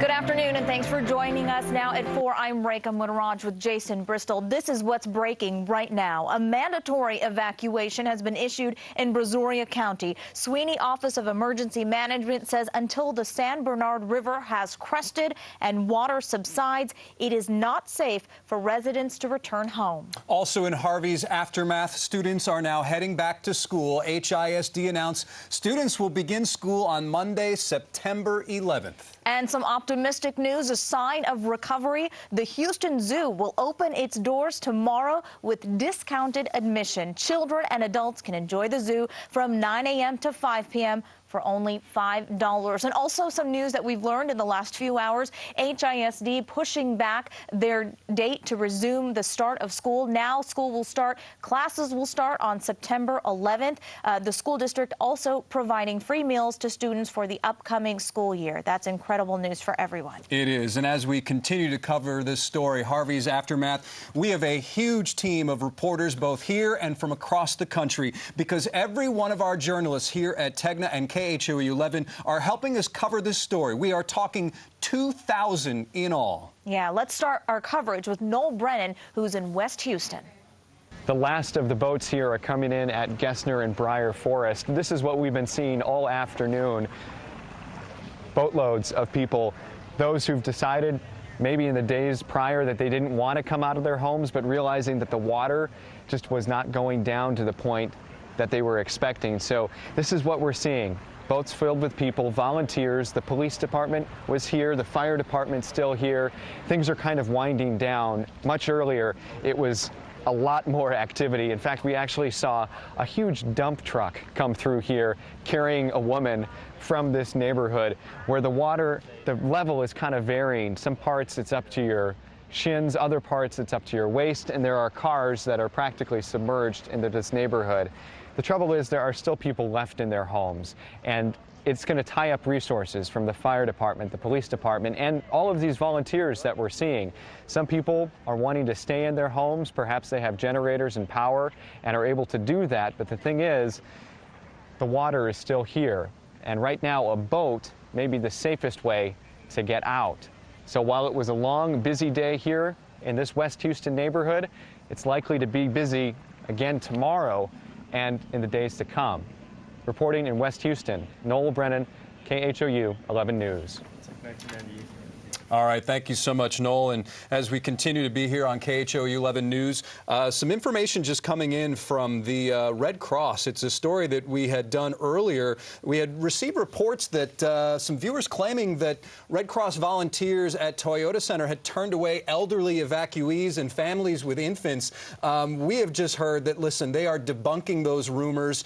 They are turning away people at shelters. It's simply not true. The American Red Cross telling KHOE 11, the American Red Cross has its doors open to everybody. It doesn't matter the age, race, or ethnicity. That is in line with our humanity. So certainly we are now debunking those rumors that the Red Cross had been turning people away from certain shelters. But we should say the Red Cross is consolidating shelters to NRG and GRB only. So if for any reason someone was turned away from, say, the Toyota Center, it could be because that is no longer a shelter and they're sending people elsewhere. So Indeed. Know that those Red Cross shelters still open, but consolidating them to, again, NRG and George R. Brown only. In the meantime, let's check in with the forecast. Brooks Garner is here. Hey, Brooks. Hey, good afternoon, good evening. You know, we've got some sunshine out today. It's a ray of hope.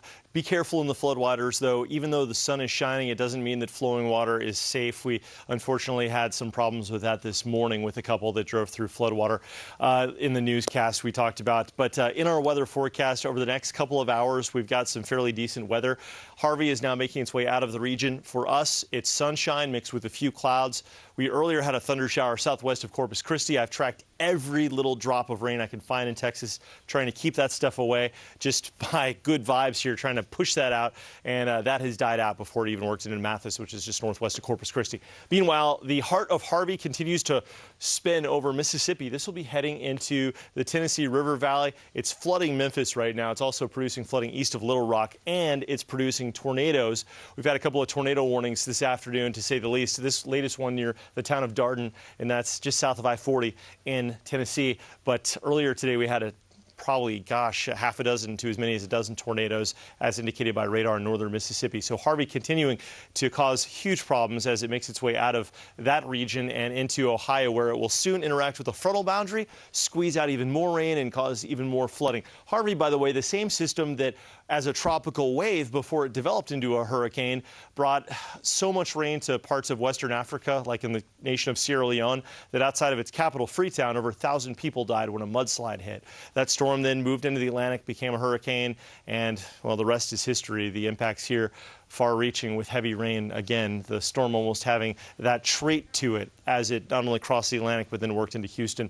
Now, in our forecast, this is for next Tuesday, next week, we've got another area of low pressure that may form in the Gulf. But the good news for us is that it looks like this cold front sweeps down, which will not only make our weather nice, but mostly keep the rain, the heavy rain south of us, because if this front wasn't here, we could potentially see the kind of rain out of this thing that would make the flooding worse. So fortunately, it looks like maybe just some coastal showers. Elsewhere in the Gulf right now, it's quiet. We're under the influence of Harvey on the west side, so it's subsiding air, sunshine. Cold front sitting right down here, but it's along this front that the models are forecasting an area of low pressure could form here in the Bay of Campeche, the southwest Gulf, and then work north. But the front likely now picking it up and moving out.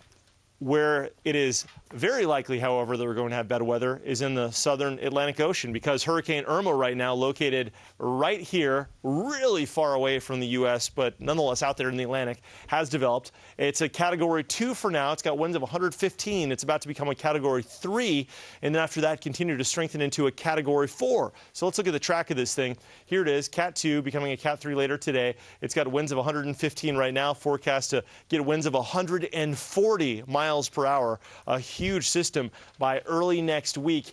Notice the track, though. A lot of the models curving it north of Puerto Rico, north of the U.S. and British Virgin Islands before it heads farther west, but some models persist that this will enter the Caribbean Sea. Now, if it does enter the Caribbean, we'll have to watch it very carefully. If it enters areas north of Puerto Rico and then moves west, we'll have to watch it very carefully. This is weeks out. Let's zoom out and get a wider shot and hold on that.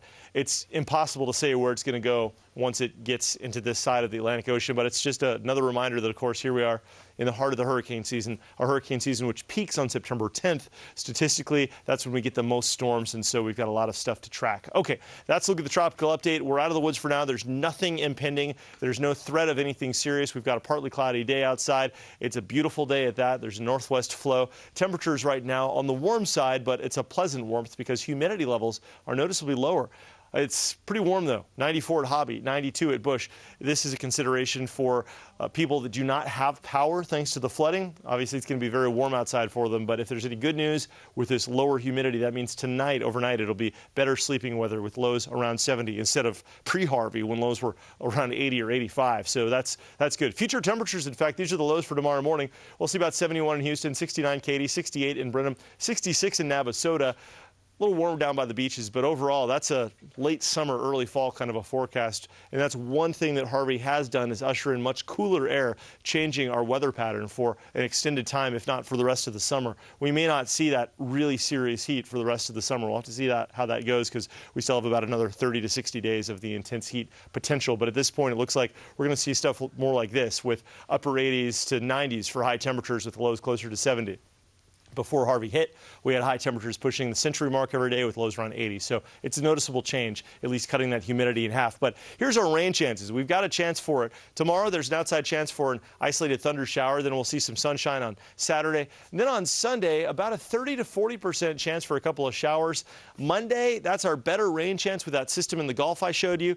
It probably will not make inroads into our region as far as the Gulf of Mexico moisture. However, the cold front, which will be pushing south, keeping that out of here, may pop up a couple of showers or thunder showers Monday and Tuesday. Hopefully this stuff light, and it's likely to be much lighter than the rains we saw from Harvey. After that, Thursday looks to be very nice with the sunshine breaking out, and Irma is way out of the range of the forecast. Even if that thing made it into the Gulf, it's 2 weeks away, and climatologically, statistically, it's based on its position more likely to affect the eastern Gulf. So of course we'll track it like we do every storm, but thankfully we can sit back and take a breather and hopefully those floodwaters will recede. There are no rain systems ahead that will make this flooding any worse than it already is, guys. The drier, the better. Much needed boost. But right now, Air 11 is heading to Humble and Kingwood. Of course, those are some of the hardest hit areas, as we are hoping to get those pictures in minutes. And here they are right now. And we'll actually call in Brooks and use your expertise. Certainly. Relative expertise with geography. So, listen, people like you, meteorologists, we trust you for this type of information to give us some perspective on how much rain has fallen in some of these places. We look at maps every day, so hopefully I can help identify where we are. Look, here's the good news, though. There are cars on the roadways. People are getting out and about, and they're already hitting the roads. It looks like that, is that a gas station right there? Yeah, people are filling up. So this is good news, but obviously they're just barely drying out, and there's a long line for gas. Wow, just seeing that now as we get a better perspective from Air 11. It goes all the way, backs out onto the street there.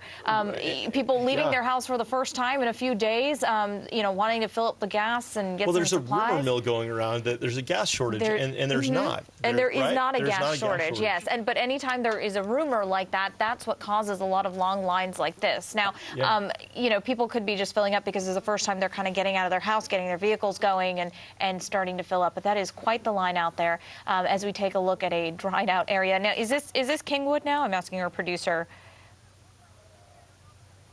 Okay, this is a quick trip. Again, Air 11 flying out to the sort of the Kingwood, Humble area, so just getting an idea of where we are. But yes, very long lines as people patiently, hopefully, wait to fill up their tanks. And we are seeing long lines, I would imagine, at grocery stores as well, as people, after 3, 4, 5 days of dealing with Harvey, they need to restock. And much like the gas tanks here, and I think it goes without saying, patience. Preaching patience in situations like this, and be kind to people, because, you know, many of us are in the same boat, and we just need to be kind and wait our turn. Yeah, be patient, and a lot of people may not be filling up their cars. They may be filling up those gas cans, those jerry cans to run generators. Absolutely. And so not a good time to fill up a boat, for instance, recreationally.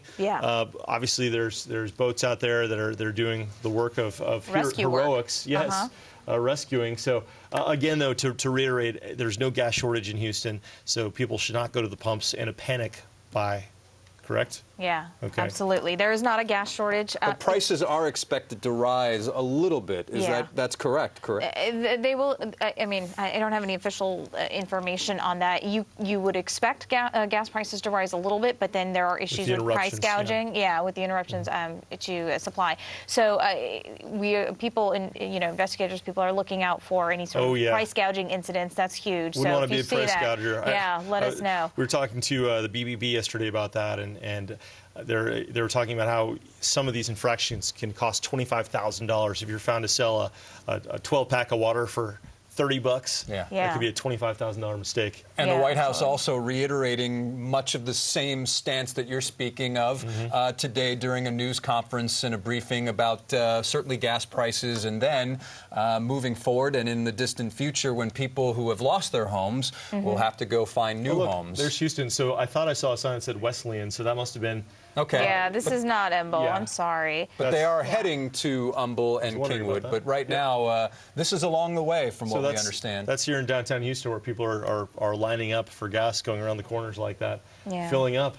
And by no means were we accusing anyone of price gouging in those long lines. Again, it was just simply long lines for the gas to give you a perspective of what people are dealing with right now out on the roads, since they can get out of their homes and resume, if you will, a normal life. Yeah, people very happy to see the sunshine and get outside. We appreciate the pictures from our sister stations from around the country, including this one from Dallas. Yeah, absolutely. All right, so it looks like Air 11 is heading somewhere else. Again, you're looking at a live image, so we don't quite know where the chopper is headed, hopefully trying to get that information. In the meantime, maybe let's look at some of the... Okay, we're going to get off these images right now, and we'll get you some more information at exactly what we are looking at. But, you know, Brooks mentioned a much-needed boost, and part of that much-needed boost was... sports coming back, and the Astros, normalcy. The Astros beating the Rangers today 5-1 to improve to 80-53, and essentially the Astros are now coming home. This is what Mayor Sylvester Turner had hoped to bring the Astros back. So they will have a doubleheader, a day-night doubleheader on Saturday against the New York Mets, and then they will play their normal afternoon game on Sunday.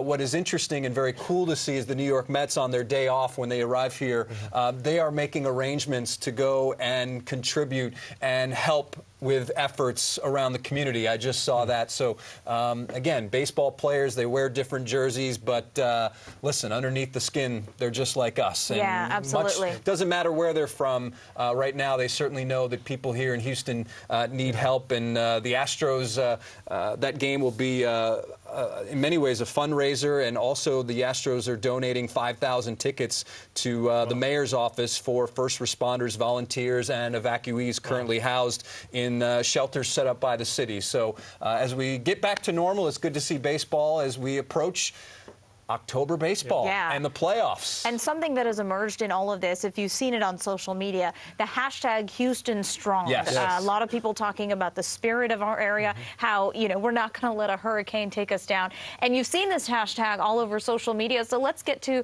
some of the things that people are saying around town. Now, the hashtag has been associated with a lot of things, but a lot of people hashtagging their posts with Houston Strong to talk about getting supplies, getting donations, and helping people out. So let's take a look right now.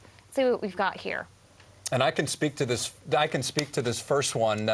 This is for Coach Calvin Sampson from UH. Much like many of the coaches at the University of Houston, they have put a call out for shirts and things of that nature from different colleges and universities and sports programs across the country, saying, send us, I think it was 20 shirts and other items, and send them to us, and we will make sure they get to the right people who need them here in Houston. The baseball program is doing something similar, and Coach Sampson, the head men's basketball coach, putting this out on Twitter a couple of days ago. And, you know, if you follow him on Twitter, the reaction and the responses he is getting from programs across the country, I'm going to be quite simple and say it's pretty cool. It's pretty cool to see all these different jerseys and logos from sports teams being boxed up on these T-shirts and being sent to Houston for people who need them. And if you go to our social media pages, we've got Houston Strong up on the banners. We encourage you to download those images, share them on your Facebook and Twitter to show the country and the world that we're a united city, we're a strong city, and we're a city of community and fellowship. Okay, let's look at this one. This is ACA TV and radio production. It says, packing up the truck and heading to Exclusive Furniture to see our dear friend Super Sam in Houston. We are packed to the brim with water, toiletries, food, blankets, and other necessities. Hashtag Houston Strong. So we, again, seeing that everywhere. And this is incredible. That is quite the truckload of essentials that people certainly need here. Now, you know, we talked about how the initial response to things is people load up those trucks, bring those supplies down. But really, when it comes to recovery, this is a long haul for all of us. People will need supplies, not for 1 or 2 days, but for 2 or 3 weeks, just initially to get back on their feet and get into a place where it's more transitional housing, get out of those shelters. So this is incredible to see people help out like this. And as we continue with Houston Strong, the Astros, yes, we just mentioned, baseball is coming together. Major League players and teams finding ways to provide relief for Houston. The Astros and Rangers pledged $4 million and $1 million, respectively. Lance McCullers is working with his foundation for animal shelters. There's a picture of some video of Lance for Houston as he is trying to put together a plan with companies and other types of places, including shelters, to make sure that those affected get what they need and get it in a timely fashion. Jay Bruce, a Texas native, plays for the Cleveland Indians, joining Twitter to rally his supporters. And then, let's see, Mike Trout adding zeros to his jersey. Matt Carpenter, who was born in Galveston, went to Elkins, pledging a donation, $10,000 for Houston for every home run he hits from now until the end of the season. And one of his teammates, pitcher Adam Wainwright, then deciding, you know what? I'm going to match that donation. So each one of those Carpenter home runs will now be worth $20,000. And there you see baseball coming together. #4Houston, #Houston Strong. Well, what's interesting about this is anytime we cover major events in different parts of the country, it's almost a joke in news, there's always a Houston connection. Well, there is always a Houston connection. Someone's from Houston or from Texas so or that's nearby. 6 degrees of separation for Houston. For Houston but it's probably more like 4 specifically. degrees because and it's such an incredible city, and the community, just even though you don't live here, people will come out of the woodwork to help you out. This is from Bishop Hilliard. Harvey Relief, we are preparing for our relief center opening tomorrow at 9 o'clock at all our Houston locations.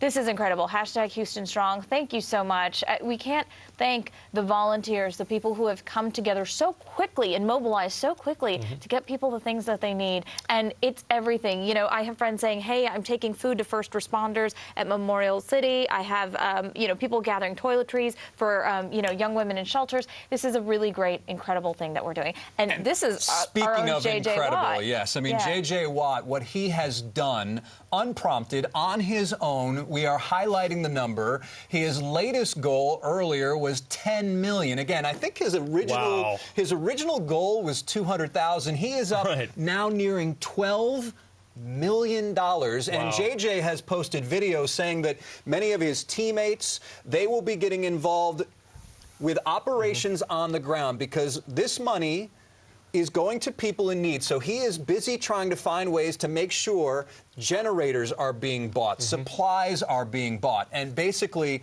these are the types of things he is now trying to mobilize his teammates and people in the community to make sure that these people are able to get what they need. And right underneath there, I don't know if you saw, but the goal now is 15 million. So his goal was initially 200,000, so now it's 15 million. And the owner of the Tennessee Titans, Amy Adams Strunk, she donated $1 million. Ellen DeGeneres through Walmart, I believe, gave $1 million. And here is JJ right here with one of his videos that he has been posting throughout the past week on giving basically transparency, saying, listen, this is what we're doing, this is how we're going to help people, and this is our new goal as we continue. And again, it all falls under that umbrella of Houston Strong. And that is trust as well, because a lot of people want to donate, but they don't necessarily trust the foundations to whom they're donating.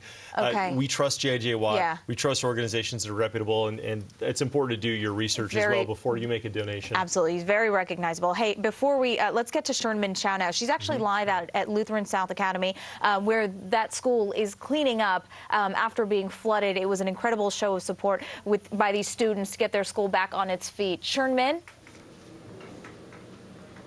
Hey, Reka, I'll tell you what, we've been in the I-45 Scarsdale area, southeast Houston, very hard hit this whole neighborhood, as you probably know by now. And they started at 10 o'clock this morning.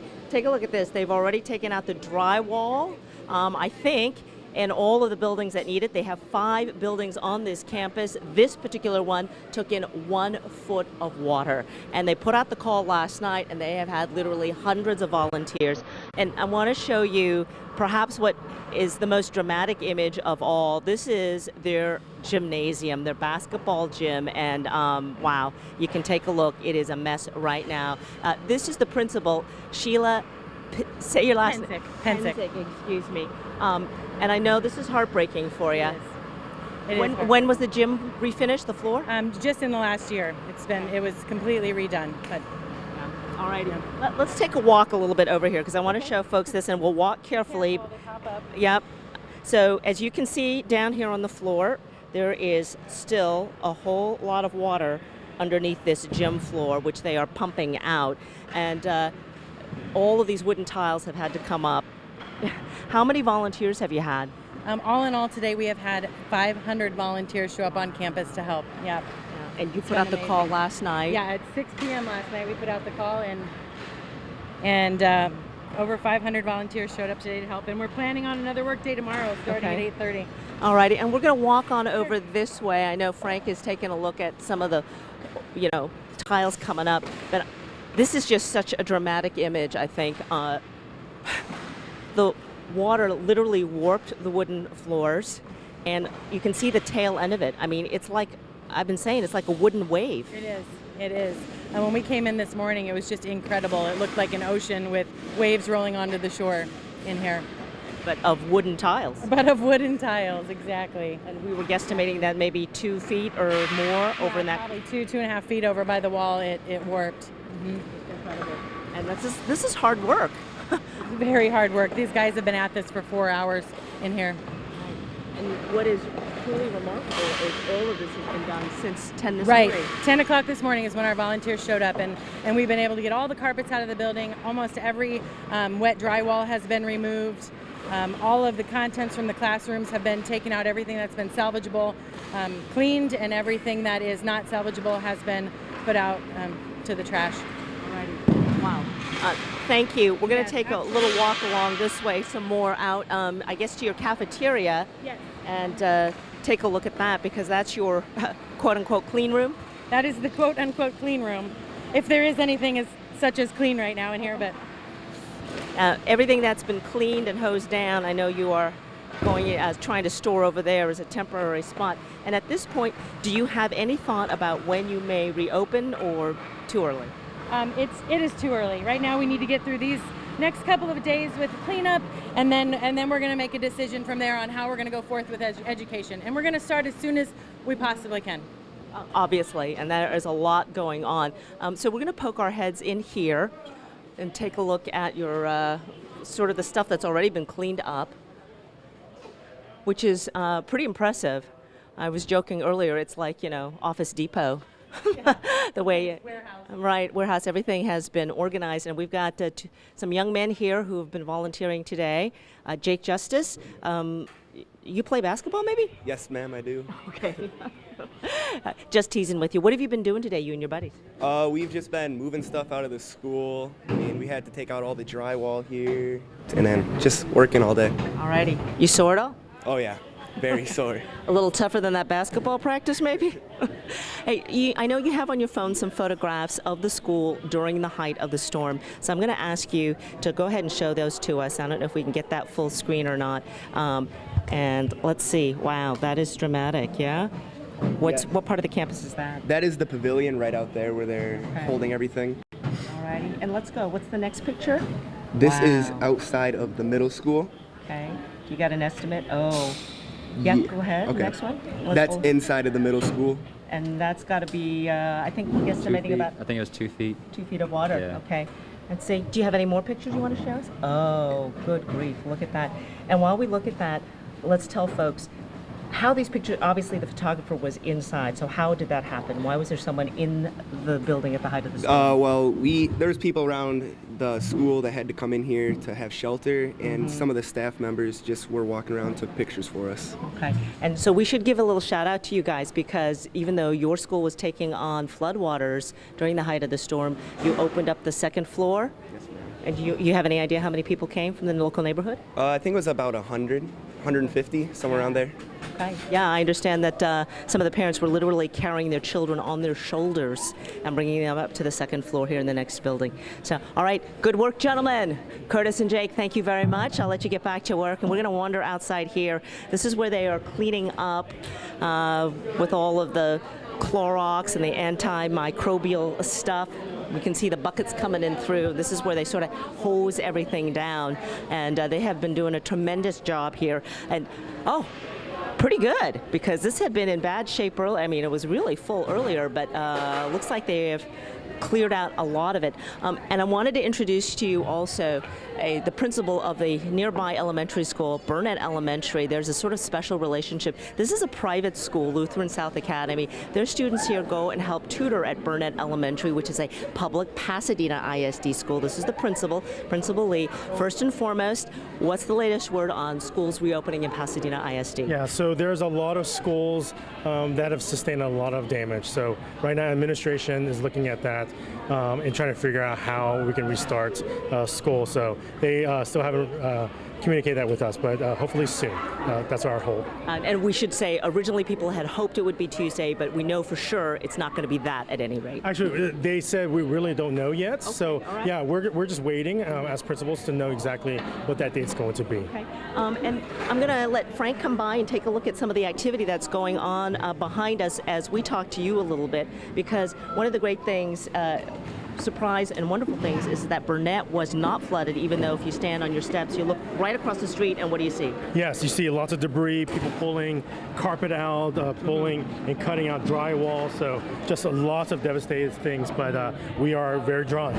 And you took advantage of that. So today, what did you guys do? Yeah, so my faculty and I can't just be so excited about what they did. We all pulled together last night, and we put a little cookout together today. And along with a group by the name of Bayou Gators, who's a smoking barbecue group, came out, and we had about 1,000 different plates to serve our community. We went over to the apartment and delivered hot dogs to the families over there as well. Wow, and you're going to do that again tomorrow at? Absolutely. We're moving that over now to Stutchberry Elementary tomorrow, and hopefully we can have just as much food to serve the community of Stutchberry Elementary. And that's amazing, because this wonderful thing, because the schools, if they haven't been impacted, they have really become sort of rallying points for the community. So you, not just you all, but other places as well, have been providing food for flood victims and also been acting as shelters, which I know Katy ISD, lots of places have done that. And that, I think, is one of the issues for the districts about when to reopen, because now you got to deal with, reconverting a campus to teaching as opposed to just being a shelter. Right. So we as principals now we're able to get into our campuses and assess the damages, but also start cleaning up and getting our schools ready for our students as soon as possible. All right. One other interesting thing, we've heard about all of the outreach and the tremendous help people have been getting, and you guys have been really sort of leveraging the internet for that. Tell me about your being adopted by other schools. Yeah, so I saw this looming around Facebook. It was too good to be true, but I got on, put my school's name on this Google Docs spreadsheet, and basically put my school's information, and a night later I received a actually an email from the principal, and they said, we've adopted your campus and we want to help. We want to provide as much stuff as possible. So the school's from Bryan ISD, Fannin Elementary, another school up in Staten Island, and another school over in California. So 3 schools have adopted Burnett to help us with anything that we may need. From New York to California. That's right. And they're going to be giving gift cards. Is Absolutely. that it? So our focus was what can they provide for us? And for me, I want to do one less stressful thing for my families. So I've asked for gift cards to Kroger's, Walmart, so that my families, we can give them the gift cards and buy supplies so they can start cleaning their homes, and also for food. And that's one less thing that financially they have to really worry about, and they can focus all their resources on building their homes back. All right, Principal Jay Lee over at Burnett, thanks a lot for joining us out here. Thank you. That's at Pasadena ISD. They got about 56,000 kids, so I mean that's no small drop in the bucket. But of course, HISD is the behemoth, the largest school district in the state of Texas, the 6th largest in the United States, 213,000 students, 288 campuses, and you've probably heard by now it will not reopen until September 11th. That means those kids will be out of school for 3 weeks. That is just a whole lot to process. The districts I have spoken to Katy, Alief, Spring Branch, obviously Pasadena, all of these various places. The other thing they're working on is getting transportation programs available to pick up the kids who may be in shelters or not in their regular homes, and there will be thousands of them in that situation. So it's a huge task for these school districts. They are working on that, and some of the districts, it's just sort of their first day of checking out the campuses, Reka and you guys back there at the studio, Jason, so they're trying to figure out right now, when they think they can reopen, and also how they'll be able to transport those displaced kids. HISD, though, no sooner than September 11th at this point. Back to y'all. Sharon Min, thank you all. Thank you for breaking that all down. Also, we also want to clarify some aerial video that we showed a few moments ago. We were mentioning and talking as if it was Houston. It was not Houston, it was Fort Worth, and there's a pretty good reason for that. We are working out of a studio that is not ours. We have some very small monitors. We get some communication from elsewhere, and some lines were crossed. Yep, it's hard to see what we're looking at. It looked like a city. We assumed it was Houston. So how it's working is our signal's transmitted from here to a sister station in Denver. Denver then takes signals from places, aggregates it, tells us what we're about to see. Speed of light does some things. 5 seconds later, we see the image. We were told it was Kingwood and Humble. Or heading to Kingwood and Humble, yep. Then heading that way, and we looked down, and it was so zoomed in, we couldn't tell, and we saw Wesley Only Street afterwards, zoomed up, and then we thought, wait a second, that was not our skyline. So the takeaway we want to tell you and make sure you're very clear on is those lines you saw for gas are not happening here in Houston. There is no shortage of gas here. Do not panic. We have plenty of gas. Officials have assured us that we are doing okay. So the lines for gas, there's a rumor going up in Dallas that they're short on gas, and it's a rumor there as well. But those lines that you saw to get gasoline, that is happening up in the Dallas-Fort Worth area, not here in Houston. We have plenty of gasoline to go around. Well said. Yes. In the meantime, 4:34 now. Let's take a look at some of the top headlines that we're following. We continue, obviously, to follow the aftermath of Hurricane Harvey. The mayor expected to give an update at 6 o'clock after getting a bird's-eye view of the damage on a helicopter tour this afternoon.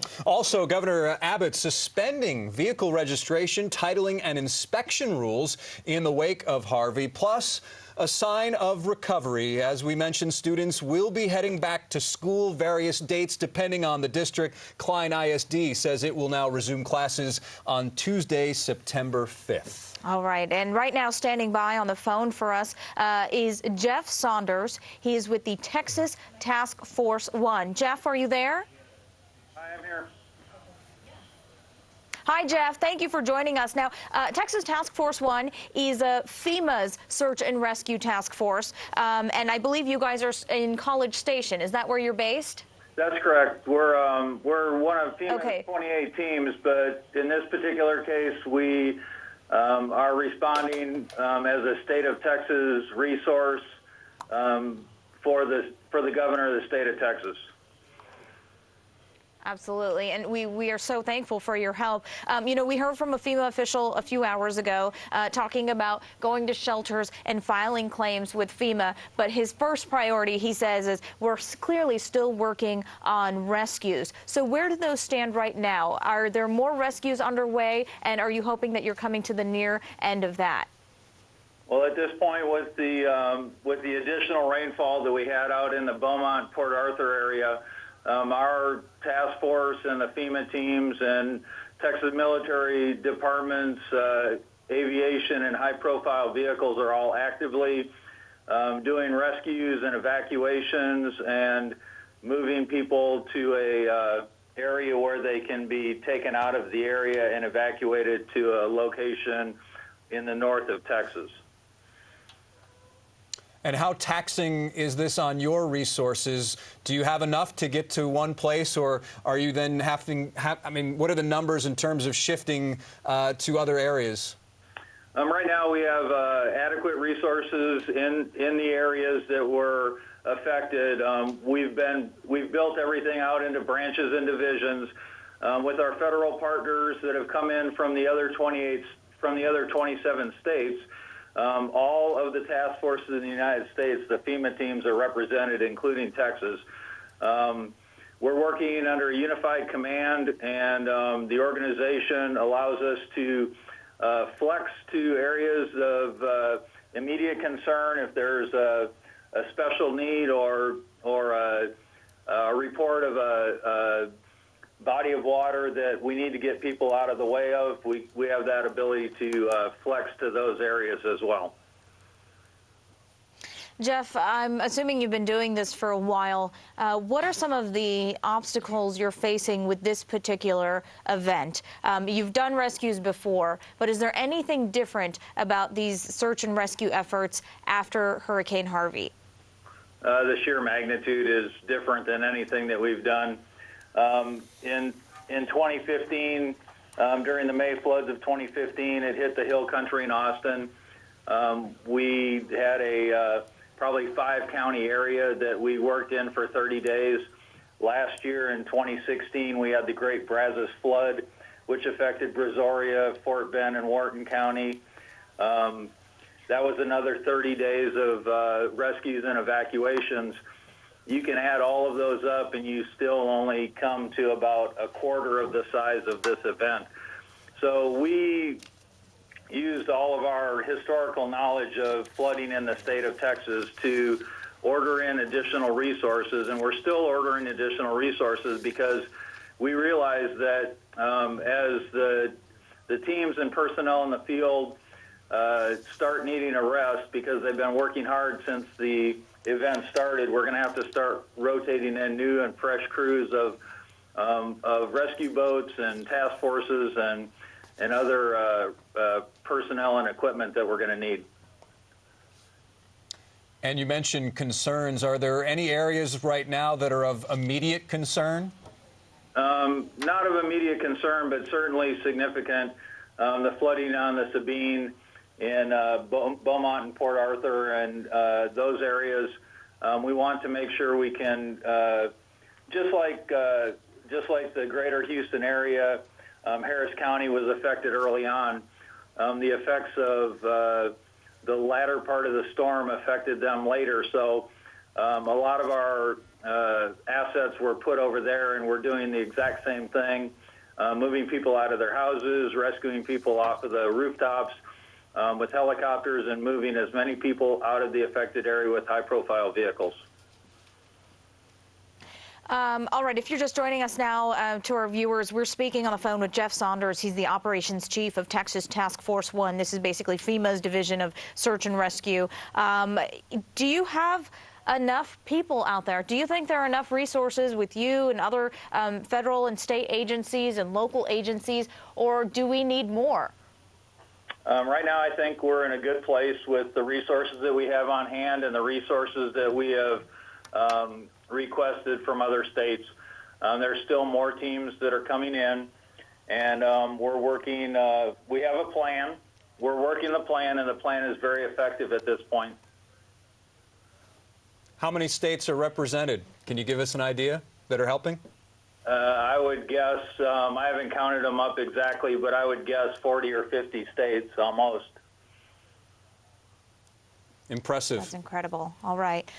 Jeff, is there anything we should know in the coming days? You know, here in the Houston area, we're sort of hopefully in recovery mode. There's still some rescues happening in certain neighborhoods. Thankfully, though, those numbers have dwindled. The water is still high, but people are just barely in some areas drying out, getting back into their homes. And, of course, you've moved up to the Beaumont area. Anything our viewers need to know when it comes to the search and rescue efforts that are being done by FEMA? Well, the state, in coordination with local partners and our federal partners, are looking at all of the areas that have been affected by floods. We will systematically go through all of those areas to complete our primary searches. The initial stages of a incident like this, we call it hasty search. You go out in a boat, you go out with a high-profile vehicle, you go out and do hoist operations with a helicopter.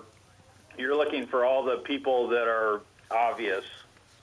What we're going to do is we're going to go back and systematically check for anybody that couldn't call 911 that still may be someplace that people don't know about. So we're going to do our best concerted effort to make sure that we have located all of the survivors from this terrible storm. Yeah, and that is so important because you could say that it is something that's happened to people here in Texas who have gone through other hurricanes and tropical storms, that sense of, I can ride this one out, I can stay here. But clearly these conditions were very different, and Jeff Saunders had talked about just the magnitude and the scope of this, which everyone has been talking about.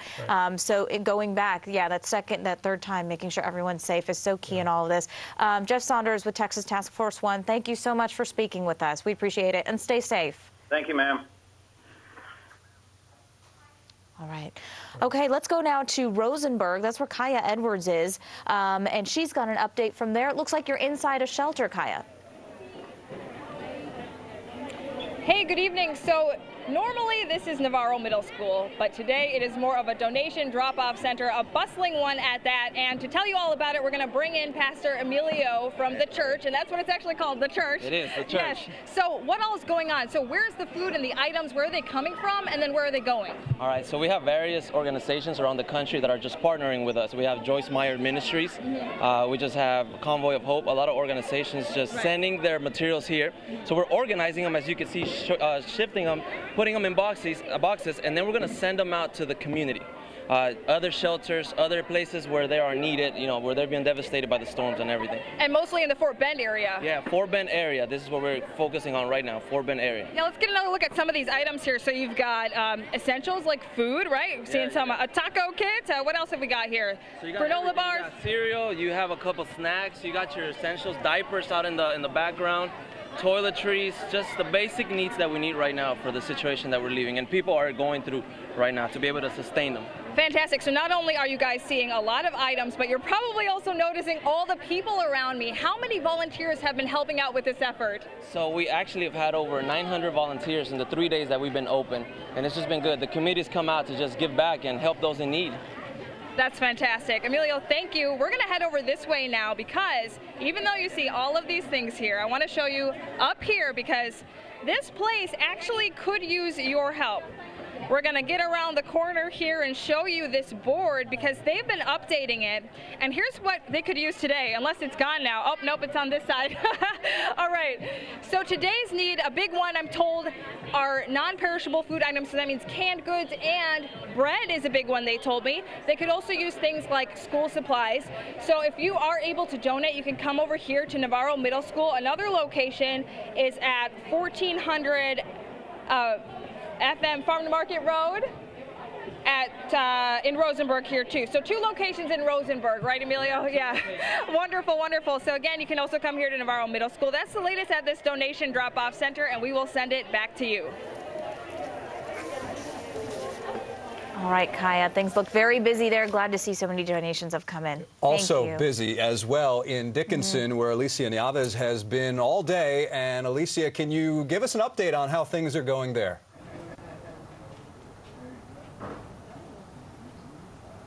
So we were in neighborhoods in Dickinson earlier, and now we are at Pine Drive Christian Church and School. And joining me now is the principal of the middle school and high school, Mrs. Gray. You guys have been out here all day. You got here at 7:30. Tell us what you found when you could finally get to your school and church. Well, yesterday we came in and we noticed that the water had receded. And there was 4.5 to 5 inches of water in different places, all the way up to close to almost 8 feet. So we had 52 inches of water in the building.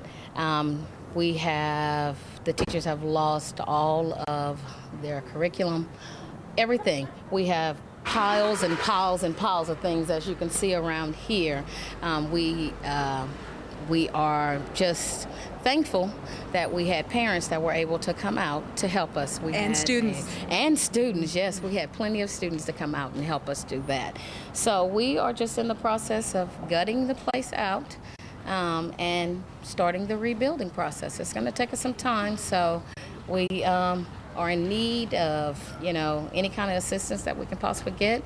We'll be needing, our desks. We'll be needing the curriculum. We have former teachers that have done a GoFundMe account to help us out.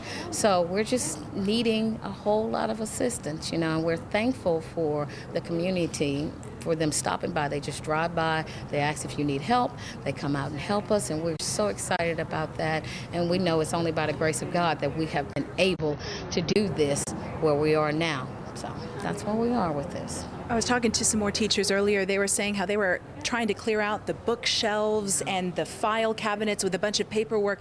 They couldn't even get the books out because the books were so swollen. That's how much water got in here. Yeah, that's exactly right. We can't even open some of the doors because it has swollen so much. Doesn't matter with the key and how we pull on the doors, they will not open up. I mean, the strength of Harvey was so strong it broke through one of our glass windows down our main hallway. And so when it broke through that glass window, the water just came gushing in through there. And then the pressure of it broke another window, so it had 2 avenues to come in. And so it just, we call Harvey a bad student, you know, a bad kid on the playground that is just knocking everything over in his place. And so it did a whole lot of damage, you know. So, you know, we're just thankful that there was no one here, that everyone was safe, you know, and so this building can be repaired. So we're just here to begin the process. We have our parents that are coming back tomorrow. They came with generators today. They came with supplies, just anything that we needed, and they came with a willing heart.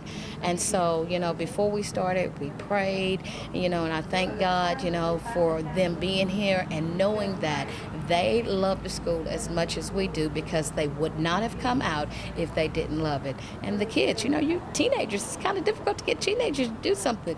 They came and they rolled up their sleeves and they got after it, and they just left. They have been here since 8 o'clock. And so I'm so proud of my kids, you know, and I'm so thankful for the parents that we have here. We're small, you know, we might be small in number, but we're big in heart. And, you know, we all love God, and we know that God is going to see us through. And I just want to point out some of these hard workers right behind me. They're about to head in for the night. Like we've been saying, they've been here since 7:30 in the morning. We have the head of schools. We have another teacher here. We have students. We have parents. They have been here all day, and it is time to go home because they need some rest too. They're going to be doing this for the rest of the week. And then I wanted to mention, school has been in session for a week until Harvey hit, and it sounds like nearby churches have offered their assistance, so you guys can continue school and church. Is that correct?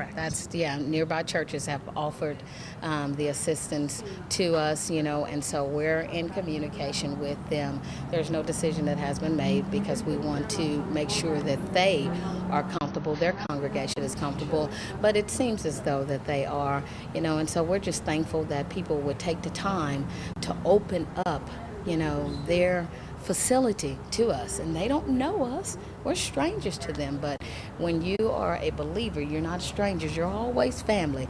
And so it's just a wonderful thing that they would want to do that. Absolutely. Mrs. Gray, I thank you for staying later and talking with us. I know you need to go home and get some rest because you're coming back tomorrow. But again, this is Pine Drive, Christian Church and School. And thank you so much for having us. But for now, in Dickinson, I'm Alicia Nieves. I'll send it back to you. Second round. And she said it so well. We are not strangers, we are family. And I think so many of us feel that way at this very moment in time. And something important to remember, so people are still kind of in shock after going through such a devastating, you know, flood and this storm. But those helpers, those volunteers working tirelessly around the clock, they need rest too. So glad to see that they're finally getting a break. In the meantime, we're getting a break from some rain, actually. Thank goodness, because that's the last thing we need. The sun has come out. The temps have cooled a little bit, too, as well. Right, Brooks? That's right. Harvey actually has changed our weather pattern significantly. Gone are the days of the triple-digit heat and the low temperatures above 80 degrees and all that really serious humidity. And now we're into a pattern where we'll see highs in the upper 80s to around 90, lows in the upper 60s to around 70, and noticeably lower humidity for now. But Harvey, not just flooding the Houston area, but also soaking East Texas, Beaumont having their own slew of big problems. And in fact, wherever this thing has gone, there's been flash flooding and worse. All right. That said, we're going to toss to, we're actually going to listen to Vice President Mike Pence speaking to us on this matter, and we'll get back to this weather forecast coming up. The President and the Vice President and their entire cabinet have stood up, stood strong, and supported the people of Texas. Since more than a week before the hurricane even came ashore, the President and his cabinet were in constant contact with my office asking, Governor, what can we do for the people of Texas? Ever since then, there's been close daily collaboration between my office, with local officials, with the White House, and with their cabinet. I've never seen a president, a vice president, or a cabinet who have responded as swiftly and as effectively to people in need, like the people of Texas overcoming the tragedy of Hurricane Harvey. Mr. Vice President, I thank you. I thank the President I thank the cabinet members with us here today. But candidly, I got to tell you, the people I thank the most are fellow Texans. The way that we see Texans helping Texans rescue each other, pull each other out of flooding waters, and save their lives is the average, everyday Texan who are the true heroes. But we know, Mr. Vice President, that this is going to take more than a few days for us to overcome. It's going to take months as we go into the transition period and then years for us to fully recover. And I could not be prouder to have as partners in this process President Trump, our tremendous Vice President, and the men and women who serve in the President's cabinet. I'm honored to have with me here today a man who is more than the Vice President of the United States, a man who is a friend, a man who knows how to govern, a man who knows how to face challenges and overcome those challenges, a man who will help Texas lead to build an even better Texas. I'm proud to introduce Mike Pence, the Vice President of the United States.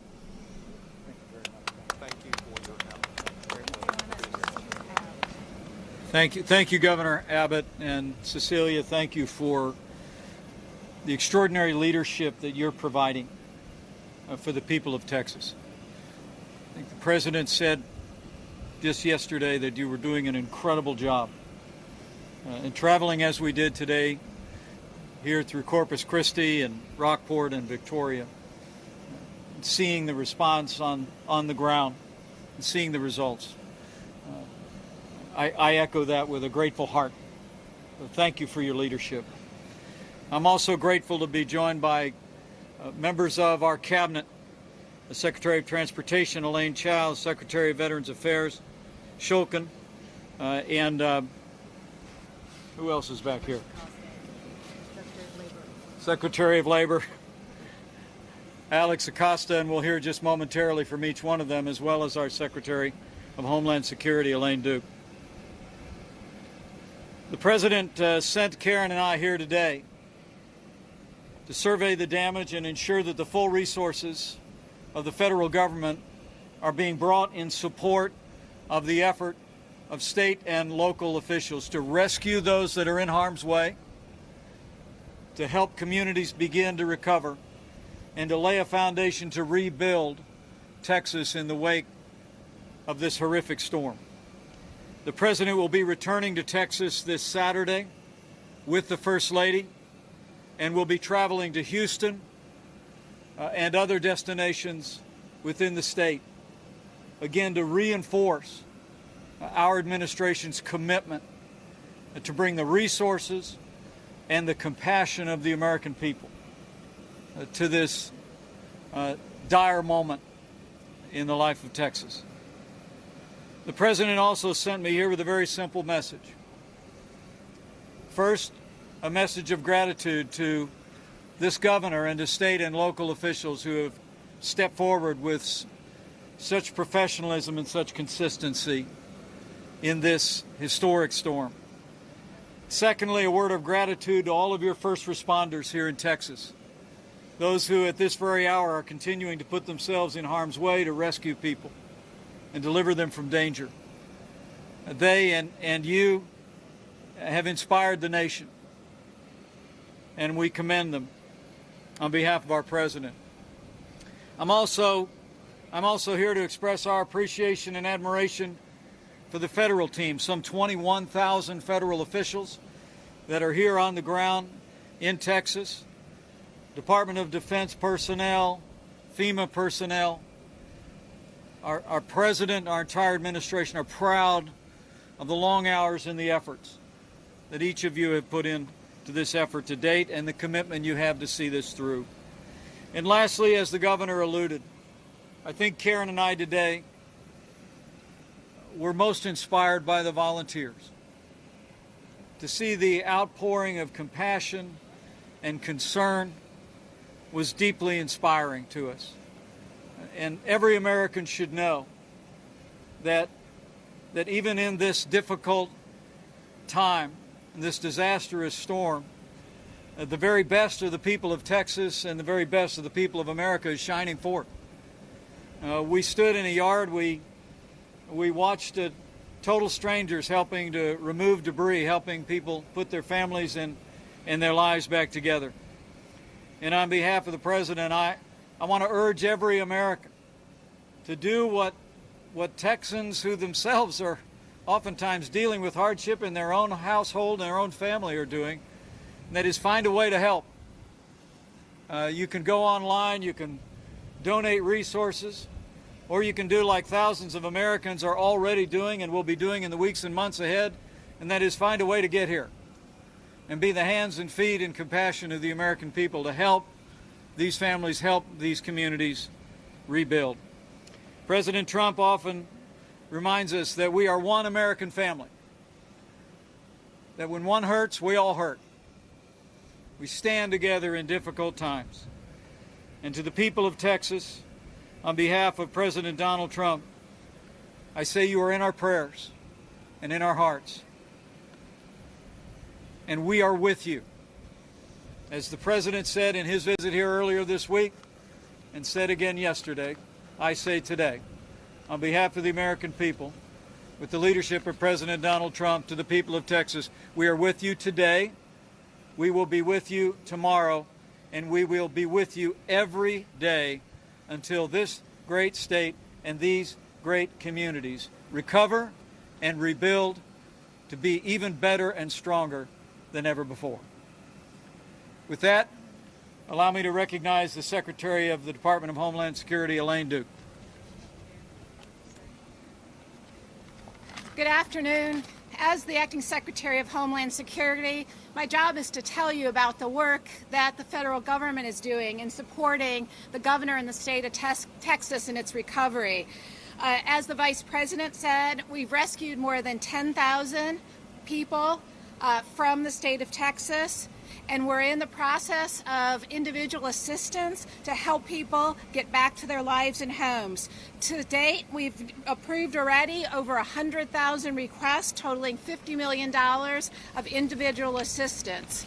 Today, we saw some hope of the recovery. Some of the hope was in infrastructure, the Hobby Airport and George Bush Intercontinental Airport opening. But more important, we saw the hope in the people.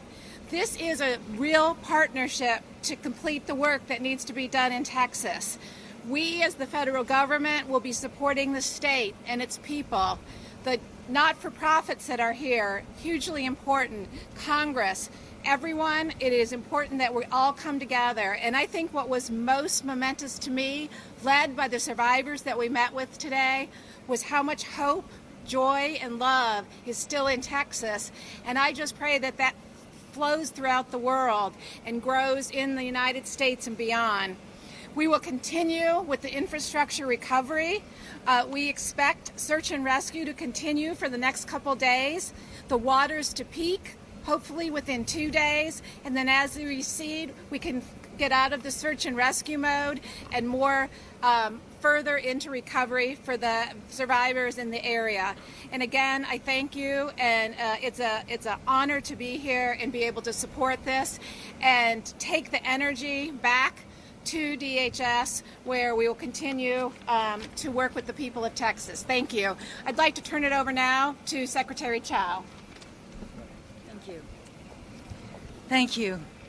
You know, today has been a very emotional and yet inspiring day, as you have heard from the governor, the vice president, and also Secretary Duke. The Department of Transportation is doing everything possible to support Governor Abbott and the people of Texas. We are making available more than $100 million in financial support to meet the infrastructure needs of Texas. There's approximately $353 million in pending Department of Transportation funds available to Texas between today and the end of the fiscal year, October 1st, September 30th.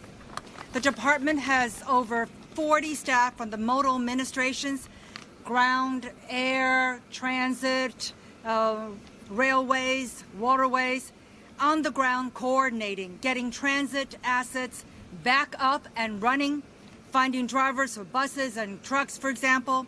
And a team from the Federal Highways Administration has been on the ground before the storm even made landfall. providing technical assistance to the Texas Department of Transportation. We are working with the state of Texas to reopen the airport. So far, as you have heard, Corpus Christi, New Orleans, Houston IAH, Houston Hobby, and Victoria are open in some capacity. Beaumont Airport remains closed except for military flights. Roads in the impacted areas continue to be inundated with water, with many closures. We are learning more by the hour and are working with our state partners to assess conditions as quickly as the water recedes. We have also identified more than 200 engineers who can be on the scene within 48 hours to begin expedited inspections of roads and bridges so we can be on the way to recovery. Our crisis center is manned 24/7 to monitor critical infrastructure. We also have a special hotline for first responders and others who need to know how to get around blocked routes. And just an hour ago, I've signed an executive order at the request of Governor Abbott, basically waiving the requirements to allow expedited fuel deliveries from 25 surrounding states to help the delivery of fuel to Texas. Because one of the things that we are learning is the declining supplies of aviation oil, gasoline, all sorts of fuel supplies. So, Governor, we have waived that requirement, and you've got it. Thank you. We need it. You're a blessing. Those other numbers are great. That's fabulous. Let's jump right in, Alex. Oh, I'm so sorry. I was once Secretary of Labor, so I cannot forget the current Secretary of Labor, Alex Acosta. Alex. Thank you. Today was a difficult day. We saw a lot of destruction, but we also saw individuals, Texans that were here, as the governor said, helping each other. Texans helping Texans. And my takeaway today is that Texans are survivors. They are helping each other. They are solving their problems. The president also wants to make sure, however, that all of us in the cabinet are here to support the governor and to support his efforts. And so there are individuals that may be wondering, what will happen to my job? Will it be there? Will I have to retrain? And so the Department of Labor is making available to the state of Texas $30 million to assess workforce needs from the Dislocated Worker Fund. We've also approved disaster unemployment insurance so that those individuals that do not qualify otherwise for unemployment insurance can have access to a means to make it by until they find a job. Today, we saw individuals that are going to survive and are going to rebound because they are resilient, they're determined to rebuild, and they have incredible character. And that's a testament to the people of this state, and that part of it was the best takeaway from today. Thank you, Governor. Thank you, Secretary. Thank you for your help. Great job, Alex. And we have with us as well the Secretary of Veterans Affairs, Secretary Shulkin. Good afternoon. We have over 528,000 veterans in the affected area, and the Department of Veteran Affairs is here to make sure that they're getting the care they need. Our medical centers have remained open throughout Texas and Louisiana, and although some of our outpatient centers have been damaged, every day we're getting more and more of those opened up. I'm very proud of the men and women that serve in the Department of Veteran Affairs to make sure that we fulfill that mission. As many people said, today was an amazing day, and I was honored to be with the Vice President and Mrs. Pence and the Governor and my fellow cabinet members. Wherever we went today, we saw amazing volunteers, and no surprise, many of them were veterans. And again, those people who have stood up to serve their country, put their life on the country, continue to serve even after they come back. Veterans are amazing people who are giving to their community, and I was so proud to be with them today and to be able to see this firsthand. I'm now going to turn this back to the Vice President, who will take some questions. Okay, thank you for your help. Thank you for helping our veterans. Questions for me or for the governor from any of the press? Yes, please. Thank you, Mr. Vice President. Darlene Superville, Associated Press. How soon will the administration send its initial disaster aid request to Congress? How large will it be? And do you think this funding should be offset by budget cuts? Thank you. Well, thank you, Darlene. And let me say that the administration has already been in contact with members of Congress about a supplemental appropriations bill to deal with the immediate needs of federal assistance for individuals, as well as assistance to businesses that are recovering in the wake of Hurricane Harvey. And we expect Congress to move quickly on the initial legislation, and we'll be working very diligently in the opening weeks of Congress to accomplish that. But let me say we're very confident that members of Congress in both political parties appreciate the historic nature of this storm and understand the enormous burden that it's placed on families and communities here in Texas. And we anticipate strong and bipartisan support for that measure. I will tell you that decisions with regard to overall budgeting will be based on decisions that are made by members of Congress and by the President. But as I've done in the past, I look forward to strongly supporting the President's leadership as we make sure that Texas, in real time, because we're still in the midst of a rescue operation and a recovery operation that's unfolding before us, that in real time has the resources, and that no Texan should doubt as they apply for available federal assistance, no small business or business that's affected should doubt that this administration, this Congress will come together and make sure those resources are there. Mr. Vice President, Matthew Seedorf, NBC Fox, San Antonio. We've spoken to numerous people that have lost everything from this hurricane. I'm sure you have as well. Yeah. And they're terrified because they say that their FEMA's not getting back to them. What advice do you have for them specifically? Well, I'm going to ask Elaine to come forward. But at this point, I can tell you, as of this morning, we have actually had more than 311,000 citizens who have gone online or telephoned in to register for disaster assistance.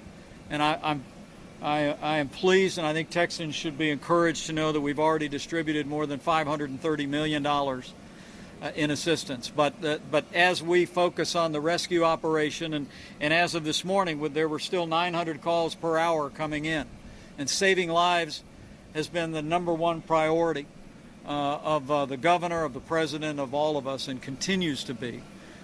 We just urge people to take every opportunity that they have, whether it's by telephone or online, to apply for that federal assistance, and know that help is on the way. And we'll make sure that every Texan and every Texas business that it's entitled to federal support receives that support. Elaine, did you want to add to that? Yes, I support everything the Vice President said. If you can get online, the best way to apply is online, because you can enter a lot of the data that way. Your insurance, how to get back to you, that is the best way if it's possible. If not, use the phone banks. We are I'll call it triaging. So there's people that have mortgage payments due that are currently not in situations where they need immediate assistance. So we are prioritizing based on that. Additionally, one of the challenges of individual assistance for this disaster is going to be the broad scope of where the floods were and how long the floodwaters are lasting. So we can't even get in there to start looking at damage to homes yet. But I would say if you have immediate needs, call back. We're setting up a joint office here where all the federal resources. If you haven't heard back in a day or two and would like to check on your application online or call and follow up. But if you're not a priority, it could take a couple days. Thank you. Governor, did you want to add to that? I want to add one important piece of information, and that is to go online, go to disasterassistance.gov. Disasterassistance.gov. If you are in one of the counties that's been declared a federal disaster, you can get assistance. And we urge you to go online and register as quickly as possible. at disasterassistance.gov. Thank you, Governor. Please. Mr. Vice President, Jennifer Jacobs from Bloomberg News. Going back to offsets, sir, do you still stand by your position from 2005 that disaster relief funding should be offset by cuts elsewhere? And can you tell us what the Trump administration's position will be on offsets, please? Well, I know that President Trump's top priority right now is focusing on rescue and recovery efforts. We're going to be working very diligently and have already begun to work with the Congress to make sure that full resources to backstop those efforts, to provide for recovery, and ultimately to provide for rebuilding communities that have been devastated by Hurricane Harvey is there. I was very pleased. Before I was a vice president, before I was a governor, I was a member of Congress. And I was very pleased to support federal disaster funding in the wake of Hurricane Katrina. But in the months that followed that, I was also part of an effort in Congress to find savings in the budget to pay for that. And I would leave those decisions to members of Congress and to the President of the United States as we move forward.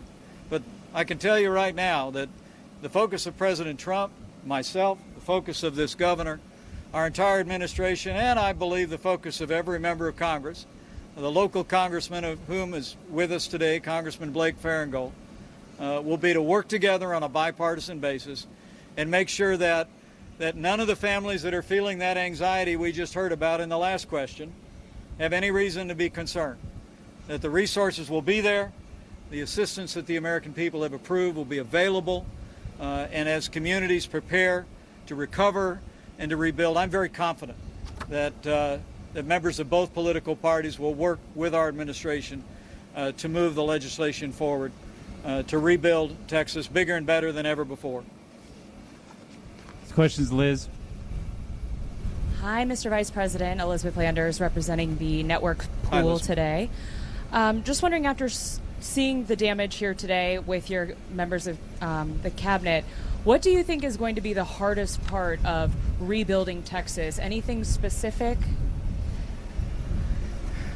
Well, I will tell you that, and I know I speak for everyone gathered here, that the sights and sounds and conversations we had today were just overwhelming. I think the resilience of the people of Texas has been inspiring. To see people who have gone through the horror of one of the largest natural disasters in American history, to be standing shoulder to shoulder, passing out food to their neighbors, helping their neighbors clear out their homes with a smile on their faces. It's humbling to me, and it's deeply inspiring. But I would tell you, the long-term challenge here will be is getting people back into their communities and into their homes. When we were in Rockport today, as I shared with the governor, we heard from families and some high school students that were just very anxious to get back in their school.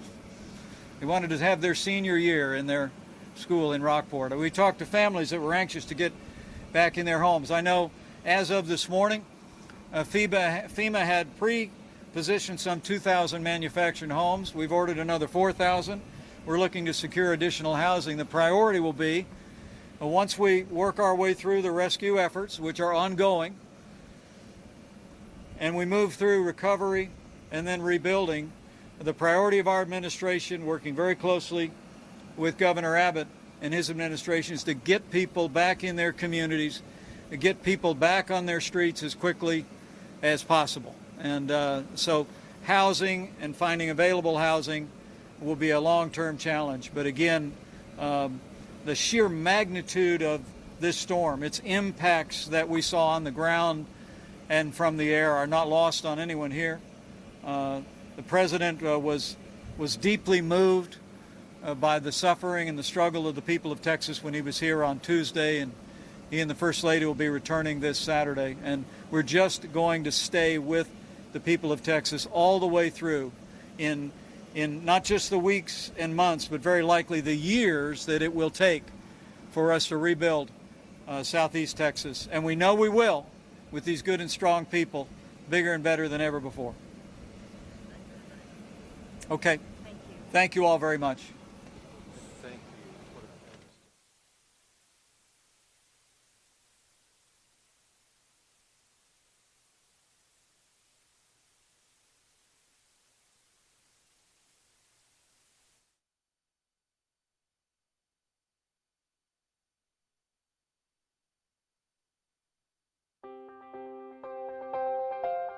Border Patrol agents rescued this woman found clinging to a utility pole. I'll push you up, all right? 1, 2, 3.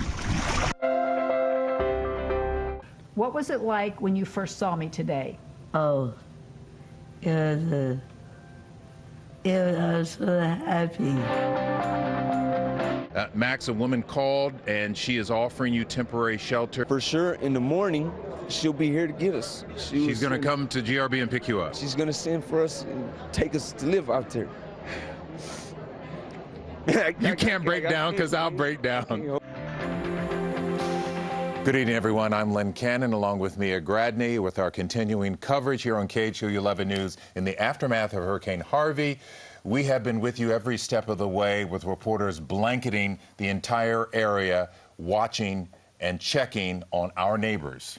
It has been a long few days, and we've got a long road ahead of us, but KHOU 11 News is going to be with you every step of the way.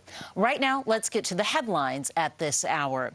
A mandatory evacuation issued for Sweeney in Brazoria County. The Office of Emergency Management says until the San Bernard River has crested and water subsides, it's not safe for residents to return home. Also, students will be heading back to school in the state's largest district, HISD announcing its students will begin classes Monday, September 11th.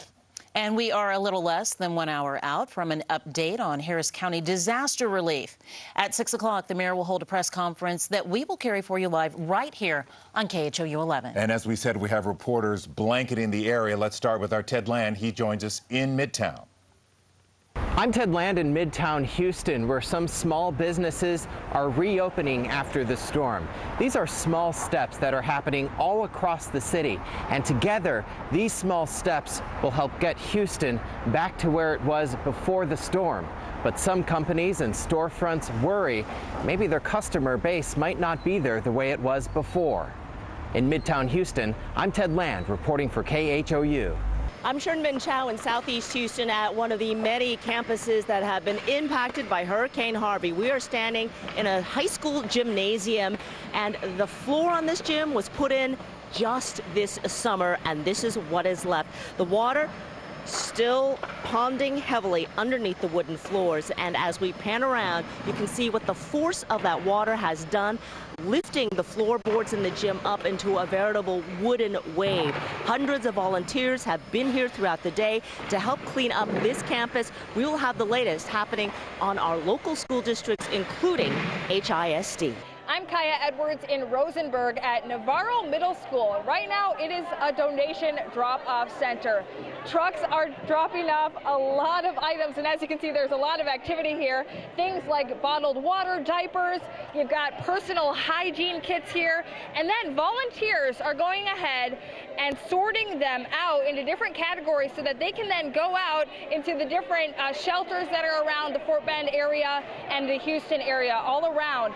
So even though you see all of these things here, I can tell you they're going quickly. Just a half hour ago, there were even more supplies here. It was almost chest high in donations.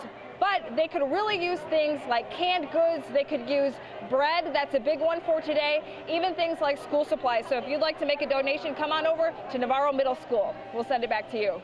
I'm Jeremy Rogowski in the Fort Bend Cinco Ranch neighborhood of Grand Lakes. You could see it is a Grand Lake, still high flood waters, and for that reason, authorities are enforcing a mandatory evacuation, keeping folks out of their homes. It went into effect early this morning, but several homeowners we've spoken to say they feel, you can see them right there, that their homes are able to safely enter them. They don't understand exactly why authorities are still enforcing this evacuation order. We will talk to them and have more on this story coming up. And the weather cooperating for those who are able and allowed to get back into their homes. Let's check in now with Chief Meteorologist David Paul. David? Yeah, it's ended up being a beautiful afternoon weather-wise. At least that helps. We look at the big radar, Houston clear. Here's Harvey. who now, as we zoom into Memphis, is a flooding threat across the mid-Mississippi Valley in Memphis, Tennessee, getting heavy rain. And look at all the green boxes here. They're getting their taste of Harvey with flash flood warnings across the state there right now. Zooming out, this will continue to be a flood threat as the storm track moves up through the heart of the nation's east area, Nashville to Cincinnati, both the next storm cities on the list that could see flash flooding from Harvey. All right, so there's more action going on out there. There goes Harvey. We're going to possibly see some rain, maybe a weak area of low pressure form in the Gulf of Mexico. This is going through Sunday and into Monday, and it's not out of the question that it could give us a few scattered showers. However, moving forward, it doesn't look like this is going to bring us another huge rain event because, lo and behold, cold front's coming in. That's going to push off the coast as we head through the middle of next week. This is Thursday of next week, and that will help to dry us out and lift up and out of here the moisture that's out here in the Gulf of Mexico. So for the moment, we're not seeing any more flooding rains coming our way.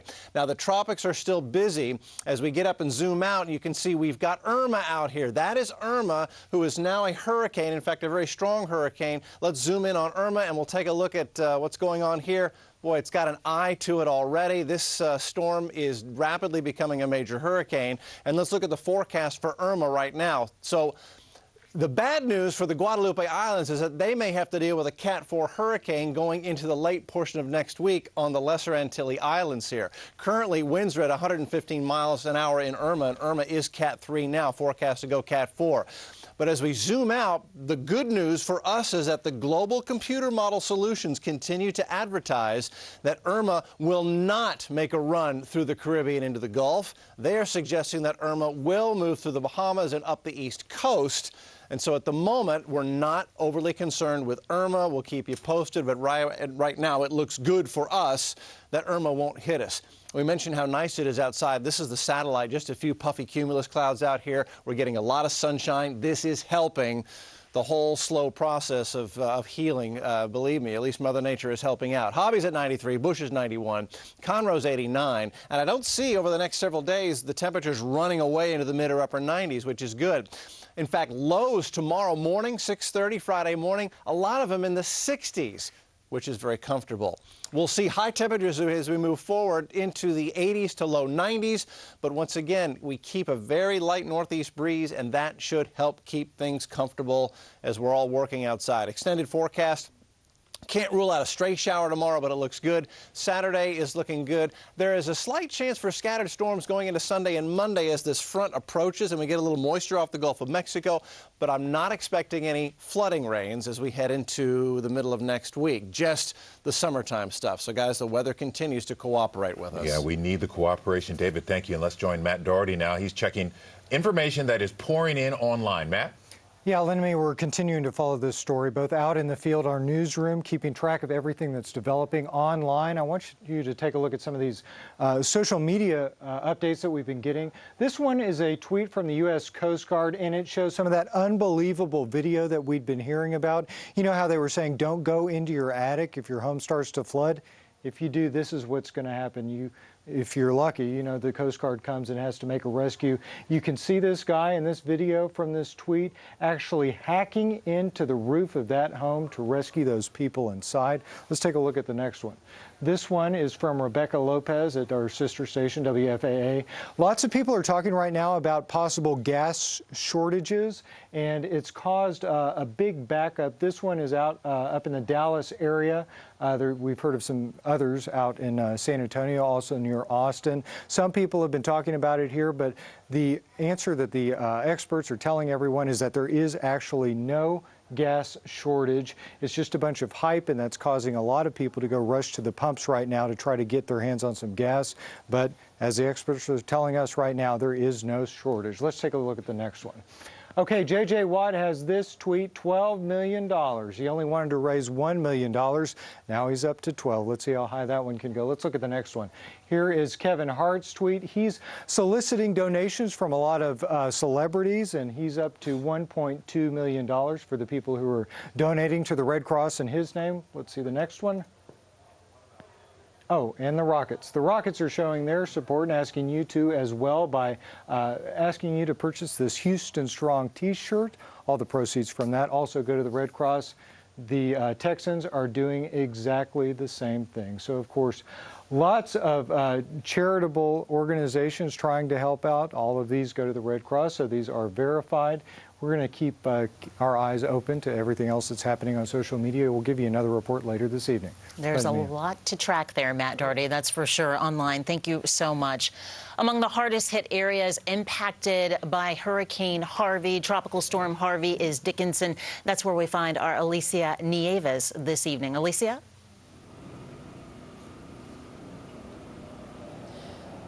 Hey there, I'm at Pine Drive Christian Church and School right next to 517, and I want to show you guys what they've been having to clear out all day. They've been at work since about 8 o'clock this morning. These are church hymnals, and this is, again, a church and school, so they were telling us how because of all of this water, they got 52 inches over here.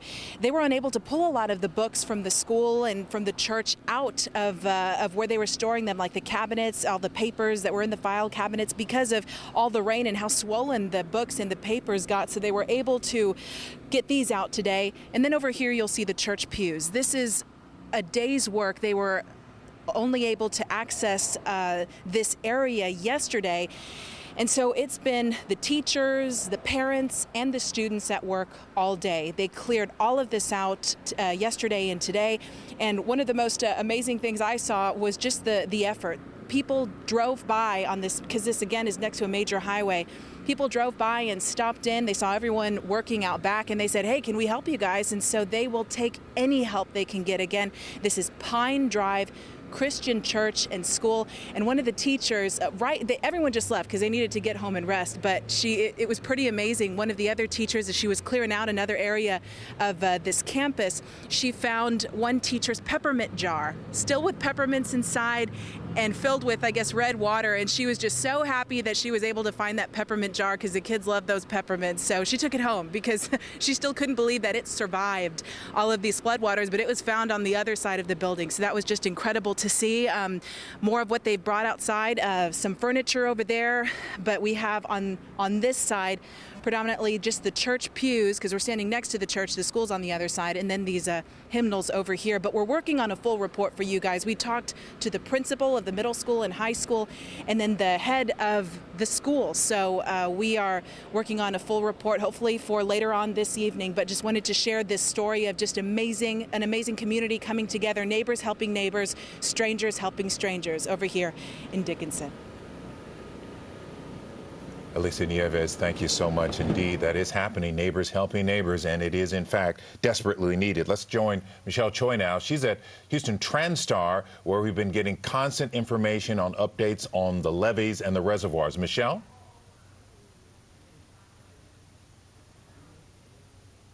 Yeah, hi, Len. You know, we're on the road to recovery, and local, state, and federal representatives are standing up as well to help us out. Now, just moments ago, we actually spoke with Congressman Mike McCall, held a press conference.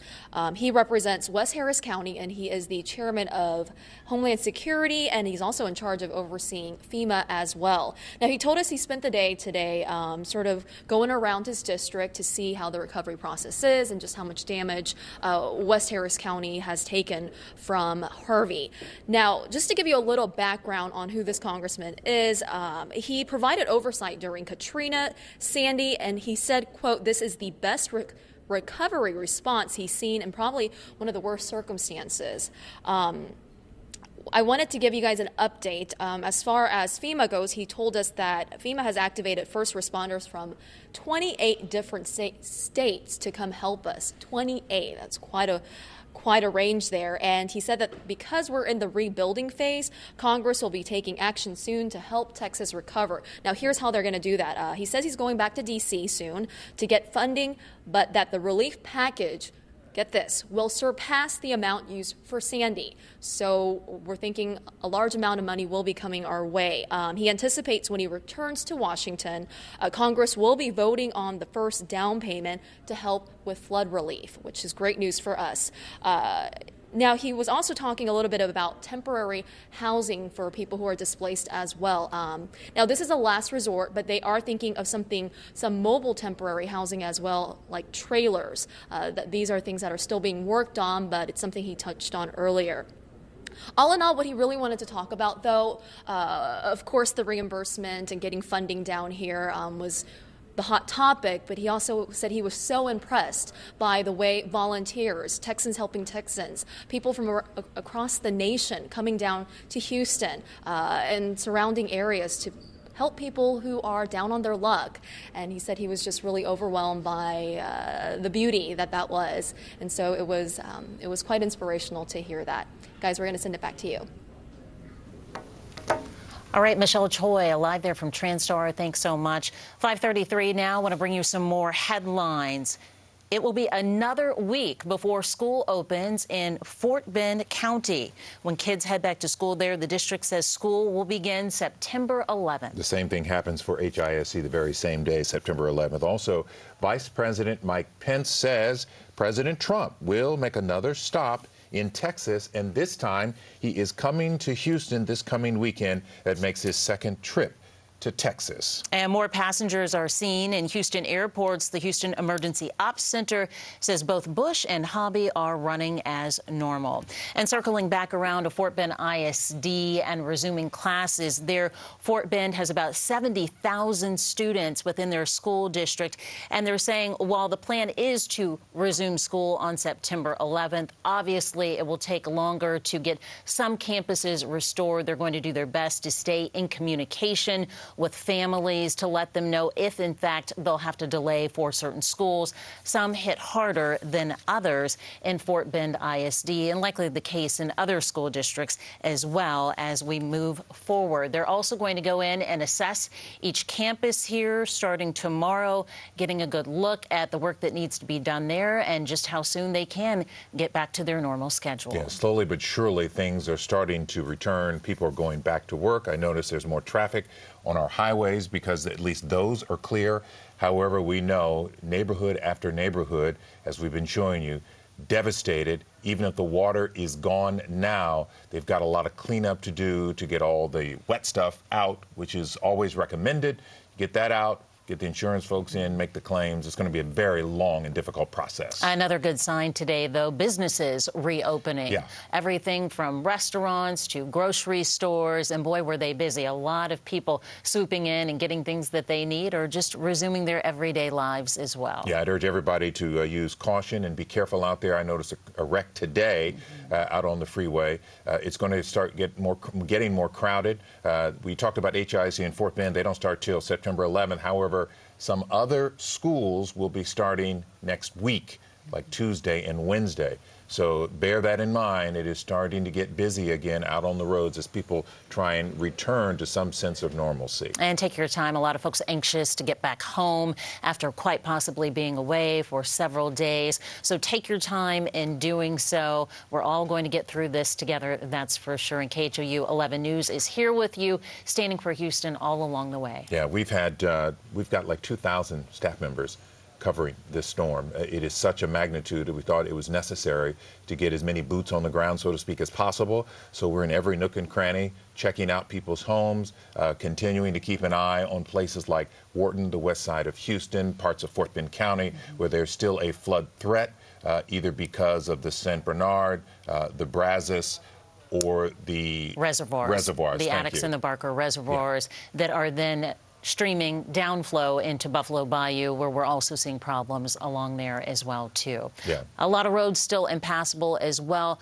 due to that flooding. Out on the west side, I-10, there are some issues there. It goes down to 2 lanes at one point. So just something to be cognizant of as you get out there and you hit the road and you try and head to and from different places, whether it's to work or back home or out and about to get those supplies you may need to start the cleanup process. Yeah, we're staying with you here. We've been in continuous coverage. I think we've been on now about 140 some hours covering this catastrophe that has hit the Houston area, all around the Houston area, and we'll continue to stay on top of it this evening with more live reports and updates in different neighborhoods. As we said, we just heard from Vice President Mike Pence. He's been talking about FEMA, and he will not say how much money Congress is going to appropriate, but he said money will be coming, and in fact, he says more than 20 states will be involved in coming to our area, in fact, to the entire state to help with what is going on here. So that's a big boost. Not only money, but a lot of people. That's very reassuring to a lot of people, and a lot of people already having applied for FEMA assistance. I believe the number was around 300,000 people, with plenty more to come. They're encouraging people to file for that assistance online. You can do everything that you need to do there. Yeah, so David Paul is going to have an update on the weather here. Go ahead, walk in. Go ahead. You don't have to duck. We know who you are. Yeah, right, like I'm trying to hide from you. Okay, guys, here's the deal with the weather. We are getting that beautiful break in the weather that we had forecast. That is the best news right now. And so we're waiting. In fact, we're waiting now on a cold front, hallelujah, to come in next week to really dry things out. But there's where Harvey is right now. And let's zoom in. So now it's Memphis that has flash flood warnings all over the place. Western half of Tennessee is getting that heavy rain. And so now Harvey continues his trek across the country with a flood threat everywhere he goes. These storms lose their winds as they move in, but they quite often do not lose their moisture. Zooming out, we'll look at the track of Harvey. Next in line is Nashville for a flood threat, and then Cincinnati for a flood threat as we head into the coming weekend. Now, we have another storm out there. Let's take a look at this. Irma is out in the open Atlantic, but there goes Harvey. Out here in the Gulf of Mexico, it looks like we may have some squally weather as we head through the weekend here. But push this forward in time, and here comes a cold front as we head into the middle of next week. So there will be a rain chance going into Monday, Tuesday, Wednesday. But as we head into Wednesday, that front arrives, then pushes through. And look at this, by Thursday of next week, we get a cool front coming in. That should drop lows into the mid to low 60s, highs only in the low 80s with much lower humidity. That's a first sign that fall is actually on the way. Here's the way it looks in the Gulf right now. I see rain and scattered thunderstorms out here, but nothing significantly developing. And you can see how we're dry slotted now. Look at the dry air coming in across the northern portion of the Gulf of Mexico. Further out, this is Irma, now a Cat 3 hurricane. Winds at Irma up to 115 miles an hour. We can take a look at the stats and the forecast track of Irma. Irma is forecast to continue to strengthen. Let's go ahead and look at that as we zoom in. A well-defined, very small, very compact hurricane is Irma. And now let's look at that forecast track. And so the Hurricane Center believes Irma will become a Cat 4. This will be the second 4 of the year, Harvey and then Irma back to back. However, Irma is now forecast, and we can zoom out and I'll show you. Irma is most likely to bend. See how it's already bending in that forecast track? To bend back up across the Lesser Antilles, perhaps graze the Bahamas, and then curve up the East Coast. So at the moment, we do not expect that Irma is going to be a threat here. Closer to home, a few puffy cumulus clouds. It's a beautiful afternoon out there. The humidity is not too terribly bad. Current temps outside, we're running in near 90 degrees, 90 at Dayton, Hobby 93, Bush at 91. It's a warm summer afternoon out there. And we look at the forecast temperatures, and look, we should actually get a comfortable overnight. Morning lows Friday morning, 60s and low 70s. That is comfortable for this time of the year. High temps tomorrow will get warm. We'll go into the upper 80s to near 90. But again, the humidity tomorrow should not be too terribly bad. The extended forecast. And this is interesting. So we get a chance to dry out. I don't expect rain tomorrow. Saturday looks good. We will introduce a chance for a few scattered showers Sunday, but nothing that is going to flood us. 20% rain chance Monday. A little better rain chance, maybe a thunderstorm Tuesday, Wednesday as that cool front approaches. But once that pushes through Wednesday evening, we clear back out. And look at Thursday, morning lows in the lower 60s, highs only in the low 80s. So, guys, although we do have some rain in the forecast next week, it doesn't look terribly bad. And then we get that cool front to come in here for the end of next week and the weekend. That will be nice. Cool front would be nice. David, thank you. Let's go live now to Crosby, the command center there, where much of the focus and attention has been on a chemical plant with dangerous explosives. Our Marcelino Benito is there for us with an update. Marcelino? Well, Mia, we just got a lot of new information from fire officials here, but let's recap how we got to this point in the first place. We know there were two pretty significant explosions in Crosby around 2 this morning when one container ignited and caught fire at the Arkema chemical plant. We know inside that container were organic peroxides. We got to this point due to unprecedented flooding due to Hurricane Harvey. This facility lost all its backup systems. They lost refrigeration, and the problem with that, when that happens, if you're storing organic peroxides, if you can't keep them cool, they will ignite, combust, explode, and catch fire like we saw early this morning. Now, we know there are a total of 9 containers of organic peroxides inside this particular plant. One of those, again, exploded early this morning. So you do the math. They had 9, one of them's exploded. That means there are 8 of these containers filled with this material still left. And the Harris County Fire Marshal's office being pretty blunt with me, saying the same thing we saw happen this morning will likely happen again 8 more times, if you can think about that. We know 8 are left, and officials are very concerned that this will happen over and over again. And the problem right now is floodwaters have not gone down significantly enough where mitigation teams can go back into the plant and try to control this and prevent this from happening. How does this impact people in the Crosby area? Well, we know there's a mandatory evacuation order that was put in place 48 hours ago. So far, fire officials telling me they have an updated number of people that did manage to evacuate. Those are 200 people we know are now out of the neighborhood in that 1.5-mile radius. But we also learned just now at an off-camera briefing that there are some people that refuse to leave their homes. And the fire marshal's office telling me despite it being a mandatory evacuation, they cannot compel someone to leave their homes, or there are still people inside. I can also tell you we've spoken to neighbors who have come to the command post who did evacuate. They're very frustrated with what's going on. They want to get back inside their homes. They evacuated so quickly that they weren't able to grab anything, put anything up when the water was rising, so they're concerned that the little they have, they're losing as more time goes by. But again, fire officials here do not want to take any chances. They're going to be monitoring this situation around the clock until it's resolved. And unfortunately, there's no likely timetable for them when this all will combust. Again, they know there are 8 containers of this organic peroxide, and they likely will all explode just like we saw that one explode early this morning. So officials here are concerned, but right now they just have to sit and wait and hope those floodwaters recede quickly and they can get a mitigation team in there as soon as possible. Guys? All right, Marcelino, thanks so much. Well, that's a frightening situation. Still too much water in that plant in Crosby where they can get in, access, and deal with any potential problems with those chemicals. We've already seen a couple of explosions. They're anticipating even more. In the meantime, 200 people, as Marcelino said, have evacuated. However, some of the folks in the neighborhood are refusing to leave. We'll stay on top of that story. Now, let's talk about what the mayor and the police chief were doing today. They've been very busy. They went up in a helicopter, and this is the mayor right here, Sylvester Turner, about to board a chopper. He is joined along with HPD Chief Art Acevedo. They went up to get a bird's eye view of all of the damage in the surrounding Houston area. There they are, strapping in, getting ready to see how bad things are. And keep in mind, the mayor will be having a news conference coming up scheduled for 6 o'clock this evening, so just about 15 minutes from now.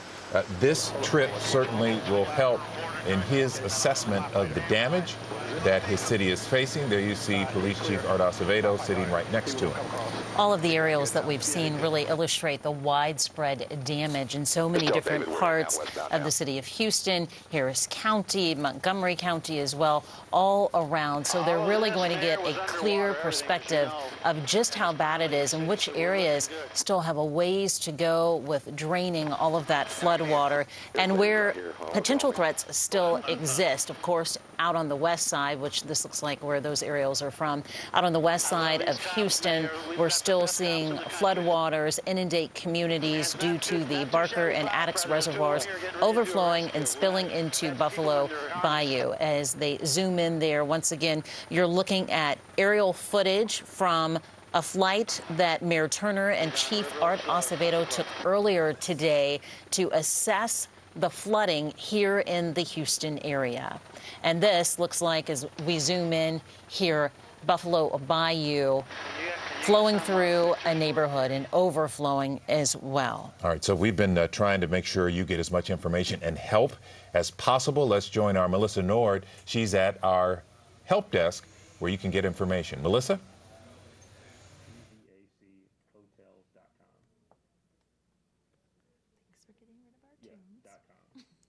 Oh, no problem.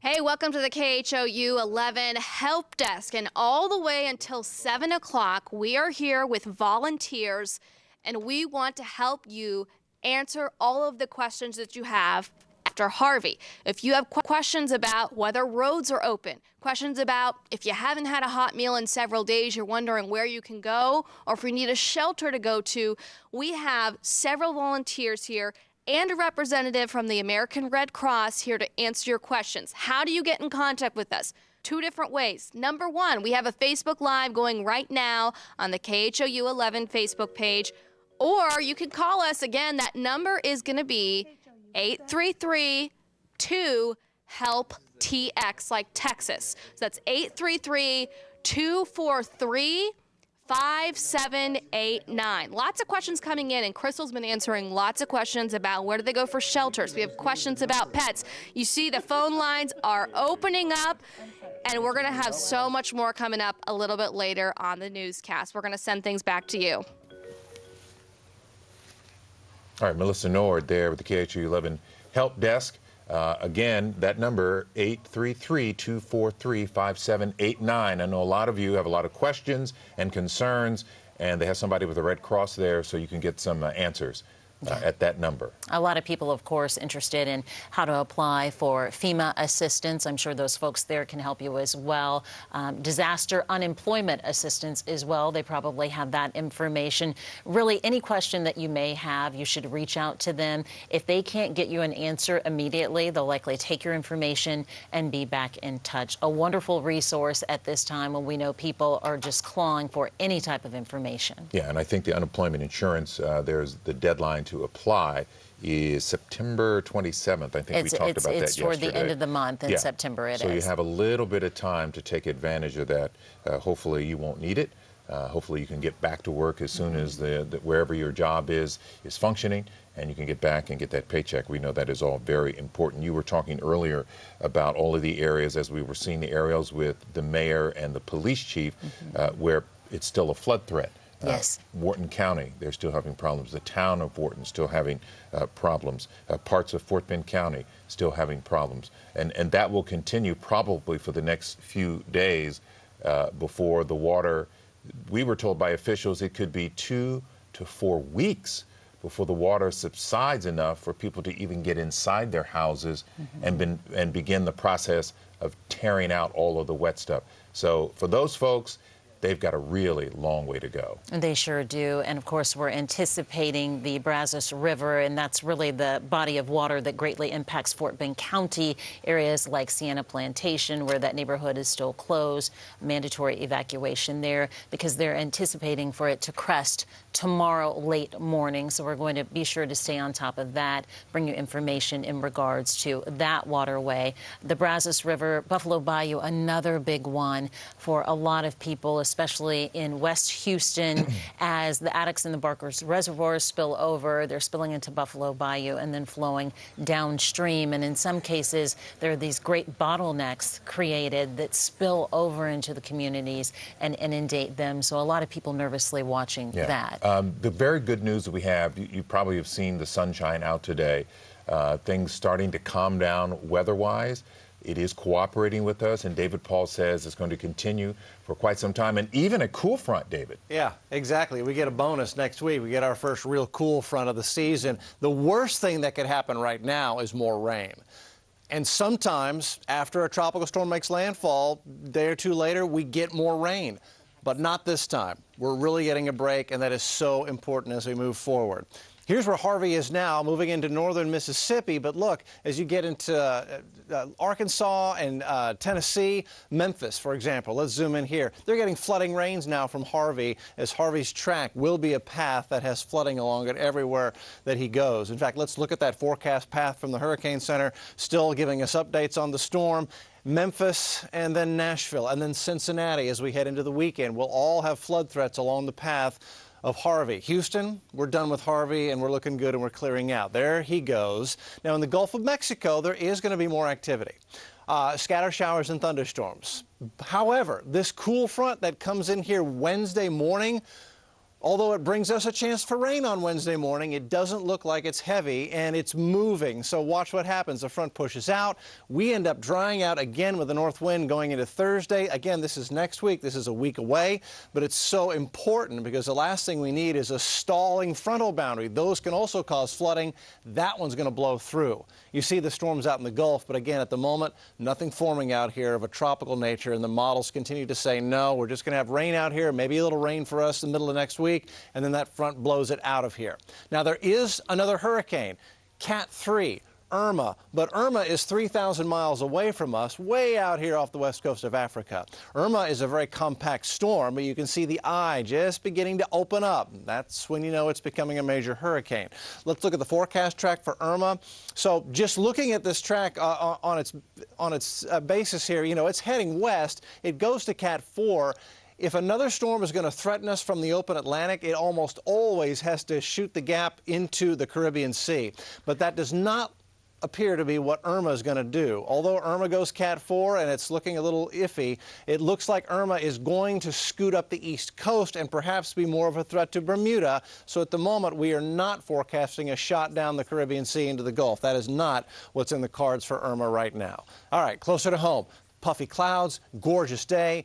Northeast breeze again, keeping humidity in check. And so these temperatures outside right now, even though we're near 90 or so area-wide, it doesn't feel that bad. It's a nice end of August afternoon out here.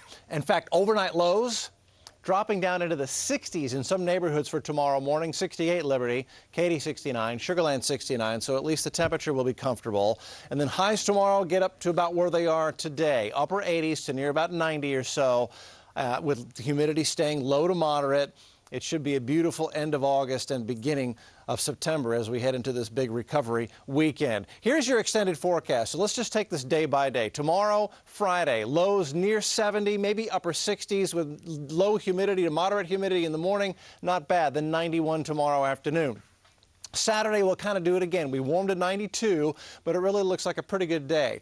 Now, here's the deal. Sunday, we will begin to see moisture increase. It will be more humid on Sunday, and I've lowered us to 89 because of the increased cloud cover, and I have put in a 20% rain chance on Sunday. There may be some scattered showers on Sunday, and at least a 20% rain chance Monday. I think it's Tuesday and Wednesday of next week where we have our highest rain chance, but that is because we've got this cool frontal boundary approaching. So as it approaches, it's going to lift the atmosphere and it's going to squeeze out some scattered thunderstorms.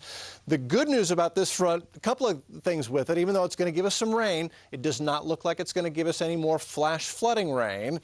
And the front itself should be moving. It should be what we call progressive. So as that progresses through the area, it lifts and gives us a rain chance Tuesday, Wednesday. But look what happens as we go into Thursday. Low temps drop down into the lower 60s. It's not out of the question we could have upper 50s by Thursday morning of next week, a week from now, up in the Huntsville area, College Station area, and then high temps held in check only in the lower 80s. That will also come with a refreshing north breeze. It's not going to get cold, but it is important. It will continue to give us another dry weekend next weekend, which will continue our efforts here to continue to clean up. So although we've got rain chances coming in toward the middle of next week, it does not appear at this time that it's going to cause any more big flooding concerns. And I think although the weather has been bad, it's going to turn much better. And this weekend continues to look good, especially Friday, Saturday, and Sunday, as the humidity stays not too bad and rain chances stay in check and we stay dry. And this gives the bayous more chance to continue to drain out and dry out. And that's the most important thing right now that we're looking at as we move forward. Guys, the weather forecast today and the weekend is looking good. That looks good, David Paul, and so does the amount of money that many people are donating to the hurricane disaster relief cause, including J.J. Watt. He is on a roll. It is incredible. Let's take a look. He originally started out with a goal of $1 million.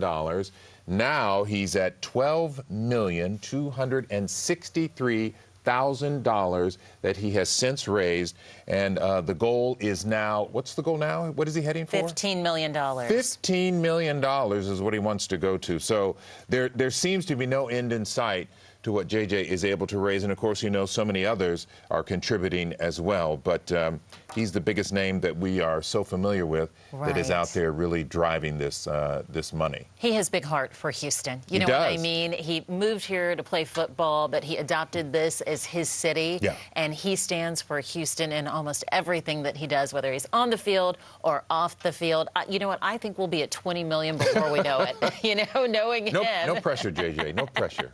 None at all. And if there was someone we would want to put pressure on, it's him to do it. He can make it happen. That's for sure.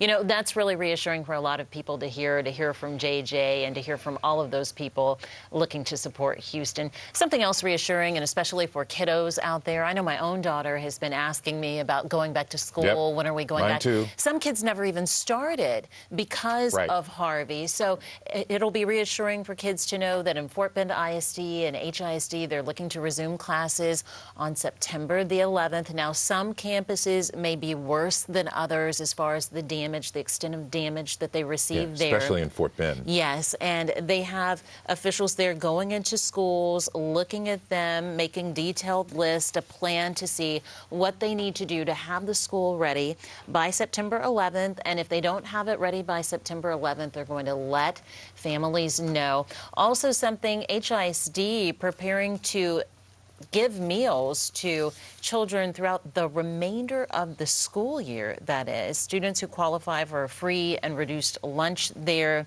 and they're planning to offer that to them through the Texas Department of Agriculture. And Fort Bend ISD is looking for ways that it can help support their families as well. Obviously, HISD has a much bigger student population, a greater number of students who qualify for those free and reduced lunches. So the Texas Department of Agriculture answering the call there. Answering the call. Matt Doherty is now with us with a look at what's coming in online, pictures, tweets, etc. Matt? Yeah, lots of stuff, Lynn and Mia, coming out online that we've been following from our newsroom. Take a look at this. You know, you're just talking about J.J. Watt and some of his monetary donations. Well, celebrities here in Houston are also donating more, including their time. Here's hometown Olympian Simone Biles. She's out there at a donation center, a distribution center out there in Conroe. You know, Conroe was hit fairly severely by the storm. Now we have another tweet out here from Chief Art Acevedo. He's telling other law enforcement officers across the state and in other states as well. He says that Houston has enough. We don't need any more. If you want to send some more officers, send them to Beaumont, Port Arthur. He's saying they need them more. Let's look at the next one we got. Okay, and this was kind of an interesting tip.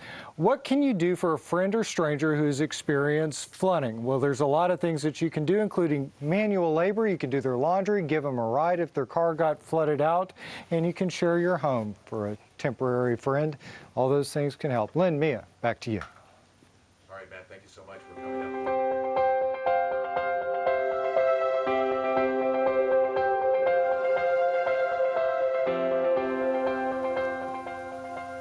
Welcome back, everybody. I'm Lynn Cannon, along with Mia Gradney, and our continuing coverage in the aftermath of Hurricane Harvey. There's so much developing today that we're following. Right now, we want to bring you the top headlines here at the 6 o'clock hour. The death toll continues to climb from Hurricane Harvey. At least 33 people killed by the storm in Houston and the surrounding areas. Also, we are awaiting a news conference by Mayor Sylvester Turner. He's expected to give an update on the city's continued emergency response to Harvey. The news conference is expected to begin any minute now, and when it happens, we will bring that to you. And we've been talking about this in great detail. That is so important to students and their parents. They'll be heading back to school. HISD announces students will begin school Monday, September the 11th. Now, let's show you a map that shows you just how far and widespread the devastation is. And you can see all of the areas from Corpus Christi. That's where the storm made landfall back on Friday night. And all of the areas stretching up the Texas coast all the way into the Houston area. And you can see from Bay City to Victoria to Hawkinsville to Sugar Land, Houston, and then North Kingswood. And then, of course, the most recent area to get really punished was Beaumont. They got something like 24 inches of rain in a 24-hour period, and they're in dire straits right now. So many of these communities are still facing a flood threat, like just south of Sugar Land in Missouri City and Fort Bend County. Also on the west side of Houston, where they're watching Buffalo Bayou as it takes on water from the Addicks and Barker reservoirs. All right, so Jen Titus, she's been up in Spring today talking to neighbors who are just now starting to dry out and clean out. Jen? I'm Jennifer Titus, and we're in Spring, Texas, where the cleanup process is really just beginning today. People are in their homes for the very first time. Some of these homes had up to 5 feet of water. You can see how the cleanup process is beginning. I mean, this is trash now, but this is stuff that was in people's homes. This was people's furniture that is just ruined after the water came in. Families trying to grasp what has happened here and just know that the only thing they can do now is move on from here. I'm Kevin Reese, and we are in the Bear Creek subdivision, and I'm going to have my photographer Josh Stephen give you a look around to show you just how deep the water is here. We are on the north side of Bear Creek in the Addicks Reservoir, and this is some of the deepest that we have found. In some places up to 7 feet deep in and around these houses. There are cars underneath us. There are cars to the left and the right of us that we have to avoid every now and then. And the devastation back here is simply, it seems, never ending. It goes on for block and block and block. And deputies are back here patrolling for a couple of reasons, trying to find out if there are still people in these homes, also trying to make sure that potential looters know that there is a police presence back here as well, and there has been some evidence that people are even trying to make that attempt to get into these houses to get what they can. The other problem here is that this water doesn't appear to have gone down at all today, and some of the estimates are that it could take a month for it to disappear. We'll have additional pictures of this devastating flood from Bear Creek as the night goes on. I'm Kevin Reese. Now back to you. Well, some good news for folks here in Kingwood. This stretch of Kingwood Drive by the high school is now reopened. Yesterday, we were out here on boats. It was still underwater. The water has now receded, and as you can see, folks are now able to get out of their neighborhood. As for Kingwood High School, we were able to go on the campus right before police shut it down to incoming traffic. And as you can see in the video, there is quite a line of debris all the way up into the campus. We're hearing from some students who peeked their heads in that much of the school here at Kingwood High School was underwater, and there's quite a bit of damage inside. At this point, we're communicating with Humble ISD through social media, and on Twitter, they just told me that their teams are collecting data regarding buildings, staff, IT, and things of that nature. They will update everyone as soon as they have necessary information. Now, Kingwood ISD, several hours ago, had told folks that they were hoping to start classes next week on September 7th. And so a lot of that is likely due to the cleanup and possibly readjusting students as to where they will go. It's unclear if Kingwood High School at this point will be available to take on students when they start the year next week. But again, some good news now. And before I leave you, just take a look at the tennis courts here. Up and down that sidewalk is just a whole lot of debris, so much pushed up into the tennis courts that at some point there on that fence line, the fence gave way because there's such a huge mess out here. But we're thankful that folks in Kingwood are now back on the streets at some point, finding energy and excitement to start the recovery process. I will say before we leave you that there are some neighborhoods in the area that are still underwater. We're hoping those waters recede in the next day or so. Guys. The recovery process has started here outside of Pearland. They got 57 inches of rain in this particular area. This is Brookside Village. Most of the homes on this street have been completely flooded. You see all the debris right here on the side. And we came out here and we found something pretty special. Not only are there great stories with the people in this community helping each other out, but we ran into the Pearland Oilers football team. Head coach James Farmer and his guys were out here going house to house, moving furniture out as much as they could and really get these people back where they need to be. I mean, we got guys, we probably got good 90% of our kids out working and moving stuff. What have the last 72 hours been like down here? Like hell. Definitely a different kind of workout, but hey, it's a workout. This community is, you know, everybody's helping each other. You can just walk down the streets and see people helping, moving furniture, moving water. It's hard, but it's like we've been out here all day doing it for the community, so it's good. You know, we go in there and try to help, and we're like, oh, we're so sorry. And they say, hey, we'll be fine, we'll be fine. We know we're still alive, and, you know, we got each other, and they're, you know, they're very resilient in that matter. This house right here took on about 2 feet of water, and it's amazing to see these players come out and help this community get back on their feet. Coach Farmer was telling me that they were supposed to prepare for their season opener tomorrow. Now the question becomes, can they play next week? But as of right now, the focus still remains on getting Pearland back on their feet. In Pearland, Daniel Gotera, KHOU 11 News. Good to see the football players out there helping out the community. Thanks, Daniel. Yeah, young people rolling up their sleeves and doing some hard work for people in need. It is good to see. Right now, we're awaiting a news press conference with Mayor Turner at the Heck Center. Going to get an update on Harvey recovery. Also, we'll most likely hear about the situation along the Buffalo Bayou and the spillover there, and other items like which areas are still facing a flood threat, including Buffalo Bayou, West Houston, West Harris County. There's so much to cover here. Yeah, we showed you earlier that the mayor, along with the police chief, took a ride in a helicopter to get a view of the devastation, and specifically they can see from that vantage point where neighborhoods still have water, and they can direct more people and resources to those areas to help folks. But it's going to be a very long road to recovery. It could take weeks, months, perhaps even longer before some people, we know in Meyerland, when the tax day flood hit, and even before then, the May Day floods, it took people a year and a half to finally get it back together. So that's the kind of time frame we're talking about as we wait to hear from the mayor. Sounds like he's walking to the podium. Let's check in with Mayor Sylvester Turner.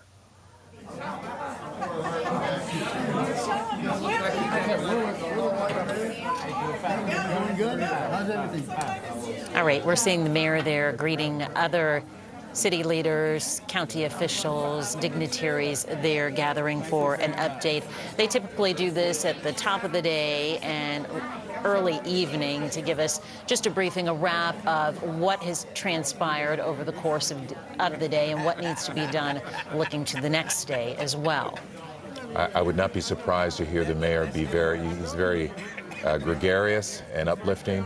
You will hear some uplifting words, I am sure, today. Yes, uplifting, and that's what people need right now. We've heard some promising news today, including schools reopening, having a timeline for that. That helps out with families, and we know it's been tough on everyone. Sounds like they're getting started. Let's listen in. In two phases. All of you know that the city has experienced just a great deal of, we face some huge challenges, and it's going to take a lot to bring us back. And some people have been asking, one person asked me today, said, are you hoping that the city of Houston will be back before the end of your term? But no, I'm hoping Houston will be back in less than 1 year. And he kind of looked at me. But let me tell you one of the reasons why I think we will be back within a year, if not less. And that's because of the people in the city corporations and people that are just going over and above, showing their support early. And we talked about one on yesterday. Today, I want to highlight three others. Today, I want to announce a contribution, for example, from Verizon to the Hurricane Harvey Disaster Relief Fund, which County Judge Ed Emmett and I, the county and the city, I should say, and certainly we have here standing today with Commissioner Rodney Ellis is here, State Senator John Whitmire, the chair of Public Safety is also here. Councilman, why are you standing way over there? I'm right here. Councilmember Brenda Stardick. But Verizon has gracefully stepped up to provide $2.5 million to that local fund. Krista Bourne is here. Krista, thank you so very much for being generous. And let me just say they are doing more than that as it relates to the affected region. I think their contribution may be as much as $10 million, but $2.5 million of that is dedicated to Houston Harris County. I want to thank you. Yeah.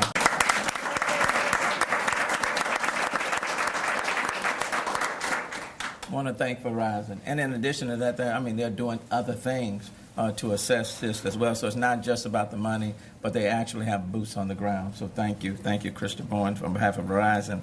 And then I also want to acknowledge Waste Management.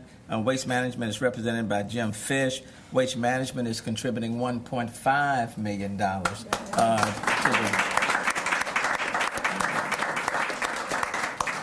the And again, Waste Management is doing some things on the ground, boots on the ground as well. But their cash contribution to the city of Houston and Harris County is $1.5 million. Jim, thank you so very much on behalf of Waste Management for just being a very strong partner for the city of Houston. And then Gretchen Scher. Where's Gretchen? Gretchen, you're over there. Of course, Gretchen is with the Houston Rockets organization, Les Alexander, and they have allowed us to use the Rocket, the Toyota Center, as one of our shelters, easing the flow on the George R. Brown. So we thank them for that. And then initially, Les Alexander had committed $4 million to the relief fund for Houston and Harris County.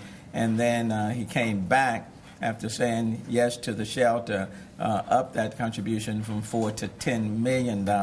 And so we certainly want to thank the Rockets for their gracious contribution, and Les Alexander. So give it up to Gretchen Scher on behalf of the Rockets.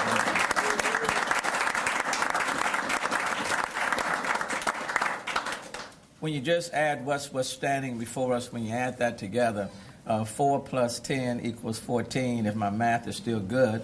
So right here, standing on Waste Management, Verizon, the Houston Rockets organization, Les Alexander, $14 million that will be utilized for the local community, the city of Houston, Harris County. Look, don't bet against Houston, don't bet against Harris County. We're coming back, and we're coming back strong. So thank you all so very much for being very generous. Thank you so very much. Okay?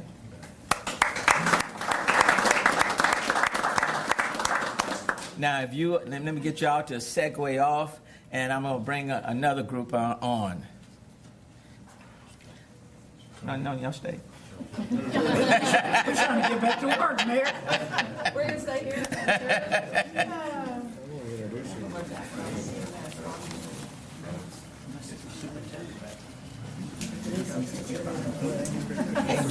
How are you? Thank you for inviting me. Good. All right, let me. This is the status update. You know, we didn't do it this morning. Kind of wanted to make sure that we're just not standing before you just to be standing before you, but to provide information, kind of tell you where we are. I have the opportunity to do an aerial view of the city of Houston today. There are two particular areas that are still dealing with, let's say, flooding issues, specifically as it relates to water that is still standing. The Kingwood area in northeast Houston is one. The Kingwood situation appears to be improving from day to day, so that's good news, but they're still facing issues in the Kingwood area. And then the other area is in West Houston. That area is from the release from the reservoirs. Those areas are still facing flooding challenges, and we'll deal with that in a little bit. But from the aerial view, you saw those two particular areas. But the rest of the city of Houston, at least from the parts that we were able to see, are drying out, and they're drying out, and they're drying out well. Traffic is returning to our streets, and we are turning the corner. I do want to announce that BARC will be reopening tomorrow for intake at 1 o'clock. So BARC will be reopening. That's good. The Houston Zoo will be reopening Friday, September 1st, and I think they're doing their reduced fee of just $5. So the zoo will be opening tomorrow at 1 o'clock, and the discounted price for entrance is $5. I want to bring up someone who we've not had before you. We know that the port is number one in foreign tonnage. It is vital not just to the city of Houston and Harris County or to our region, but the port is vital to the entire country. Matter of fact, they get traffic from all over the globe. And today we have the chairman of the board, Janice Longoria, and I've asked her to come to provide us with a status report. Janice. Thank you, Mayor. I'm so pleased to be here today to provide an update on Port Houston. But first, let me begin by saying that as we recover at Port Houston, we keep all those that have been negatively impacted in our thoughts and prayers. and many, I might add, are employees at Port Houston that have also been devastated. The Houston Ship Channel, as the mayor indicated, is the busiest waterway in the nation, supporting one of the most productive ports in the nation, and supporting the largest petrochemical complex in the nation that supplies a significant percentage of refined petrochemical products that drive our nation. So it is essential to our economic security and our energy security. So, of course, it's very important that we get back to business as quickly as possible. That's a message that the mayor has underscored over the last several days, wanting all of us to get back to business. So let me give you an update. The captain of the port, Kevin Odit, of the United States Coast Guard, has opened the channel to commerce from Galveston to Morgan's Point and into Bayport, restricted to daylight hours at a 37-foot draft. However, significant inflow of floodwater from Buffalo Bayou and San Jacinto River into the channel is creating very swift currents that make it unsafe to bring vessels into the Bayport Container Terminal. Our port industry partners, along with the United States Coast Guard, are continuing to monitor the situation daily. Captain Bob Sheeran of the Houston Pilots is reviewing the currents in the channel and at the Bayport Flare every day. Once that current is reduced to a level that makes navigation safe, we will be able to bring ships into the Bayport Container Terminal. In the interim, while we're waiting to do that, under our Executive Director, Roger Gunther's leadership, we announced today that we at Port Houston are going to open our doors for business at our container terminals to begin the receipt and the delivery of containerized cargo so that when the channel is opened, we are ready to load those containers onto ships and to get them out of our port. It also, in opening our port for business, it of course underscores the message that we have heard repeatedly from Mayor Turner about getting back to business and resuming normalcy. So we're very pleased to do that. Our Bayport and Barbers Cut terminals are going to be open tomorrow. Starting at 7 a.m., they will be open to 5 p.m. for the delivery and receipt of containerized cargo. We are open for business, and thank you, Mayor Turner, for your leadership. Thank you. Thank you. Look, let me thank the chairman of the port. As we know, it's vital. We're getting it back up. Thank you, Madam Chair, for the work that you all are doing. Superintendent Carranza is here, and I think we were hoping that school was going to get started on Tuesday, but I know that they've been doing their assessments and there may be a slight delay. So Superintendent Carranza of HISD. Thank you, Mr. Mayor. So just an update for all of our residents. We have 218,000 students and other 31,000 employees in our school district. We also have about 300 facilities, which are school facilities and district facilities. Because of the floodwaters, we've been able to inspect, as of this point, approximately 200 of our facilities. So we have 100 to go. We hope to have that inspection done by later this evening or first thing in the morning. To this point, what we've found in the inspection of our facilities, I've been out there with our folks, is that there is not one of those buildings of those 200 that hasn't been touched in some way, shape, or form by floodwaters. Some of the water intrusion has been very minimal. In other buildings, approximately 14, it's been significant. Standing water in the buildings. We've also had roof damage to many of our buildings and just power issues with some of the buildings as well. Given that assessment, the prospect of bringing students into buildings that are not worthy for educational purposes, we announced today that school will start on September 11th, which is Monday, September 11th. We hope to have our facilities in shape by this Friday, or next Friday, which is September 8th. So teachers, your first day is September 8th. You'll have a work day. And then on Monday, the 11th, we hope to have students back in classes. With that, There will be a number of alterations to this year's school year, not the least of which may be that depending on the condition of our facilities, we may have some campuses that we will co-locate with other campuses while we're doing remediation work at those facilities. We are also ensuring that we will have a full complement of crisis counselors so that when students do come back, they will receive the support that they need based on whatever trauma they've experienced over the last few weeks. I'm also very proud, Mr. Mayor, to say that the Council of the Great City Schools, of whom we're part of, 60 largest urban school districts in America, our sister school districts across the country are also identifying crisis counselors in their school districts. Should and if the need arises, they will come to Houston to help support not only our students, but also the caregivers to our students, our teachers and our counselors, because we know that they've been impacted as well. So on all aspects, physical and social emotional, we're going to be ready to go on September 11th. We want you to be sure to check our website because we're giving tips for parents in the interim of what you can do to start that learning process as we go forward. But one thing we want to say to everyone is please, at this point, follow all emergency announcements. Do not come out into the schools unless we've invited you to do so. There's going to be an awful lot of traffic, an awful lot of work happening at our schools. We want everybody to be safe so we can see every one of those 218,000 students on September 11th. Thank you, sir.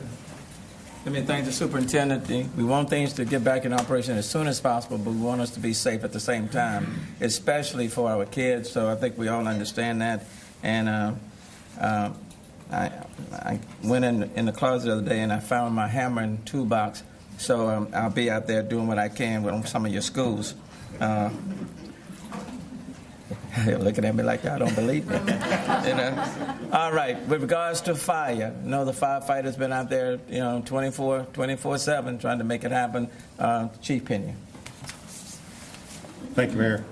If I may, before I begin with my report, I'd like to thank the mayor for his continued leadership and positive message of community and resiliency and grit. We took a reconnaissance flight this afternoon, and it was encouraging to see people walking, traffic on the highways, and people actually doing work and trying to get back to their homes and doing the work they need to do to recover from this devastation. So for that, Mayor, thank you. Thanks. So fire department stats. Since the operation began on Saturday, the Houston Fire Department has responded just shy of 16,000 calls.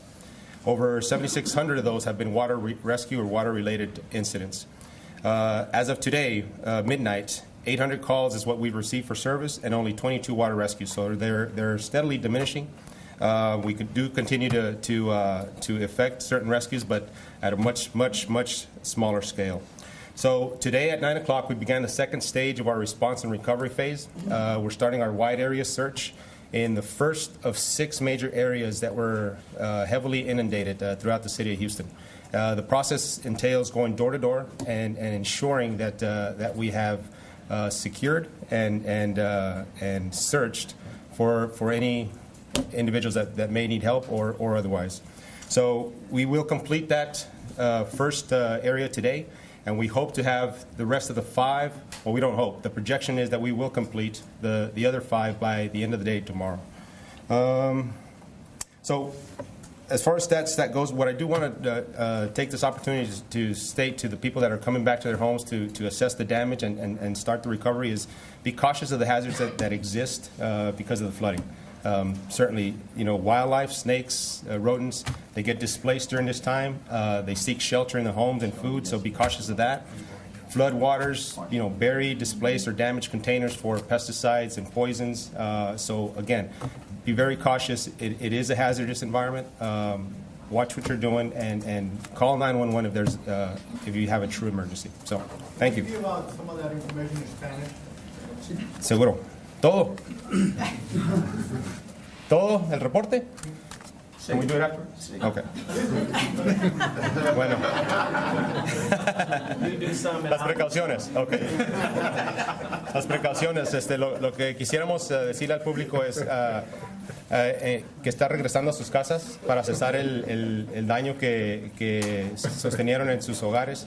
que existen peligros a resultado de las inundaciones.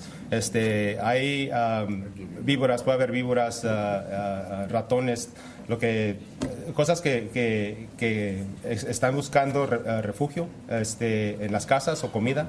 También puede ser que que hayan dañado los contenidos de venenos o otras cosas que puedan ser dañosas a las personas. Lo que queríamos decir es que tengan precaución cuando regresen a sus casas. Si es una emergencia, que llamen al 911. Gracias. Thank you, Chief. And let me also thank the sign interpreter. You do both English and Spanish. Yes, and he does it very well.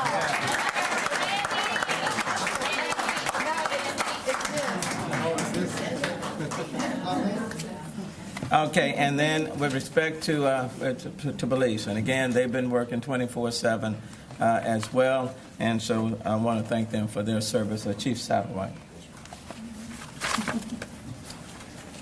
Thank you, Mr. Mayor. And I'd like to open and start by echoing Chief Pena's remarks about the mayor. I was also on that flight along with Chief Acevedo this morning for the overflight, or this afternoon, and Chief Acevedo said something that we all agreed. We have the right leader at the right time. So thank you, Mr. Mayor. So about statistics. Last night from 1800 hours or 6 p.m. until 6 a.m. this morning, we had 69 total arrests. 8 of those were for looting. Now, to give you some perspective, this is a large city, well over 2 million people, and on a daily basis, looting can also seem like burglary on a normal day. So, and we usually can have higher statistics than that, and we are out there working to combat that. So, my point being is that again, thank you to the community, because everybody is working with us. People are staying off the roads unless they have to go onto the roads. They're not, and so therefore they're less chance of them becoming victims to any predator that might be out there. And it's also a whole lot easier to identify the people that are out there to do bad things. So thank you in advance to all the public for working with us on that. As of the report earlier, we only had 55 calls holding in the city. Again, large city, that's good, and we're still knocking those down. At one point, we were down to 8 calls, so and calls are steadily coming in, so you can imagine, but we're on top of that. To date, since August 25th at 6 p.m., when we started our first operational period, when we knew the storm was coming, we've cleared about 27,665 calls for service. The rescues, we did from 6 p.m. last night until 11 a.m. this morning. We rescued an additional 18 people. 3 high water rescue missions, but overall the numbers are going down significantly. We still have challenges out on the west side, like the mayor discussed about with the flooding out there. Kingwood is better, and most of our operations for rescue have moved out west. Missing persons, we've got a lot of requests about questions about missing persons. We received about 30 missing persons reports since the storm began. We have cleared 11 of those already. We still have 19 cases that or persons that we are looking for. Now, that doesn't mean the worst. What that means is a lot of people are displaced. They're in shelters, or they may be with friends, and a lot of ways where they might normally communicate, which would be cell phones and all those types of communication, aren't working for them right now because they lost those types of devices during the storm. So it doesn't mean the worst, and we'll continue looking for those individuals. And as we find them, we relocate them or reunite them with their family members and their loved ones. And so we are hopeful, and remain confident that we will locate everybody at some point, and hopefully the outcome will be good for all. I want to make one point of clarification. Chief Acevedo wanted me to talk about. There was a report about Homeland Security investigations agents that were working in the Kingwood area, and whether or not that that we had people that were impersonating law enforcement, Homeland Security investigators, agents, or not. And after further looking into that, we discovered that it was, I think there was a report of an agent up there. It was a Homeland Security investigations agent that was working that area. But understand that our Homeland Security Investigations Department is working with us on rescue and taking care of people. Nothing else. That is their goal is with us today, and I know that they have about 240 agents assisting us, and they're working through FEMA. But their whole goal is to help get people to safety, to take care of people, and that is what they're out there doing. In terms of, and I will caution though everybody that when people come knocking at your door, and that aren't very readily identifiable as police, to ask to look at their IDs to confirm. And there'll be clear markings and IDs that state that they are the police. And if you're still not sure, you can call us and we'll verify for you whether or not it is a person that is truly representing a law enforcement agency and there to help versus potentially somebody there to try to take advantage of you. So feel free to call, but there should be some readily markings on them to pay attention to and to clear that up. And with that, I will close, Mr. Mayor. Oh, one last thing. Roads. We still have a lot of roads closed. We still have some roads closed. If you do go out, please be mindful of that. Water, it looks like, especially in the dark, water looks like a road. You can't tell the difference in the dark. And you could end up still running into water, and it could ruin your vehicle, or God forbid, worse. So please be careful about being out on the roadway. Thank you. Yeah, let me remind people if there are barricades that are up, please take notes. Don't try to go around the barricades. They're there for a reason, they're for a purpose. With regard to shelters, the number in our shelters are continuing to go down. And for example, at M.O. Campbell, it had reached as many as 2,000 at M.O. Campbell. That number is now down to less than 500. And so as a result of that, with ample space being at the NRG, those individuals are being transferred over to the NRG. And then with respect to the George R. Brown, at its peak it was at 10,000. That number is now down below 8,000. And the number at the Toyota Center is decreasing as well. And so probably towards the end of tomorrow, we're going to consolidate the people at Toyota Center and transfer them over to the George R. Brown. All of this, of course, would not be taking place with all of these shelters and everything else without the support and the assistance of Metro that has done just a yeoman's job. Certainly want to thank Metro for just being highly efficient and effective and cooperative. Karin Patman from Metro. Thank you so much. Well, I'm glad to report that tomorrow we will have doubled the number of bus routes running to 40. The Red Line rail service will be extended. Oh, and by the way, Mr. Mayor, one of those is, in fact, the Acres Homes route. Thank you, Fofo. Absolutely. I was going to say the 44, but he always corrects me. That's the Fofo. The Red Line rail service will be extended from Fannin South to the Burnett Transit Center, and we'll have bus shuttles all the way up to North Line. We will have bus shuttles along the green and the purple routes. Those will still be, the rails still won't be going, but we'll have the bus shuttles. And then the park and ride goes up on Tuesday. We're still evaluating the HOV, HOT lanes, but right now service on those is still suspended. We are gradually increasing MetroLift service, and so if you want to go to our website, www.ridemetro.org, to find out the status of all of these services, please do so. That's the best way to keep up. And then, of course, we continue to support security and shelter operations. I had a wonderful experience today. As part of my role as chair of Metro, I've been doing some troubleshooting for other issues as well, and the mayor asked me to go out and check on all the great work being done by the Second Baptist community. So I met with Dr. Young and with Tony Richmond and David Dixon and just a whole team of people that have marshaled. They're volunteers, they're getting in food, they're ready to go help people rebuild their homes. And it was really, I'm naming just a few of the services they provided, but it was a real blessing for me to see that. And of course, it's representative of the heart and the love that's being shown all over Houston for our fellow citizens. So I just wanted to share that with you. Thank you so much. Thanks, Jim. Let me also say, of course, we did the area review. One of the areas that we really wanted to see was West Houston, and know that with the release of the water from that area, homes that did not flood as a result of the storm are being flooded as a result of the release. Can certainly understand people's frustration with regards to what's happening there. Steve Costello has been talking with the Corps of Engineers on an ongoing basis, daily basis, sometimes several times. I know I visited directly with the Colonel of the Corps of Engineers today. Wanted to know how long they would be maintaining that level of their release, and essentially saying let's not do any more than what we need to do. So everyone is very, very, very sensitive to that issue. Steve, come on, why don't you speak to it? Thank you. One of the things I do want to remind everybody is don't pay attention to social media. Please reach out to the people who have all the information.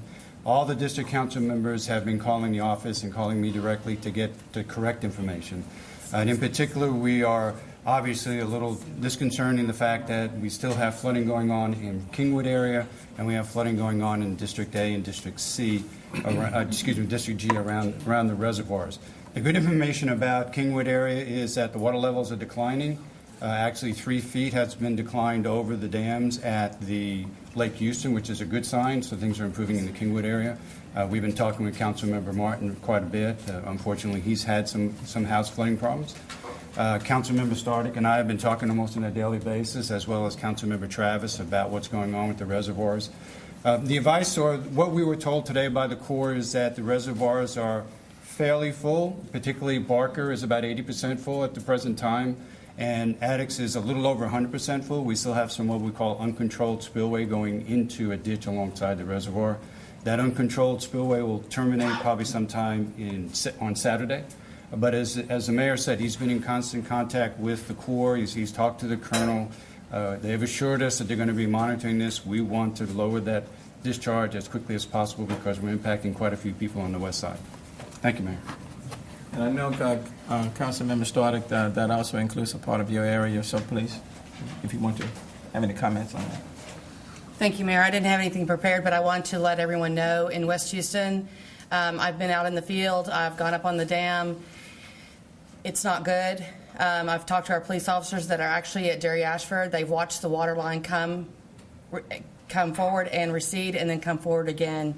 So I am continue to be concerned. But we have been assured by the Corps and others that the dam is not going to be breached, as in it's not going to fail and be destroyed and wipe out our communities. It is an issue where we will continue to see waters rise in our area, and we're blessed that the rain has stopped. But we need to continue to monitor and look out for our neighbors. And after dark comes, I want to make sure that if you need alerts in your area for your prized possessions that may be drying out while you're away or while you're there, feel free to contact my office. We're checking our voicemails along with my colleagues, and we'll be happy to help, with alert slips and other things. But we are here for you, and then you're always welcome to contact me in West Houston and District A, Inwood, Spring Branch, Sherwood Oaks, Energy Corridor. I'm naming those because they've already had the impact. It's not that there's more to come. You just need to continue to monitor the rise in the water. It's not that there's going to be a disaster on that dam. I need you to stay as calm as possible and stay with the facts. We care. I care, and if I know of any danger coming to you, I will get in front of the mayor and make sure you know about it. Thank you. 2 more brief subjects, and we'll open it up. On power, Floyd Blanc and CenterPoint has just been a vital partner on so many different levels, not just in terms of getting the lights back on, but assisting us as well on things that are impacting even City Hall itself. So, Floyd. Thank you, Mayor Turner. CenterPoint Energy recognizes how important electric service is in our daily lives. We use it to power equipment that helps us to be comfortable, power equipment that helps us to stay safe, power equipment that helps us to stay informed and aware of what's going on in the world around us. So we continue to work 24/7 to get electric service restored. On yesterday evening, I reported that the outage count was down to 75,000. As of this afternoon, we're down to 37,000 customers without electric service in a system that has 2.4 million customers. So nearly 99% of the customers have electric service. The 37,000 that remain without electric service, we're on it, and we will stay on it until we get your service restored. 14,000 of the remaining outages are adversely impacted by flooding conditions, and we have difficulty getting to the area to repair those damages. We know exactly where it is because, again, we have the smart grid operating. That's a system-wide story. We know you want to know about your neighborhood. So today we activated a neighborhood channel. We have 12 regional offices that cover 5,000 square miles, and you can go to centerpointenergy.com/storm center. centerpointenergy.com/storm center. You have to spell all of those words out completely. Click on the View Storm Updates Your Service Area tab, and you'll find information on what's going on by zip code in your area. CenterPoint Energy has internal names for these operating regions, such as Baytown.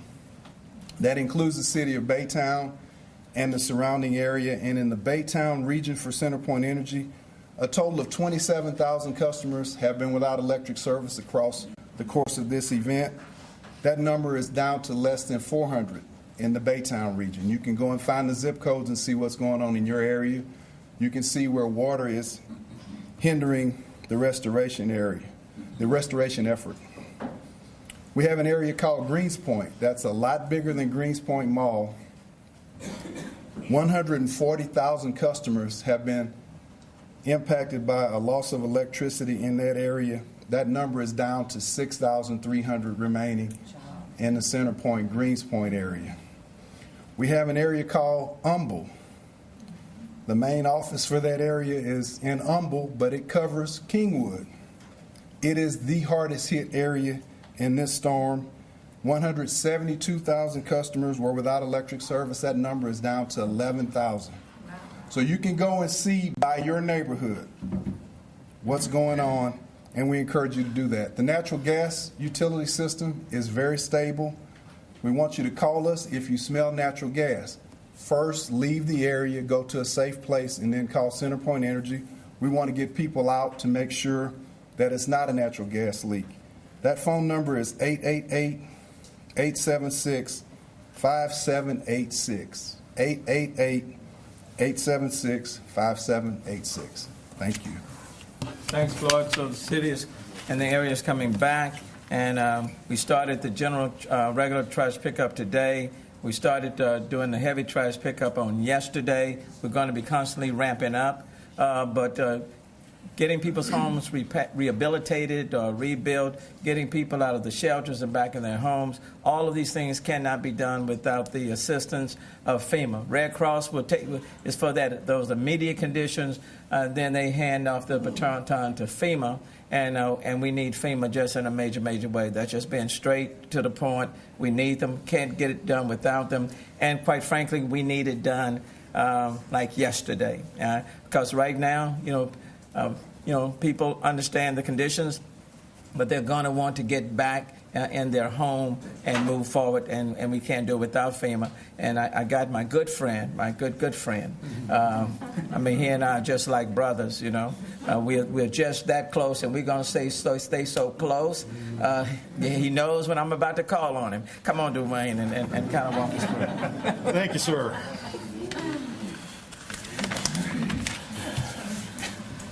Good evening, everybody. We continue to support the response and recovery efforts of our state and local partners. I'm going to end up sounding like a broken record. I've been in front of you guys the last couple of nights saying this, and I'm going to say it again. Register, register, register. That is the number one thing a disaster survivor can do, is register for assistance.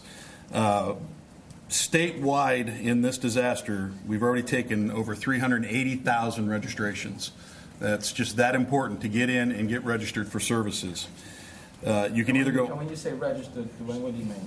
Registered is by going online to disasterassistance.gov and filling out the forms there so that you're registered with FEMA for services. Or you can call 1-800-621-FEMA and do the same thing by talking to an operator. We have also had our disaster survivor assistance folks out in the field working in the shelters at GRB, NRG, and the ML Campbell today, registering folks that were staying in the shelters. But again, if you're not in the shelter and you're in a safe place, please use one of the other methods that I've mentioned to register for assistance. The next step that we have is going to be to try and get a disaster recovery center open. And in consulting with our state and local partners, we're starting to look at potential sites to do that, to get our first one open, and then there'll be many more open after that. Disaster Recovery Center is kind of a one-stop shop to come in, discuss your case if you have registered, if you've been having any issues getting services, if there's any shortages in your application that you need to take care of. It's also a place that you can contact the Small Business Administration. They are one of our very active partners in disaster recovery. They're able to make disaster loans available to people. And also you'll be able to access some mitigation staff from FEMA that'll be able to talk to you about ways to make sure that when you are going into your homes and cleaning them out, taking out the carpet, the walls, things like that, that you're doing it in a safe fashion, that you mitigate any health risks to yourself while you're doing that, as well as provide some suggestions on things you can do as you rebuild that may help future incidents not be as severe. Again, I appreciate your time. Thank you. And Dwayne, have y'all already provided any financial assistance? Yes, statewide. And this is all available on the FEMA.gov website. You can pull up the daily individual assistance numbers. They post them there every day. And right now, statewide in our individual households program, $66 million has gone out the door to help the citizens of Texas recover from this. Thank you. And I wanted to highlight that. Please register because they are already activated, and we certainly look forward to being their partners. Lastly, what I would say today, I was on a conference call with 77 mayors from across the country. 77 Mayor Mitch Landrieu, who's the president of the U.S. Conference of Mayors, convened to offer, and they made themselves available to offer what they can, anything that the city needed. They were prepared to do it. As you know, that there are police officers already in town from Fort Worth and San Antonio. There are two large trucks that are on their way from Boston. And they are sending down toiletries, cleaning equipment, I can't think of the other things, to the Houston area. And what I've said to them, as they send these things down, and we also want to be in communication with our surrounding areas like Beaumont and Port Arthur. And so even things that we are getting, we will share with them as well. But these were 77 mayors who literally are saying, we are here for Houston and the region, and they are already putting things in place, and I want to thank them. And again, I want to thank all Houstonians, people in the region. The curfew has been in place. No citations was issued last night because people from 12 to 5 are staying off the street. I want to thank you for that. So let's continue to do our part, and I know we'll rebuild very quickly. Having said that, and you've heard a whole lot, any questions if we have not already answered them? I have a question for Superintendent Carranza. Superintendent. With us too? Go ahead, Superintendent. If you missed something, I'm here to fill in the blanks. Superintendent Carranza, mi nombre es Gabriel Esparza de ¿Qué Onda Magazine? Quería preguntarle si cuándo va a abrir la escuela, cuándo abren las escuelas y si los autobuses están listos para levantar a los niños. La pregunta es cuándo va a estar lista la escuela, cuándo vamos a abrir la escuela y los autobuses. Entonces el primer día del año escolar va a ser el día lunes 11 de septiembre, que es en una semana. El día lunes 11 de septiembre es cuando vuelven nuestros estudiantes a la escuela. Los maestros van a volver el día 8 de septiembre, que es un viernes. Estamos en el proceso hoy mismo, revisando todos nuestros edificios, asegurando que esos edificios están bien capaces para nuestros nuestros estudiantes, que sea un lugar que sea seguro para nuestros estudiantes. Sin embargo, también nuestros autobuses están listos para transportar a nuestros estudiantes.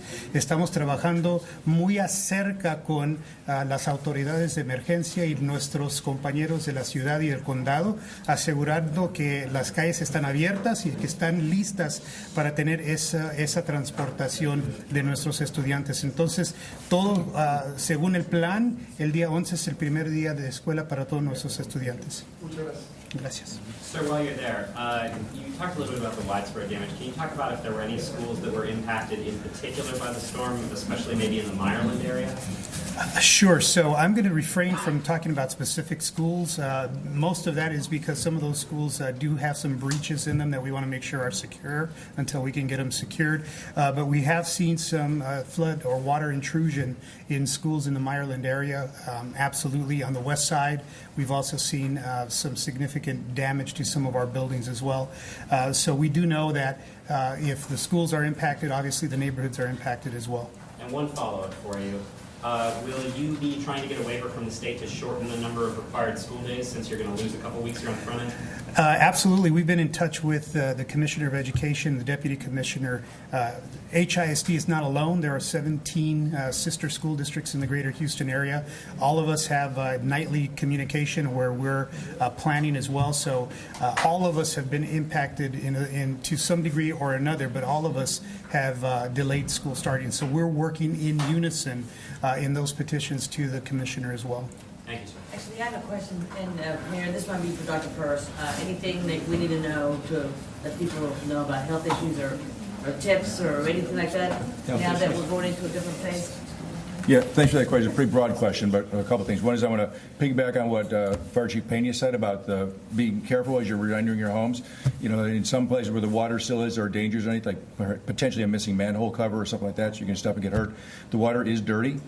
We don't generally see huge outbreaks of disease after flooding events like this, but to the individual, you can get sick from what may be in the water, so don't expose yourself to anything more than you have to. It's dirty water. It's not dangerous water other than the hazards of stepping on something, but it is dirty water. The animals that you talked about.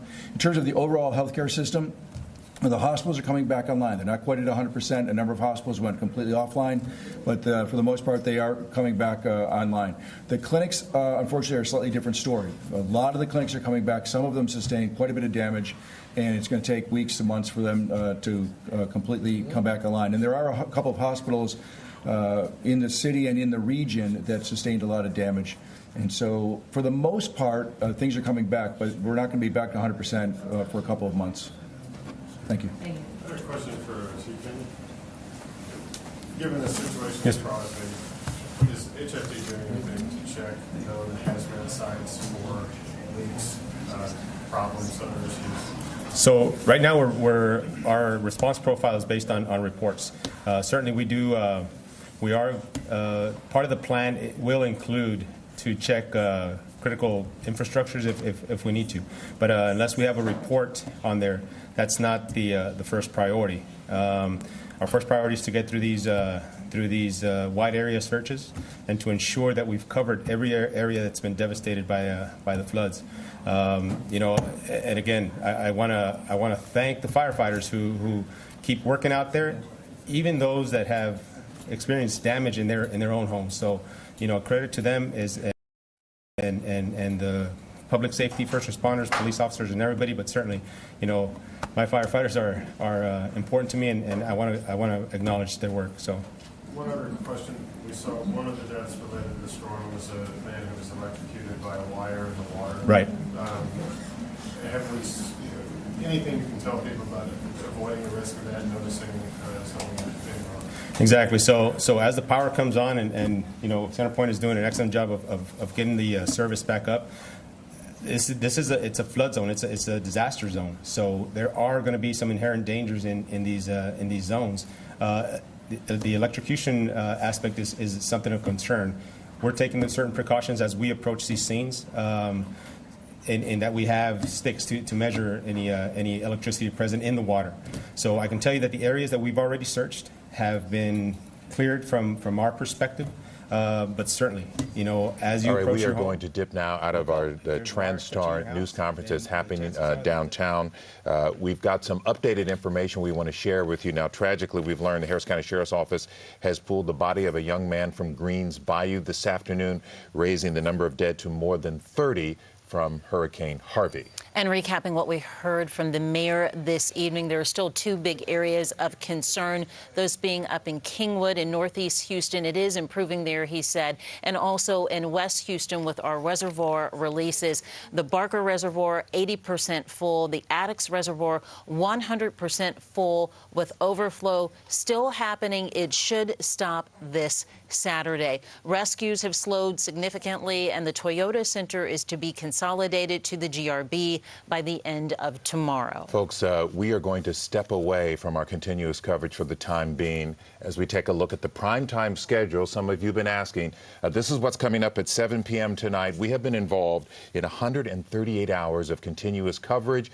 It has been some week as we have covered this story. We're going to give all of our crews and ourselves a bit of a break. It has been really dramatic, and we thank you for hanging with us. And we're not going anywhere. And know that. We're going to hang in there with you. We all have a long road to recovery to be on. We have an army of journalists that are going to continue working for you because KHOU 11 stands for Houston. Join us on air online at KHOU.com and Facebook Live. Primetime programming begins coming up in just a moment. Enjoy your evening. We'll see you at 10.